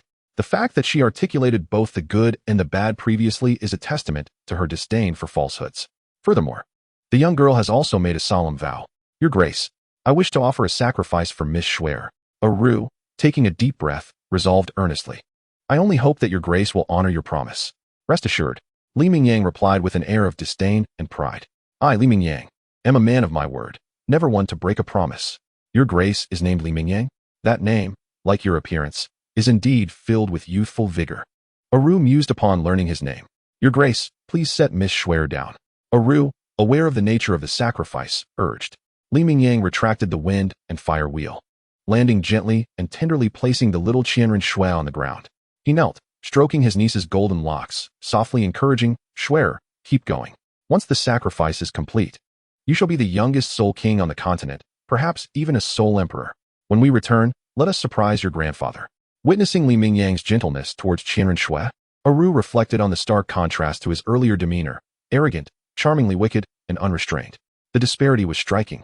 Xiao Wu, De Ming, Er Ming, remember to take care of yourselves. Before commencing the sacrifice, Aru turned to Qian Renxue, her beautiful eyes sweeping slowly over Xiao Wu, the azure bull python de Ming, and the titan giant ape Air Ming. Her heart heavy yet smiling sadly. With those words, she activated the sacrifice. In an instant, a dazzling crimson light erupted from Aru's being, transforming into a blood-red aura that expanded in all directions. Wherever the crimson shield passed, all threatening life was cast aside. At last, only Aru and Qian Renxue remained enveloped within the crimson shield. During the sacrifice, crimson flames ignited around Aru, causing her form to resemble a pink crystal as she slowly levitated into the air. Waves of life force and soul energy flowed from Aru, continuously surging into Qian Renxue, enhancing her soul power while strengthening her physical constitution. Mother, Ani. Upon witnessing Aru's sacrifice, Xiao Wu, the azure bull python, and the titan giant ape could not help but cry out in sorrow and despair. Soon, the soul power and life force within Aru transformed entirely into a crimson energy and surged into the body of Qian Renxue. In the place where Aru once stood, only a scarlet 10,000-year soul ring remained, alongside a bone from her left leg, resembling a pink crystal, translucent and radiating a soft pink glow. In the next moment, the crimson 10,000-year soul ring and soul bone swiftly flew towards Qian Renxue. One encircled the 8-winged angel martial spirit that emerged from her back, while the other settled in her embrace. Due to the sacrificial nature of the exchange, the 10,000-year soul ring from Aru instantaneously became Qian Renshue's 5th soul ring, requiring no further refinement or absorption. As the sacrifice concluded, the blood-red aura enveloping Qian Renxue dissipated. Uncle, upon absorbing the 10,000-year soul ring, her cultivation broke through to level 50 and rapidly advanced to the next threshold. With the 5th scarlet 10,000-year soul ring swirling around her, Qian Renshue's face blossomed with delight, her small hands clutching Aru's 10,000-year soul bone. Behind her, for pairs of golden wings unfurled, lifting her skyward like a little angel as she soared towards Li Mingyang, leaping into his embrace with fervor. Uncle, I have broken through to Soul King, and it seems I have reached level 60. With sparkling eyes brimming with admiration, she gazed up at Li Mingyang and spoke with innocent charm. Shuer is truly amazing. Li Mingyang chuckled, planting a warm kiss on the tender, fair face of his little angel. He was not surprised by his niece Qian Renshue's breakthrough to level 60, as she had already consumed pills concocted from the divine herb. Holy Light Flowing Fire Lily absorbed the 10,000-year blue-silver emperor's right leg bone, and now had received the sacrificial offering of a 200,000-year fierce beast. The pills alone were sufficient to elevate his niece from level 20 to over level 30. The 10,000-year blue-silver emperor's leg bone had propelled her from the 30s to level 50, coupled with the sacrifice of the 200,000-year soft-boned rabbit. It was entirely reasonable for Qian Renxue to rise from level 50 to 60. Since Aru made her sacrifice, Li Mingyang was also prepared to fulfill his promise by transforming Aru's soul into the spirit of the second martial soul, the human emperor banner. Shuer, I am about to transform your sister Aru into an ethereal spirit. After setting Qian Renxue down, Li Mingyang declared, extending his hand to summon the second martial soul, the human emperor banner. He then infused it with spiritual energy, setting it into motion. The summoning ability of the emperor banner martial soul was activated, and in an instant, under its influence, Aru's soul was abruptly pulled from Qian Renshue's 6th spirit ring. No, stop. What kind of sinister and dark emperor banner martial soul is this? It emanates a malevolent aura and is shrouded in black smoke. This martial soul is as wicked as the dark demon, evil god tiger. I see you intend to devour my mother's soul. Despicable creature, do not touch my mother's soul. Within the 9 dragons' divine fire shield. Upon witnessing the emperor banner in Li Mingyang's hand, and sensing its profoundly dark and evil aura, which was enveloped in swirling black smoke, Xiao Wu immediately exclaimed in anger. She feared that Li Mingyang aimed to consume her mother Aru's soul. However, upon hearing Xiao Wu's words, Qian Renxue turned her head with a serious and earnest expression, saying to Xiao Wu, Uncle's emperor banner martial soul is not an evil soul at all. The smoke you see is not black. It is the darkened aura of royal essence. Yet, Li Mingyang paid no heed to Xiao Wu. He directly activated the emperor banner martial soul, drawing Aru's soul within. With the power of the emperor banner, Aru's soul was transformed into a spirit. After enveloping Aru's essence within the martial soul, Li Mingyang once again waved the emperor banner. A pink light shot forth from the banner, manifesting Aru's figure in the air. In that moment, Aru's delicate and gentle visage appeared. Her cherry lips slightly parted as she gazed at her snow-white hands, filled with shock and disbelief. Am I truly not dead? Though I am a soul, I seem to have transformed into another form of existence, able to detach from my body and exist independently. Is this what it means to be a spirit? Indeed. A trace of pride flickered across Li Mingyang's handsome, yet sinister face as he replied softly, "My martial soul, the Emperor banner, while a martial soul, is entirely different from those of your Douluo Continent. Do not use your common knowledge to judge my Emperor banner martial soul." With Qian Renxue reaching the 60th level of cultivation, Li Mingyang turned to the sky blue bull python and declared, "Xue is now at level 60. It is your turn to make a sacrifice. As long as you offer yourself to Xue, I promise not to harm this 100,000 year old soft-bone rabbit or this titan giant ape. I trust you would not wish to see harm come to either, would you?" Faced with Li Mingyang's threat, the azure bull python coiled upon the ground, partially elevating its elongated, jade-green body. It directed its massive bovine head towards Li Mingyang, inhaling deeply before respectfully intoning, "Your Grace, if your promise holds true, I am willing to offer a sacrifice, provided you spare Xiao Wu and Heir Ming." With Aro's testimony affirming the authenticity of Li Mingyang's previous words, the python found itself in a position where its life lay in another's hands, leaving no room for choice.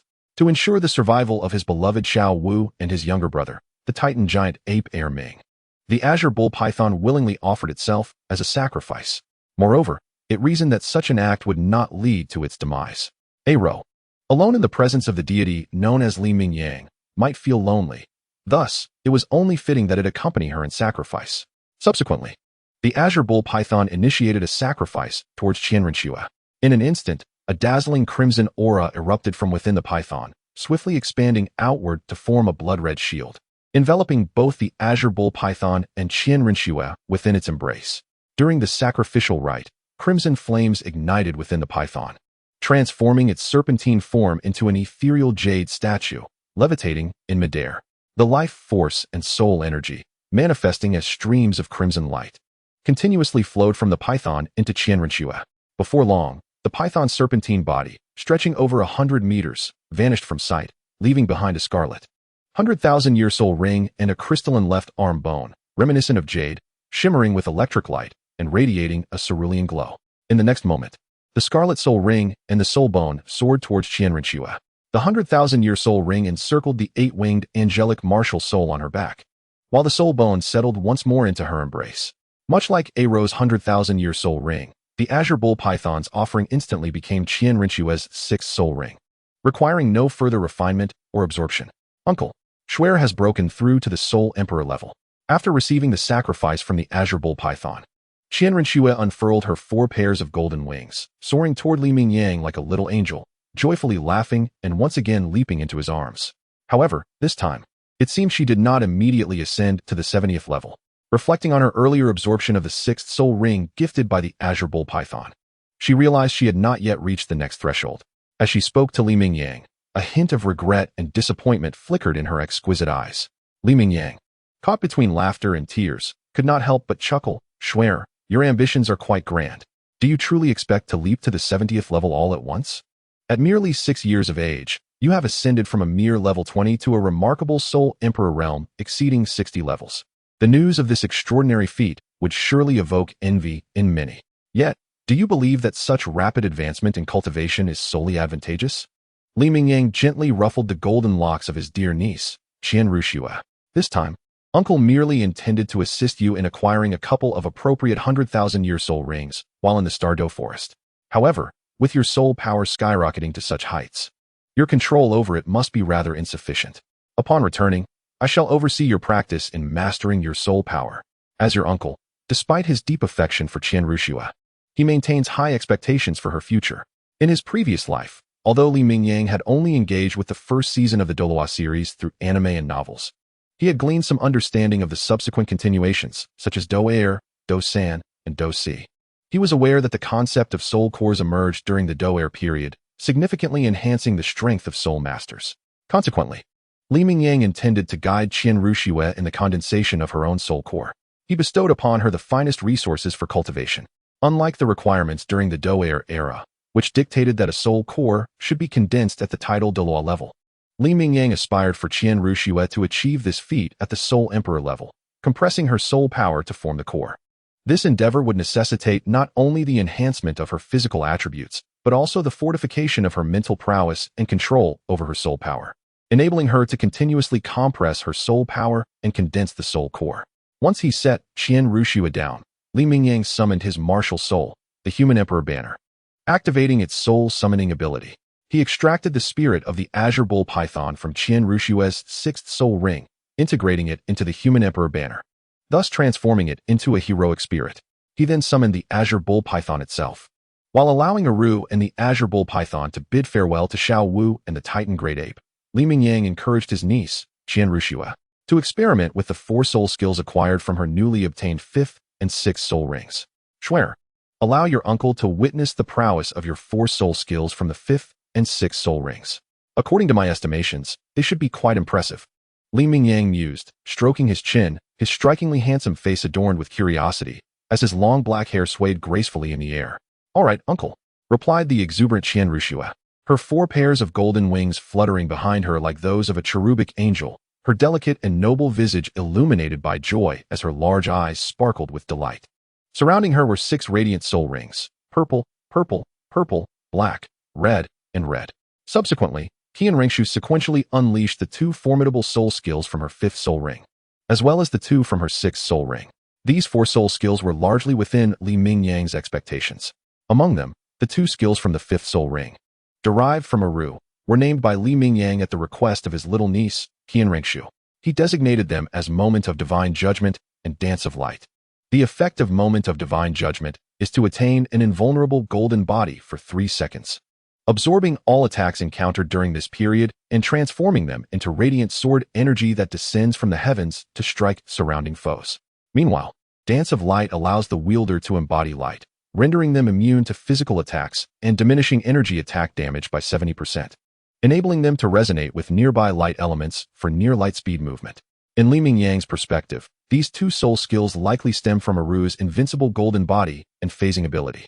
As for his little niece Qian Renxue's 2 soul skills from the 6th soul ring, Li Mingyang aptly named them Judgment of Sacred Light and Temporal Stasis. The Judgment of Sacred Light releases a judgment thunder infused with light and thunder attributes, possessing divine, purifying, and destructive powers, with its efficacy magnified against adversaries embodying darkness and malevolence. Conversely, Temporal Stasis emanates a stasis light centered around the user, expanding like a domain. Facing this stasis light renders physical defenses ineffective. Once ensnared, an enemy's senses and physical mobility can be dulled by a factor of 10. These 2 soul skills evidently originate from the Celestial Blue Bull Pythons, Celestial Blue Annihilation Thunder, and Celestial Blue Stasis Claw. Li Mingyang regarded these 4 soul skills as exceptionally perfect. In the core area of the Stardow Forest, after executing the 4 newly acquired soul skills from the 5th and 6th soul rings, Qian Renxue found the state of Dance of Light particularly delightful. She transformed into a golden beam, darting through the air at light speed, accompanied by peals of joyous laughter. After exhausting herself in play, she exclaimed, "Uncle, Schwer is coming." In a burst of excitement, a golden light rapidly approached Li Mingyang, revealing the form of little Qian Renxue. With 4 pairs of golden wings unfurling behind her and a charming smile adorning her delicate face, she spread her arms wide and leapt from the air toward Li Mingyang. "Uncle, quickly catch Schwer." Upon seeing his lively and adorable niece, a smile graced Li Mingyang's handsome and mischievous face as he opened his arms to securely embrace her. "Has my little angel had her fun?" "Yes." Qian Renxue nodded enthusiastically and inquired, "Uncle, are we heading back now?" "Back? Not yet." Cradling Qian Renxue, Li Mingyang's lips curled into a subtle smile, revealing a charmingly mischievous expression. Within the heart of the Stardow Forest, there remained treasures yet to be claimed for his dear niece. As a traveler from another realm, Li Mingyang was acutely aware that beneath the surface of the Stardow Forest lay formidable beasts, including the beast god Emperor Tian, the Emerald Swan Biji, and the dark golden claw bear June, among others, as well as the century-old soul beast, the Dream Ice Silkworm.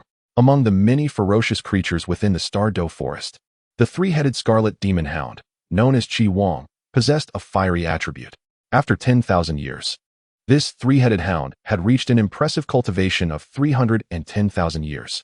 Currently, it would likely possess at least 270 to 80,000 years of cultivation.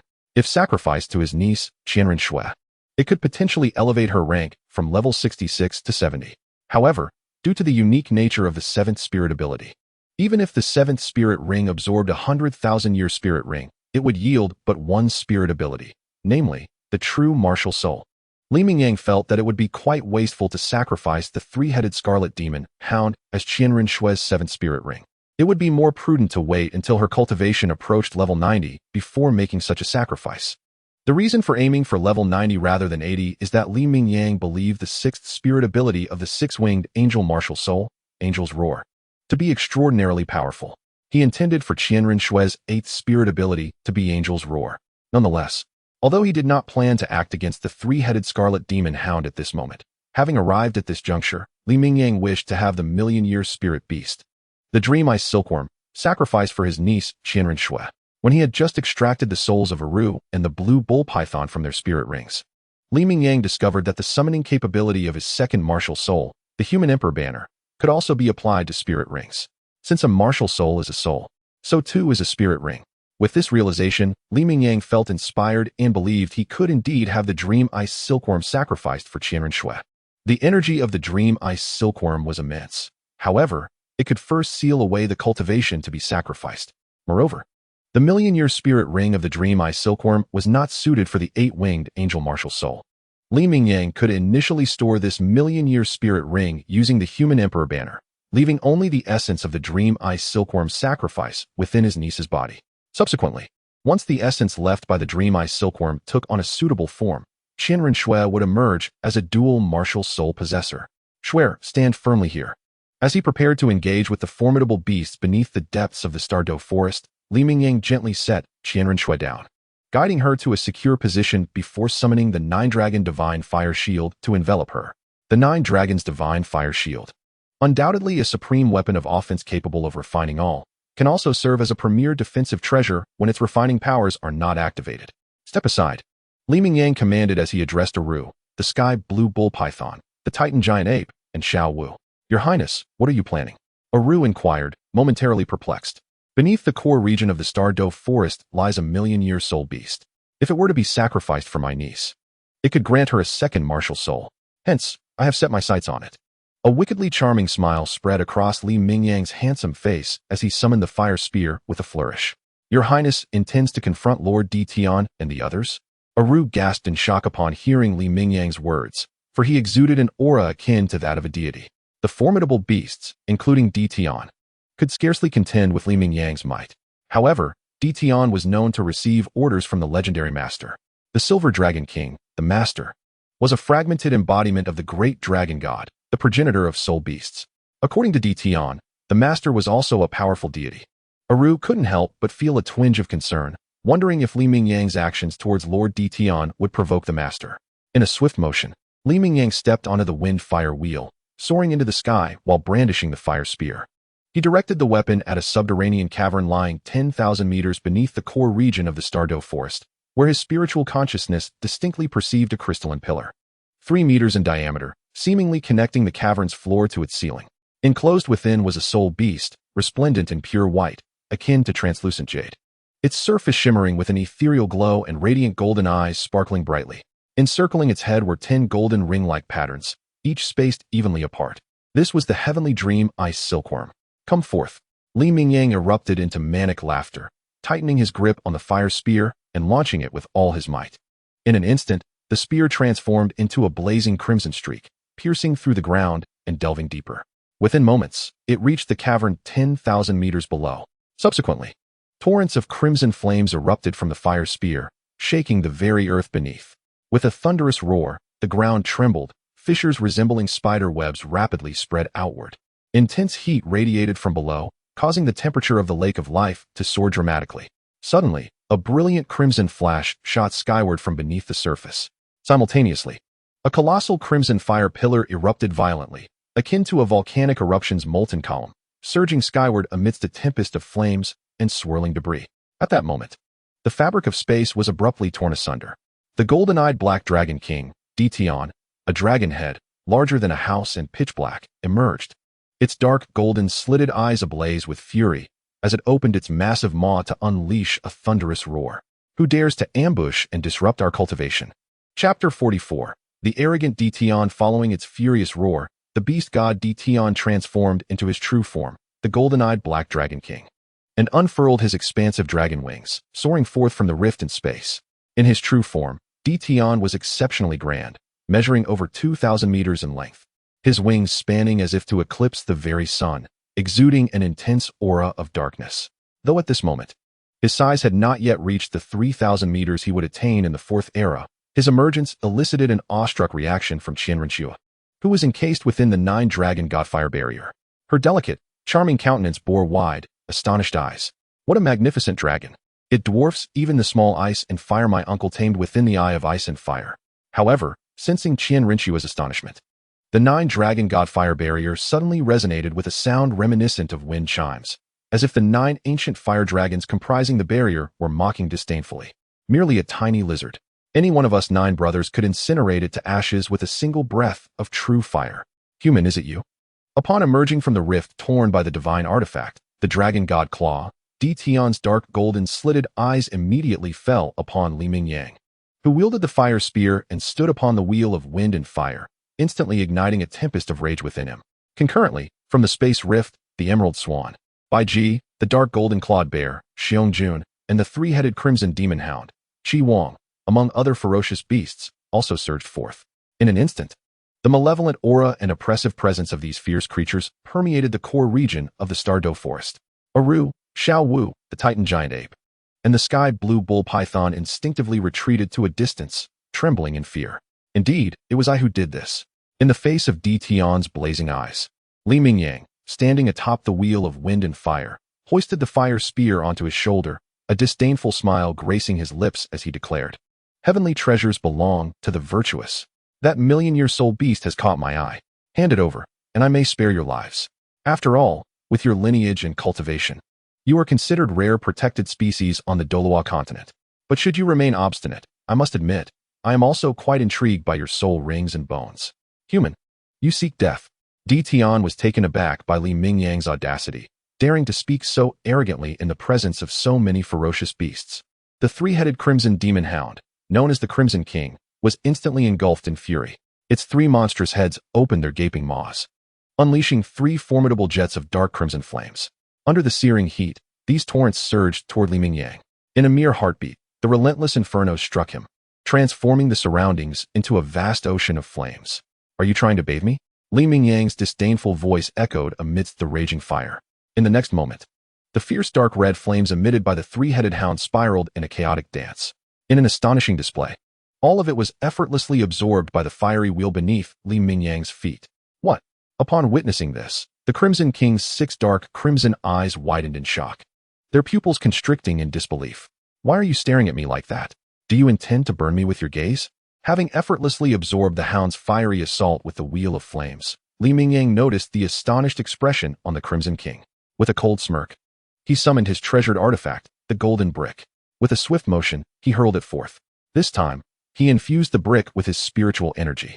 As the brick soared through the air, it miraculously transformed into 3 larger-than-life bricks, expanding to the size of millstones, and in the blink of an eye, they crashed down upon the heads of the 3 hounds.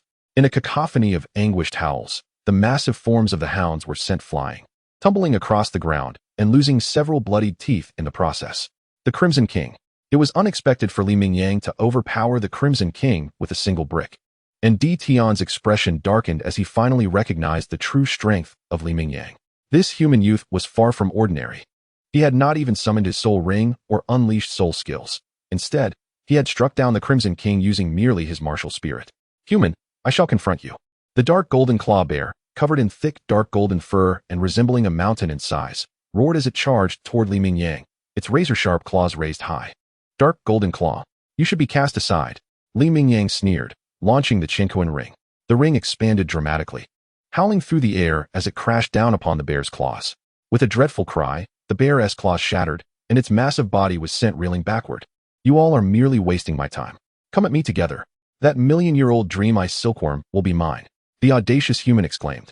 Mingyang's arrogance was infuriating, and from the rear, the Hell Dragon King, Ziji, felt a deep sense of humiliation, prompting her to emit a cold and furious cry. "Lord Tian, let us strike together. Let this wretched human know the might of our soul beast clan."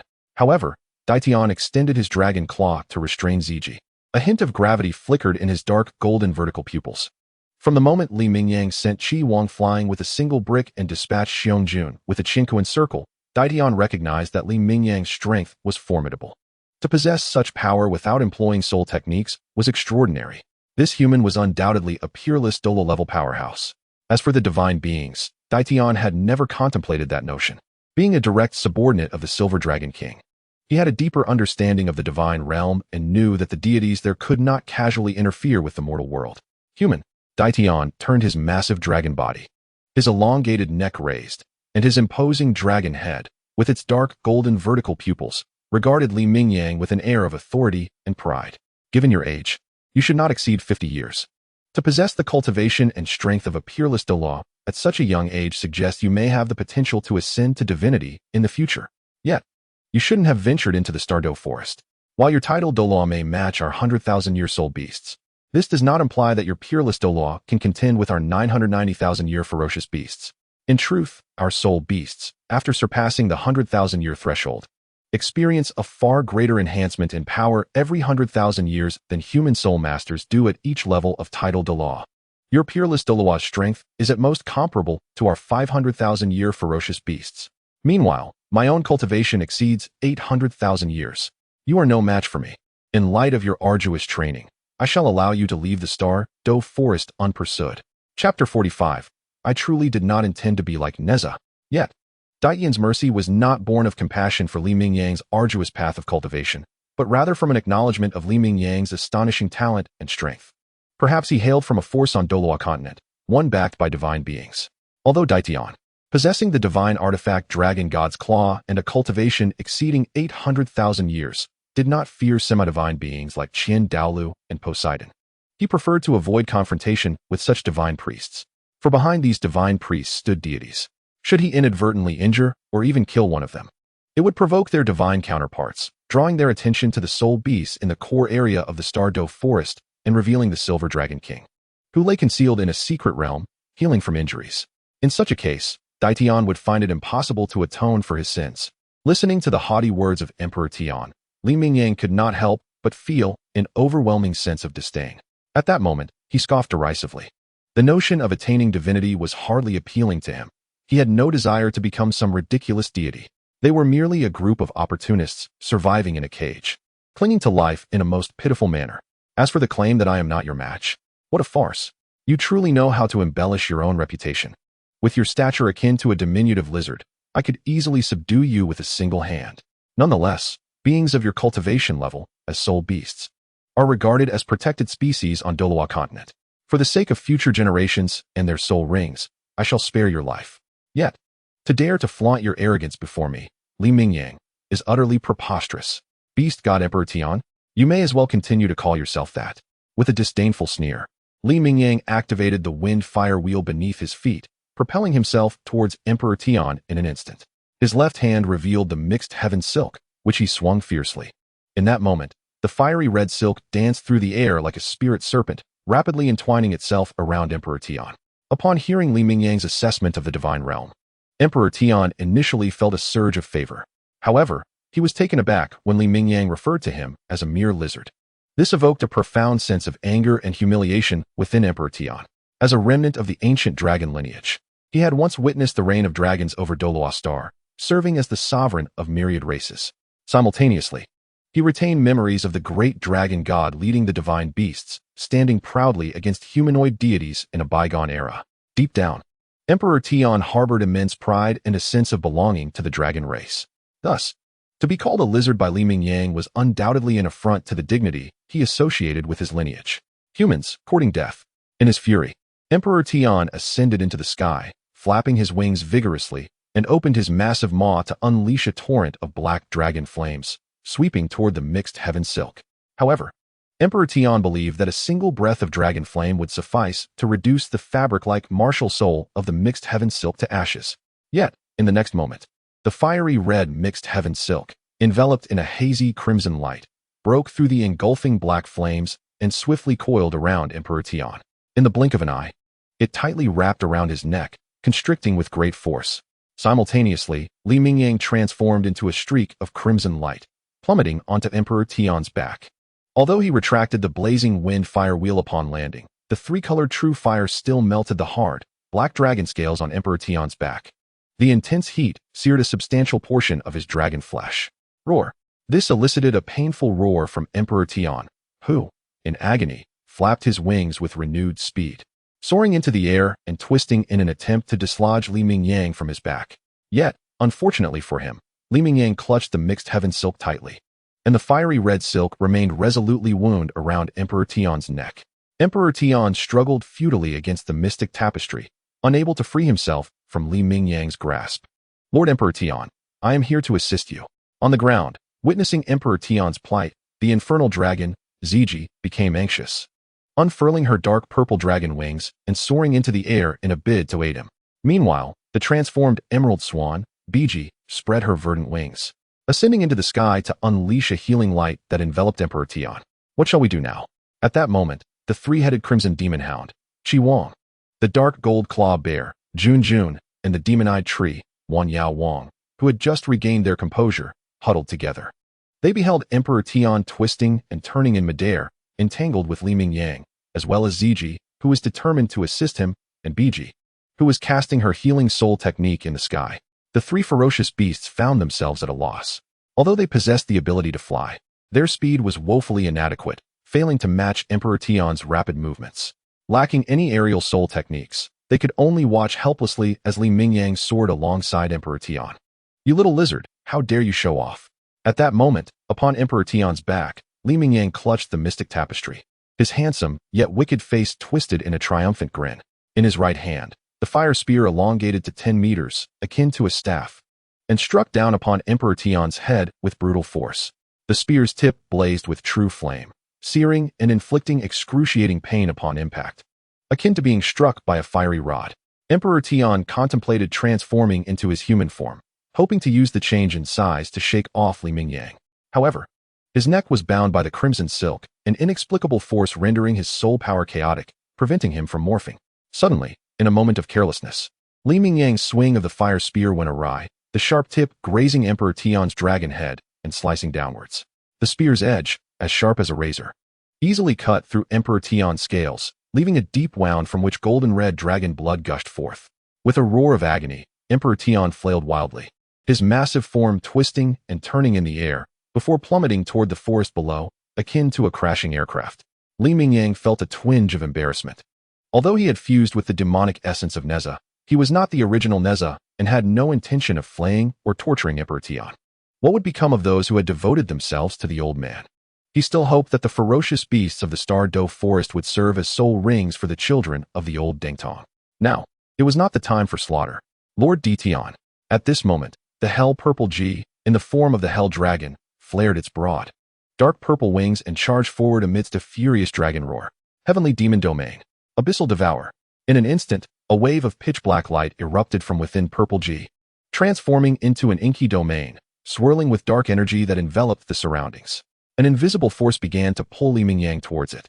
Simultaneously, a vortex of dark energy coalesced behind purple G, exuding a terrifying suction that also targeted Li Mingyang. You damned human, get away from Lord Tian.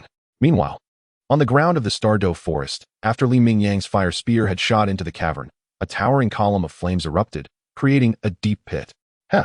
No one has noticed me. What a splendid opportunity. I must hurry. This group of wretches, I will have my revenge one day.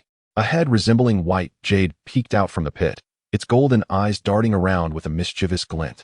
After confirming safety, it expressed its indignation and then crawled out. Chapter 46. I, Li Mingyang, will not allow anyone to surpass me.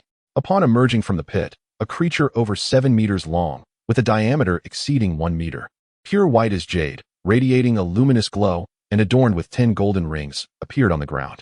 It was the target of Li Mingyang's expedition, the Dream Eye Silkworm. What a massive creature!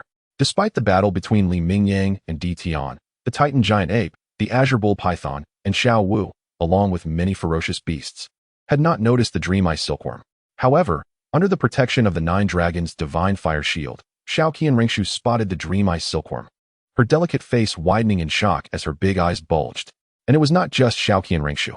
Due to an accidental mishap with the fire spear, nearly flaying Tian, Li Mingyang, facing the approaching Hell Dragon Purple G, swiftly withdrew his fire spear and summoned the magical artifact, the Golden Brick. Tossing it towards Purple G, go cool off elsewhere.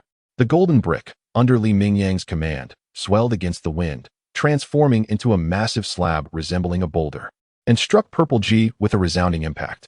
In a moment of anguished dragon roars, Purple G was sent flying, like a shooting star, plummeting towards the ground.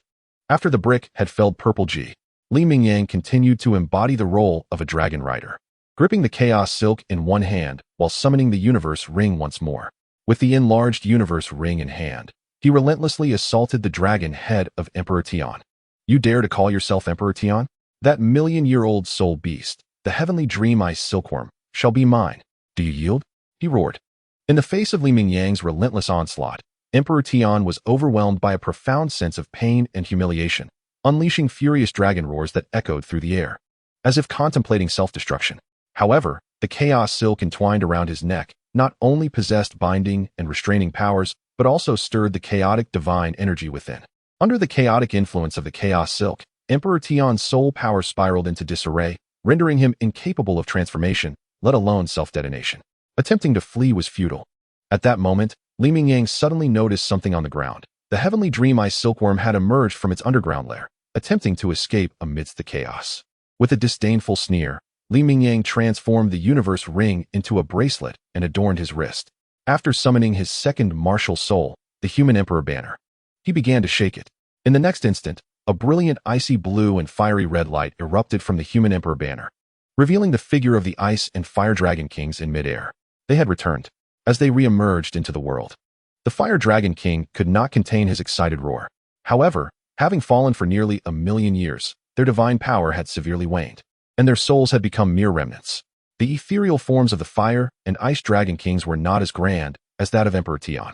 Yet, upon witnessing their presence and sensing the potent ancestral pressure and familiar divine aura they emanated, Emperor Tian was struck with astonishment. Lord Ice Dragon, Lord Fire Dragon, he exclaimed. Oh, little Emperor Tian?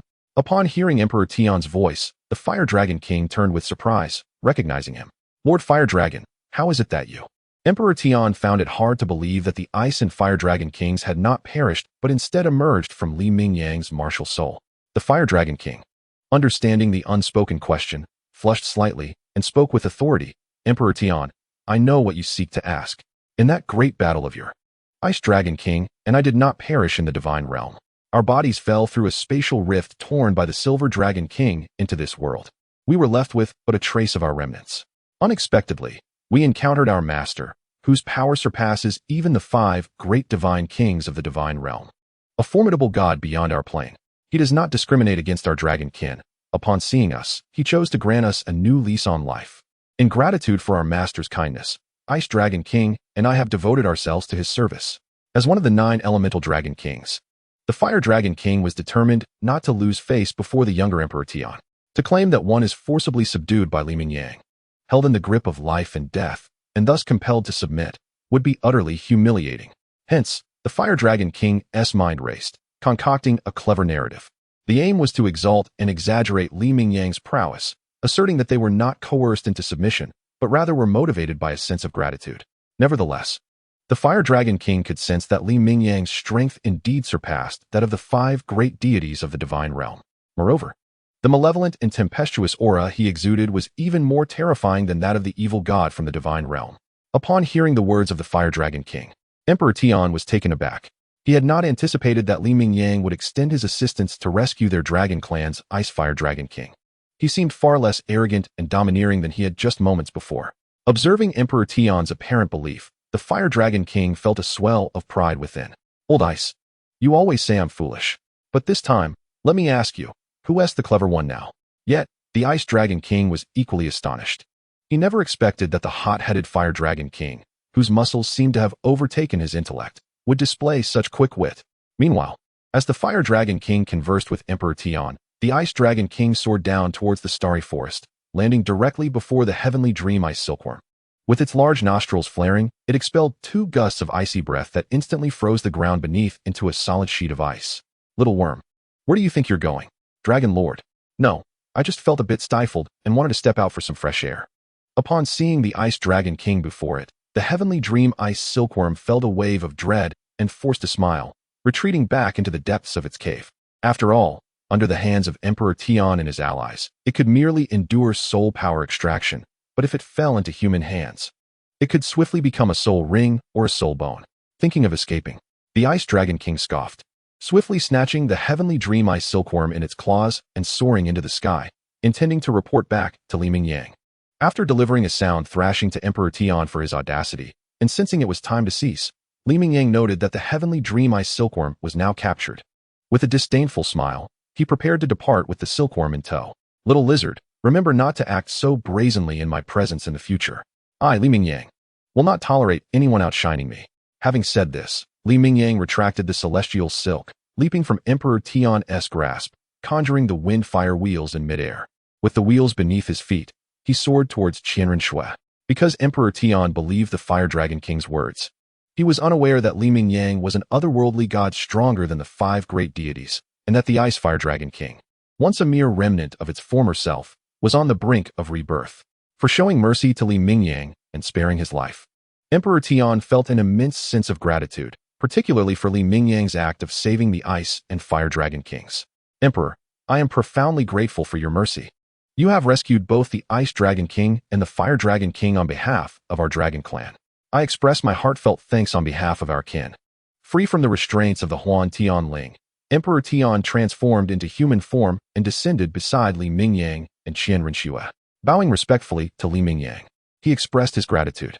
Chapter 47. The Silver Dragon King Guyu Na, the awakening of extraordinary wisdom. Li Mingyang felt somewhat awkward in response to Emperor Tian's gratitude. After all, he was acutely aware that the words of the Fire Dragon King were merely an attempt to preserve his dignity, with few truths contained within.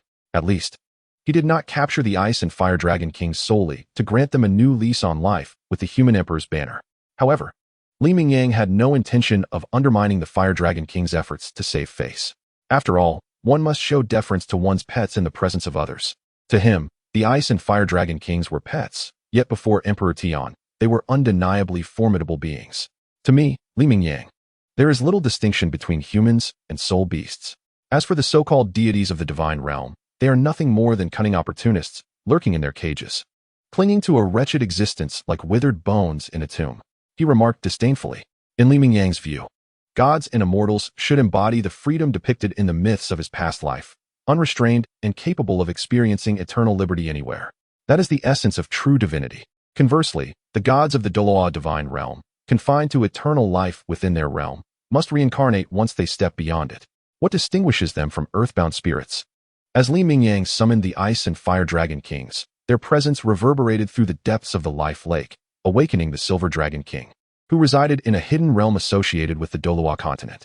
Within this secret space stood a magnificent silver palace, resplendent in its grandeur. A dragon, measuring several thousand meters in length and towering over 100 meters, bore shimmering silver scales that glistened like crystal, radiating prismatic hues. Its imposing form, with an elegant, elongated neck resembling that of a swan, was crowned with exquisitely intricate horns, akin to a regal crown. As the Silver Dragon King lay within the palace, seemingly in slumber, the awakening essence of the Ice and Fire Dragon Kings stirred it. Upon sensing their presence, the Silver Dragon King opened its eyes, revealing orbs as large as amethyst, filled with astonishment and disbelief. This is the essence of the Ice Dragon King and the Fire Dragon King. But, have they not perished within the divine realm? Silver Dragon King could hardly believe her eyes as she murmured to herself. Extending her 2 splendid and slender silver claws, she summoned the power of space, conjuring a colossal mirror of spatial energy before her.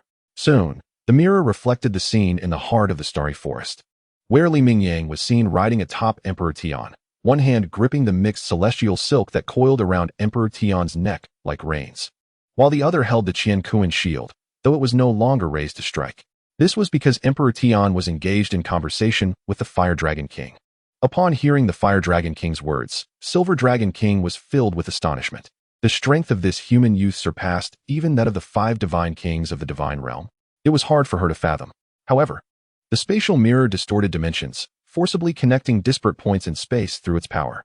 Thus, through this mirror, she could sense Li Mingyang's aura.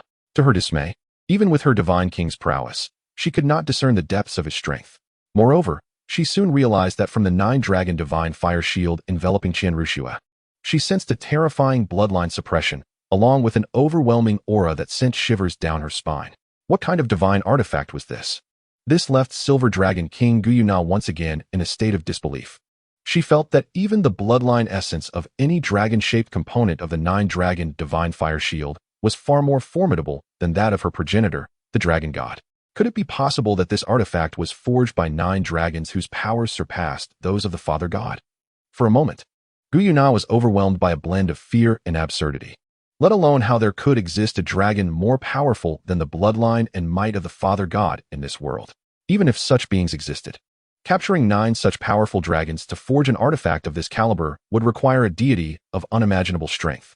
As a split entity of the dragon god, Silver Dragon King Guyuna possessed the memories of the dragon god. She was acutely aware that not only were there deities in the divine realm, but in other interconnected worlds, some contained beings even mightier than the deities of the divine realm. Furthermore, the divine realm was not solely the creation of the 5 divine kings. They were merely the manifestation of the 5 core powers of the divine realm, regarded as its earliest inhabitants. The true creator deities of the divine realm had long since vanished, and their strength evidently surpassed that of the 5 divine kings. The realization of Li Mingyang's terrifying power was overwhelming. Upon hearing Li Mingyang declare that, in his eyes, humans and soul beasts were indistinguishable, and his disdain for the deities of the divine realm, Guyuna's heart surged with excitement. As a split entity of the dragon god, Guyuna has long harbored a desire to avenge her father, the dragon god, and the nearly exterminated dragon clan at the hands of the divine realm. However, the Silver Dragon King Guyuna is acutely aware that even her father, the dragon god, cannot contend with the combined might of the 5 great divine kings. With the Golden Dragon King having fallen into the divine realm, and likely perished, she is left wielding less than half of her father's power. How could she possibly stand against the formidable 5 divine kings? Yet, as perhaps the last remaining fragment of the dragon god, Guyuna feels the weight of immense responsibility upon her shoulders. She bears not only the mission of avenging her father and the dragon clan, but also the monumental task of leading both the dragon clan and the soul beast clan towards continuation and greatness once more. However, this burden is exceedingly daunting. During her slumber for healing, each time she contemplates the heavy responsibilities resting upon her, Guyuna is overcome with a sense of melancholy and pessimism regarding the future. Yet, as the sole beacon of hope for the soul beasts and dragon clan, she cannot afford to display her despair. She must remain resolute and self-assured. Nevertheless, the enormity of this obligation is a weight she struggles to bear. No matter how steadfast and confident she appears on the surface, if faced with true adversity, such as the presence of Tang San, who possesses the bloodline of the Golden Dragon King, her choices may lead her down a different path. Nonetheless, for now, Guyuna still yearns to avenge the dragon god and the dragon clan. She is willing to strive for the continuity and advancement of both the dragon clan and the soul beast clan, seeking to restore their former glory. Thus, upon discovering Li Mingyang, a notion suddenly sparked within her. Could she find a way to enlist his aid and secure his protection? If she could garner Li Mingyang's support, perhaps her injuries would heal swiftly, and she could exact revenge for her father and her clan. At the very least, securing Li Mingyang's protection would alleviate her worries regarding the survival of the dragon clan and the soul beast clan. This deity, named Li Mingyang, does not seem to belong to the divine hierarchy and does not harbor disdain for the soul beasts. Guyuna feels a glimmer of hope for success. However, approaching him purely as a soul beast feels too reckless. Thus, inspired by the astonishing wisdom bestowed by the dragon god, Guyuna concocts a perfect and prudent plan in her heart. Chapter 48, The Emperor of Humanity, whose strength lies in unity. In the core region of the Star Dove Forest, by the Lake of Life, a voice calls out, "My lord, the dream ice silkworm has been brought back." After Li Mingyang concludes his conversation with Emperor Tian, the Ice Dragon King respectfully extends his icy blue claws, revealing the dream ice silkworm nestled within. "Greetings, your majesty. It is an honor to meet you." Upon learning that Li Mingyang is a formidable being surpassing the level of a divine king, the atmosphere is charged with reverence. As a million-year soul beast, the heavenly dream ice silkworm could perceive the unfathomable power possessed by Li Mingyang. Its golden eyes were filled with a blend of flattery and servility. "Might I inquire what commands the esteemed sovereign has for me? I, heavenly dream, shall exert every effort." "Quite simple," Li Mingyang replied nonchalantly. "I have heard that as a million-year soul beast, your sacrifice to humanity would not only yield a million-year soul ring, but also bestow a martial spirit. Thus, I hope you will sacrifice yourself for my niece, Xue, to aid her in acquiring a second martial spirit." As he spoke, Li Mingyang glanced curiously at his little niece, Qian Renxue, who was observing the heavenly dream ice silkworm. Alas, in the end, it all boils down to my demise. The heavenly dream ice silkworm lamented with indignation. Yet, simultaneously, it was filled with disbelief. How had this human come to know of its research into the method of the sentient soul ring in order to escape? According to the method of the sentient soul ring, by sacrificing itself to a human and maintaining its consciousness through its formidable spiritual attribute, it could transform into a sentient soul ring. Since it had separated its spiritual attribute, converting it into the sentient soul ring, the remaining ice attribute combined with its vast life essence could manifest as a formless, lifeless ice. By selecting a suitable soul ring for absorption, it could solidify its form, thus becoming a second martial spirit for a human. Could it be that this human before it possessed the gift of foresight? The heavenly dream ice silkworm was overwhelmed with astonishment. As a creature that had evolved from the most humble origins of a soul beast, it bore no pride or arrogance. Faced with the two paths laid before it, one leading to annihilation at the hands of humanity, resulting in a million-year soul ring and a million-year soul bone, and the other offering the chance to become the sentient soul ring for this extraordinary being, who was evidently formidable beyond comprehension, the choice was clear. The heavenly dream ice silkworm was exhilarated. Perhaps this was not a misfortune after all. If it could become the sentient soul ring of this powerful human's niece, who would dare to threaten it? Moreover, since this individual surpassed even the notion of a divine king, an entity denoting the pinnacle of divinity, it stood to reason that he would assist his niece in achieving divinity as well. In that case, as her sentient soul ring, would it not ascend to divinity too? What a tremendous fortune! Sovereign, it is indeed an honor for me, heavenly dream, to become the sentient soul ring of your esteemed niece. The heavenly dream ice silkworm exclaimed excitedly and obsequiously, raising its massive white jade body in a serpentine manner, its front limbs clasped together as if in salute. However, upon witnessing the rather unsightly appearance of the heavenly dream ice silkworm, Mingyang could not suppress a cold laugh and interjected, "Heavenly dream ice silkworm, I must remind you that I am aware that your transformation into a sentient soul ring will retain your consciousness within the body of the soul master. However, I require you to remain within my niece, Snow. You simply need to make a sacrifice for her, leaving behind your million-year soul ring and your second spirit.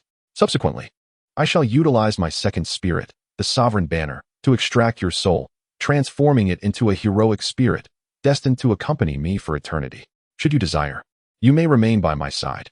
If not, given the opportunity, I can send you to the far north. Choose a vessel for yourself, and I shall imbue your soul into it, granting you the chance to inhabit a new form and live once more, starting anew. Regarding your previous life, online, Mingyang had heard of the rather unscrupulous nature of the dreaming ice silkworm, and now it appears to be true. Mingyang clearly would not permit a lecherous spirit beast soul to reside within the body of his niece, Qian Renxue. He feared that this dreaming ice silkworm might corrupt her. Moreover, the mere thought of it was repugnant. With Mingyang's pride, he would never stoop to deceive the dreaming ice silkworm. In his view, under his influence, it was uncertain whether Hui Yuhao from the second generation would even come into existence. In the future, it was highly probable that the dreaming ice silkworm would be devoured by the likes of Emperor Tian and other ferocious beasts. Yet, he offered the dreaming ice silkworm a chance to survive and attain freedom. Simultaneously, he could allow it to become a heroic spirit, accompanying him through eternity, or even live another life. This transaction was undeniably fair. To his dismay, the dreaming ice silkworm found its beautiful dream dashed, leaving it momentarily bewildered and filled with disappointment and heartache. However, the prospect of being transformed into a heroic spirit, destined for immortality, and potentially being sent to the far north to choose a new vessel for rebirth, was not altogether unfavorable. Contemplating its dream lover, the Ice Emperor, the dreaming ice silkworm realized that as merely an ice silkworm, the chances of their union were nearly non-existent. Yet, what if it could also become an ice scorpion? With this thought, the dreaming ice silkworm felt a surge of fervor. Your Majesty, may I inquire what you mean by being transformed into a heroic spirit? Although the dreaming ice silkworm could grasp Mingyang's intent from a literal standpoint, it prudently sought clarification. Mingyang, with a proud demeanor, elaborated on the superiority of his second spirit, the sovereign banner. My second spirit, the sovereign banner, is a manifestation of the highest human treasure. Though it is a spirit, it is vastly different from what you understand as a spirit in this world. The sovereign is the emperor of humanity, whose power resides not only within itself, but also in the collective. My sovereign banner spirit can transform souls into heroic spirits, forming a legion of heroic spirits to conquer the world. There is no limit. The more heroic spirits there are, the stronger the sovereign banner becomes. As long as the sovereign banner endures, The heroic spirits shall remain immortal. Since the sovereign banner is my spirit, as long as I live, you shall not perish. Listening to Li Mingyang's words, not only was the dream ice silkworm profoundly shaken, but the surrounding fierce beasts, including Emperor Tian, also gasped in astonishment. The ability to transform souls into immortal spirits is a formidable power. As the saying goes, a multitude of ants can fell an elephant. With such a legion of heroic spirits, as long as their numbers are substantial and their strength is not overly weak, even deities from the divine realm would likely tremble in fear. On the other side, within the secret realm, the silver dragon King Guyuna was equally astounded upon hearing about the formidable power of the human emperor banner. This martial soul was undoubtedly more powerful than any artifact she was familiar with. The Soul Beast clan loses powerful soul beasts with each passing moment. If they could obtain this human emperor banner martial soul, converting every fallen soul beast into a heroic spirit after several millennia of development, they could assemble an immensely powerful undead legion of heroic soul beasts numbering in the billions. At that time, relying on their own strength, the Soul Beast clan might not even fear the divine realm. Chapter 49. The Dream Ice Silkworm's Sacrifice and Qian Renxue's Choice of Second Martial Soul upon learning that the human Emperor Banner martial soul could transform into heroic spirits. It was akin to achieving divinity and immortality in one swift motion.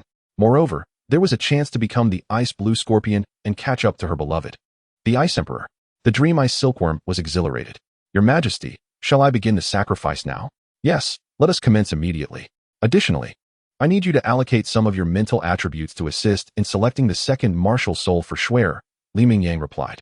Given that his niece, Qian Renxue, already possessed the eight-winged angel martial soul, a top-tier beast martial soul, the form of the second martial soul resulting from the Dream Ice Silkworm's sacrifice should ideally be a weapon martial soul or a true body martial soul.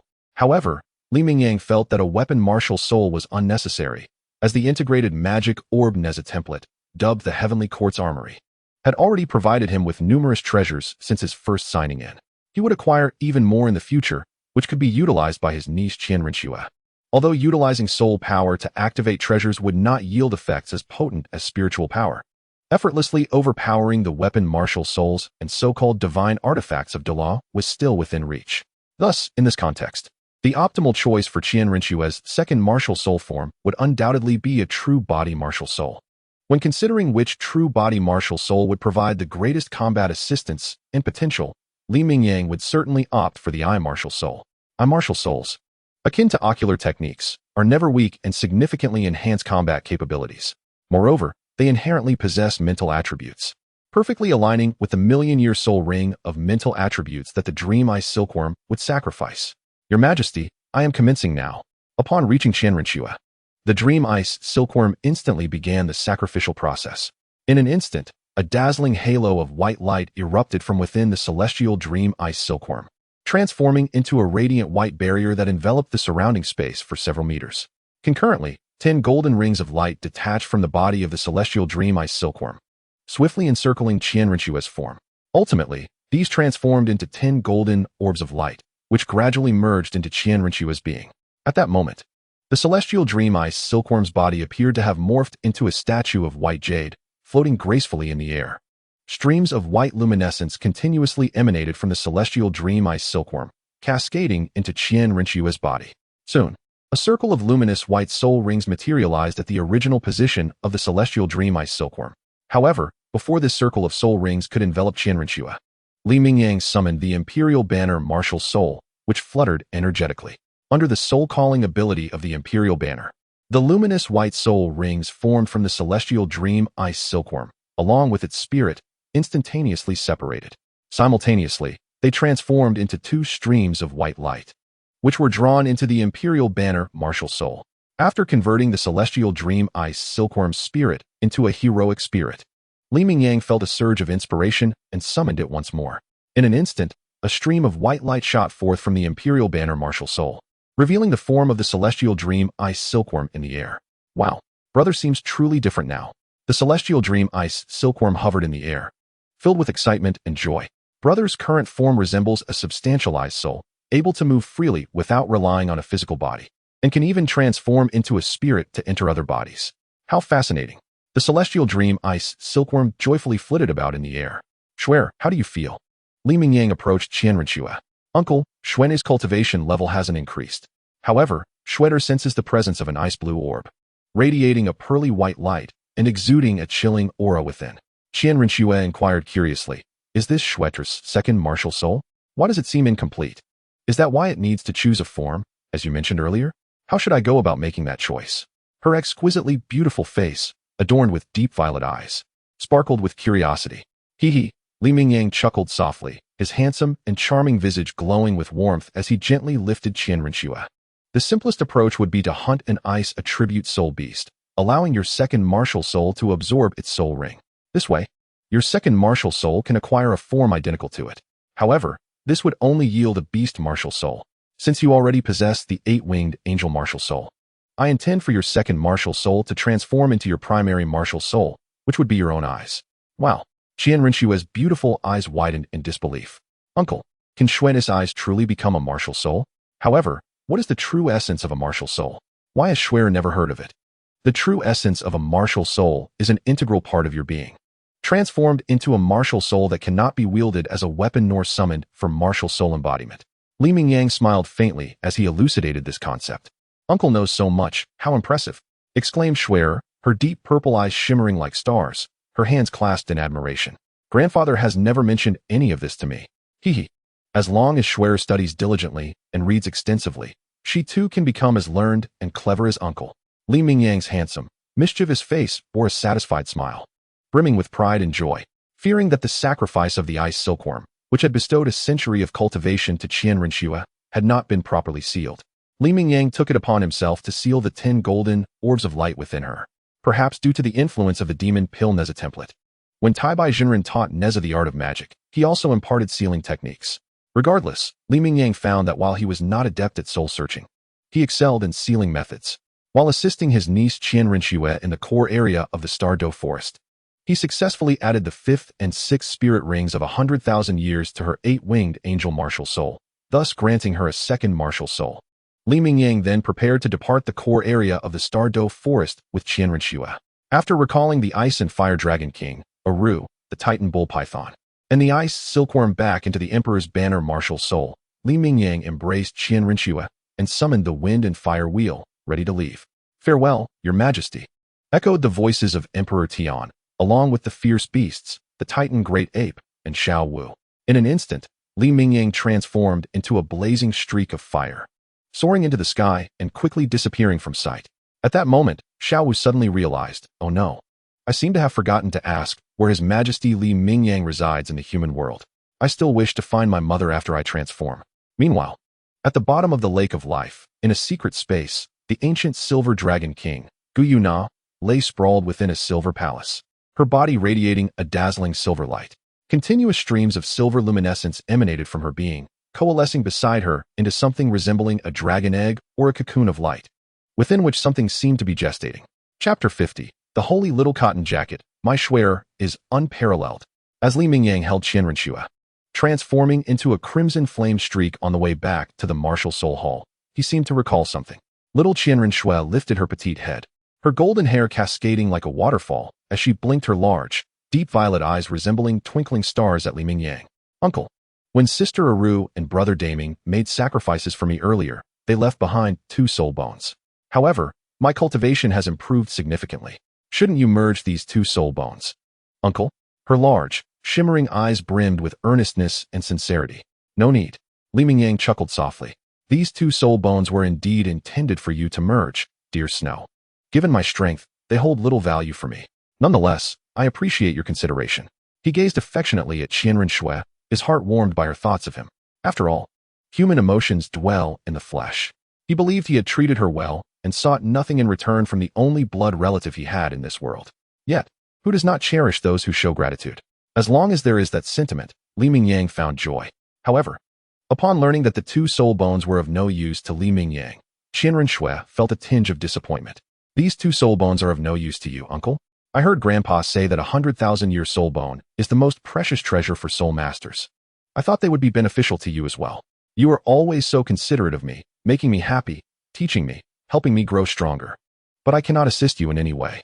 Noticing the hint of guilt on Qian Renshue's face, Li Mingyang immediately adopted a serious tone. "Snow, you must not think that way. In this world, You are my only family. Your happiness and joy are the most treasured gifts to me. Uncle. This declaration moved Qian Renxue deeply, prompting her to embrace Li Mingyang's neck tightly, playfully whining, I love you the most, uncle. You must stay with me forever. We shall never part. In less than half an hour, Li Mingyang, accompanied by Qian Renxue, hurried back from the heart of the Star Doe forest to Wuhan City. As they descended like a crimson meteor before the Douluo Palace, Li Mingyang gently set Qian Renxue down. Inside the Douluo Palace, within the Angel Sanctuary, Qian Daoliu sensed their return and rose excitedly to greet them. Xue, Grandpa, I'm back, Qian Renxue exclaimed with a bright smile. Subsequently, Li Mingyang and Qian Renxue followed Qian Daoliu into the Douluo Palace. Mingyang, did you take Xue to the Star Doe forest to hunt for soul rings? She must have advanced beyond the great soul master level, right? Qian Daoliu inquired with an air of anticipation as they walked through the corridors of the Douluo Palace. Absolutely. Li Mingyang chuckled disdainfully. Old dang, what nonsense are you spouting? Xue has indeed consumed the elixir I crafted from celestial herbs. Infused with the essence of the blue-silver emperor's right leg bone. How could she still be merely a great soul master after absorbing the soul ring? Just this single pill is sufficient to elevate a level 21 great soul master directly to the rank of soul sovereign. So, pray tell, what level is Xue at now? Qian Daoliu's heart leaped with joy as he eagerly pressed for an answer. However, at that moment, a playful smile crept onto Li Mingyang's lips as he teased, guess. Beside them, Xiao Qian Renxue's eyes squinted into crescent moons as she burst into laughter. Uncle, you are such a rascal.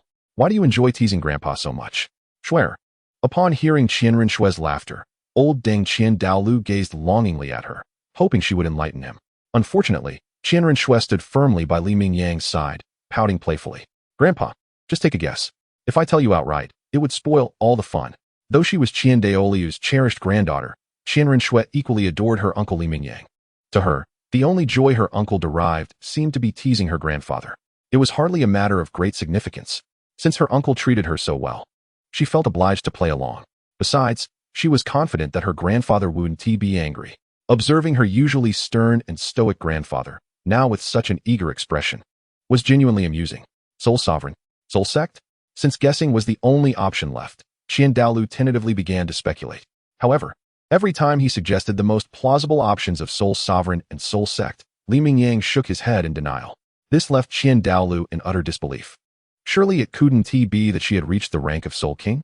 Old dang, your method of guessing one rank at a time is rather cheeky. You have but one final opportunity left. Noticing Qian Daoliu's relentless guessing, Li Mingyang frowned slightly and offered him this last chance. Qian Daoliu was troubled, racking his brain for the answer. If it wasn't Soul Sovereign or Soul Sect, then it could only be Soul King or Soul Emperor. But which was it? The thought of her jumping from level 20 directly to Soul Emperor seemed utterly implausible, even if his granddaughter had consumed a pill crafted from celestial herbs. Combined with a century-old soul bone, she should at most attain the rank of Soul King. It simply couldn't be Soul Emperor. Absolutely impossible. The reason Li Mingyang only granted him one more chance must be to mislead him, to prevent him from continuing to guess Soul King. The more Qian Daoliu pondered, the more confident he became. Thus, he proclaimed with pride, I guess Xue must be a Soul King. Upon hearing this, a brilliant smile illuminated Li Mingyang's face. I'm sorry, old dang, but you have guessed incorrectly. Xue's cultivation level is, in fact, that of a Soul Emperor, and a remarkable 65th level at that. What? Qian Daoliu was immediately taken aback, his mind grappling with disbelief. Mingyang, how did you achieve this? A medicinal pill refined from an immortal herb, coupled with a 10,000-year-old soul bone, should not have enabled a 20th level soul master to suddenly ascend to the rank of Soul Emperor, let alone a 65th level one. It is quite simple, Li Mingyang replied with a proud smile. Following that, I took Xue to the core area of the Star Doe forest, where I compelled a 20,000-year-old soft-bone rabbit, as well as a 100,000-year-old sky blue bull python, to be sacrificed for her. Additionally, I forced a million-year-old soul beast to be sacrificed for Xue as well. However, the sacrifice of this million-year-old soul beast was rather special. Hence Xue's cultivation level did not increase. The reason this million-year-old soul beast sacrifice was unique is that it not only bestowed upon Xue a million-year soul ring, but also provided the embryonic form of her second martial soul, a 65th level Soul Emperor, and a second martial soul. Upon hearing these two revelations, Qian Daoliu was overwhelmed with excitement and joy, unable to contain his laughter. His grin nearly distorting his face. Wonderful. Absolutely marvelous. My Xue is not only accomplished, but she is also unparalleled in the world. Chapter 51. Angelic Deity. I am an elder, bitterness and compensation of Bai Bai Dong. Initially, I intended to proclaim that my Xue heir possesses the demeanor of a deity. However, recalling Li Mingyang's words that such a statement is inauspicious, Qian Daoliu swiftly altered his words to declare that my Xue heir is indeed unparalleled.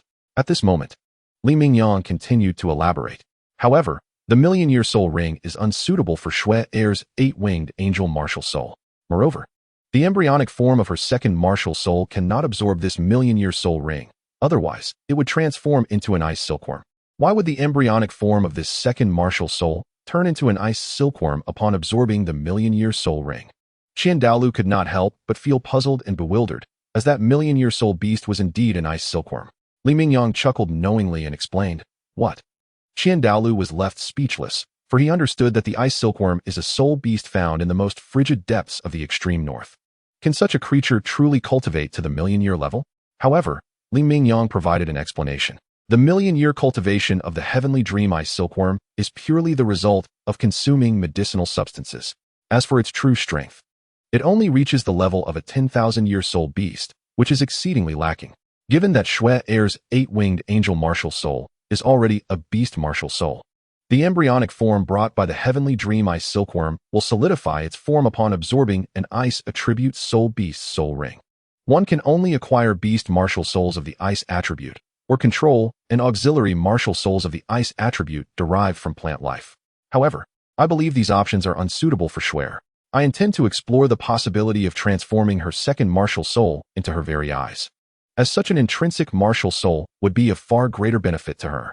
Li Mingyang expressed this with considerable confidence, continuing to elaborate on his plans for his niece Qian Renxue's second martial soul. Although the concept of an intrinsic martial soul does not currently exist, it is evident that the dual I martial soul would align more harmoniously with the eight-winged angel martial soul than either the beast martial soul of the ice attribute or the plant-based control and auxiliary martial souls. Furthermore, it might even be possible to utilize both simultaneously without hindering the performance of the eight-winged angel martial soul, potentially yielding a remarkable synergy. Old Deng, not lacking in intelligence, certainly comprehended this. However, he found himself somewhat irritated by Li Mingyang's assertion that the eight-winged angel was merely a beast martial soul. Mingyang, the angel martial soul passed down through our Qian family is a divine gift, not a beast martial soul. Qian Daoliu emphasized and corrected firmly. Isn't a martial soul that can be summoned and manifested merely a beast martial soul? Li Mingyang retorted dismissively, unable to fathom why Old Deng was so insistent. Angels are angels, and soul beasts are soul beasts.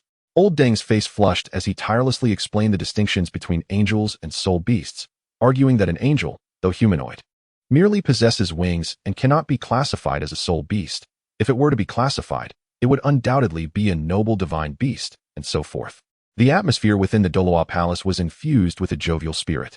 Meanwhile, in the angel temple of the divine realm, since the awakening of Qian Renxue's eight-winged angel martial soul, which prompted the bestowal of the angel divine 9 trials, the angel god had been observing Qian Renxue and Li Mingyang through the mirror of space. One must admit, the angel god found great amusement in Li Mingyang's parenting journey. Akin to following an enthralling television series, the divine realm was exceedingly dull.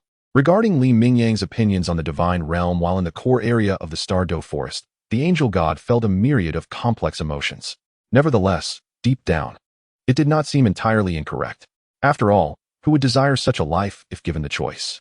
Yet, as the saying goes, better to live a troublesome life than to face death. When confronted with mortality and the prospect of ascending to the divine realm for a constrained eternity, it is evident that most would choose the latter. Upon hearing Qian Daoliu's rebuttal in the angel temple, asserting that the angel martial soul was not a beast martial soul, Li Mingyang boldly stated that angels were indeed soul beasts, dismissively adding that angels were merely bird-like beings. He could easily pierce through a lineup of angels with a single shot of his fiery spear. The angel god found these remarks exceedingly irksome. How could Li Mingyang speak so harshly? After all, he was Xue's uncle, and Xue's martial soul was an angel martial soul. However, reflecting on Li Mingyang's display of terrifying artifacts and his unfathomable strength in the starry forest, the angel god felt a twinge of apprehension and began to self-soothe. After all, I am a dignified angel god, a forebear of little Xue. Why should I quibble with a mere junior like her uncle? It would be beneath my dignity. The angel god forcibly upheld his own prestige. Meanwhile, In the Pope's palace, within the study, Bibi Dong sat upon a regal throne. Her exquisite visage, adorned with mature beauty, bore a pair of cold amber eyes as she attended to official matters. Her alluring figure, accentuated by a form-fitting deep purple papal robe, was a sight to behold. The grandeur of her bosom rose prominently, occupying an expansive area, towering high into the air. Particularly noteworthy was her perfectly rounded posterior, which appeared nearly bursting from her skirt. Ever since Li Mingyang journeyed across great distances to punish Xiao, returning with his remnants to present to Bibi Dong as a lesson, she had truly absorbed the message. After all, she had succumbed to darkness, teetering on the brink of madness, intent on annihilating the world in retaliation against countless families, the spirit hall, and existence itself. For one so dangerously deranged, ordinary warnings were of little consequence. When overwhelmed by rage, she would disregard all caution. It was essential to address the root cause directly. To instill fear and trepidation in Bibi Dong, one must strike at the heart of her cherished memory, the white moonlight, Xiao. Yet, despite her near madness, there is a saying that holds truth. One who embraces darkness becomes tenfold stronger, yet those who seek redemption are diminished by a third. In her corrupted state, Bibi Dong's intellect remained sharp. Consumed by guilt for having harmed the beloved Xiao, she endeavored to salvage the situation. Bibi Dong preserved Xiao's remnants in a life-sustaining solution, maintaining their vitality with the hope that, in the future, restoration might be possible. Ideally, the best course of action would have been to return the items immediately to Xiao, accompanied by the finest healing spirit masters and top-tier physicians, maximizing the chances of his recovery. However, fearing that Li Mingyang might learn of this and come to obliterate the cherished remnants of her beloved Xiao, and unwilling to face Xiao himself, Bibi Dong found it challenging to explain how his lost belongings had come into her possession. If he were to discover that it was all due to her actions, his resentment towards her would undoubtedly intensify. What then could she do? Thus, even though Bibi Dong was aware of Xiao's whereabouts, she remained ensnared in her dilemma. After all, Xiao has received considerable support from the Spirit Hall, and even Matthew knows of his existence, as well as the history between him and Bibi Dong. How could Bibi Dong be unaware of Xiao's whereabouts? Yet, she dares not confront the situation. The torment inflicted upon her beloved Xiao remains irreparable. Naturally, Bibi Dong yearns to find a means to compensate Xiao, and the best way to do so would be to help him realize his long-held dream, to evolve the spirit of the three cannons into the blue lightning tyrant dragon spirit. However, Bibi Dong herself is unlikely to discover a solution to aid her beloved Xiao in this endeavor. Fortunately, there exists a compelling example of spirit evolution right beside her, Qian Renxue. Moreover, her spirit transformed from a six-winged angel to an eight-winged angel, a divine gift indeed. If the six-winged angel spirit can achieve evolution, it is highly probable that the secrets behind it could also facilitate the evolution of Xiao's three-cannon spirit. Now, from Bibi Dong's perspective, her task is to extract the secrets of spirit evolution from that wayward daughter of hers. In doing so, she hopes to win back her beloved Xiao's affection. Perhaps, with her assistance, once Xiao's spirit evolves into the blue lightning tyrant dragon, he might forgive her for the pain she caused in the past, allowing both to reconcile and restore their relationship to its former glory. However, due to Li Mingyang's presence, Bibi Dong finds it increasingly difficult to approach Qian Renxue for the secrets of the six-winged angel spirit evolution without a facade of cordiality. She fears that any harsh demeanor might upset Qian Renxue and cause her distress. Bibi Dong is particularly anxious that Li Mingyang might once again reach out to her beloved Xiao, potentially bringing back some part of him that would inflict further pain upon her heart. Thus, the only strategy Bibi Dong sees fit to acquire the secrets of spirit evolution from Qian Renxue is to endure humiliation and feign benevolence towards her estranged daughter. By doing so, she hopes to deceive Qian Renxue into revealing the coveted secrets. Bibi Dong feels confident about this approach, for her daughter has long yearned for maternal love. A slight improvement in her demeanor would surely prompt the foolish and inept girl to comply with her requests. Your Holiness, the young lady Schwerer has returned. On the day Qian Renxue and Li Mingyang came back, Duke Zhu Douluo respectfully arrived at the study to report. Have they returned? Bibi Dong halted her actions, her exquisitely beautiful face adorned with an air of indifference, seemingly lost in thought, murmuring to herself. The plan can commence. The following day, at dawn, after rising from slumber, Li Mingyang took Qian Renxue to the urban district of Spirit City for breakfast. Upon their return from the meal, Li Mingyang began imparting lessons to Qian Renxue, adhering to a schedule reminiscent of his past life. From Monday to Friday, there were structured courses in both the morning and afternoon, while Saturdays and weekends were reserved for leisure and exploration. However, these excursions were not mere frivolities. Li Mingyang ensured that their range of adventures was extensive, encompassing grand cities, the wilderness, and quaint villages. Each outing provided an opportunity for Li Mingyang to impart valuable life lessons to Qian Renxue amidst their enjoyment. During the days that Li Mingyang and Qian Renxue spent together, Bibi Dong refrained from approaching Qian Renxue immediately. The bond between Li Mingyang and the young girl was inseparable. The presence of Li Mingyang deterred Bibi Dong from attempting to deceive or manipulate Qian Renxue. Indeed, Bibi Dong harbored a genuine sense of fear and trepidation towards Li Mingyang.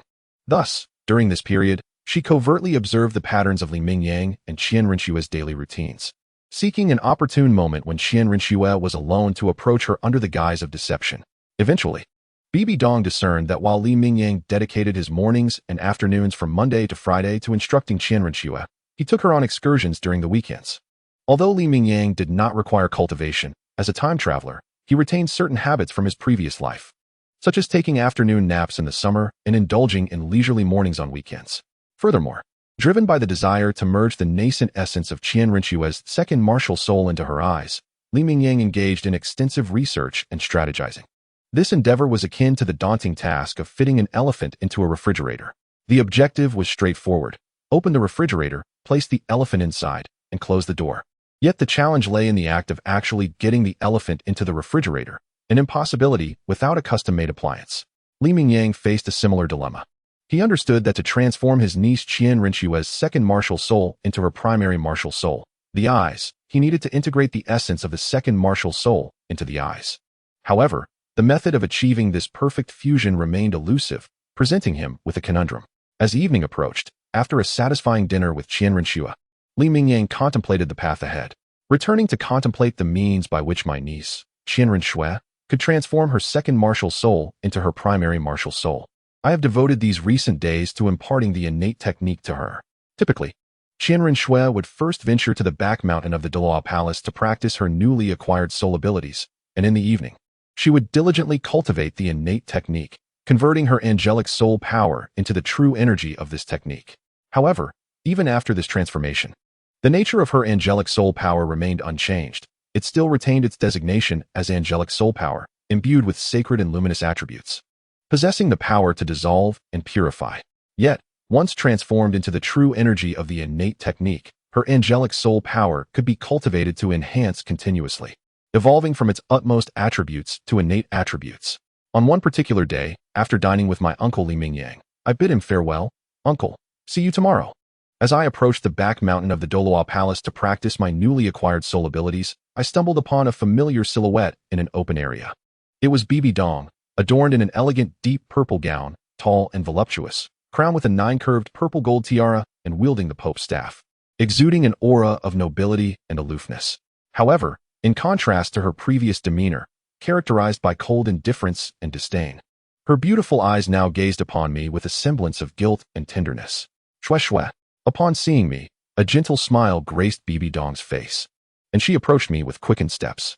"Mother," I murmured in disbelief, grappling with the reality that my mother was not scolding me, but rather displaying such warmth. This was indeed a perplexity.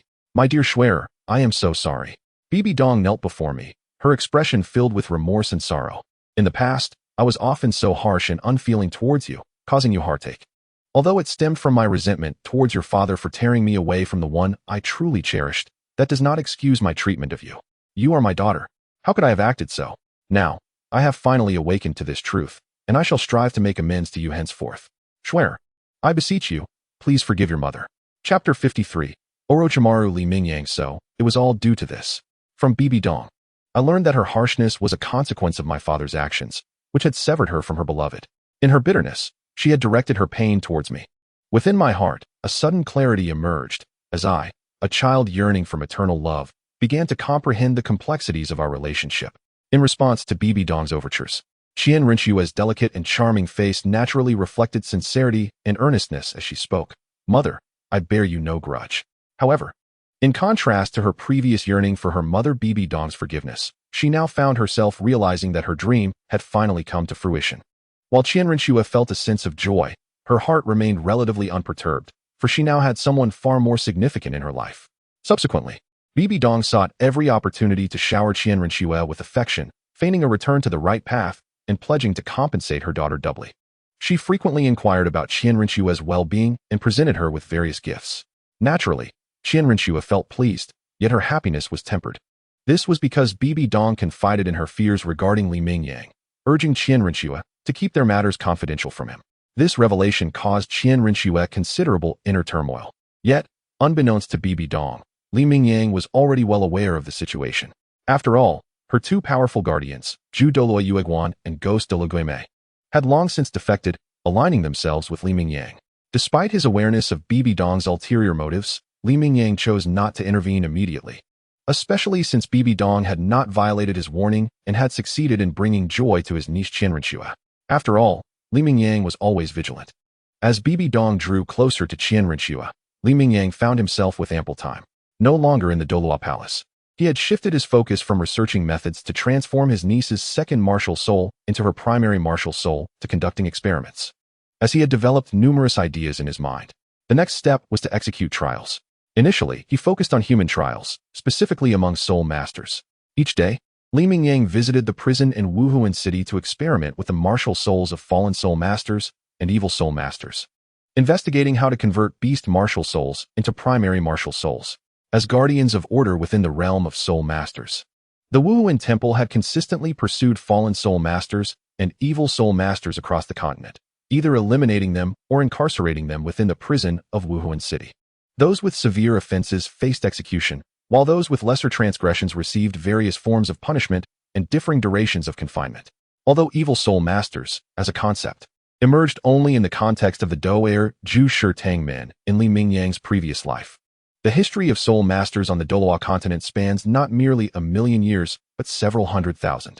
Evil soul masters arose from the degeneration of martial souls, suggesting that their existence was inevitable alongside the birth of soul masters. The absence of evil soul masters in the first era was solely due to the Wuhuan Temple's role in suppressing the continent and maintaining order within the realm of soul masters. The existence of evil soul masters has been effectively stifled, as the affluent lifestyles of the great soul master families and sects provide no incentive for them to pursue such a dark path.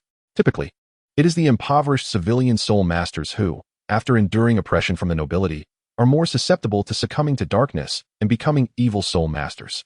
However, with the Soul Hall offering free assistance for civilians to awaken their martial spirits, those possessing attributes of darkness and malevolence are promptly identified. In the presence of the Soul Hall, many slightly exceptional civilian soul masters can easily gain entry, which deters the nobility from excessively oppressing the common folk, especially those from villages that have produced civilian soul masters. The existence of subsidies for soul masters further ensures that those at the bottom can lead dignified lives, free from the need to resort to crime for survival. These cumulative factors have resulted in a greater prevalence of fallen soul masters who engage in unlawful acts and disregard for life. Yet, the evil soul masters who kill for power remain largely absent from the mainstream narrative. After all, within the Soul Hall, fallen soul masters may have been wronged. For instance, they could have been driven to violence by the oppression of the nobility. However, evil soul masters bear no such innocence and must be dealt with decisively.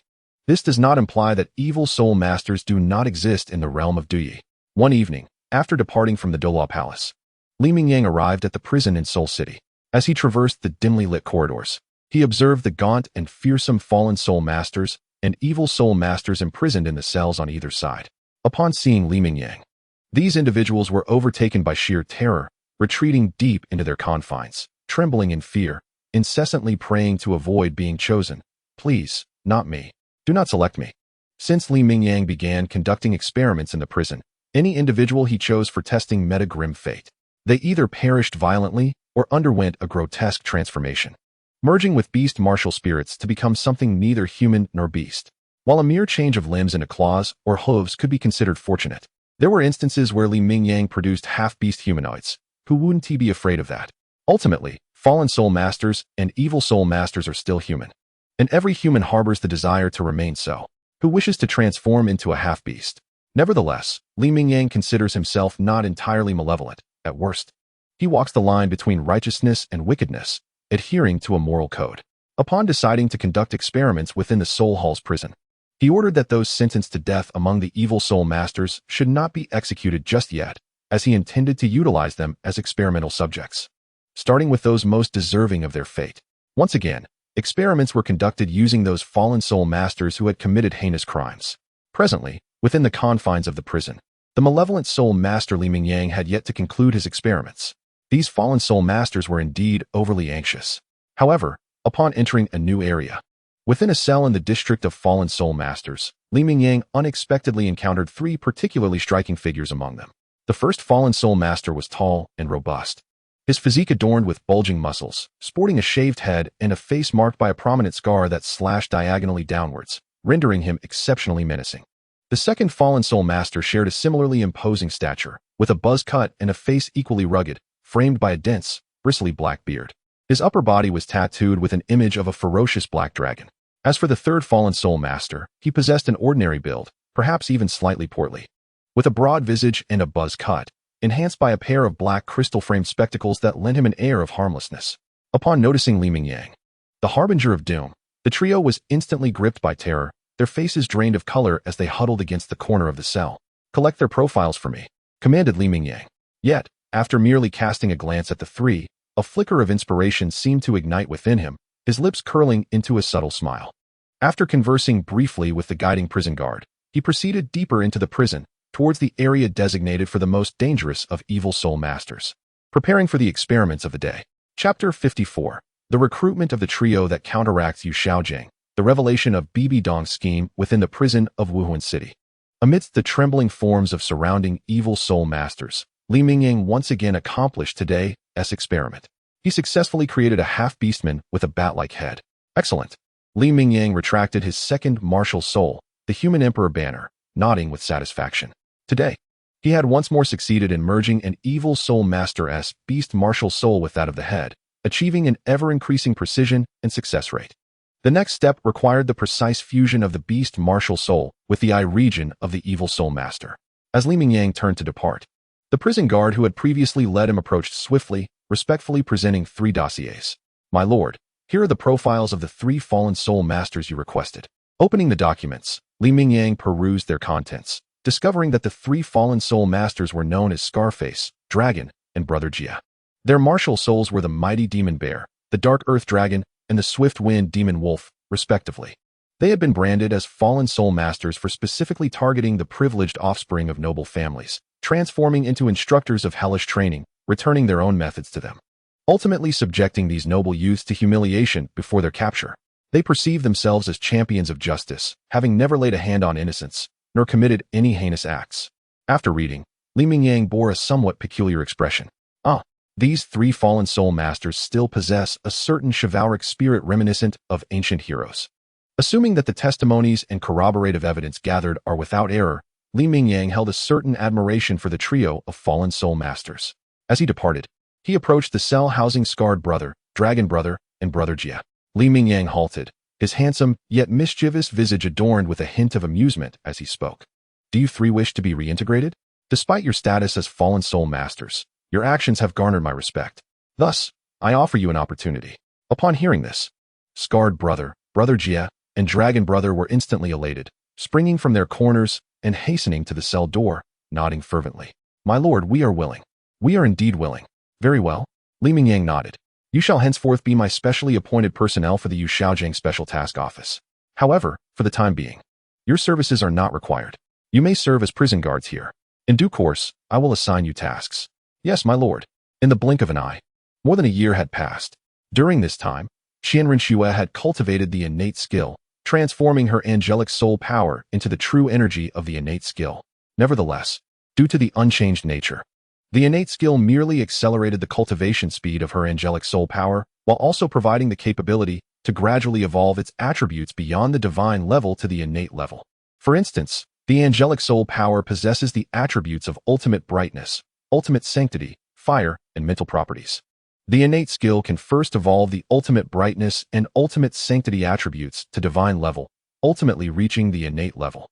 Conversely, the fire and mental attributes will first gradually evolve to their utmost state, then to divine level, and finally to innate level. Thus, for the soul power within Qian Renxue, we shall continue to refer to it as angelic soul power.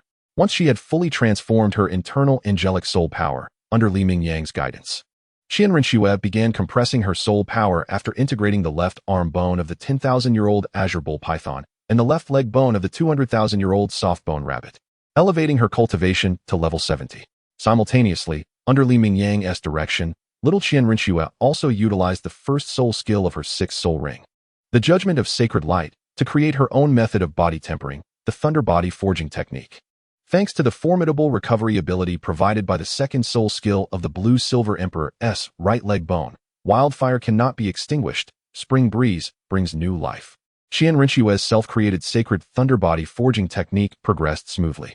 Moreover, Li Mingyang also sensed the sacred Thunder Forging Technique of Qian Renxue not only facilitated her bodily digestion, but also aided in assimilating the medicinal potency of the elixir crafted from the divine herb, Holy Light Firefly Lily, which she had previously consumed. During this period, in her relentless pursuit of uncovering the secrets of martial spirit evolution from Qian Renxue, Bibi Dong, despite her profound aversion and disgust, resolved to masquerade as a remorseful mother seeking to compensate Qian Renxue's kindness. She treated her with gentleness, frequently inquiring about her well-being and bestowing small gifts, which naturally brought great joy to Qian Renxue. However, the young Qian Renxue was far from naive. In fact, she possessed an astute and discerning intellect. Under the guidance of Li Mingyang, her logical reasoning, analytical skills, and rational thinking had flourished remarkably. Although Bibi Dong outwardly portrayed herself as a repentant and tender mother, subtle details betrayed her facade. For instance, when they held hands, Bibi Dong's body would momentarily stiffen, and during their exchanges of glances, her eyes would often betray a fleeting distraction. Furthermore, Bibi Dong forbade Qian Renxue from disclosing their dealings to her uncle, Li Mingyang. Qian Renxue, not lacking in perception, sensed something amiss simply from her mother's insistence on secrecy. If Bibi Dong truly wished to mend their mother-daughter bond, she ought to convey her intentions to her grandfather, Qian Daoliu, and uncle, Li Mingyang, rather than engaging in clandestine maneuvers. The stiffness in Bibi Dong's body during their hand-holding and the fleeting uncertainty in her gaze upon first locking eyes only deepened Qian Renxue's sorrowful realization that her mother's approach was likely driven by ulterior motives rather than genuine care and affection. Yet, even amidst this facade of maternal love, Qian Renxue hesitated to shatter the illusion, for such deceptive happiness still held a semblance of joy. Nevertheless, the maternal affection she experienced did not bring her the unbridled bliss she had long envisioned. It paled in comparison to the profound joy and freedom she felt in the presence of her uncle, Li Mingyang. With him, she experienced an authentic sense of happiness and unparalleled contentment. His expressions of joy, tenderness, and indulgence towards her were genuine, especially considering his usual demeanor of arrogance and dominance towards others, which contrasted sharply with his gentle affection for her. This delightful disparity filled Qian Renxue with immense happiness.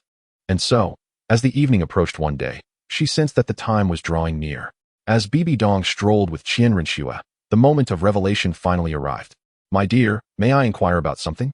Bibi Dong gently held Qian Renxue's small hand, her exquisitely beautiful face adorned with a tender gaze, her amber eyes brimming with affection. "What is it?" Qian Renxue asked curiously.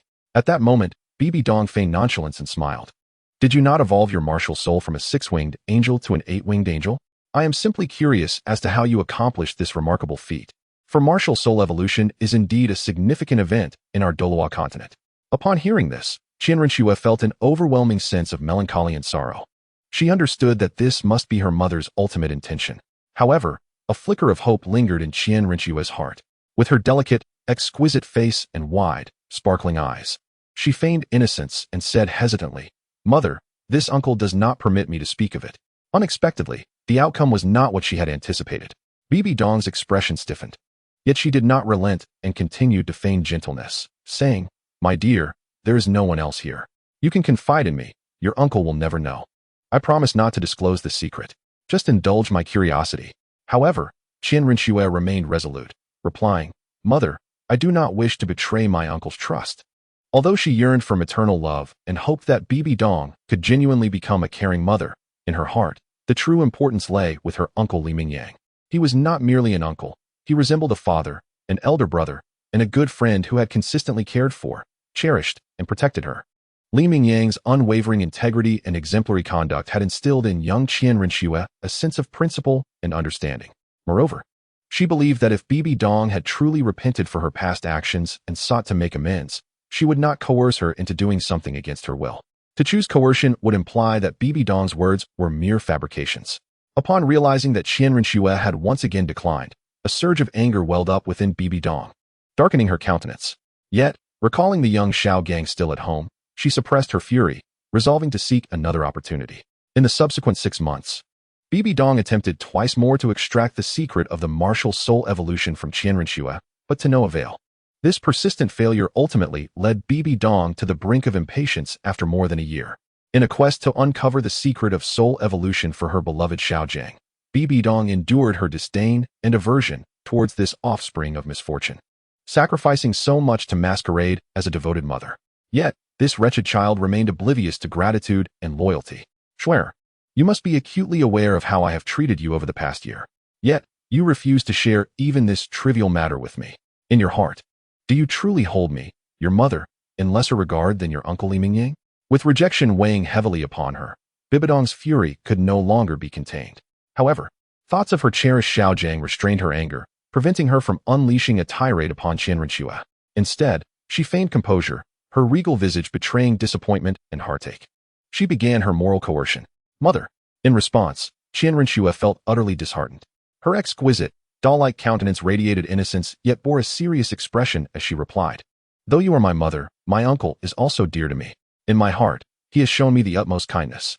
I will not betray his trust, no matter the circumstances. Such defiance is utterly unacceptable." Bibi Dong's rage ignited, filled with resentment and indignation. "That Li Mingyang is merely your cousin. I am your biological mother. You ungrateful, rebellious wretch, you little ingrate." Bibi Dong's heart roared with fury. Yet, despite her clenched fists, her nails digging painfully into her palms, she seemed oblivious to the pain, consumed only by her wrath. With a cold voice, she delivered her ultimatum. "Qian Renxue, I grant you one final opportunity. If you still acknowledge me as your mother, you must reveal the secret of this soul evolution to me. After all the kindness I have shown you over the past year, you refuse to share even this small detail. Your actions have left me, your mother, feeling utterly disheartened. How can I continue to care for you under such circumstances?" In her heart, Qian Renxue found the situation almost laughable, a mixture of pain and a sense of liberation washing over her. "You have not shown me even a fraction of the care and affection my uncle has bestowed upon me, yet you dare to claim you care for me? Indeed, I long for a mother. However, if this mother does not genuinely love, care for, and cherish me as her daughter, merely viewing me as a means to an end, what significance does such a relationship hold? If that is the case, I, Qian Renxue, need only my uncle and my grandfather. Mother, I am grateful for your kindness during this time. However, I can see that you do not truly care for me. In truth, it matters little if you do not like me. I have long grown accustomed to it." With a hint of red in her beautiful eyes, Qian Renxue wore a delicate and charming smile, attempting to maintain her composure as she spoke. Now, with her grandfather and uncle showing concern for her, she felt a profound sense of joy and happiness. "You need not force yourself, mother. If it were any other matter, I would genuinely wish to assist you. Even if your kindness towards me is feigned, it matters not. However, regarding the secret shared with my uncle, I shall divulge it to no one. I will never betray my uncle's trust or bring him disappointment. Forgive me, mother." After withdrawing her small hand from Bibi Dong's grasp, Qian Renxue stepped aside, turned, and gave a slight bow to Bibi Dong before departing with her beautiful eyes flushed. For some inexplicable reason, Bibi Dong felt a pang in her heart. Yet, soon after, a surge of anger welled up within her, leading her to grit her teeth in silent resentment. "Bibi Dong, what are you doing? You must harbor no feelings for this wretched child. Xiao Gang and revenge are what truly matter." But recalling her recent efforts to please her beloved Xiao Gang by deceitfully extracting this child's secret, which ultimately failed, stirred anxiety within her. The sight of the child appearing somewhat sorrowful troubled her greatly. Upon returning, if Li Mingyang discovered this, would he not be furious? This thought filled Bibi Dong with dread and turmoil, yet she felt powerless to act. Upon returning to the Douluo palace, Qian Renxue sat in her chamber, her exquisite and adorable face reflecting a spectrum of emotions, moments of melancholy, bursts of joy and happiness, and fleeting feelings of guilt. Meanwhile, in the Wuhuan city prison, after finishing another experiment, Li Mingyang returned. Upon learning of his arrival, Qian Renxue rushed to find him. "Uncle." Seeing her uncle again filled her eyes with guilt as she bit her lower lip and said, "I'm sorry, uncle. I have been keeping a secret from you." Observing the sadness and remorse in her demeanor, Li Mingyang felt a pang of sympathy. With a charming yet mischievous smile, he approached and lifted Qian Renxue into his arms. Although he had an inkling of what she wished to convey, he still asked with a smile, "Swear, what secret are you hiding from your uncle? It is quite normal to have secrets. Everyone possesses them. Dear Xue, there is no need for you to feel sorrow or guilt. Your uncle prefers to see you joyful and carefree. Deeply touched, Qian Renxue burst into tears, tightly embracing Li Mingyang. Uncle, I'm so sorry. In fact, over the past year, I have been meeting with Mother, but she forbade me from telling you about it. However, Uncle, rest assured. Xue is aware that Mother does not truly favor her. She merely seeks to exploit Xue amidst her choked sobs and tears. Qian Renxue has also divulged to Li Mingyang the secret of her soul's evolution that Bibi Dong covets. Li Mingyang smirked coldly at this revelation, feeling no surprise. Oh, Bibi Dong, you are indeed relentless in your schemes. Forcing Xue to choose between you and me, deliberately placing her in a predicament, engaging in moral coercion. You wish to uncover the secret of Xue's soul evolution to curry favor with Yu Xiaojing, am I correct? Very well. I shall facilitate your endeavor. Chapter 56. The evolution of Yu Xiaojing. Learning that Bibi Dong had once again courted danger, Li Mingyang chuckled darkly, preparing to present Bibi Dong with a grand gift for Yu Xiaojing. After comforting his niece Qian Renxue, he made his way directly to the prison of the Spirit Hall. Greetings, esteemed sir. Within the prison, upon seeing Li Mingyang, the guards, Scars, Dragon, and Jie, who had taken up the role of wardens, greeted him with deep bows, living lives of unrestrained luxury. Scars, Dragon, Jie, I have a task to assign to you. Li Mingyang's handsome, yet sinister visage was etched with coldness as he instructed the three to venture to Nodding City and deliver severe torment to Yu Xiaojing, inflicting upon him ultimate humiliation. The task of transforming Yu Xiaojing into Yu Xiaojing had been entrusted to Scars and his companions. Yes, we shall ensure the mission is accomplished. The trio, confident in their capabilities, pledged their commitment. After committing Li Mingyang's orders to memory, they departed from Spirit City, heading straight for Nodding City. In Nodding City, at Nodding Academy, a teacher approached Yu Xiaojing's dormitory, knocking on the door and proclaiming loudly, Master, there are individuals claiming to be from the Blue Lightning Overlord sect seeking you. They insist it is urgent and request your immediate presence. Inside the dormitory, Yu Xiaojing sat at his desk, engrossed in his studies. Since the Ice Fire Dragon King had severed his connection to Xiao Gang, Yu Xiaojing had undergone a significant transformation. Although he still donned his academic robes and sported a buzz cut, the stubble that once adorned his face had vanished entirely. His skin had become fair and delicate, exuding an air of ethereal elegance that was unmistakable to anyone who glanced his way. Relatives have come seeking me? Surprised that family members would seek him out, Yu Xiaojing furrowed his brow. If given the choice, he would prefer not to meet with them. Yet, hearing that it was urgent made him feel a twinge of anxiety. An urgent matter? Could it be that something has befallen father or elder brother? I understand. I shall come at once. Yu Xiaojing responded in a delicate, high-pitched voice. Upon rising to his feet, he clasped his hands behind his back and briskly pushed open the door, departing from the dormitory building, heading straight for the entrance of Nodding College. Soon, at the gates of Nodding College, Yu Xiaojing encountered the trio led by Scarface. Upon seeing the two imposing figures, one bald with a face marred by a prominent scar, and the other sporting a crew cut, adorned with a thick beard and a tattoo of a black dragon, alongside the slightly portly yet mild-mannered Jiego, who wore glasses, Yu Xiaojing could not help but feel a sense of unease. It seemed he had never crossed paths with these individuals within the sect. However, upon laying eyes on Yu Xiaojing, Scarface, Longo, and Jiego were immediately captivated. What a handsome lad, polite and delicate in appearance. Moreover, from Yu Xiaojing emanated an air of aristocratic disdain for the common folk, a lofty demeanor that even the most skilled observers could not overlook. As ardent champions of justice who had long since become the scourge of countless arrogant noble youths, Scarface, Longo, and Jiego exchanged knowing glances, their eyes glinting with significant meaning. Could it be that you were searching for me? As Yu Xiaojing drew closer, he inquired with a delicate, high-pitched voice, furrowing his brow. Indeed, might we have a word in private? Scarface feigned urgency, appearing to be cautious of eavesdroppers, and addressed Yu Xiaojing. This only heightened Yu Xiaojing's suspicions, particularly regarding any potential troubles facing the Blue Electric Overlord sect, especially concerning his father and elder brother. As the saying goes, concern breeds chaos. In a flurry, Yu Xiaojing hastily followed Scarface, Longo, and Jiego, disregarding all else. Yet, as they walked, Yu Xiaojing suddenly realized he had been led into a secluded alleyway. When he finally halted, Scarface, Longo, and Jiego had already positioned themselves, blocking both ends of the alley with sinister smiles etched upon their faces. What do you intend to do? I am a Grand Soul Master. Realizing that Scarface, Longo, and Jiego were not friendly visitors, Yu Xiaojiang's face drained of color, and he shouted in anger. Summoning his martial spirit, the three cannon, he conjured 2 rings of century-old soul rings beneath him. What is the matter? Do you think we are unaware of your circumstances? A mere waste who can only bluster. Soon, you won't even be able to let out a peep. The Pope has commissioned us to extend his regards. Alas, Scarface, Longo, and Jie Gu sneered disdainfully, their minds racing as they summoned their own martial spirits, the mighty bear, the dark dragon, and the gale wolf.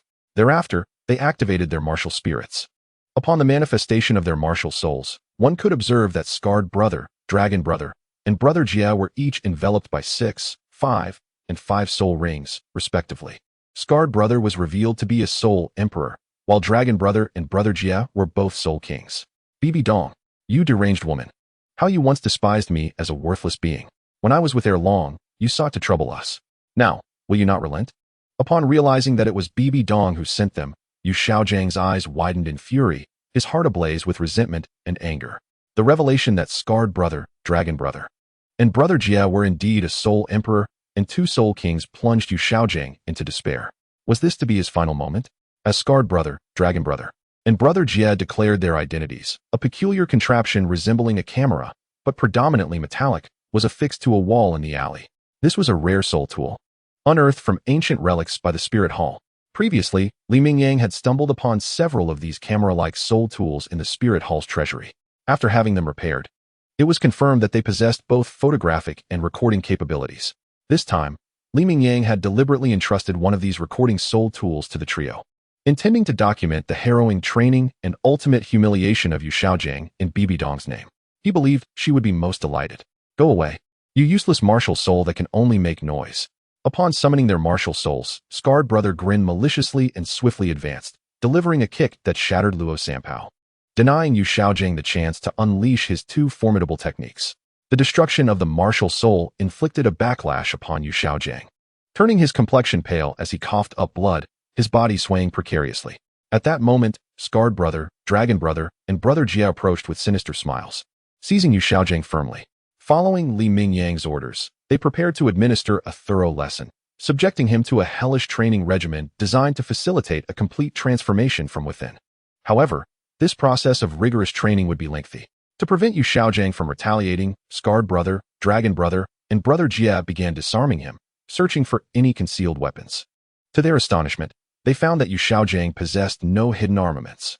Thus, they could proceed with the hellish training unimpeded. Soon, the alley was filled with the echoes of their impending ordeal. Jade Xiaojiang's shrill, agonized shrieks and wails pierced the air. Away! Begone! I refuse to endure your hellish training regimen. You despicable scoundrels, stay away from me. Yet alas, slender arms could never overpower mighty thighs. Before long, Yu Xiaojiang found himself overpowered by the trio of Scarface, Dragon, and Jia, forcibly subjected to a rigorous regimen of planking, push-ups, and pendulum swings. Wasn't it your wish to make others regard you with newfound admiration? Such a meager amount of training, and you already falter? How shall you grow stronger? How shall you command the awe of others? His Holiness the Pope is doing you a great favor. Summon your strength. Have you not eaten today? Give it your all, and later, I'll let you indulge to your heart's content. Chapter 57. Making Bibi Dong suffer excruciating pain. The trio of Scarface, Dragon, and Jay subjected Yu Xiaojiang to a hellish training regimen. The brutal session lasted an entire day and night, pushing Yu Xiaojiang to his absolute limits. By the end, his muscles were torn, his ligaments strained, and he lay sprawled on the ground, barely conscious, barely breathing, utterly broken. Only then did Scarface, Dragon, and Jay finally deem their work complete. With satisfied smirks, they spared him further torment. Collecting the recording soul tool provided by Li Mingyang, they prepared to depart. Listen well, kid, one of them growled. Remember this lesson. Daring to betray the gratitude of our holy Pope, this shall be your wretched fate. After Scarface, Brother Long, and Brother Jia departed, it took quite some time before Yu Xiaojiang managed to struggle to his feet from the ground. Surveying the surrounding devastation, an overwhelming sorrow welled up within him, and he burst into anguished sobs. The pain, it was simply unbearable. Damnable Bibi Dong, how dare you treat me thus? I swear eternal enmity between us.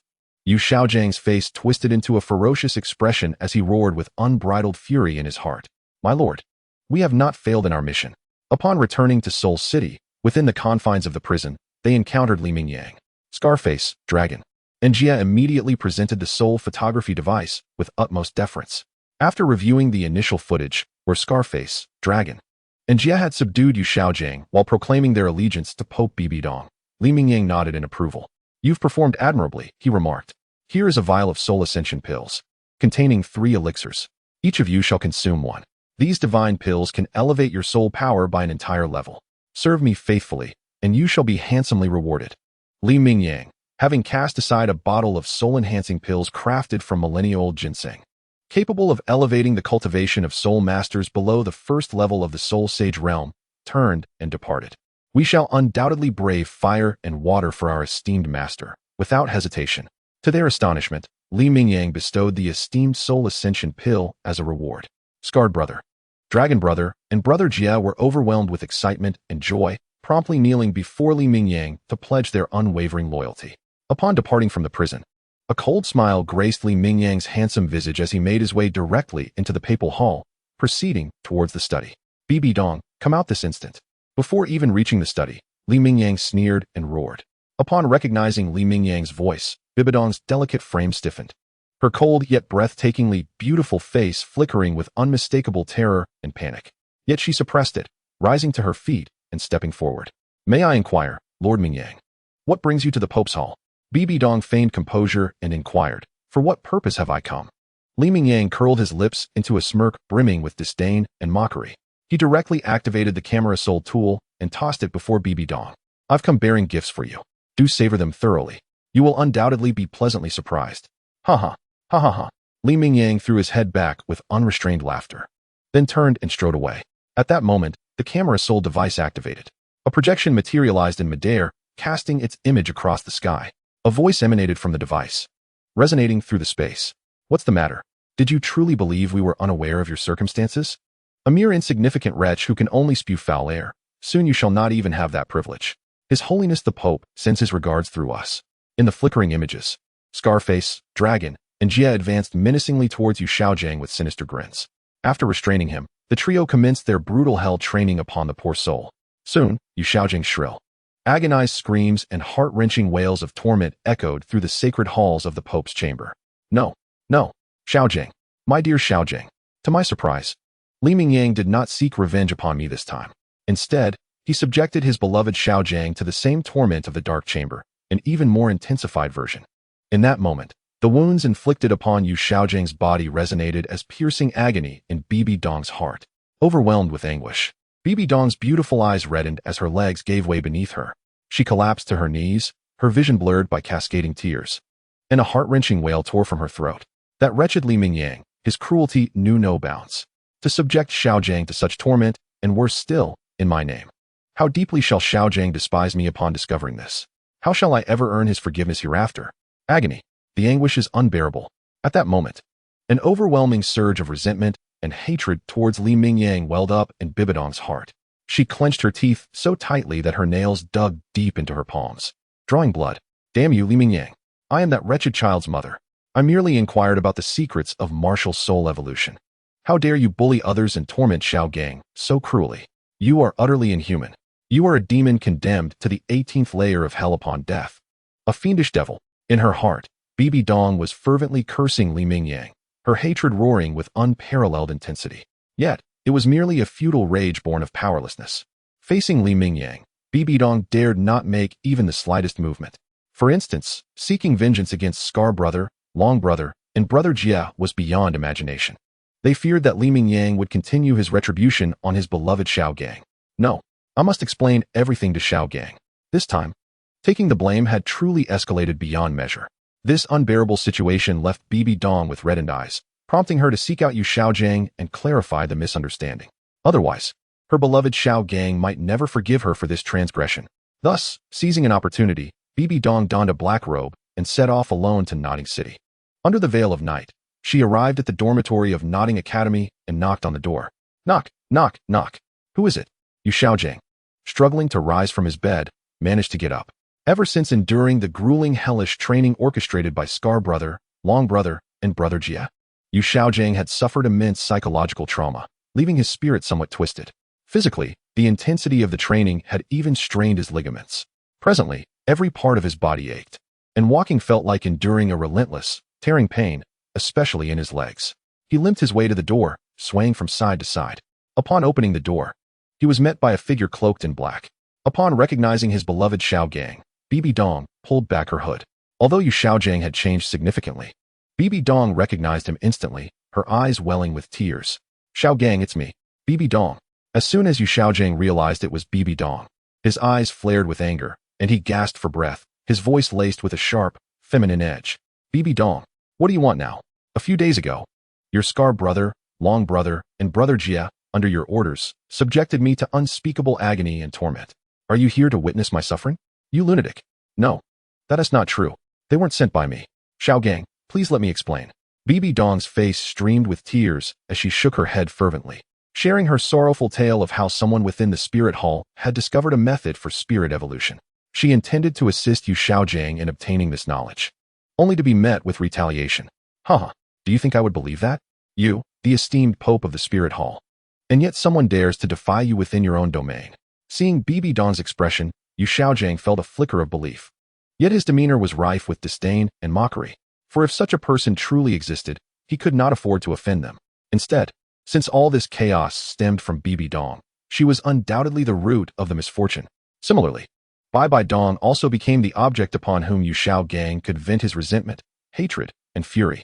"Bibi Dong, leave me," he exclaimed, wishing never to lay eyes on her again. Reflecting on the anguish and humiliation he had endured, Yu Xiaojiang's heart brimmed with overwhelming animosity. And upon realizing Bibi Dong's cowardice, he found himself emboldened. With a furious shout, he delivered a resounding slap to her face. The sharp sound echoed as a crimson imprint appeared on her cheek, a testament to his fury. Immersed in guilt, self-reproach, and torment, Bibi Dong was caught off guard. Unprepared for the assault, the force of Yu Xiaojiang's blow sent her sprawling to the ground, her hair disheveled and her state utterly disheveled. At that moment, Yu Xiaojiang decisively shut the door behind him. "Xiaojiang, please let me explain," she pleaded, realizing she could not convey her feelings to the man she loved. Despite the sting of Yu Xiaojiang's slap, the physical pain paled in comparison to the agony in Bibi Dong's heart. Overcome with sorrow, she wept, yearning for him to hear her out. However, Yu Xiaojiang, having seized the upper hand, feigned disbelief and refused to listen, intent on instilling a profound sense of guilt within her. In a bid to atone and win his favor, she sought the method for the evolution of her martial spirit. For this reason, Yu Xiaojiang had endured such profound humiliation and suffering. If he could not obtain that method, would his suffering not have been in vain? Chapter 58, Bibi Dong's desire to hunt for 100,000-year soul ring. Li Mingyang's treachery. At the door of the dormitory where Yu Xiaojiang resided, Bibi Dong cried, "Xiaojiang, please let me explain. I swear it wasn't me." After receiving a slap from Yu Xiaojiang and collapsing to the ground with her hair in disarray, a bright red mark adorned her cheek. Tears streamed down her beautiful eyes, and she sobbed uncontrollably as she crawled to the door, her delicate hands clenched into fists as she knocked frantically. She longed to clarify the situation, yet Yu Xiaojiang remained unresponsive, appearing disinterested and unconvinced.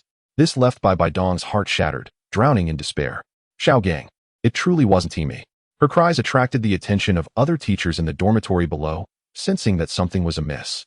With no choice but to escape, Bibi Dong swiftly took to the skies, fleeing to the woods behind the dormitory.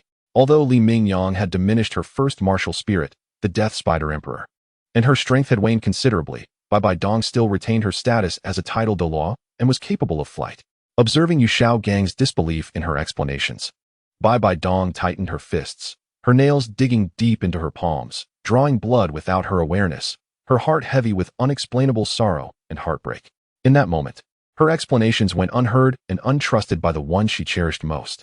In her quest to resolve misunderstandings with her beloved, Bibi Dong believes there exists but one solution: to successfully acquire the secrets of the evolution of the six-winged angel martial soul from Qian Renxue.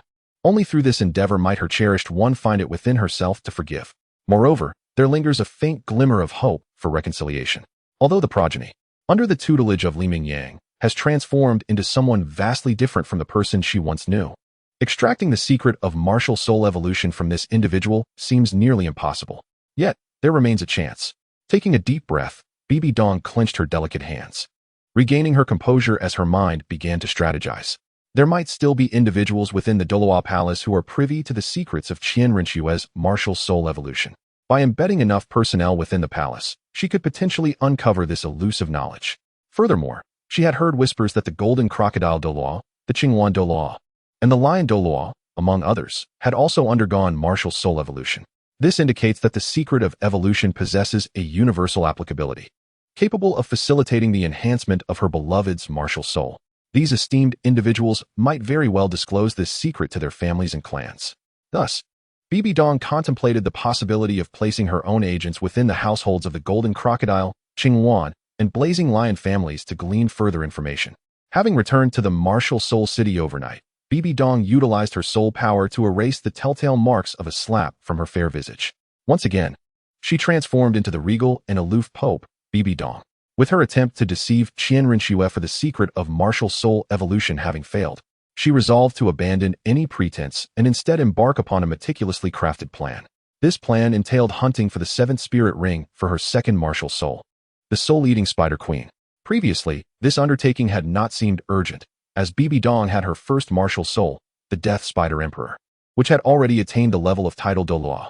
However, now that her Death Spider Emperor had been claimed by Li Mingyang's second martial soul, the Human Emperor flag, she could no longer afford the luxury of remaining at a subpar level.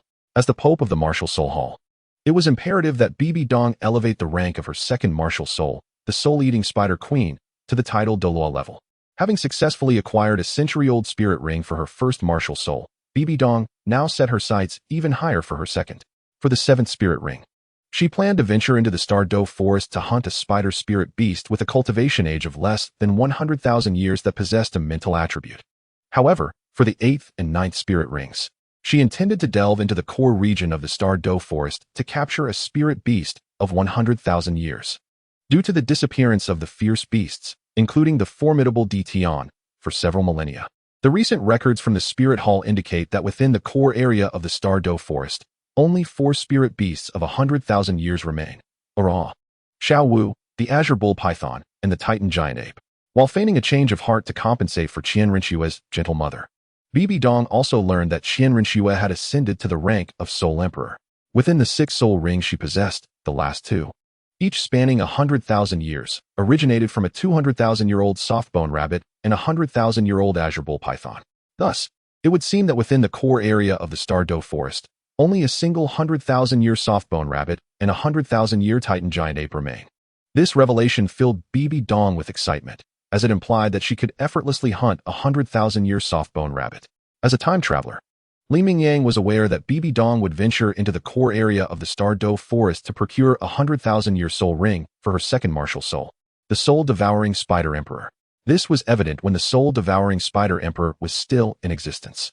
Now, with her Death Spider Emperor martial soul having been taken by him using the Human Emperor banner, Bibi Dong's urgency to secure a soul ring for her second martial soul had undoubtedly intensified. However, with the Tianming Ice Silkworm having been taken away by Li Mingyang, the fierce beasts, including Tian, had returned to the core of the Star Do forest. Should Bibi Dong attempt to hunt for soul rings there, it would be tantamount to seeking her own demise. Yet, this was precisely what Li Mingyang hoped to witness. Due to his concern for his niece Qian Renxue, Li Mingyang could not personally eliminate Bibi Dong, but he could use Tian and the other fierce beasts to orchestrate her downfall. Thus, as he departed the Star Do forest with his niece, he took special care to instruct Qian Renxue not to disclose any information regarding the Tianming Ice Silkworm, her second martial soul, or the existence of Tian and the other fierce beasts. The former was deemed critical due to the significance of the million-year soul beast, while the latter's revelation could attract the covetous eyes of others and various forces. Tian and the fierce beasts had been specifically prepared for Qian Renshue's future companions, her devoted followers. Thus she kept these matters from Bibi Dong. Upon returning to Spirit City, Bibi Dong promptly summoned the 2 great protectors, the Chrysanthemum Douluo Yueguan and the Ghost Douluo Guimei, expressing her intent to venture into the core area of the Star Do forest to hunt for a 100,000-year soul beast. She instructed them to gather elite soul masters from their ranks to prepare for the journey to the Star Do forest. Yes, Your Holiness, replied Yueguan and Guimei with utmost respect. However, after their departure, Yueguan discreetly sent Guimei to the Spirit City prison, where Li Mingyang conducted experiments each night. Await the arrival of Li Mingyang to report this news. Chapter 59. Li Mingyang. As one observes her ascend to great heights and entertain guests, one also witnesses her downfall. In the depths of the prison within the Spirit Hall, a figure known as Ghost Guimei humbly bowed before Li Mingyang, delivering a report regarding Bibi Dong's ambition to venture into the core area of the Star Do forest to procure a 100,000-year soul ring. He inquired how he and his companions should assist in this destructive endeavor. In a secluded and shadowy location, Gui Mei instinctively presumed that Li Mingyang would seek to thwart Bibi Dong's intentions. However, upon hearing this, Li Mingyang merely scoffed with a hint of mockery. Pay her no mind. If she seeks her own demise, let her proceed. But you and Yu Guan must proceed with caution in the core area of the Star Do forest. It is no longer merely the domain of a single 100,000-year Titan giant ape or a 100,000-year soft-bone rabbit. Moreover, there lurk 6 fearsome beasts, the gold-eyed Black Dragon King, with a cultivation exceeding 800,000 years, the Demon Eye Magic Tree, surpassing 500,000 years, and the Dark Golden Claw Bear, among others. Bibi Dong's pursuit of a 100,000-year soul ring in the core area is a perilous path. What? Gui Mei's expression shifted dramatically upon realizing the grave danger present in the core area. Yet, Li Mingyang reassured him, do not fret excessively. Should you encounter peril, simply inform those beasts that you are under my protection, and they shall not dare to harm you. With an air of confidence, Li Mingyang offered Gui Mei a sense of security. As for Bibi Dong's endeavor to obtain the 100,000-year soul ring, Li Mingyang harbored but one thought, to watch her rise and fall, eagerly anticipating the unfolding drama. Under the coordination of Zhu Douluo Yu Guan and Ghost Douluo Gui Mei, Bibi Dong swiftly gathered over 20 red-cloaked bishops, all possessing the strength of soul saints and soul Douluos. Subsequently, under Bibi Dong's leadership, a formidable contingent from the Spirit Hall departed from the Spirit City, heading towards the core area of the Star Do forest. After a day's journey, Bibi Dong, accompanied by Yu Guan, Gui Mei, and the assembly of red-cloaked bishops, delved deeper into the Star Do forest. Within the inner sanctum of the forest, they began the search for a suitable 7th soul ring, specifically seeking a spider-type soul beast of the highest bloodline and spiritual attributes. Through a systematic search, they soon discovered a top-tier spider soul beast, the Illusion Dream Spider, with a cultivation of 90,000 years. The Dreamweaver Spider, akin to the soul-devouring Spider King, is a malevolent and sinister spirit beast capable of consuming souls to enhance its power. This dark entity weaves an imperceptible web of mental energy, enveloping a vast area. Upon contact with this web, any spirit beast is ensnared in a dreamlike state, ultimately leading to its soul and body being devoured by the Dreamweaver Spider. It is an immensely powerful and terrifying creature. If not for the presence of the Scarlet Cardinal brought by Bibi Dong, which operates in coordinated groups, a solitary Scarlet Cardinal encountering the mental web of this Dreamweaver Spider would meet an inevitable demise. Upon discovering the Dreamweaver Spider, the Scarlet Cardinal promptly summoned reinforcements to encircle the formidable beast. Utilizing the 7th soul skill, Phantom Body, and the 5th soul skill, Ghostly Shadow Grasp, along with the 7th soul skill, Enigmatic Chrysanthemum Transformation, and the 6th soul skill, Golden Petals of Dawn, they fortified their position against the creature. As the encirclement tightened, the Ghost Douluo, Gui Mei, issued a commanding shout. After invoking his martial soul, he unleashed the 7th soul skill, Phantom Body, transforming into a colossal, illusory shadow. He then crouched and struck the ground, casting a dark veil over the area beneath the Dreamweaver Spider, resembling an abyssal pool. Countless massive shadowy hands surged forth from the gloom, seizing the spider's 8 legs and various parts of its body with a vice-like grip. Simultaneously, the Chrysanthemum Douluo, Yu Guan, ascended into the air, raising the resplendent, golden-hued enigmatic Chrysanthemum martial soul. As the 7th and 6th soul rings illuminated around him, the martial soul expanded to an enormous size. Subsequently, a flurry of golden petals transformed into razor-sharp blades, cascading forth like a golden tornado, ruthlessly targeting the Dreamweaver Spider. In a matter of moments, the Dreamweaver Spider succumbed to its grievous wounds, collapsing amidst a pool of blood. It was then that Bibi Dong summoned the soul-devouring Spider King Martial Soul, unfurling 3 pairs of formidable spider legs behind her. Her hands morphed into emerald scythes, her body encased in a layer of dark green exoskeleton, while intricate patterns resembling spider webs emerged upon her forehead. 6 dark soul rings ascended from her feet, encircling her form. Approaching the fallen Dreamweaver Spider, Bibi Dong plunged her emerald scythe-like hand into its head, delivering a fatal blow. At that moment, as the Dreamweaver Spider perished, a brilliant blue orb erupted from its body, an essence of a soul bone. Upon beholding a skull, entirely azure like jade, seemingly enveloped in a mist of cerulean vapor, emanating a radiant blue light, the surrounding red-clad cardinals could not suppress their astonishment. A soul bone, They had not anticipated the emergence of such a treasure. Bibi Dong, in high spirits, approached and retrieved the skull of the dreaming demon spider, stowing it within her storage soul device. At that moment, from the carcass of the dreaming demon spider, dark soul power particles began to dissipate, coalescing above the remains into a ring of pitch-black soul rings. Observing this, Bibi Dong seated herself cross-legged beside the corpse, channeling her soul power to draw the soul ring closer, which she subsequently adorned. Thus commenced her absorption of this soul ring. As a Titled Douluo, her mastery allowed her to successfully assimilate the dreaming demon spider's soul ring in less than half an hour. With her amber-hued eyes opening, she gradually rose to her feet. Let us proceed to the core region of the Star Do Forest. With her gaze directed towards that area, Bibi Dong once again produced her Pope's staff, her lips parting as a flicker of fervor danced in her beautiful eyes. Upon hearing her words, the Ju Douluo Yueguan and the ghost Douluo Guemei exchanged uneasy glances, their hearts filled with apprehension. Under Bibi Dong's leadership, their grand procession swiftly approached the vicinity of the Star Do Forest's core region. Unlike the narrative within the novel, they were acutely aware that within the core lay a Ro, Xiao Wu, the sky blue bull python, Deming, and the Titan giant ape, all formidable soul beasts of 100,000 years. The might of the Titan giant ape and the sky blue bull python was comparable to that of a level 95 Titled Douluo, even reaching the prowess of a level 96 Super Douluo. This realization compelled Bibi Dong to devise a plan to approach the vicinity of the Lake of Life within the Star Do Forest's core, capturing and tormenting a 10,000-year soul beast in hopes of luring out a Ro. However, with the 20,000-year soft-bone rabbit and the 100,000-year sky blue bull python now transformed into that wretched being's soul rings, only the Titan giant ape and 100,000-year soft-bone rabbit remained in the core.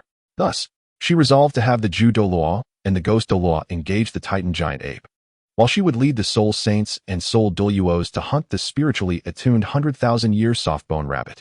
Chapter 60 Bibi Dong. This is not right. We are nearly there. Are you all prepared? Having traversed from the inner reaches of the Star Do Forest to its core, a vast expanse of sapphire-like lake came into view. Perched upon the branch of a towering tree, adorned in resplendent papal robes, her figure tall and voluptuous, with graceful curves. She possessed long, slightly curled, lavender tresses, crowned with a 9-curved purple gold tiara, and wielded a staff encrusted with jewels. Her mature, striking visage emanated an aura of regal elegance. Turning to face the figures behind him, the illustrious Ju Douluo Yueguan, the enigmatic ghost Douluo Guemei, and a multitude of crimson-robed archbishops, he coldly inquired, "Shall we proceed according to plan?" Next, the venerable Elder Ju and Elder Gui shall be tasked with ensnaring the formidable Titan giant ape, while I will lead a contingent to hunt down the 10,000-year soft-bone rabbit. The remaining group, under the guidance of Lord Diarla, will be ready to provide assistance wherever it is needed. Do you understand? Yes. A chorus of respectful affirmations resounded. Now let us embark. After completing the final preparations for battle, a flicker of fervor ignited in Bibi Dong's beautiful eyes as she leapt once more into the air. Navigating through the heart of the Star Do Forest, she swiftly soared from one towering tree to another, for the depths of this forest remained untouched by human presence, rendering the foliage particularly lush, with the ground strewn with various shrubs and thorns, making progress arduous. Thus, she could only traverse by leaping atop the branches of the stately trees. Awaken, martial soul, in anticipation of catching the Titan giant ape and the 10,000-year soft-bone rabbit off guard, just as they approached the edge of the Lake of Life. Bibi Dong suddenly issued a sharp command, summoning her second martial soul, the soul-devouring spider emperor, and entered a state of martial soul possession. In an instant, as the soul-devouring spider emperor enveloped her, a layer of dark green exoskeleton materialized upon Bibi Dong's skin, her hands transforming into razor-sharp emerald sickles, while intricate dark green spiderweb patterns emerged upon her forehead. From her back, 3 pairs of exceptionally sharp dark green spider legs unfurled. Simultaneously, 6 pitch-black 10,000-year spirit rings ascended from beneath her feet, encircling her form. A surge of soul power, akin to that of a Titled Douluo, erupted with tremendous pressure and waves. Following Bibi Dong's invocation of the soul-devouring spider emperor, the extraordinary Qirong Tongtianju appeared. Ghostly enchantment, activate. The golden rift eagle, take form. Ju Douluo Yueguan, ghost Douluo Guemei, and Lord Diarla, along with the other crimson-robed archbishops, all summoned their martial souls in a flurry of powerful exclamations, either calling forth their spirit weapons or beast martial souls. In that moment, a torrent of soul power emanating from soul saints and soul Douluos surged forth, creating an overwhelming wave of energy. Humans, at that moment, within the core of the Star Do Forest, due to Li Mingyang's removal of the heavenly dream ice silkworm. The absence of this entity, which had been providing an abundance of natural energy from deep within the earth, compelled the formidable beasts, including Emperor Tian and others, to vacate their subterranean lairs and return to the shores of the Lake of Life, each claiming a territory by the lake to engage in their cultivation.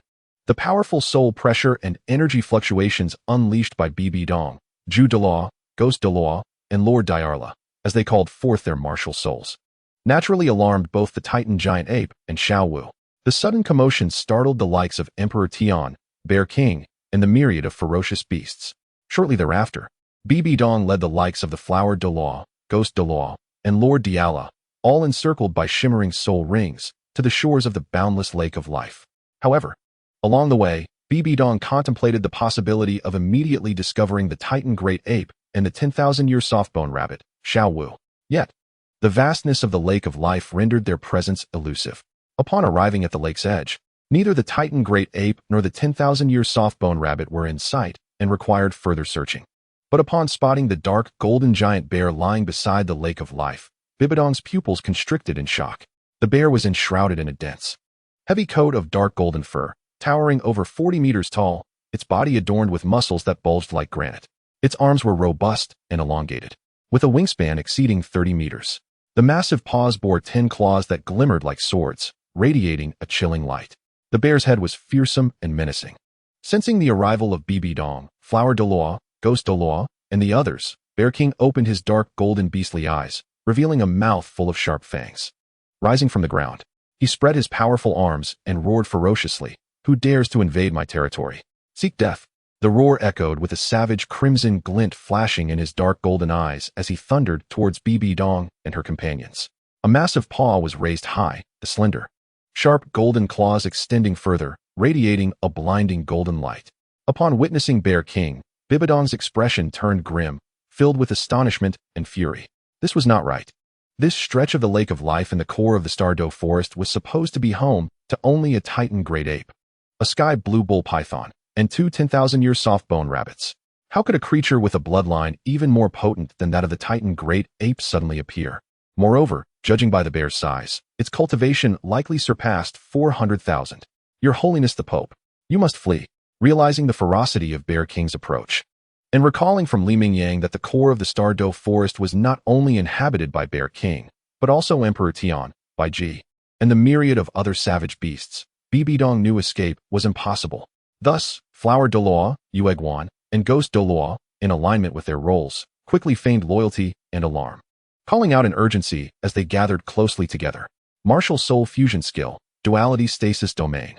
In an instant, a radiant burst of golden and silver light erupted from the bodies of the Chrysanthemum Daluo, Yueguan, and the Ghost Daluo, Goeme.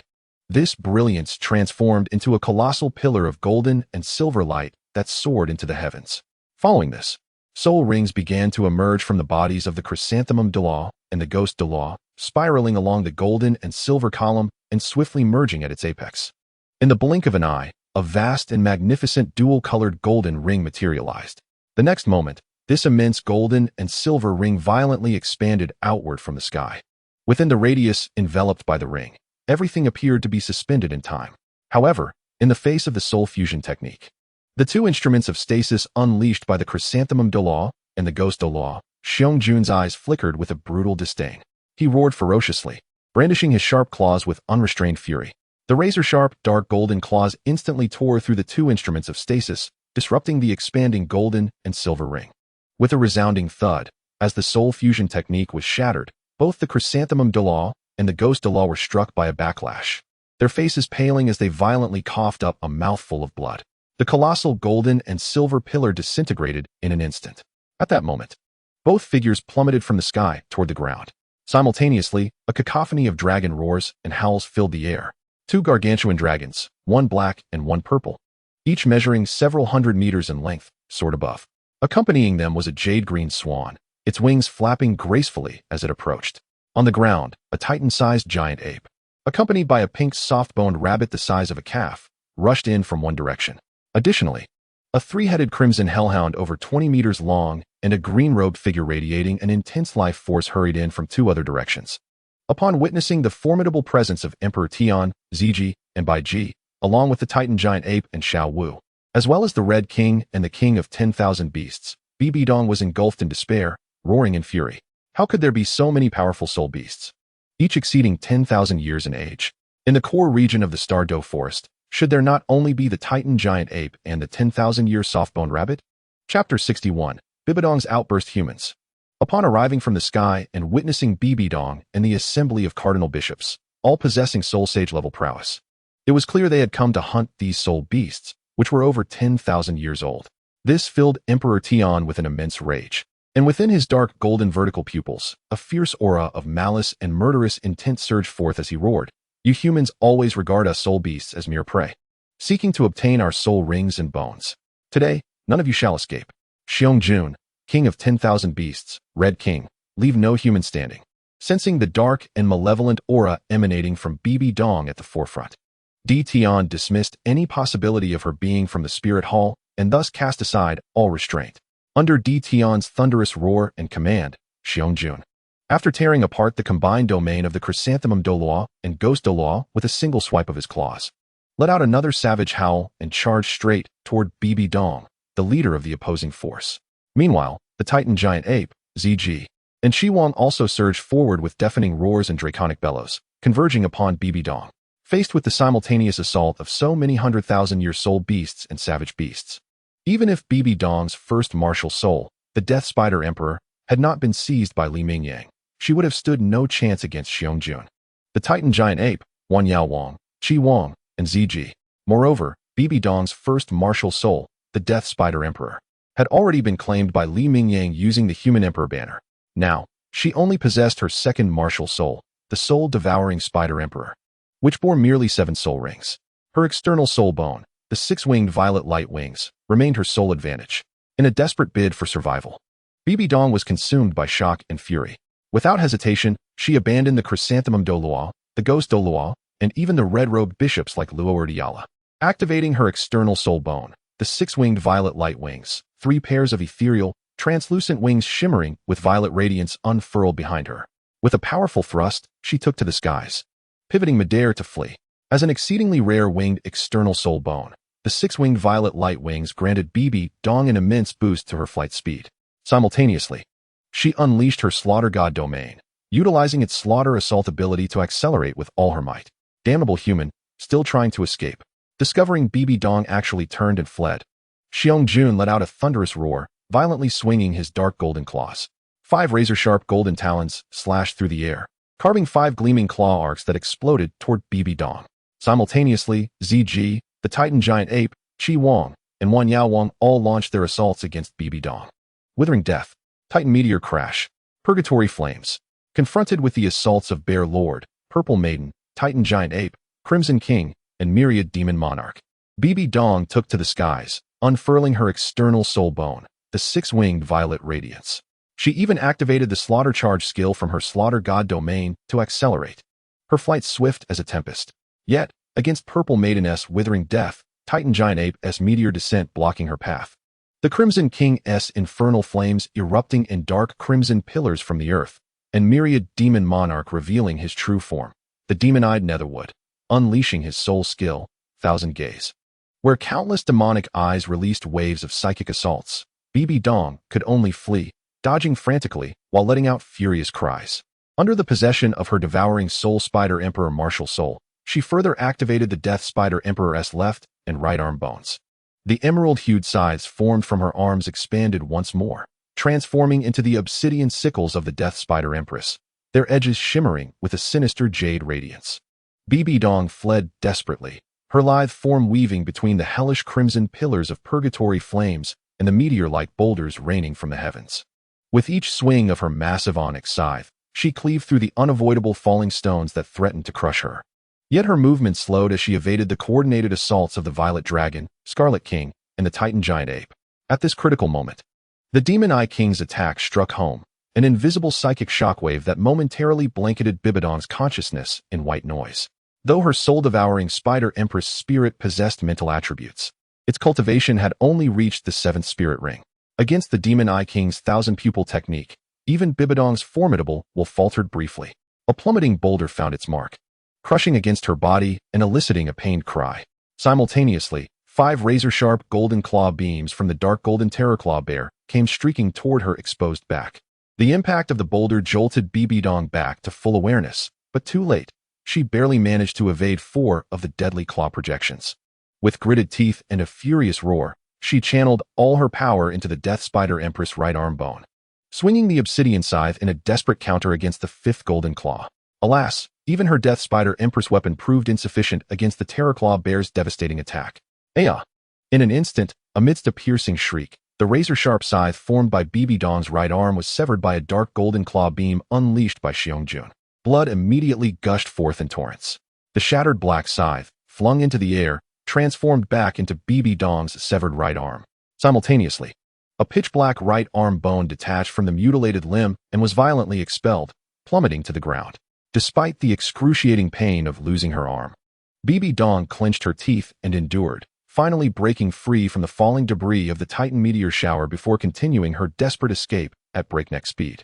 Xiong, Ziji, the Titan giant ape, Qi Wang, and Wan Yao Wang attempted to pursue her.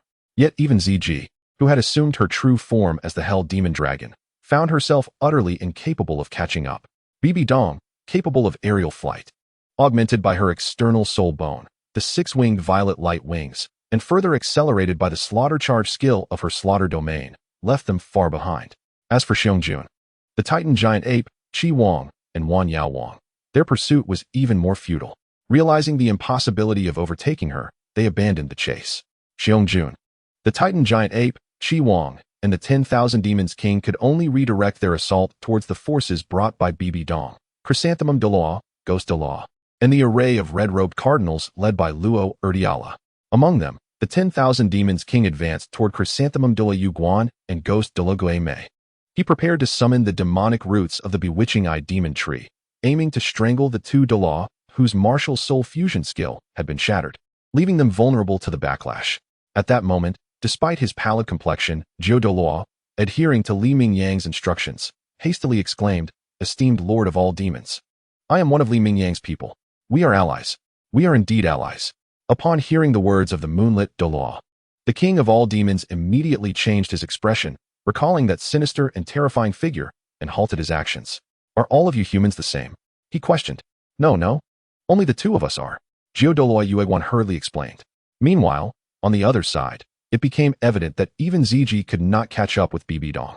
Transformed into the embodiment of the golden-eyed Black Dragon King, Emperor Tian let out a cold snort and suddenly spread his vast, ebony wings in the air. With a resounding dragon roar, he took flight in pursuit of Bibi Dong. In the blink of an eye, Emperor Tian had closed the distance to the fleeing Bibi Dong. 10,000 dragon flames. Emperor Tian unfurled his immense maw, unleashing a torrent of inky black dragon flames that engulfed the surroundings. The sheer darkness and searing heat distorted the very air, sweeping forth in a howling rush towards Bibi Dong. "This is dire." As the formidable Emperor Tian pursued from the skies behind, Bibi Dong's expression shifted dramatically, urgency surging within her as she activated the 6-winged purple light wings of her external soul bone, striving to create distance. Alas, in an instant, Emperor Tian unleashed a torrent of ravenous black dragon flames. Bibi Dong found herself unable to evade, and with a heart full of defiance and fury, she resolutely turned to unleash her soul skills. 7th soul skill, Devouring Soul Spider Emperor's true form. 1st soul skill, Half Moon. 6th soul skill, Eternal Creation. Before the formidable golden-eyed Black Dragon King, Emperor Tian, whose cultivation exceeded 800,000 years, the currently underwhelming Bibi Dong, possessing a cultivation level barely reaching 96, found her soul technique assaults utterly impotent against him. The inky black dragon flame exhaled by Emperor Tian swiftly obliterated all of Bibi Dong's offensive attempts, engulfing her entirely. In an instant, a cacophony of agonized screams and wails erupted. Bibi Dong was transformed into a blazing torch, ignited by the dark dragon fire. Amidst her torment, her flesh and blood were swiftly corroded and consumed, revealing a skeletal structure infused with various spirit bones, radiating a kaleidoscope of colors. In the following moment, 5 spirit bones, integrated into Bibi Dong's very skeleton, along with the external spirit bone, the 6-winged purple light wings, erupted forth, scattering in all directions. Just as Bibi Dong met her demise, within the divine realm, in the Azura temple, the Rakshasa god immediately sensed the demise of Bibi Dong. in the resplendent, yet eerie Rakshasa temple. Upon realizing the fall of the Chosen One, Bibidong, the Rakshasa god, clad in dark green divine armor, with an alluring figure and graceful curves, yet bearing a fearsome visage, found it hard to believe and muttered to herself, "How can this be? How did Bibidong perish? She is the Pope of the Spirit Hall. As long as she does not court disaster, there should be no one on the Douluo Continent capable of threatening her. If it were anyone else, merely triggering the Rakshasa goddess trial, she would not even cast a glance. After all, she was merely a common first-level deity in the divine realm, an independent free spirit without any faction. Interfering with the lower realm would result in severe consequences, especially as her influence in the lower realm was weak. Without the support of faith, the only means to interfere would involve transmitting divine power across the realms, which not only demanded great energy, but also attracted unwanted attention. Moreover, the Douluo Continent was under the jurisdiction and scrutiny of her arch-rival, the Shura god. If discovered, it would spell disaster. However, Bibidong was different. She was a rare genius with twin martial souls and innate full soul power, possessing top-tier martial souls of dark and malevolent attributes. With her nature inclined to blame heaven, earth, and even the air, she was truly the embodiment of the innate Rakshasa divine body. Furthermore, now that Bibidong had ascended to the position of Pope of the Spirit Hall, the Rakshasa god understood that Bibidong harbored ambitions to unify the Douluo Continent through the Spirit Hall, seeking vengeance against countless families, the Spirit Hall itself, and the Douluo Continent as a whole. If she succeeded, it would not only spread hatred, slaughter, and death, but also significantly enhance her own power. Simultaneously, the faith in the Rakshasa god would flourish across the Douluo Continent. The allure of such a splendid vision was too enticing for the Rakshasa god to relinquish. In desperation, the Rakshasa god quickly conjured a mirror of the void, linking her divine status to the powers of the divine realm, to reflect the situation surrounding Bibidong. Upon gazing into the mirror, she saw that Bibidong had ventured into the heart of the Stardo Forest, provoking remnants of the ancient dragon clan and a multitude of ferocious beasts boasting over 200,000 years of cultivation. The Rakshasa god's expression darkened, and she could not help but curse loudly. "How foolish can you be, Bibidong? You are the Pope of the Spirit Hall. Surely, the Spirit Hall has documented the conditions of the Stardo Forest's core.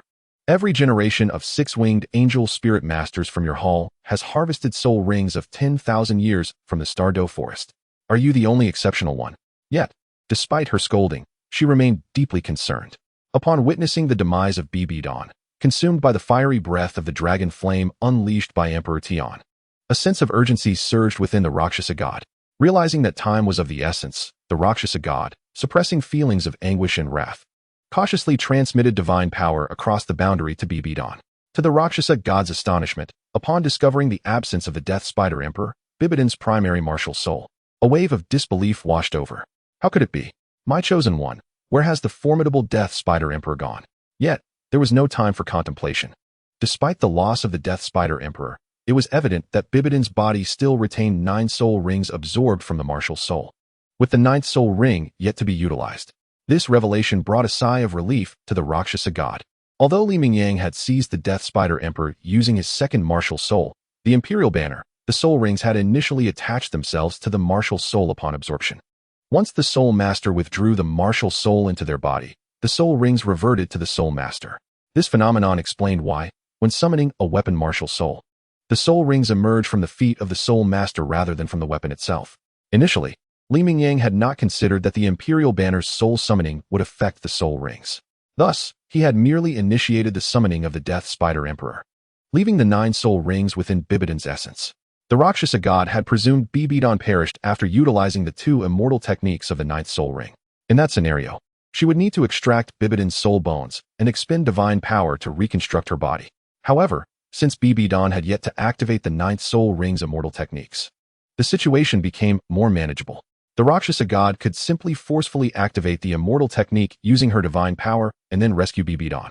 Consequently, the Rakshasa god swiftly harnessed her divine power to catalyze the first of the 2 immortal techniques from the 9th soul ring, which resided within Bibidong's spiritual realm. This technique granted the ability to reform the body, even if it lay shattered.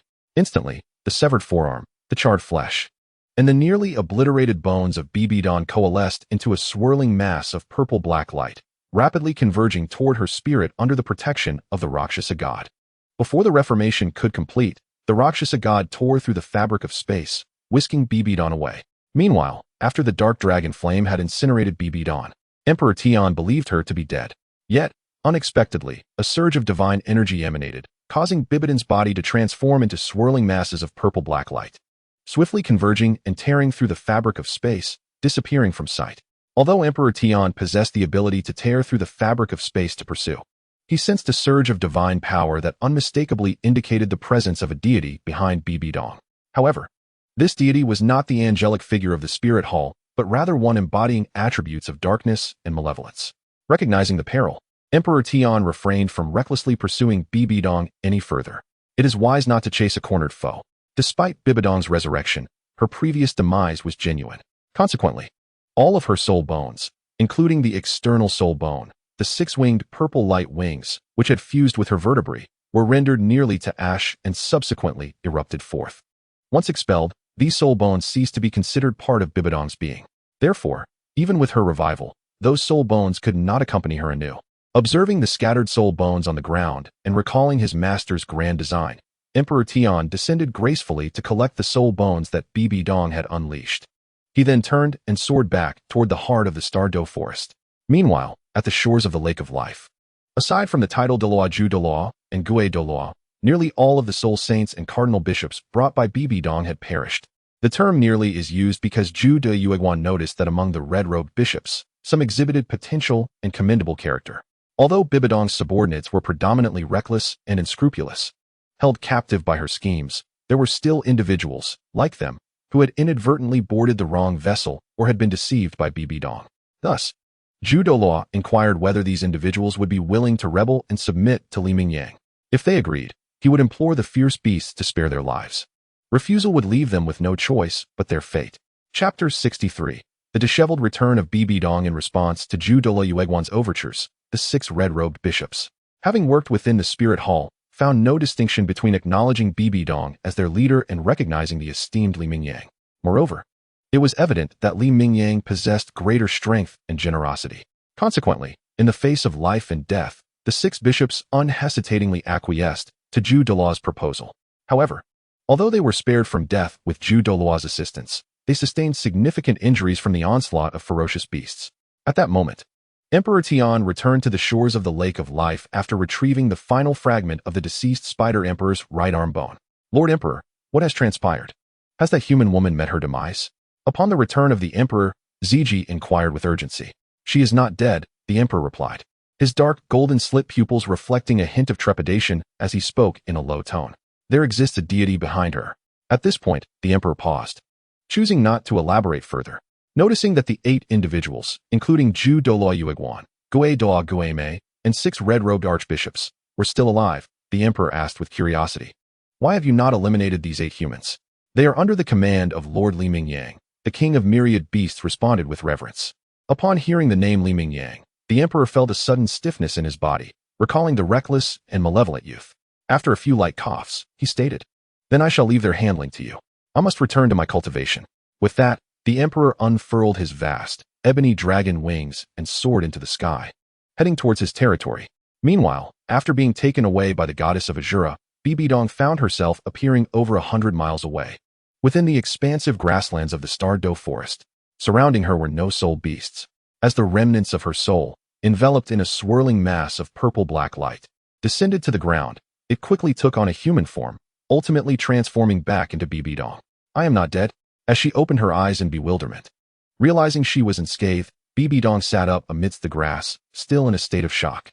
She could vividly recall the profound agony and torment she experienced under the Emperor's dark dragon flames, where her flesh was corroded and scorched. Could it have all been merely a dream? Still disoriented from her recent resurrection, Bibidong instinctively pondered. It was I who saved you. At that moment, a stern and chilling voice echoed in her mind, belonging to the goddess of Azura. Bibidong, do you seek to court death? Why would you venture into the core of the Douluo forest? That place is not meant for you. Unless you inherit my divine position as the goddess of Azura and ascend to godhood, it might be permissible.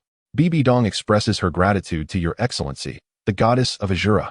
Upon realizing that it was indeed the goddess who had rescued her, Bibidong felt immense gratitude swell within her. Do not thank me. My assistance is limited to this occasion. Should you dare to repeat such recklessness, I shall not intervene again. The goddess of Azura huffed coldly, issuing a warning. As a deity who valued life dearly, the act of resurrecting Bibi Dong had already posed a significant risk. If it were not for the tantalizing prospect of Bibi Dong inheriting the radiant future of the goddess of Azura, she would not have intervened. Yet even so, should Bibi Dong attempt such folly once more, the goddess would be unable to bear the consequences. Thus, she issued her stern warning. Rest assured, Your Excellency, the goddess of Azura, I shall not engage in such actions again. In response, a bitter smile adorned the elegant yet cold countenance of Bibi Dong. Had she known that the core region of the Star Do Forest harbored such formidable soul beasts, she would never have sought to procure a 10,000-year soul ring. After all, it is not solely within the core of the Star Do Forest that one can find 10,000-year soul beasts. For instance, the 9th soul ring of her Death Spider Emperor Martial Soul originated from a 10,000-year Death Spider Emperor residing in another soul beast habitat. Upon her resurrection, Bibi Dong discovered that all her soul bones, including the external soul bone, the 6-winged purple glowing wing, appeared to have vanished. Her cultivation had plummeted directly to the realm of the Soul Emperor, causing her immense anguish. Unable to contain her distress, she questioned the god of Rakshasa, Your Excellency, why have all my soul bones disappeared? In response, the god of Rakshasa merely scoffed, replying with a chilling and authoritative tone, You died just moments ago, naturally. Your soul bones shattered upon your demise. I revived you at great risk. I have already informed you that we deities cannot interfere in the mortal realm. Your soul bones are lost, and your cultivation has declined. You must cultivate anew and seek your soul bones once more. This is the extent of my assistance. With that, the god of Rakshasa dismissed the void mirror in his divine realm, no longer regarding Bibi Dong. What a farce. Did she expect me to descend to the mortal realm and engage in battle with that golden-eyed Black Dragon King to reclaim her soul bones? After realizing the god of Rakshasa''s indifference, Bibi Dong felt utterly helpless. Rising to her feet, she resolved to return to Spirit City first. With her cultivation now diminished to that of a soul emperor, lingering in the Star Do Forest was fraught with peril. Meanwhile, having departed from the core region of the Star Do Forest, Zhu Douluo Yueguan and Gue Da Guemei, along with a contingent of surviving cardinal bishops, made their way back to Spirit City. This mission had resulted in grievous losses. Although they were aware that Bibi Dong had survived, both Zhu Douluo and Gue Douluo regarded her fate as dire. With heavy hearts, they reported the incident. Given that Qian Daoliu was preoccupied, the nominal leader of the Spirit Hall, Li Mingyang, was understandably furious. What? Bibi Dong actually led you to the core region of the Star Do Forest to hunt 10,000-year soul beasts. Was she unaware that our Spirit Hall prohibits soul masters from venturing into that area for such purposes? This is a blatant violation of the law, an offense compounded. Her death would be of little consequence. Yet, she has caused our Spirit Hall to suffer the loss of nearly 20 soul saints and soul Douluo-level cardinals. It has been years since our Spirit Hall has faced such catastrophic casualties. If she is dead, then that is the end of it. If she is still alive, I will hold her accountable for this disaster. Upon learning of Bibi Dong's demise, both Qian Renxue and Hulaina, the latter being a disciple of Bibi Dong, were profoundly grieved. Due to the butterfly effect instigated by Li Mingyang, Qian Renxue was considerably younger than her counterpart in the original timeline, being merely 2 years senior to Tang San. In contrast, Hulaina was 6 years older than Tang San, surpassing Qian Renxue by 4 years. However, just a few days later, Bibi Dong returned from the heart of the Star Do Forest. Unlike her previous majestic appearance, adorned in resplendent garments, exuding an air of nobility and authority with the 9 crown atop her head and the Pope's scepter in hand, her return was marked by disarray. She was clad in tattered attire, her hair disheveled, unable even to soar through the skies. Upon her resurrection, Bibi Dong initially crafted a grass skirt, later donning a beast skin skirt, and ultimately scavenged a ragged dress and garments from a deceased female soul master in the Star Do Forest. In Chapter 64, Judgment of Bibi Dong, her return prompted Li Mingyang, as the honorary hall master of the Douluo Palace, to hold her accountable for this grave transgression. Inside the angel temple of the Douluo Palace, Li Mingyang occupied the highest seat upon a throne, casting a stern and indifferent gaze upon Bibi Dong, whose strikingly ethereal visage was marred by an expression of authority. Beside him, Qian Daoliu sat upon another throne, his countenance equally filled with ire. As a member of the 6-winged angel clan, Qian Daoliu was acutely aware of the formidable beasts residing in the heart of the Star Do Forest, having historical encounters with Emperor Tian. Consequently, he had established a decree forbidding the soul masters of the Spirit Hall from venturing into that perilous territory to hunt for 100,000-year soul beasts. Had Qian Daoliu believed that the core of the Star Do Forest was merely inhabited by Eru, Xiao, the sky blue bull python, and the Titan giant ape, He could have led his followers to assist Qian Xunji in hunting for a 100,000-year soul beast, enriching his soul ring configuration. However, the optimal soul ring arrangement for Qian Xunji was merely a standard configuration of 2 yellow, 2 purple, and 5 black rings. This was due to Qian Daoliu's understanding of the complexities hidden within the Star Do Forest, leading him to refrain from risking his followers in unnecessary peril. Yet, to his astonishment, Bibi Dong had dared to defy his decree, resulting in grievous losses among their ranks, including numerous Soul Saint and Soul Douluo level cardinal members. How many families had lost husbands, fathers, and grandfathers? Qian Daoliu was filled with righteous indignation and profound sorrow, while the golden crocodile Douluo, the azure phoenix Douluo, the lion Douluo, and other devoted followers stood nearby. At this moment, Bibi Dong had adorned herself in an exquisite deep purple papal robe, accentuating her tall and curvaceous figure. Her noble and striking visage bore a slight pallor, yet it remained resolute and proud. She did not perceive any wrongdoing on her part, and had no intention of conceding to that detestable old man or Li Mingyang. Upon learning that there were spirit beasts of 10,000 years dwelling in the core region of the Star Do Forest, she led a team to hunt for a 10,000-year spirit ring. What was her fault?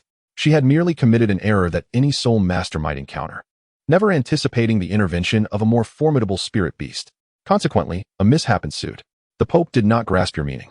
I, the Pope, ventured to hunt 10,000-year spirit beasts, and an unforeseen incident occurred. Is this not quite normal? Which soul master can guarantee that there will be no complications when hunting spirit beasts? My only misfortune this time was that the issue was slightly more severe, resulting in greater casualties. However, this is not something I, the Pope, wish to see. Bibi Dong slightly lifted her delicate head, her ruby lips parting as she coldly articulated her thoughts. At her words, Li Mingyang immediately sneered. A feeble excuse. Bibi Dong, as the Pope, do you not comprehend that the Spirit Hall has regulations prohibiting the hunting of 10,000-year spirit beasts in the core area of the Star Do Forest? This time, you violated the rules of our Spirit Hall by taking your team to hunt spirit beasts in that forbidden zone.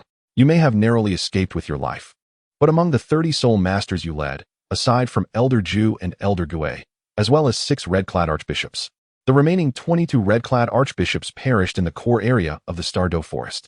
They were all esteemed soul saints and soul Douluos, the very backbone of our Spirit Hall. Bibi Dong, do you still fail to recognize your error? Li Mingyang's voice thundered with a chilling wrath as he abruptly rose to his feet.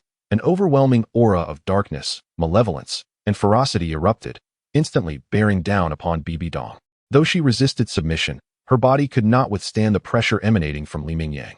In a moment of profound humiliation and indignation, she found herself compelled to kneel before him, her fiery figure bending under the weight of his oppressive presence, relegated to the ground. Are Yueguan and Guime not dead? Having just returned, Bibi Dong had been summoned immediately, leaving her no time to change her attire. Thus, she was unaware that both Ju Douluo and Gue Douluo, along with 6 red-clad archbishops, had survived. Nevertheless, she felt a surge of joy at this news, for they were all her loyal subordinates. Ju Douluo and Gue Douluo had valiantly confronted Xiong Jun, employing their martial soul fusion technique, the domain of 2 instruments, to assist in staving off the formidable foe. In Bibi Dong's eyes, they were indeed exemplary loyalists. As humiliation compelled her to kneel upon the ground, a tempest of resentment and fury surged within her. Bibi Dong recalled that the Spirit Hall indeed had a regulation prohibiting the hunting of soul beasts in the core area of the Star Do Forest. However, this rule was largely regarded as a mere formality, though it was well known that the core of the Star Do Forest housed soul beasts of over 100,000 years. Such formidable creatures were not to be trifled with. Most soul beasts possessed strength that often surpassed that of soul masters of the same rank. Take, for instance, the Titan giant ape and the sky blue bull python. Despite being 100,000-year soul beasts, the Titan giant ape was conservatively estimated to be at the level of a 95th rank Titled Douluos and was among the elite of such ranks. As for the sky blue bull python, it boasted a level equivalent to a 96th rank Super Douluos. Hence, those lacking sufficient strength and background dared not even contemplate venturing into the core of the Star Do Forest to hunt 100,000-year soul beasts. Over the years, this regulation had been largely overlooked. Had it not been for the knowledge that the sky blue bull python and a roe had transformed into the soul rings of Qian Renxue, Bibi Dong would not have dared to lead her followers directly into the core of the Star Do Forest to hunt the Titan giant ape and Xiao. Faced with the acknowledgement of this regulation, Bibi Dong's expression stiffened, and a sense of foreboding gripped her heart. Realizing that she had indeed transgressed, she could only suppress her unwillingness and anger, bowing her head and gritting her teeth as she admitted her fault. This time, it was undeniably a grave error on the part of the Pope. She vowed to compensate the families and clans of the fallen cardinals. But then what? Li Mingyang sneered. Bibi Dong, you cannot possibly believe that acknowledging such a significant mistake and offering some form of recompense would suffice, can you? Surely not. Li Mingyang taunted with a mocking tone. Furthermore, this is not merely a mistake. You have brought about the demise of so many pillars of our spirit hall. This is a crime, a true offense. As the Pope, to know the law and yet violate it, exacerbates your guilt. Li Mingyang spoke coldly, delivering the final verdict. As Pope, your failure to correctly exercise the spirit hall's right to conquest constitutes an egregious crime. It is evident that you lack the capability to wield such authority. Therefore, I hereby declare the revocation of your title as Pope Bibi Dong and your rights to the spirit hall's authority of conquest. No, it is impossible. I refuse to accept this. Chapter 65. The debt of gratitude to Lord Mingyang can never be repaid. Bibi Dong's countenance shifted dramatically upon realizing that Li Mingyang intended to strip her of her position as Pope and her rights to the Spirit Hall's conquest authority.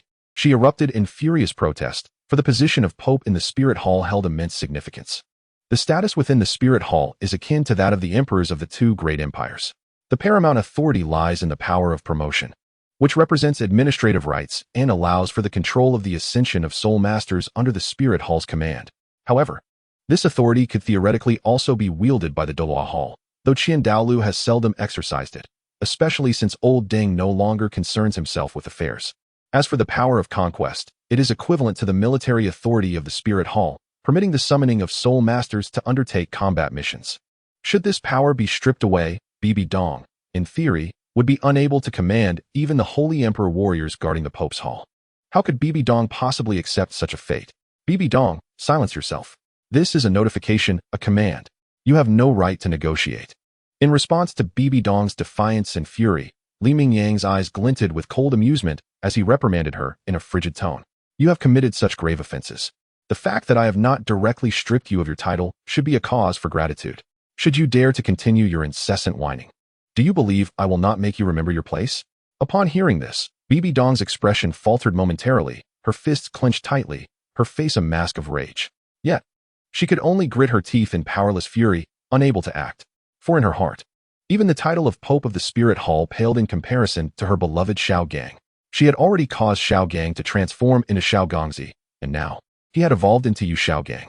The thought of causing her beloved any further pain or loss of any part terrified her. She genuinely feared that Xiao Gang would never forgive her again. You may leave. After passing judgment on Bibi Dong, Li Mingyang said with a cold smile. Once he retracted the dark, malevolent aura he had released, Bibi Dong rose from the ground, her beautiful eyes filled with anger, humiliation, and unwillingness. Yet, as she clenched her jade-like hands, she could only leave in silence, head bowed. Mingyang, you have deprived Bibi Dong of her power of conquest. Will you take responsibility for it henceforth? After Bibi Dong departed, Qian Daoliu could not help but furrow his brow and inquire. The power of conquest within the Spirit Hall encompasses a broad range of authority and responsibility. The rights include, but are not limited to, the command of elite Soul Master legions from Spirit City, the command of Soul Masters from various Spirit Hall branches, and the command of the enforcement teams in Spirit City. Among others, the responsibilities entail ensuring the safety of the Spirit Hall branches, safeguarding the business interests of the Spirit Hall, and maintaining order across the continent. While the rights might be manageable, Qian Daoliu did not believe that Li Mingyang would have the inclination or time to attend to these responsibilities. I have no time for such matters. In response to Qian Daoliu's inquiry, Li Mingyang waved his hand dismissively. However, I have someone in my pocket. I simply need to find a capable individual to assist me. In the heavenly, within the Spirit Hall, after accepting a dragon blood pill crafted from dragon blood grass. Gifted by Li Mingyang, Salus consumed the pill. His martial spirit, the golden-winged white-headed eagle, underwent a transformation into the four-winged golden dragon eagle. Consequently, Salus's cultivation level ascended from 87 to 88 as a soul Douluo. Following a year of diligent training, he finally broke through from 88 to 89. However, the transition from 89 to the 90th level, the threshold of a quasi-titled Douluo, proved to be a formidable challenge. On the Douluo Continent, countless talented soul masters have found themselves stuck at this juncture for a lifetime, unable to advance. On this particular day, the esteemed protagonist Salus was occupied in the office of the Spirit Hall, attending to various matters. As the highest-ranking Spirit Hall branch among the two great empires, It was imperative to address the myriad issues reported by the branch leaders from various cities within the empire. Generally, only the spirit halls in major cities, royal cities, and imperial cities possess the liberty to report matters directly to Spirit City. In contrast, the spirit halls in smaller cities, like Nodding City, are overseen by the leaders of the highest-ranking spirit hall in the corresponding provincial capital. Nonetheless, these smaller spirit halls are granted 1 to 3 opportunities each year to directly report to Spirit City to prevent oppression from the provincial capital-less spirit hall. Once Salas completed the tasks related to the messages and issues reported by the branch leaders of the Tiandou Imperial City Spirit Hall, he prepared to rise and take a stroll. Suddenly, an excited voice echoed from a short distance away. Good news! Good news! Your Excellency, we have joyous tidings. Soon after, a soul master clad in the uniform of the Spirit Hall, his face alight with joy and excitement, rushed in. Upon entering the office, he knelt before Salas, holding a scroll bearing the angelic seal from Spirit City with great reverence, exclaiming, "From Spirit City, the esteemed honorary Hall Master Li Mingyang has conveyed his will. Hall Master Li Mingyang believes that you, Your Excellency, have labored diligently and possess the cultivation of 89, demonstrating the potential of a Titled Douluo. Thus, he has specially appointed you as an honorary elder to return to Spirit City and undertake significant responsibilities. You are granted the authority to act on behalf of Hall Master Li Mingyang in the conquests of the Spirit Hall." Upon hearing this, Salas was overcome with exhilaration, bursting into laughter. "Excellent!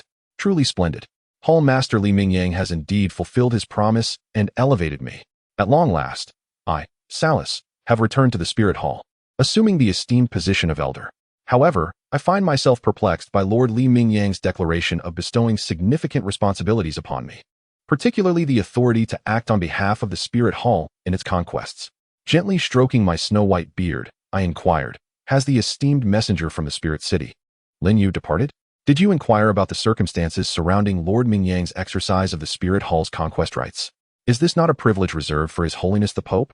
With a chuckle, my subordinate replied, "Indeed, esteemed Archbishop, I have sought answers. It appears that His Holiness has committed a grave transgression. The Pope, Bibi Dong, violated the regulations of the Spirit Hall, leading the formidable Ju Douluo Yueguan, the ghost Douluo Guime, and 28 cardinal bishops into the heart of the Star Do forest to hunt a 100,000-year-old soul beast. Unfortunately, an unforeseen calamity befell them, resulting in the tragic demise of 22 soul saints and Douluo-level cardinal bishops within that treacherous region. Such a serious offense warranted immediate action. Lord Li Mingyang, alongside Qian Daoliu, has judged Bibi Dong, stripping her of her papal title and the right to exercise conquest. This authority now resides with Lord Li Mingyang." Upon learning these developments, my heart swelled with exhilaration. The conquest rights of the Spirit Hall now belonged to Lord Mingyang, and he has chosen to delegate this monumental responsibility to me. What profound appreciation and trust this signifies. This authority far surpasses any honorary title of elder. At that moment, I felt an overwhelming surge of passion, my heart racing with fervor, yearning to proclaim, "Lord Mingyang is the unwavering sun in my heart. His grace is a debt I shall never be able to repay. Gratitude, loyalty." To my astonishment, I had been entrusted with such significant power. Enthralled by these emotions, I felt as if the previously insurmountable barrier of the 90-level threshold had suddenly given way. Bang! A thunderous roar echoed in my mind. I had broken through to the 90th level. Chapter 66. The 3 rebellious ones of the heavenly court, with my cultivation now surpassing the 90th level. I felt an unprecedented sense of elation. Upon the arrival of the next platinum bishop from the Spirit Hall in the Heavendo Imperial City, I completed the handover ceremony and joyfully set forth towards the Spirit City. A brighter future awaited me. In the blink of an eye, more than half a year had elapsed. The Starfall Forest, while not one of the primary habitats for soul beasts on the Douluo Continent, is akin to the Sunset Forest, serving as a significant dwelling for a multitude of soul beasts. Deep within its confines, 10,000-year soul beasts are not uncommon.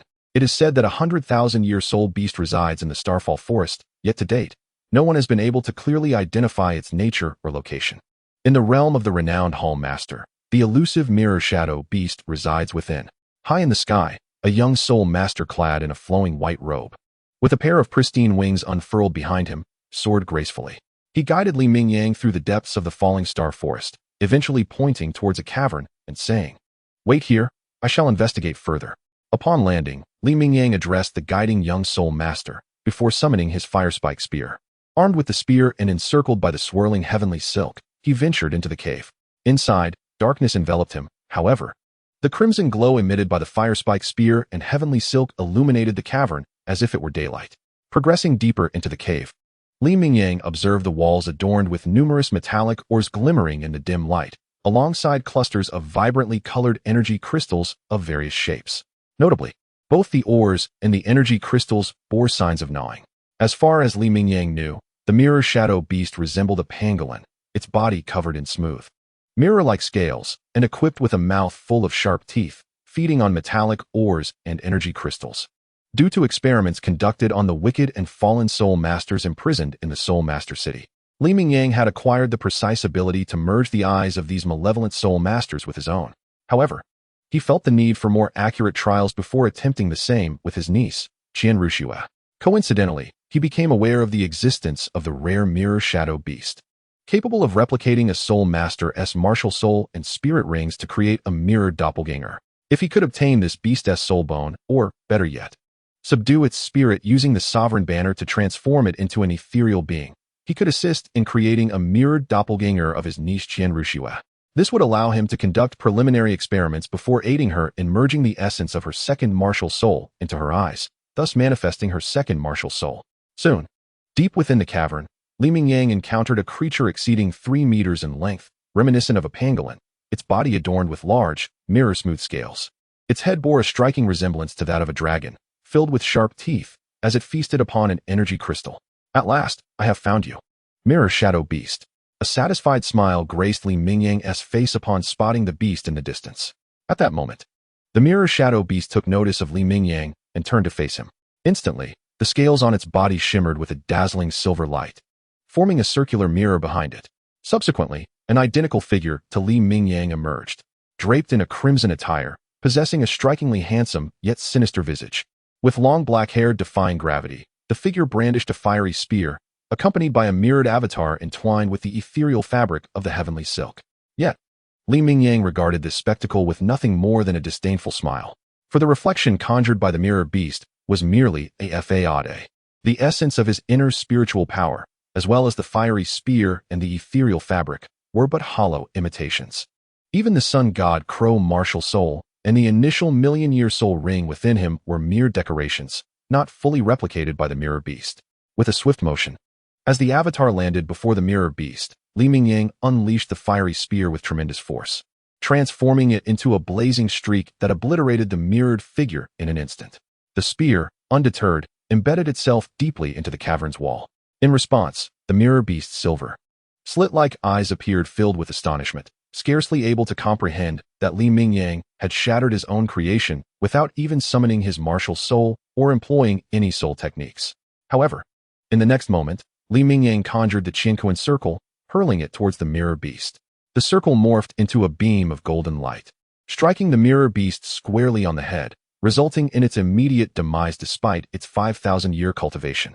Yet, as Li Mingyang summoned his second martial soul, the Emperor's Banner, intending to claim the beast's skull, he was astonished to discover that the mirror beast had yielded a soul bone. This soul bone bore a resemblance to a vertical pupil and a mirror, adorned with intricate and profound patterns, indicative of an external soul bone. Li Mingyang beckoned and grasped the external soul bone known as the mirror pupil, his expression a mix of intrigue and bemusement. It seemed that this was indeed an external soul bone resembling a vertical pupil. Are you suggesting I should embody dual roles, akin to Yangjian? Perhaps next, you could bestow upon me a pair of fiery golden eyes. With a touch of sarcasm, Li Mingyang reflected on his capacity to single-handedly withstand the 3 rebellious figures of the heavenly court. Subsequently, while wielding the Emperor's Banner to draw the soul of the mirror beast into it, transforming it into a heroic spirit, he observed a circle of pitch-black soul rings coalescing above the beast's remains. After deliberation, Li Mingyang decided against wastefulness and resolved to absorb it using his sun god, Crow martial soul. The soul ring of the mirror beast surely possessed soul techniques related to replication and doppelgangers. The former promised commendable effects, while the latter not only boasted efficacy, but also wielded the potential for further exploits. Seated cross-legged beside the mirror beast's carcass, Li Mingyang summoned his sun god, Crow martial soul. A radiant, golden soul ring encircled him, and as he channeled his inner soul power, the mirror beast's soul ring was swiftly drawn towards him, enveloping his sun god, Crow martial soul. Soon, Li Mingyang absorbed the soul ring of the mirror shadow beast. As for the acquired soul skill, he aptly named it replication. Its effect enabled him to duplicate not only his own soul skills, but also those of others. Quite conventional. Indeed. However, given that the soul skill of the mirror shadow beast's soul ring was replication, it was reasonable to surmise that the attached soul bone, the mirror eye, possessed a soul bone skill of mirror duplication. Yet, Li Mingyang chose not to merge this external soul bone immediately. Instead, he intended to treat it as a treasure and refine it with his spiritual power first. Generally speaking, refining a treasure with spiritual energy not only enhances one's control over it, but, if the treasure's quality is inferior to that of the cultivator's cultivation level, it can also elevate the treasure's quality, rendering it even more formidable. Chapter 67. The birth of Qian Renxue's second martial soul. Li Mingyang pondered that refining the mirror eye, the external soul bone of the mirror shadow beast, should render it even more powerful. He proceeded to refine the mirror eye. Perhaps due to the fact that Li Mingyang utilized spiritual power that transcended the Douluo realm, the transformation of the mirror eye was remarkable. Originally a silvery hue resembling a vertical pupil and smooth as a mirror, the external soul bone now appeared more exquisite and resplendent, shimmering with 7 colored lights. Akin to a divine artifact. The effect is indeed impressive. After refining the mirror eye, Li Mingyang was astonished and greatly satisfied. In addition to the apparent enhancement of the mirror eye's quality, he sensed a newfound strength in his control over it. He felt that if he were to merge the mirror eye into his third eye now, he could effortlessly detach it afterward. Nonetheless, Li Mingyang was quite eager to retain the mirror eye for further exploration, especially considering his interest in the achievement of gathering the characteristics of the 3 rebellious offspring of the heavenly court. After merging with the mirror eye, Li Mingyang exited the cave and summoned the wind-fire wheel, accompanying the white-clad young Soul Master back to Soul Master City. Xue. Upon entering the Douluo Palace, Li Mingyang called out with a smile. Soon, a little girl dressed in a flowing white gown, with long golden hair and an exquisitely adorable face, radiating purity and nobility like a little angel, came rushing towards him. Uncle! Qian Renxue exclaimed joyfully, leaping into Li Mingyang's embrace like a koala clinging to a tree. After a morning apart from her uncle, she had missed him dearly. Qian Renxue nestled her small head against Li Mingyang's chest, playfully seeking affection. Haha, Uncle missed Xue too. Li Mingyang chuckled, gently stroking his niece's golden locks. They sought a secluded spot, where the uncle intended to solidify the second martial spirit of his niece. Shortly, the uncle and niece arrived at a deserted grand hall. Xue, I have recently mastered a remarkable celestial technique. Quickly, close your eyes. I shall conjure a sister for you. Upon bringing Qian Renxue into the hall, Li Mingyang felt a tinge of mischievous excitement and spoke with earnest seriousness. Sister. Qian Renxue was filled with exhilaration and promptly shut her eyes. At that moment, Li Mingyang activated the external soul bone, the mirror eyes, and unleashed the soul bone skill, mirror clone. A beam of luminous, multicolored silver light shot toward Qian Renxue. And soon a mirror clone, identical in attire and appearance to her, albeit shimmering with a faint iridescent glow, was created. Xue, you may open your eyes now. With the mirror clone successfully summoned, Li Mingyang smiled slightly and announced, as Qian Renxue trembled her eyelashes and slowly opened her starry violet eyes. She gasped in awe upon seeing the clone beside her. Wow, Uncle, you are incredible.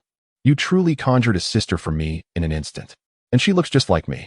However, after the initial thrill, Qian Renxue discerned something unusual about the mirror clone. Why does this sister seem a bit dull? And she looks too much like me. A sense of peculiarity washed over her. Uncle, why isn't this sister speaking? She seems rather simple-minded. Li Mingyang cleared his throat and replied earnestly, this is entirely normal. After all, your sister is not a product of natural birth. She is a creation of my celestial technique. Such conjured beings are bound to have certain flaws. Being a bit dim-witted is to be expected. I see. Observing her somewhat vacant sister, little Qian Renxue felt a pang of sympathy. Since my sister is so simple-minded, I must take good care of her. Seeing Qian Renxue genuinely believing this was her sister, Li Mingyang could not help but chuckle. Xue, why do you look so silly? This is actually a mirror clone created through my soul bone technique to assist in solidifying your second martial spirit, not your sister. I am not capable of creating a person out of thin air. Bad uncle, you tricked me. Discovering that her uncle had deceived her, Qian Renxue's cheeks flushed crimson like ripe apples. She leapt into Li Mingyang's embrace and playfully punched his chest a few times, though not too hard, fearing she might hurt him. The uncle was wrong. The uncle was wrong. Li Mingyang smiled as he acknowledged his mistake. Now, let us delve into the fusion of the second martial spirit, he said. The mirror image clones generated by the mirror shadow beast possess the remarkable ability to replicate not only the martial spirits, but also the soul rings of the soul masters. Similarly, the mirror clone produced by the external soul bone, the mirror eye, exhibits the same capability, perhaps due to Li Mingyang's further refinement of the external soul bone. The efficacy of the mirror clones has been notably enhanced. As for the mirror clone of Qian Renxue that Li Mingyang replicated, he could sense its presence. The clone fully embodied Qian Renxue's 8-winged angel martial spirit and 6 soul rings, alongside the yet-to-be stabilized essence of the second martial spirit. However, having undergone only one refinement, the external soul bone's mirror eye had not achieved a complete metamorphosis. Consequently, the replicated mirror clone's internal 8-winged angel martial spirit, 6 soul rings, and the nascent essence of the second martial spirit did not reach the heights found within Qian Renxue herself. Nevertheless, as a mirror reflection, it inherently possessed the same effects. Conducting experiments through the mirror clone would sufficiently assist Li Mingyang in flawlessly integrating Qian Renxue's second martial spirit essence into his own eyes. After several days of research, Li Mingyang successfully facilitated the mirror clone in perfectly merging the essence of the second martial spirit into its eyes. Now, it was time to test on his niece, Qian Renxue. Within a serene grand hall, Qian Renxue sat cross-legged, her exquisitely delicate face resembling that of a porcelain doll, adorned with deep violet eyes tightly shut, her expression grave and earnest. "Xue, are you ready?" "I am ready, uncle," Qian Renxue replied, her eyes still closed, her voice bright with anticipation. "Then I shall begin." At that moment, Li Mingyang summoned his second martial spirit, the Human Emperor Banner, activating its soul summoning capabilities to draw forth the essence of the second martial spirit within Qian Renxue. However, under Li Mingyang's masterful guidance, this essence did not manifest externally. Instead, it flowed into Qian Renxue's eyes. Instantly, her eyes radiated an icy blue light, piercing through her fair eyelids. As the essence of the ice and spiritual type, second martial spirit, fused into her eyes, Qian Renxue distinctly felt a refreshing chill emanating from them. Time seemed to slip away unnoticed. With Li Mingyang's assistance, the essence of Qian Renxue's second martial spirit fully integrated into her eyes. When she finally opened her eyes again, they transformed from deep violet, akin to stars, into a resplendent blue, clear and flawless like ice crystals. Chapter 68. The Celestial Ice Spirit Eyes, Xiao Wu's Transformation Uncle. Everything I see now is so vividly clear. Upon successfully merging the essence of the second spirit soul, which transformed into a spirit-based ice attribute, Qian Renxue opened her eyes, revealing a pair of resplendent blue orbs, reminiscent of stars and as pure as ice crystals. Her exquisitely delicate face, imbued with nobility and sanctity, radiated joy and surprise. Naturally, this ocular spirit could be classified as a form of ocular technique, which was far from weak. Li Mingyang smiled with confidence, stating, although, as the primary spirit, it may lack slightly in direct combat during the early stages. The essence spirit is an integral part of the body, eliminating the need for invocation. As a secondary spirit, it can be utilized alongside the primary spirit. Typically, ocular spirits enhance visual acuity, dynamic vision, and reaction capabilities. Some even possess formidable abilities such as illusion breaking. In my view, this is the most suitable second spirit for you. Xue, feeling deeply touched by her uncle's kindness, Qian Renxue stood up and embraced Li Mingyang's leg, her voice sweet and affectionate. From now on, Xue wishes to never part from uncle. Haha, that sounds wonderful. Li Mingyang's handsome face beamed with a smile as he affectionately ruffled his niece's hair.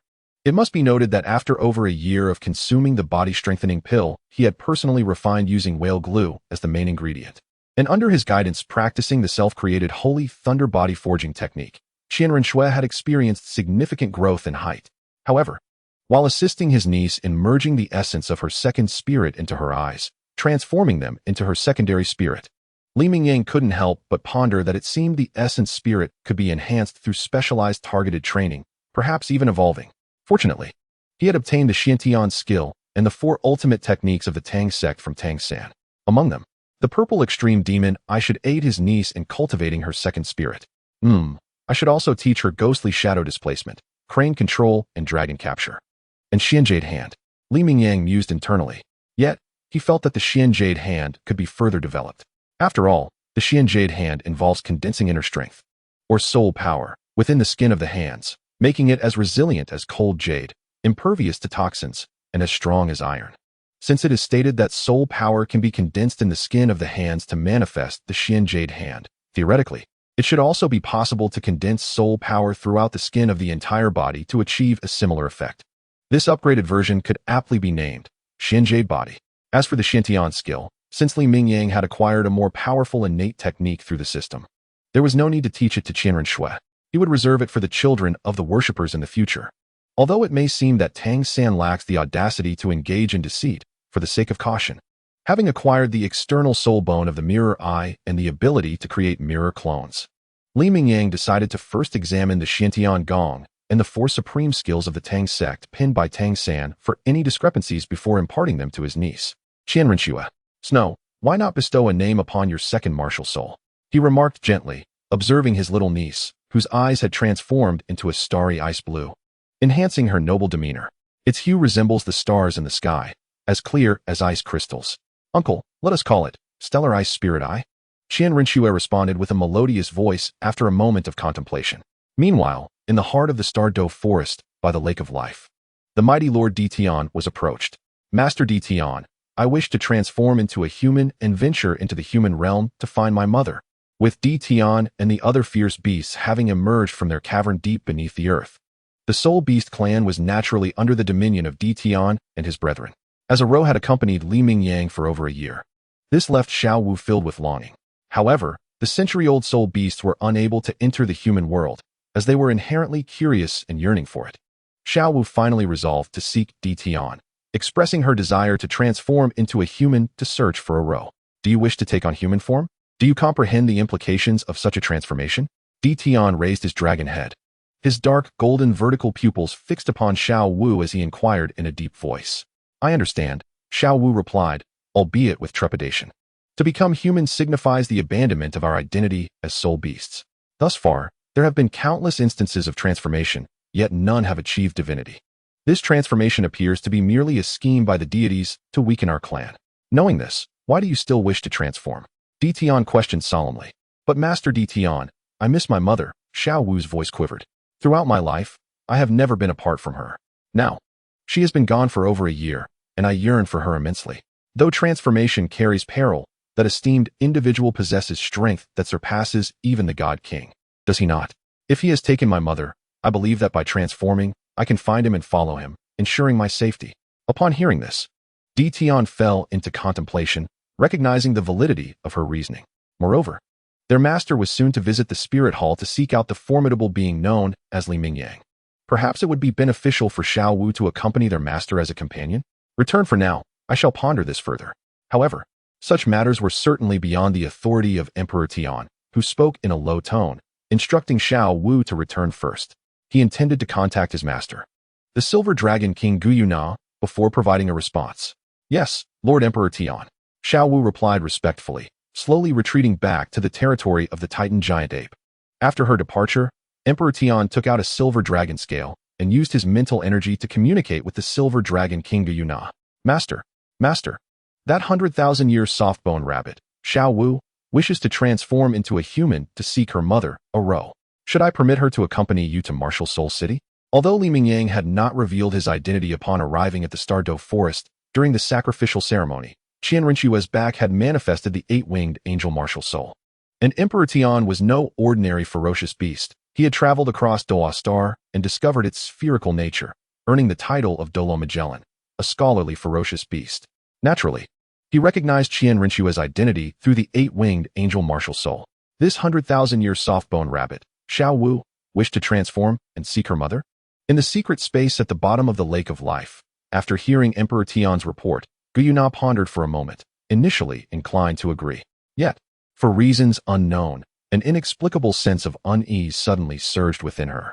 As a being of divine rank, despite her injuries, Guyuna had unwavering faith in her spiritual intuition. This led her to feel that accompanying Xiao Wu could potentially lead to complications. Moreover, the exuberant personality of this 100,000-year soft-bone rabbit could easily result in unforeseen problems if taken along to Martial Soul City. After some contemplation, Guyuna finally said thoughtfully, allow her to transform into a human. However, she need not accompany me, and do not disclose my existence to her. If she wishes to leave, let her do so on her own. Chapter 69, Xiao Wu's Transformation, Old Gauss and Tang San. Xiao Wu, you may transform. After communicating with Master Guyuna, the next day, When Xiao Wu returned, Emperor Tian spoke in a deep voice. Though he was aware that a Rose should currently be in Martial Soul City, he refrained from revealing her whereabouts to Xiao Wu as instructed by his master, fearing that sending Xiao Wu to Martial Soul City might cause unnecessary trouble. Thus, he did not inform her that a Rose was indeed in Martial Soul City. Nevertheless, while permitting Xiao Wu's transformation, Emperor Tian cautioned her, Xiao Wu, once a soul beast transforms into a human, until you reach the 60th level, your true form will be discerned by human soul Douluos and Titled Douluos. Therefore, after you depart, remember to avoid large cities. Instead, conceal yourself in smaller towns. Training while gathering information. Upon reaching the 60th level, one is urged to venture into the grand city. Furthermore, Tian imparted to Xiao Wu the rudiments of human knowledge, bestowing upon her a bracelet-like soul guide device. This device contained various daily necessities, as well as currencies such as gold soul coins, silver soul coins, and copper soul coins. Although soul masters often hunt soul beasts in the Stardo Forest during their breakthroughs, success in such endeavors is not guaranteed. It is not uncommon for soul beasts to retaliate or for higher-level soul beasts to intervene, resulting in the demise of the soul master. Before the formidable beast kings, including Tian, entered seclusion, many ancient soul beasts would transform into human forms. Each year, countless 10,000-year soul beasts would present treasures, such as storage soul guides obtained from slain humans, as offerings to Tian and the other beast kings. Thus, Tian possessed a significant number of these storage soul guides. Thank you, Lord Tian. Xiao Wu expressed her heartfelt gratitude, astonished that Tian would share so much with her and gift her such a precious item. Respectfully, she prostrated on the ground, her voice clear and melodious in her thanks. Subsequently, she returned to the domain of the Titan giant ape, preparing to transform into her human form. By the life lake, the Titan giant ape planted its robust arms firmly on the ground. Upon seeing Xiao Wu return with the bracelet, a look of reluctance filled its lantern-like, dark golden eyes. Ming, I'm sorry, but I truly miss my mother. Upon reaching the Titan giant ape, Xiao Wu felt a pang of sorrow yet spoke earnestly. Sister Xiao Wu, I understand. It's all right. When you find Ro Yi and my elder brother, please convey my regards, for I miss them dearly. The Titan giant ape scratched its head, feigning indifference, yet its sincerity was apparent. Xiao Wu nodded earnestly. After locating a clear space, she began her transformation. In an instant, a dazzling pink light erupted from her yet-to-transform, calf-sized soft-boned rabbit form. Unlike a sacrificial offering, during her transformation, the pink light emanating from Xiao Wu's body coiled around her, coalescing into a colossal pink cocoon. This immense cocoon pulsated with vibrant light, flickering in a rhythm reminiscent of a beating heart. As the day slipped away, cracks began to form across the surface of the pink cocoon. These fissures spread like a spider's web, eventually covering the entire cocoon. At last, with a resounding crack, the pink cocoon exploded, showering the surroundings with countless pink luminescent specks where the cocoon had once been. A young girl appeared, adorned in a flowing pink gown, with a long scorpion braid and rabbit ear hair accessories. Her skin was fair and delicate, and her features were charmingly cute. Sister Xiao Wu, is that you? Exclaimed the Titan great ape, filled with excitement upon seeing Xiao Wu transformed into human form. It's me, Ming. Xiao Wu replied, her laughter ringing out as she joyfully hopped about, the scorpion braid behind her swaying rhythmically. The sensation of her new body felt wonderfully unique. After spending 3 days in the heart of the Stardo Forest, familiarizing herself with her new form and manifesting her first soul ring, Xiao Wu decided it was time to depart from this magical place. Sister Xiao Wu, allow me to escort you. The Titan great ape said reluctantly, eager to accompany her out of the Stardo Forest. Although Xiao Wu, having transformed from 100,000-year soul beast, would not face any attacks from soul beasts within the forest, the vast expanse of the Stardo Forest posed a challenge. With her current strength as a soul master, leaving the Stardo Forest, even in a straight line, would likely take over a month. Thus, the Titan great ape prepared to assist her on her journey. Meanwhile, in the vicinity of Nodding City, there lay a quaint village known as Rice Flower Village. Nestled amidst abundant water sources, it was ideal for cultivating rice. The hills behind were adorned with blooming wildflowers, lending the village its name. The village elder, known as Old Gauss, arrived early one day, dressed in a simple robe and leaning on a cane, before the newly constructed blacksmith shop. He knocked on the door with purpose. Little San, open the door quickly, he called out. Soon, the door swung open to reveal a boy named Tang San, clad in tattered linen clothes, with bronze skin, short black hair, and an unassuming appearance, though his eyes sparkled with vitality. Grandfather Gauss, what brings you here? He greeted politely. Where is your father? Is he still in bed? Old Gauss inquired, noticing the absence of Tang San's father, Tang Jin. He stroked his white beard thoughtfully, furrowing his brow. Father got drunk yesterday and is still sleeping. Tang San replied sheepishly, scratching his head with an embarrassed smile. Humph, what a drunkard. Old Gauss huffed in annoyance. I truly wonder how he can have such a well-behaved child like you. I've come to inform you that tomorrow, a dignitary from the Martial Soul Hall will arrive in our rice flower village to awaken martial souls. Make sure you arrive at the Martial Soul Hall early. We wouldn't want to keep the esteemed guest waiting. Upon hearing the name of the Martial Soul Hall, Tang San clenched his fists, lowering his gaze, a flicker of deep-seated resentment crossing his eyes. Yet, when he raised his head, a smile adorned his face as he replied, I understand, Grandfather Gauss. Tomorrow, I shall arrive earlier. Grandfather, I shall now proceed to inform the others. After notifying Tang San, Old Gauss continued to spread the word to the rest. Initially, when Li Mingyang descended upon Holy Soul Village, he unleashed a single shot that obliterated Tang Hao's blacksmith shop. This not only transformed the forge into a raging inferno, but also unleashed violence upon Tang Hao, leading to the revelation of his identity as a Titled Douluo. He then threatened the Haotian sect and absconded with the right leg bone of the Blue-Silver Emperor and the young sapling of the Blue-Silver Emperor, Awakens. Subsequently, Tang Hao returned to Holy Soul Village, fearing that his identity would be exposed and provoke the pursuit of the Spirit Hall. Thus, he hastily took Tang San and departed from Holy Soul Village under the cover of night. However, having spent considerable time in the village, Tang Hao was reluctant to venture too far. After all, where could one truly find absolute safety? Nanning City, situated on the border of the Tiando Empire and the Xinghua Empire, was relatively unregulated and deemed a safer haven. Ultimately, Tang Hao, contemplating the wisdom of remaining inconspicuous, chose not to take Tang San too far away, instead settling in a distant village near Nanning City called Rice Fragrance Village, under the alias Tang Jin, where he established himself as a blacksmith. As for Tang San, there was no need for a name change, for his name was exceedingly common in the Douluo Continent. Chapter 70. A Future Without Tang San. The legacy between Tang San and Hui Yuhao. The following day, Tang San underwent his martial soul awakening in Rice Fragrance Village. Still under the watchful eye of the renowned blind Douluo Yuntao, he awakened both the innate full spirit power of the blue-silver grass and the Haotian hammer martial soul. However, outwardly, he only revealed the blue-silver grass. Upon returning home, Tang San finally showcased his second martial soul, the Haotian hammer, in front of Tang Hao. This revelation instantly invigorated Tang Hao, who had been drowning his sorrows in alcohol since the theft of the Blue-Silver Emperor's right leg bone and the young sapling of the Blue-Silver Emperor, Awakens. By Li Mingyang. It was as if he had awakened from a drunken stupor, and he embraced Tang San with uncontainable excitement, marking a poignant moment of paternal affection. Meanwhile, accompanied by the Titan Great Ape, Xiao finally departed from the Star Doe Forest. Ming, farewell. Standing at the edge of the Star Doe Forest, Xiao's charming and adorable face beamed with joy as she waved her small hand in parting. After bidding farewell to the Titan Great Ape, she skipped along the main road. Soon, she vanished from the Titan Great Ape's sight.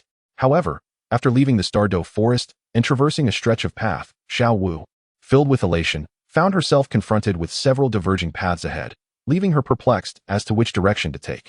Although Emperor Tian had imparted some knowledge about the human world, she remained utterly unaware of where any villages or towns might be located. Meanwhile, in the Divine Realm, at the Shura Temple, it is nearly time for Tang San's martial soul awakening, is it not?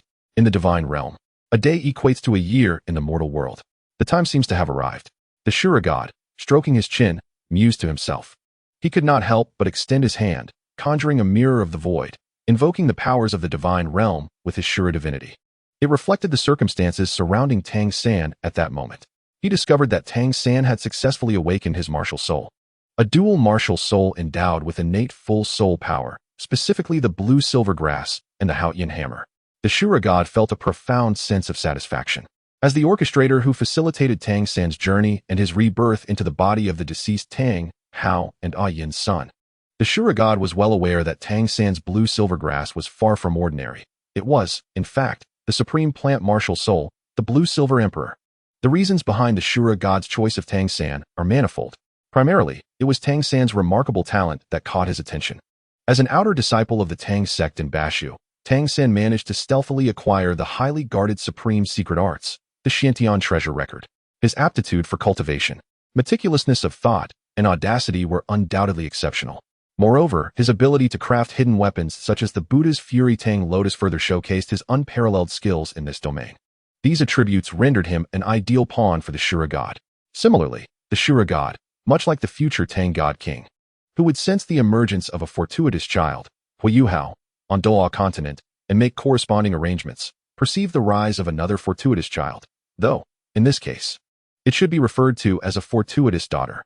This daughter is none other than Qian Renxue. In the original narrative, were it not for Tang San's existence, Qian Renxue would undoubtedly ascend to the throne of the Tiando Empire under the guise of Shui Qinghe, successfully uniting the continent in alliance with the Spirit Hall. However, Bibi Dong's intentions were not to lead the Spirit Hall to a successful unification of the continent, but rather to exact vengeance upon the Qian family, the Spirit Hall, and the world at large. Thus, the two would inevitably find themselves in opposition. Bibi Dong, as the Pope of the Spirit Hall, would confront Qian Renxue, who now bore the title of Emperor of the Tiando Empire and had garnered support from the Douluo Hall faction.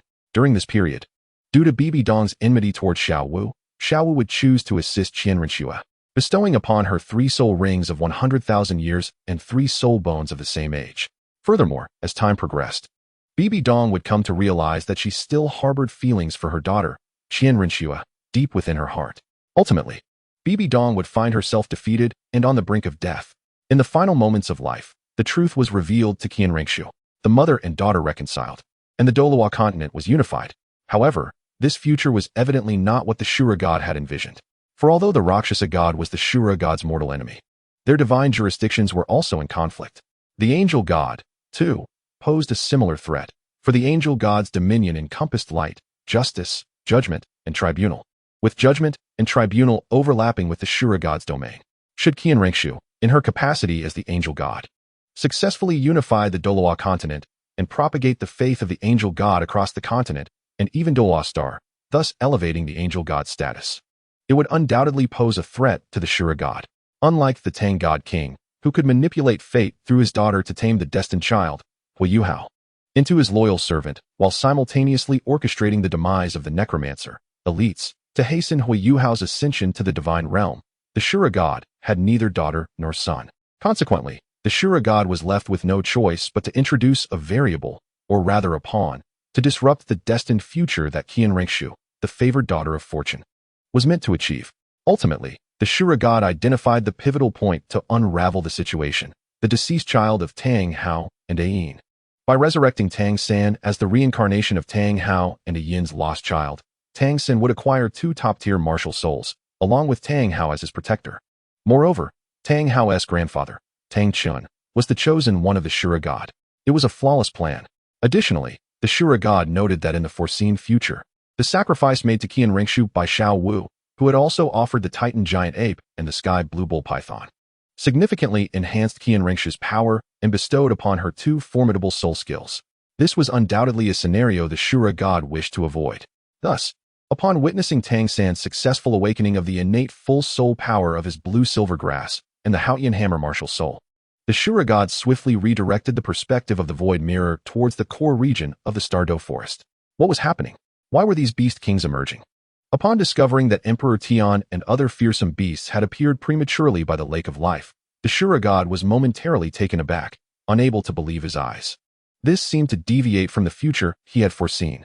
However, recalling that he had introduced Tang San as a pawn, he pondered whether his actions had indeed influenced the Douluo Continent.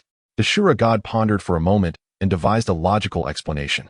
He realized that Xiao, much like the future he had foreseen, had transformed into a human and departed from the heart of the Stardo Forest, thus he did not dwell on the matter. However, in contrast to the future he had envisioned, this 10,000-year-old soft-boned rabbit had been secretly residing in a town adjacent to the Stardo Forest until he achieved a breakthrough to the Soul Emperor. The Shura god yearned to guide Xiao to the distant city of Notting, indeed, a journey of 1,000 miles. This was because the Stardo Forest lay to the right of the Barak Kingdom, separated by vast distances from the Phanos province located in the southwest of the Heaven Do Empire. One could say it was a staggering 18,000 miles away. Xiao had left the Stardo Forest but had not settled in the nearby town. Instead, she had arrived at Notting Academy in Notting City, where she became a working student. This situation raised questions, for it was indeed peculiar. In the eyes of the Shura god, as long as he could guide Xiao to meet Tang San, the piece he had chosen, it would be advantageous. After all, Tang San possessed the bloodline of the Blue-Silver Emperor. The Shura god firmly believed that Tang San and this 10,000-year-old transformed softbone rabbit would undoubtedly create a remarkable synergy. It must be noted that the Shura goddess tactics regarding Tang San bore a striking resemblance to those of the future Tang god king concerning Huiyuhao. Both employed schemes for their own interests and objectives, offering gifts. One was sending his daughter, while the other, without a daughter, sent a transformed spirit beast. They both also provided soul rings, soul bones, and divine positions. However, the divine position offered by the Shura god was genuine. As for whether the divine position bestowed by the future Tang god king was authentic or merely an illusion, that remains a mystery. At this moment, Tang San and Huiyuhao, as father-in-law and son-in-law, achieved a remarkable transmission of legacy across time and space. Chapter 71. Why did Xiao Wu go to Nodding Academy? As the perspective of the void mirror finally locked onto Xiao Wu, the Shura god began to contemplate how to guide her to the Nodding Academy, where Tang San would enroll 3 months later. Soon, he devised a plan. In a village surrounding Nodding City, which had a quota for working students at Nodding Academy, the Shura god confirmed that this year, the village had no children who had awakened their martial souls or possessed soul power. He then orchestrated a serendipitous encounter for the village chief. While the old village chief, carrying his luggage and preparing to visit his son in Nodding City, was suddenly swept away by a temporal anomaly, he found himself transported to Xiao Wu's path. At the same time, a band of ruthless robbers had been summoned by the Shura god to that very location. Old man, stop right there. Although the robbers were momentarily bewildered by their unexpected surroundings, upon spotting an elderly man with a bundle on the road, they quickly regained their composure. The robbers' code of ethics compelled them to raise their weapons, their eyes wide with fervor as they surged from the thicket, prepared to commit their nefarious act. However, upon witnessing the armed bandits, the elderly ace was struck with terror and hastily fled. Yet, a frail old man, clearly, could not hope to outrun such a band of marauders. Just then, the spirited Xiao Wu approached. Though her temperament was somewhat unruly, characterized by a penchant for chaos, her intrinsic nature remained fundamentally kind-hearted. Upon seeing a group of thieves pursuing an elderly man with silver hair, Xiao Wu was instantly incensed. With a clear and resonant voice, she indignantly shouted and rushed forward, exclaiming, "Release that old man!" Despite her physical form resembling that of a mere 6-year-old child. As a transformed spirit of the 10,000-year softbone rabbit, her physical prowess rivaled that of an adult, coupled with her formidable soul power of level 11. Her small fists and feet wielded tremendous strength, amplifying her impact.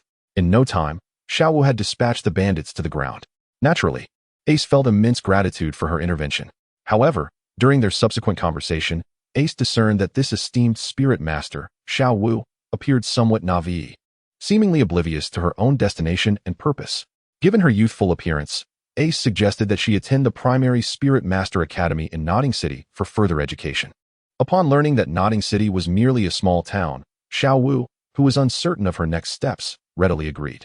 She prepared to escort Ace back to Nodding City while also intending to enroll in the academy for her studies and to gather energy for her cultivation. In the divine realm, the Azura god felt a sense of satisfaction as everything unfolded according to his calculations. Meanwhile, in the heart of the Stardew Forest, at the bottom of the Lake of Life, within the secret space created by the Silver Dragon King, Guyuna, stood a grand and resplendent silver palace. There, a magnificent silver dragon, several thousand meters in length, adorned with shimmering, crystal-like scales glistening with 7-colored light, lay gracefully on the ground, with a slender and proportionate form. It bore majestic wings, a long neck, and a regal dragon head, exuding an air of holiness and authority. The silver dragon rested its head upon one claw, its large eyes, resembling amethysts, fixed intently upon a silver cocoon before it. Suddenly, a crack appeared on the surface of the silvery light cocoon, resembling a spider's web that rapidly spread across its surface. Soon, the cocoon shattered entirely, scattering into a myriad of silvery flecks. On the ground, a small girl lay curled up. She appeared to be only 5 or 6 years old, with short silver hair and clad in a silver dress. Her skin was as fair as jade, and her features were exquisitely delicate, resembling a porcelain doll sculpted from fine materials. As she emerged from her chrysalis, the little girl trembled as her long eyelashes slowly lifted, revealing a pair of large, crystalline eyes reminiscent of amethyst. She appeared to be quite unaccustomed to her surroundings. After crawling on the ground for what seemed an eternity, she finally managed to stand. Nar. At that moment, the Silver Dragon King, Guyuna, spoke in a melodious tone. The future of our dragon clan and the spirit beasts rests in your hands. Yes, I shall strive to do my best. Nar nodded. feeling the memories within her mind and contemplating her forthcoming endeavors. With a slight bite of her delicate lip, a flicker of apprehension and anxiety passed through her amethyst-like eyes. Now, let Tian guide you. Having not fully recovered, Guyuna had split off this fragment of herself, and she felt an inkling of fatigue. After imparting her words to Nar, she opened a portal to allow her to depart. Tian would escort Nar out of the Stardo forest, leading her to a village for her martial soul awakening. Subsequently, she would join the spirit hall, drawing nearer to Li Mingyang, through whom the crisis faced by both the dragon clan and the spirit beasts could be resolved. Through the portal, Nar emerged at the Lake of Life. Upon swimming ashore, she beheld Tian, who had transformed into human form and was awaiting her arrival. Tian, I greet you, my lord. Upon seeing Nar, Tian immediately bowed deeply, radiating utmost respect. You need not be so formal with me, Tian. I am merely a fragment of her, Nar replied, a complex emotion flickering in her eyes. Even if you are just a part of our lord, you are still Tian's master. Tian asserted earnestly, expressing his unwavering loyalty. My lord, your memories must contain the complete plan for what is to come, correct? Tian inquired. Indeed, Nar affirmed with a nod. Before Guyuna had split to create this fragment, she had naturally left instructions within Nar's soul regarding the path ahead. Let us first lead you away from the Stardo forest to a village, where we shall assist you in awakening your martial soul, Tian proclaimed. With that, he guided Nar from the Stardo forest and found a village. There, Nar disguised herself as a wandering orphan, integrating into the community and participating in the martial soul awakening ceremony. During the ceremony, Nar awakened the martial soul of the silver dragon spear, possessing innate, full soul power.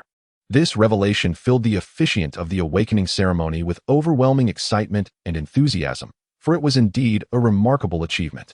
According to the regulations of the Spirit Hall, the officiant responsible for the martial soul awakening could earn significant recognition if they successfully awakened a soul master with innate soul power of level 5 or above and facilitated their joining of the Spirit Hall. Little girl, what is your name? The officiant inquired, noticing the martial soul in Naoi's hands. A slender spear, exceeding 3 meters in length, adorned with a multitude of intricate silver scales, each exhibiting a hexagonal shape, glistening with an exquisite smoothness. Its elongated pointed tip, constituting 1/3 of the spear's entirety, tapers into a conical form, featuring a total of 12 grooves, known as the Silver Dragon Spear. The attendant responsible for the awakening of martial souls inquired with great enthusiasm.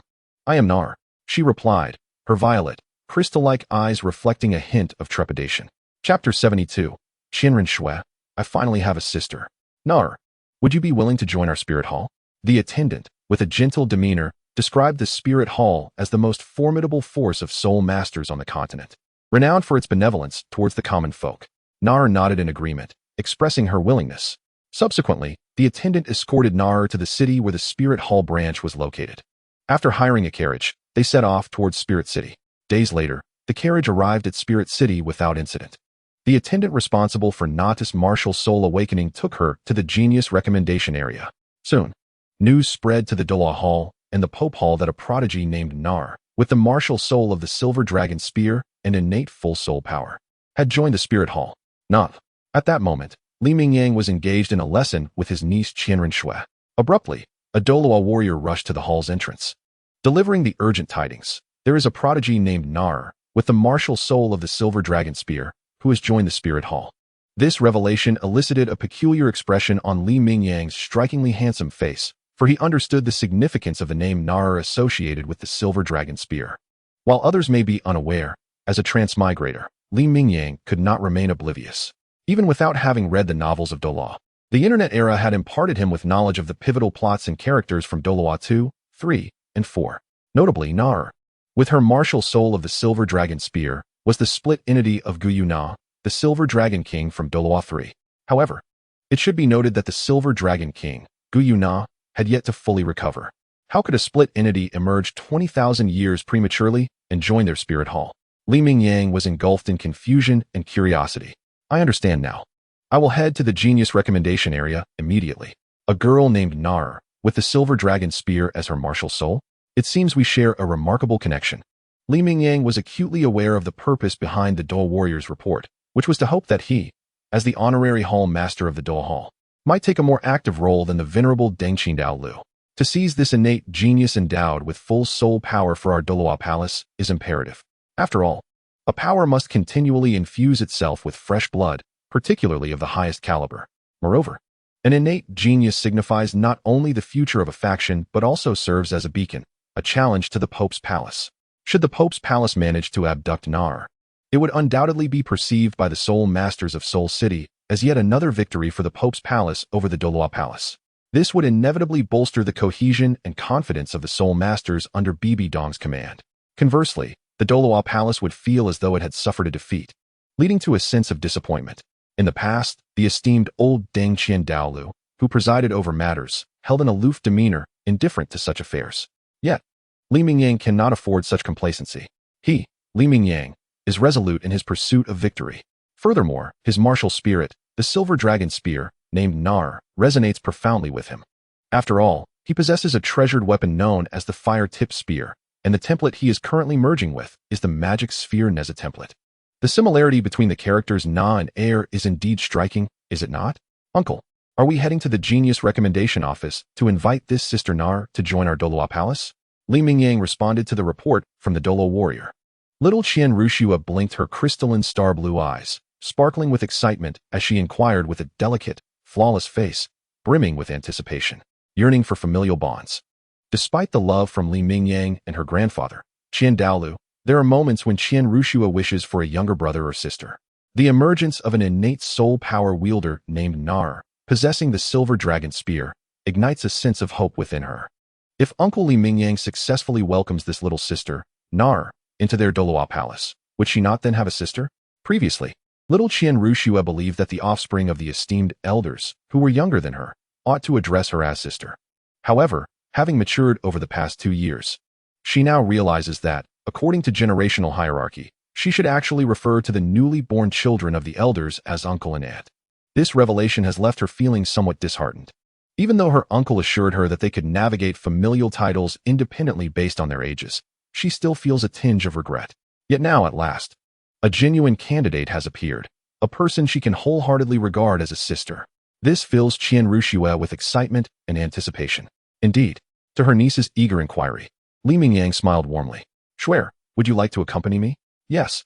Qian Renxue nodded repeatedly, her countenance radiating joy. "I wish to accompany my uncle to see what Sister Nara looks like." Although Li Mingyang had yet to succeed in bringing Nara away, in Qian Renxue's heart, Nara already belonged to their Douluo Palace, for her uncle could not possibly face defeat. At the foot of the hill where the Douluo Palace and the Pope's Palace were situated, a magnificent cluster of palaces had also been erected. Many pivotal departments of Spirit Hall were housed within this resplendent complex, including the Talent Recommendation Office. As the name implies, this office was responsible for the affairs concerning the talented individuals from various spirit branches across the continent, those who had awakened innate spirit power of level 5 or above. Once these prodigies consented to join Spirit Hall, they would be brought to the Spirit City for recommendations. Following the assessment of their talents, the stewards could then claim corresponding rewards. However, generally speaking, only those extraordinary geniuses with innate spirit power of level 9 or higher would capture the attention of the Douluo Palace and the Pope's Palace. Such talents, if nurtured properly, boasted a breakthrough probability of over 90% to surpass the Titled Douluo rank. Moreover, the likelihood of advancing beyond level 95 to become a Super Douluo exceeded 50%. Her Holiness the Pope has arrived. Lord Li Mingyang has arrived. Soon, 2 resounding proclamations echoed from either side. Li Mingyang, accompanied by Qian Renxue and a retinue of Douluo warriors, approached the Talent Recommendation Office from the left. Meanwhile, Bibi Dong, flanked by Zhu Duo and Gui Duo, along with a squad of Sacred Emperor warriors, approached from the right. Upon sighting Li Mingyang, a fierce resentment and fury flickered in Bibi Dong's amber-hued eyes, her grip on the Pope's scepter tightening. Nevertheless, she managed to force a semblance of a smile, subtly nodding in acknowledgement towards Li Mingyang. At that moment, the Sacred Emperor warriors behind Bibi Dong respectfully bowed to Li Mingyang. Chapter 73. Sign in with the Yinyang twin swords, the coveted Nar currently. The authority over Spirit Hall's conquests lay firmly in Li Mingyang's hands. Thus, he was not only a Douluo warrior, but also a Sacred Emperor warrior and the supreme commander of the Knight Templar of Spirit Hall. The forces of Spirit Hall were under his jurisdiction. Consequently, upon encountering their superior, the Sacred Emperor warriors displayed utmost reverence and respect. However, Bibi Dong felt an overwhelming sense of frustration within her heart. The sacred emperor warriors, who rightfully belonged to her Pope's palace, bowed to Li Mingyang, the honorary lord of Douluo Palace. This was undeniably a direct affront. Yet, she found herself powerless to act. For she had once acknowledged her relinquishment of conquest rights during the trial. Did the Pope come here for the prodigious talent, Nair, who possesses innate, full soul power? Upon witnessing Bibi Dong's strong smile and nod of acknowledgement, Li Mingyang couldn't help but smirk slightly, remarking, "Of course." Bibi Dong took a deep breath, her regal and aristocratic visage returning to a state of calm as she replied, "Who wouldn't favor a genius with innate full soul power? Lordly, did you not come for that reason as well?" "Indeed," Li Mingyang affirmed without hesitation. "Nair's martial soul is the silver dragon spear. And as my weapon is also a spear, I feel a natural affinity with her. Moreover, Xue desires a sister. Hence, I have resolved to claim Nair. Your Holiness, perhaps it is time for you to take your leave." Li Mingyang's words, laced with an authoritative tone, caused Bibi Dong's face to flush with humiliation, her heart brimming with indignation as she seethed inwardly. "Damn Li Mingyang. I am the Pope. I am the Pope of the Spirit Hall. How dare you be so disrespectful?" Yet, lamentably, her skills fell short, and with Li Mingyang holding leverage over her, Bibi Dong could only suppress her fury, forcing a smile as she said, "Lordly, you jest. I am a woman, and so is Nair. I believe it is quite fitting for her to be my disciple." At her words, Li Mingyang felt a wave of disdain and mockery wash over him. "You possess a martial soul of death and spiritual attributes, while you wish to take in Hulaina. A martial soul of spiritual attributes. That could be deemed acceptable. However, Nair's martial soul is a weapon soul. Furthermore, I have already stated that Xue desires a sister. Yet you insist on being obstinate and competing with me for her." Li Mingyang sneered, "Indeed, you are both women. But Nair is merely a 6-year-old girl, while you, Bibi Dong, are already in your 40s or 50s. I fail to see any resemblance between you two." Upon hearing Li Mingyang's words, Bibi Dong's expression abruptly stiffened, feeling as though she had received 1,000 blows. The anger within her surged to the brink of explosion, for there exists a saying, for a woman, age is the greatest secret. This also signifies that age is a woman's most vulnerable point. Li Mingyang, in front of so many, had mocked Bibi Dong as an elderly woman in her 40s or 50s, which nearly drove her to madness. Yet, realizing she could not overpower him, Bibi Dong could only grit her teeth and swallow her rage, her heart aflame with impotent fury. After taking a deep breath, she feigned indifference, forcing a smile as she replied, "While I am indeed older than Nair, we are both women. It is more suitable for me to guide her. Regardless of Lord Li's opinion, Nair will be claimed by this Pope." In truth, Bibi Dong was fully aware. She is not suited to be Nair's teacher. However, as a naturally gifted individual with innate soul power, if she does not strive to seize this opportunity, it will benefit Li Mingyang, that old fool, and the wretched offspring residing in the Douluo Hall. This is something Bibi Dong cannot tolerate. After a verbal skirmish outside the Genius Recommendation Office, Li Mingyang took Qian Renxue's delicate hand and proceeded towards the office, accompanied by Bibi Dong, who was flanked by the formidable Zhu Daluo and Gue Daluo. "Master Mingyang, Your Holiness the Pope, please come in." The tension between Li Mingyang and Bibi Dong left the head of the Genius Recommendation Office drenched in sweat. Unable to afford any negligence, he hastily ushered them into the inner hall of the office. Inside the hall, a number of boys and girls, seemingly around 5 or 6 years old, were present. They buzzed with excitement, casting envious glances at a particular little girl. She was a charming child adorned in a lovely dress of white adorned with purple patterns, her short silver hair framing a face as fair as jade. Her enchanting eyes shone like clear amethyst, making her appear exquisitely beautiful. This was Nair. "Master Mingyang, Your Holiness the Pope, this little girl is Nair." After leading Li Mingyang, Qian Renxue, Bibi Dong, Zhu Daluo, and Gue Daluo into the inner hall, the official wore a beaming smile and gestured towards Nair. What a delightful little sister. Upon seeing Nair, with her striking silver hair and amethyst-like eyes, Qian Renxue's eyes lit up, overwhelmed with joy and excitement. Nair was simply too adorable, too beautiful. Moreover, the color of her amethyst-like eyes resembled the hue of Qian Renxue's own eyes before she fused her second martial soul's essence into them, evoking a sense of familiarity. When Li Mingyang glanced at Nair, she met his gaze, her heart brimming with surprise and delight. "It's him. He is the one I've been searching for." Ding. Detected a sign-in character, the split entity of the Silver Dragon King Guyuna, Nair. "Would you like to sign in?" As they approached within an adequate distance, the cold, mechanical voice of the sign-in system echoed in his mind once more. Indeed, it is this Nair. Upon hearing the system's prompt, Li Mingyang smiled. "Sign in. Congratulations, host." Reward acquired. Nezha's exclusive artifact, the Mingyang twin swords. As the system's chilling announcement resonated, Li Mingyang felt an additional sword manifest within his body. The Mingyang twin swords? Excellent. He was quite satisfied. The Yang sword could later be taught to his niece, Qian Renxue. Nar. Upon the arrival of Nar, Li Mingyang's handsome and devilishly charming visage was adorned with a smile as he approached her. I am Li Mingyang, the honorary hall master of the Douluo Hall at the Spirit Hall, the highest authority within our esteemed institution. Your spirit is the Silver Dragon Spear. And I too wield a spear. Would you consider joining my Douluo Hall? At that moment, Bibi Dong, refusing to yield, presented her own graceful and mature beauty. Her countenance softened by a gentle smile as she addressed Nar. Nar, I am Bibi Dong, the Pope of the Spirit Hall, the supreme leader of our organization. Should you choose to join my papal hall, I would gladly take you as my disciple. Do you accept? Chapter 74. Taking a disciple. Nar, confronted by Bibi Dong's elegant visage and warm demeanor, elicited a pang of jealousy in Qian Renxue, who had never witnessed such tenderness from her mother. Yet, regrettably, Nar did not cast a glance at Bibi Dong, her crystalline purple eyes curiously examining Li Mingyang instead. After a moment's hesitation, she turned her gaze back to Bibi Dong, seemingly in contemplation. Finally, Nar softly inquired of Li Mingyang, Big brother, I wish to be with you. However, you are so formidable, and I desire to learn from you. May I become your disciple? Her enchanting purple eyes blinked with a mix of anticipation and trepidation. Bibi Dong, feeling a surge of urgency, interjected, Nar, I too possess great strength. Moreover, I am a woman like you. It would be most fitting for you to be taught by me. Li Mingyang could hardly suppress a chuckle at Bibi Dong's remarks. What is this? We have arrived in the Douluo Continent, and yet this charade persists? However, he remained silent, eager to witness the unfolding spectacle.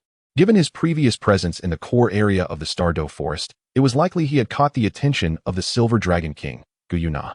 Although the intentions of Guyuna remained unclear, Nar's desire to become his disciple indicated her purpose for visiting Spirit City was undoubtedly linked to him. Bibi Dong's aspiration to take Nar as her disciple was a rather foolish endeavor. I am sorry, Aunt. I wish to be with this big brother.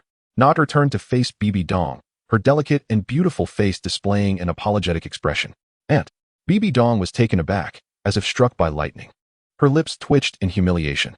Despite being in her 40s, she appeared to be merely in her 20s. Calling you sister is more appropriate. Why should you refer to Li Mingyang as big brother? If you call me, it's Aunt. Realizing that I, with such a gentle demeanor, wish to take on a disciple, I find myself facing such an unexpected outcome. This Nar doesn't even consider her own perspective. Bibi Dong feels as though she has been transformed into a jester. Very well, I shall accept you as my disciple. Upon hearing Na refer to her as Aunt, Bibi Dong felt utterly defeated. Li Mingyang couldn't help but chuckle, feeling quite satisfied, and promptly agreed to Nar's request to be her master. Nar, I pay my respects to my teacher. Upon discovering that Li Mingyang had consented, Nar was overjoyed, her clear voice ringing out as she bowed before him. Meanwhile, Bibi Dong's expression was particularly grim, as she had originally intended to claim Nar for herself.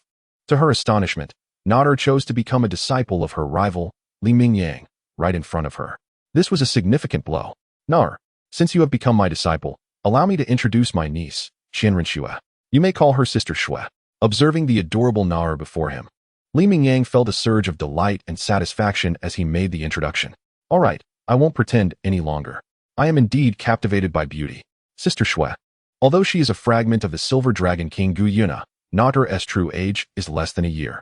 Gazing at the charming girl clad in a pristine white dress, with cascading golden locks, skin as fair as jade, exquisite and delicate features, and an air of pure nobility. Her large star-blue eyes sparkled like crystal. Qian Renxue was undeniably beautiful. Perhaps beautiful things are drawn to one another. Upon first seeing Qian Renxue, Nar felt an instant affinity and politely greeted her. Sister Xue. Nar, my little sister. Hearing herself addressed as sister, Qian Renxue's heart blossomed with joy, her smile radiating happiness as her eyes narrowed into crescent shapes, almost wanting to rush forward and embrace her little sister Nar tightly.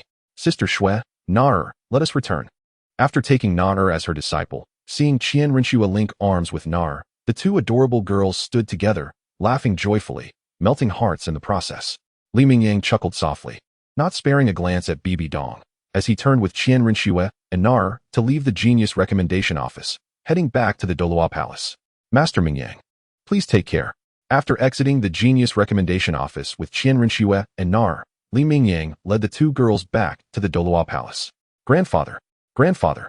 Upon returning to the Douluo Palace, Qian Renxue, holding Nar's hand, laughed heartily as she prepared to introduce her newly acknowledged sister, Nar, to her grandfather, Qian Daoliu. Meanwhile, within the angel's sanctuary, Qian Daoliu sat cross-legged before the statue of the angel, his eyes closed in deep contemplation, silently offering prayers. Upon hearing the voice of his granddaughter, Qian Renxue, he gradually opened his eyes, revealing a gentle smile on his handsome, middle-aged face. Rising to his feet, he turned and exited the angelic sanctuary to greet his granddaughter. "Shuer, what brings you here?" he inquired, as he noticed Qian Renxue holding hands with Li Mingyang. His gaze fell upon Nar, causing him to pause for a moment. "Grandpa, let me introduce you." Qian Renxue giggled, extending her hand to present Nar. "This is my sister. Nar. Her martial soul is the silver dragon spear, possessing innate full soul power. She is a genius who has just joined our spirit hall. Now, Nar has become my disciple, and from now on, she will be my sister." Upon hearing these words, a smile graced Qian Daoliu's face. Understanding what brought joy to Qian Renxue, he felt elated that his granddaughter had found a sister. Although Nar was a split entity of the silver dragon King Guyu Na, and in a sense, a transformed soul beast, Qian Daoliu, whose strength rivaled that of a divine king, could not discern her true identity. "Ah, it is you, Nar. I am Shuer's grandfather. You may call me grandfather as well," Qian Daoliu said warmly, producing a silver storage soul guide adorned with a purple gemstone, which he presented to Nar. "Nar, this is a welcoming gift from your grandfather." "Thank you, Grandpa," Nar replied sweetly, accepting the bracelet and placing it delicately on her fair wrist. "This old man is trying to steal the spotlight from me," Li Mingyang thought uncomfortably, unwilling to be outdone. "Nar, I also have a gift for you later." Later, as they returned to the hill behind the Pope's palace and the Douluo Palace, nestled at the foot of the mountain within a residential castle, Li Mingyang arranged a room for Nar. He then summoned her privately, intending to impart the innate skills to her as a gift.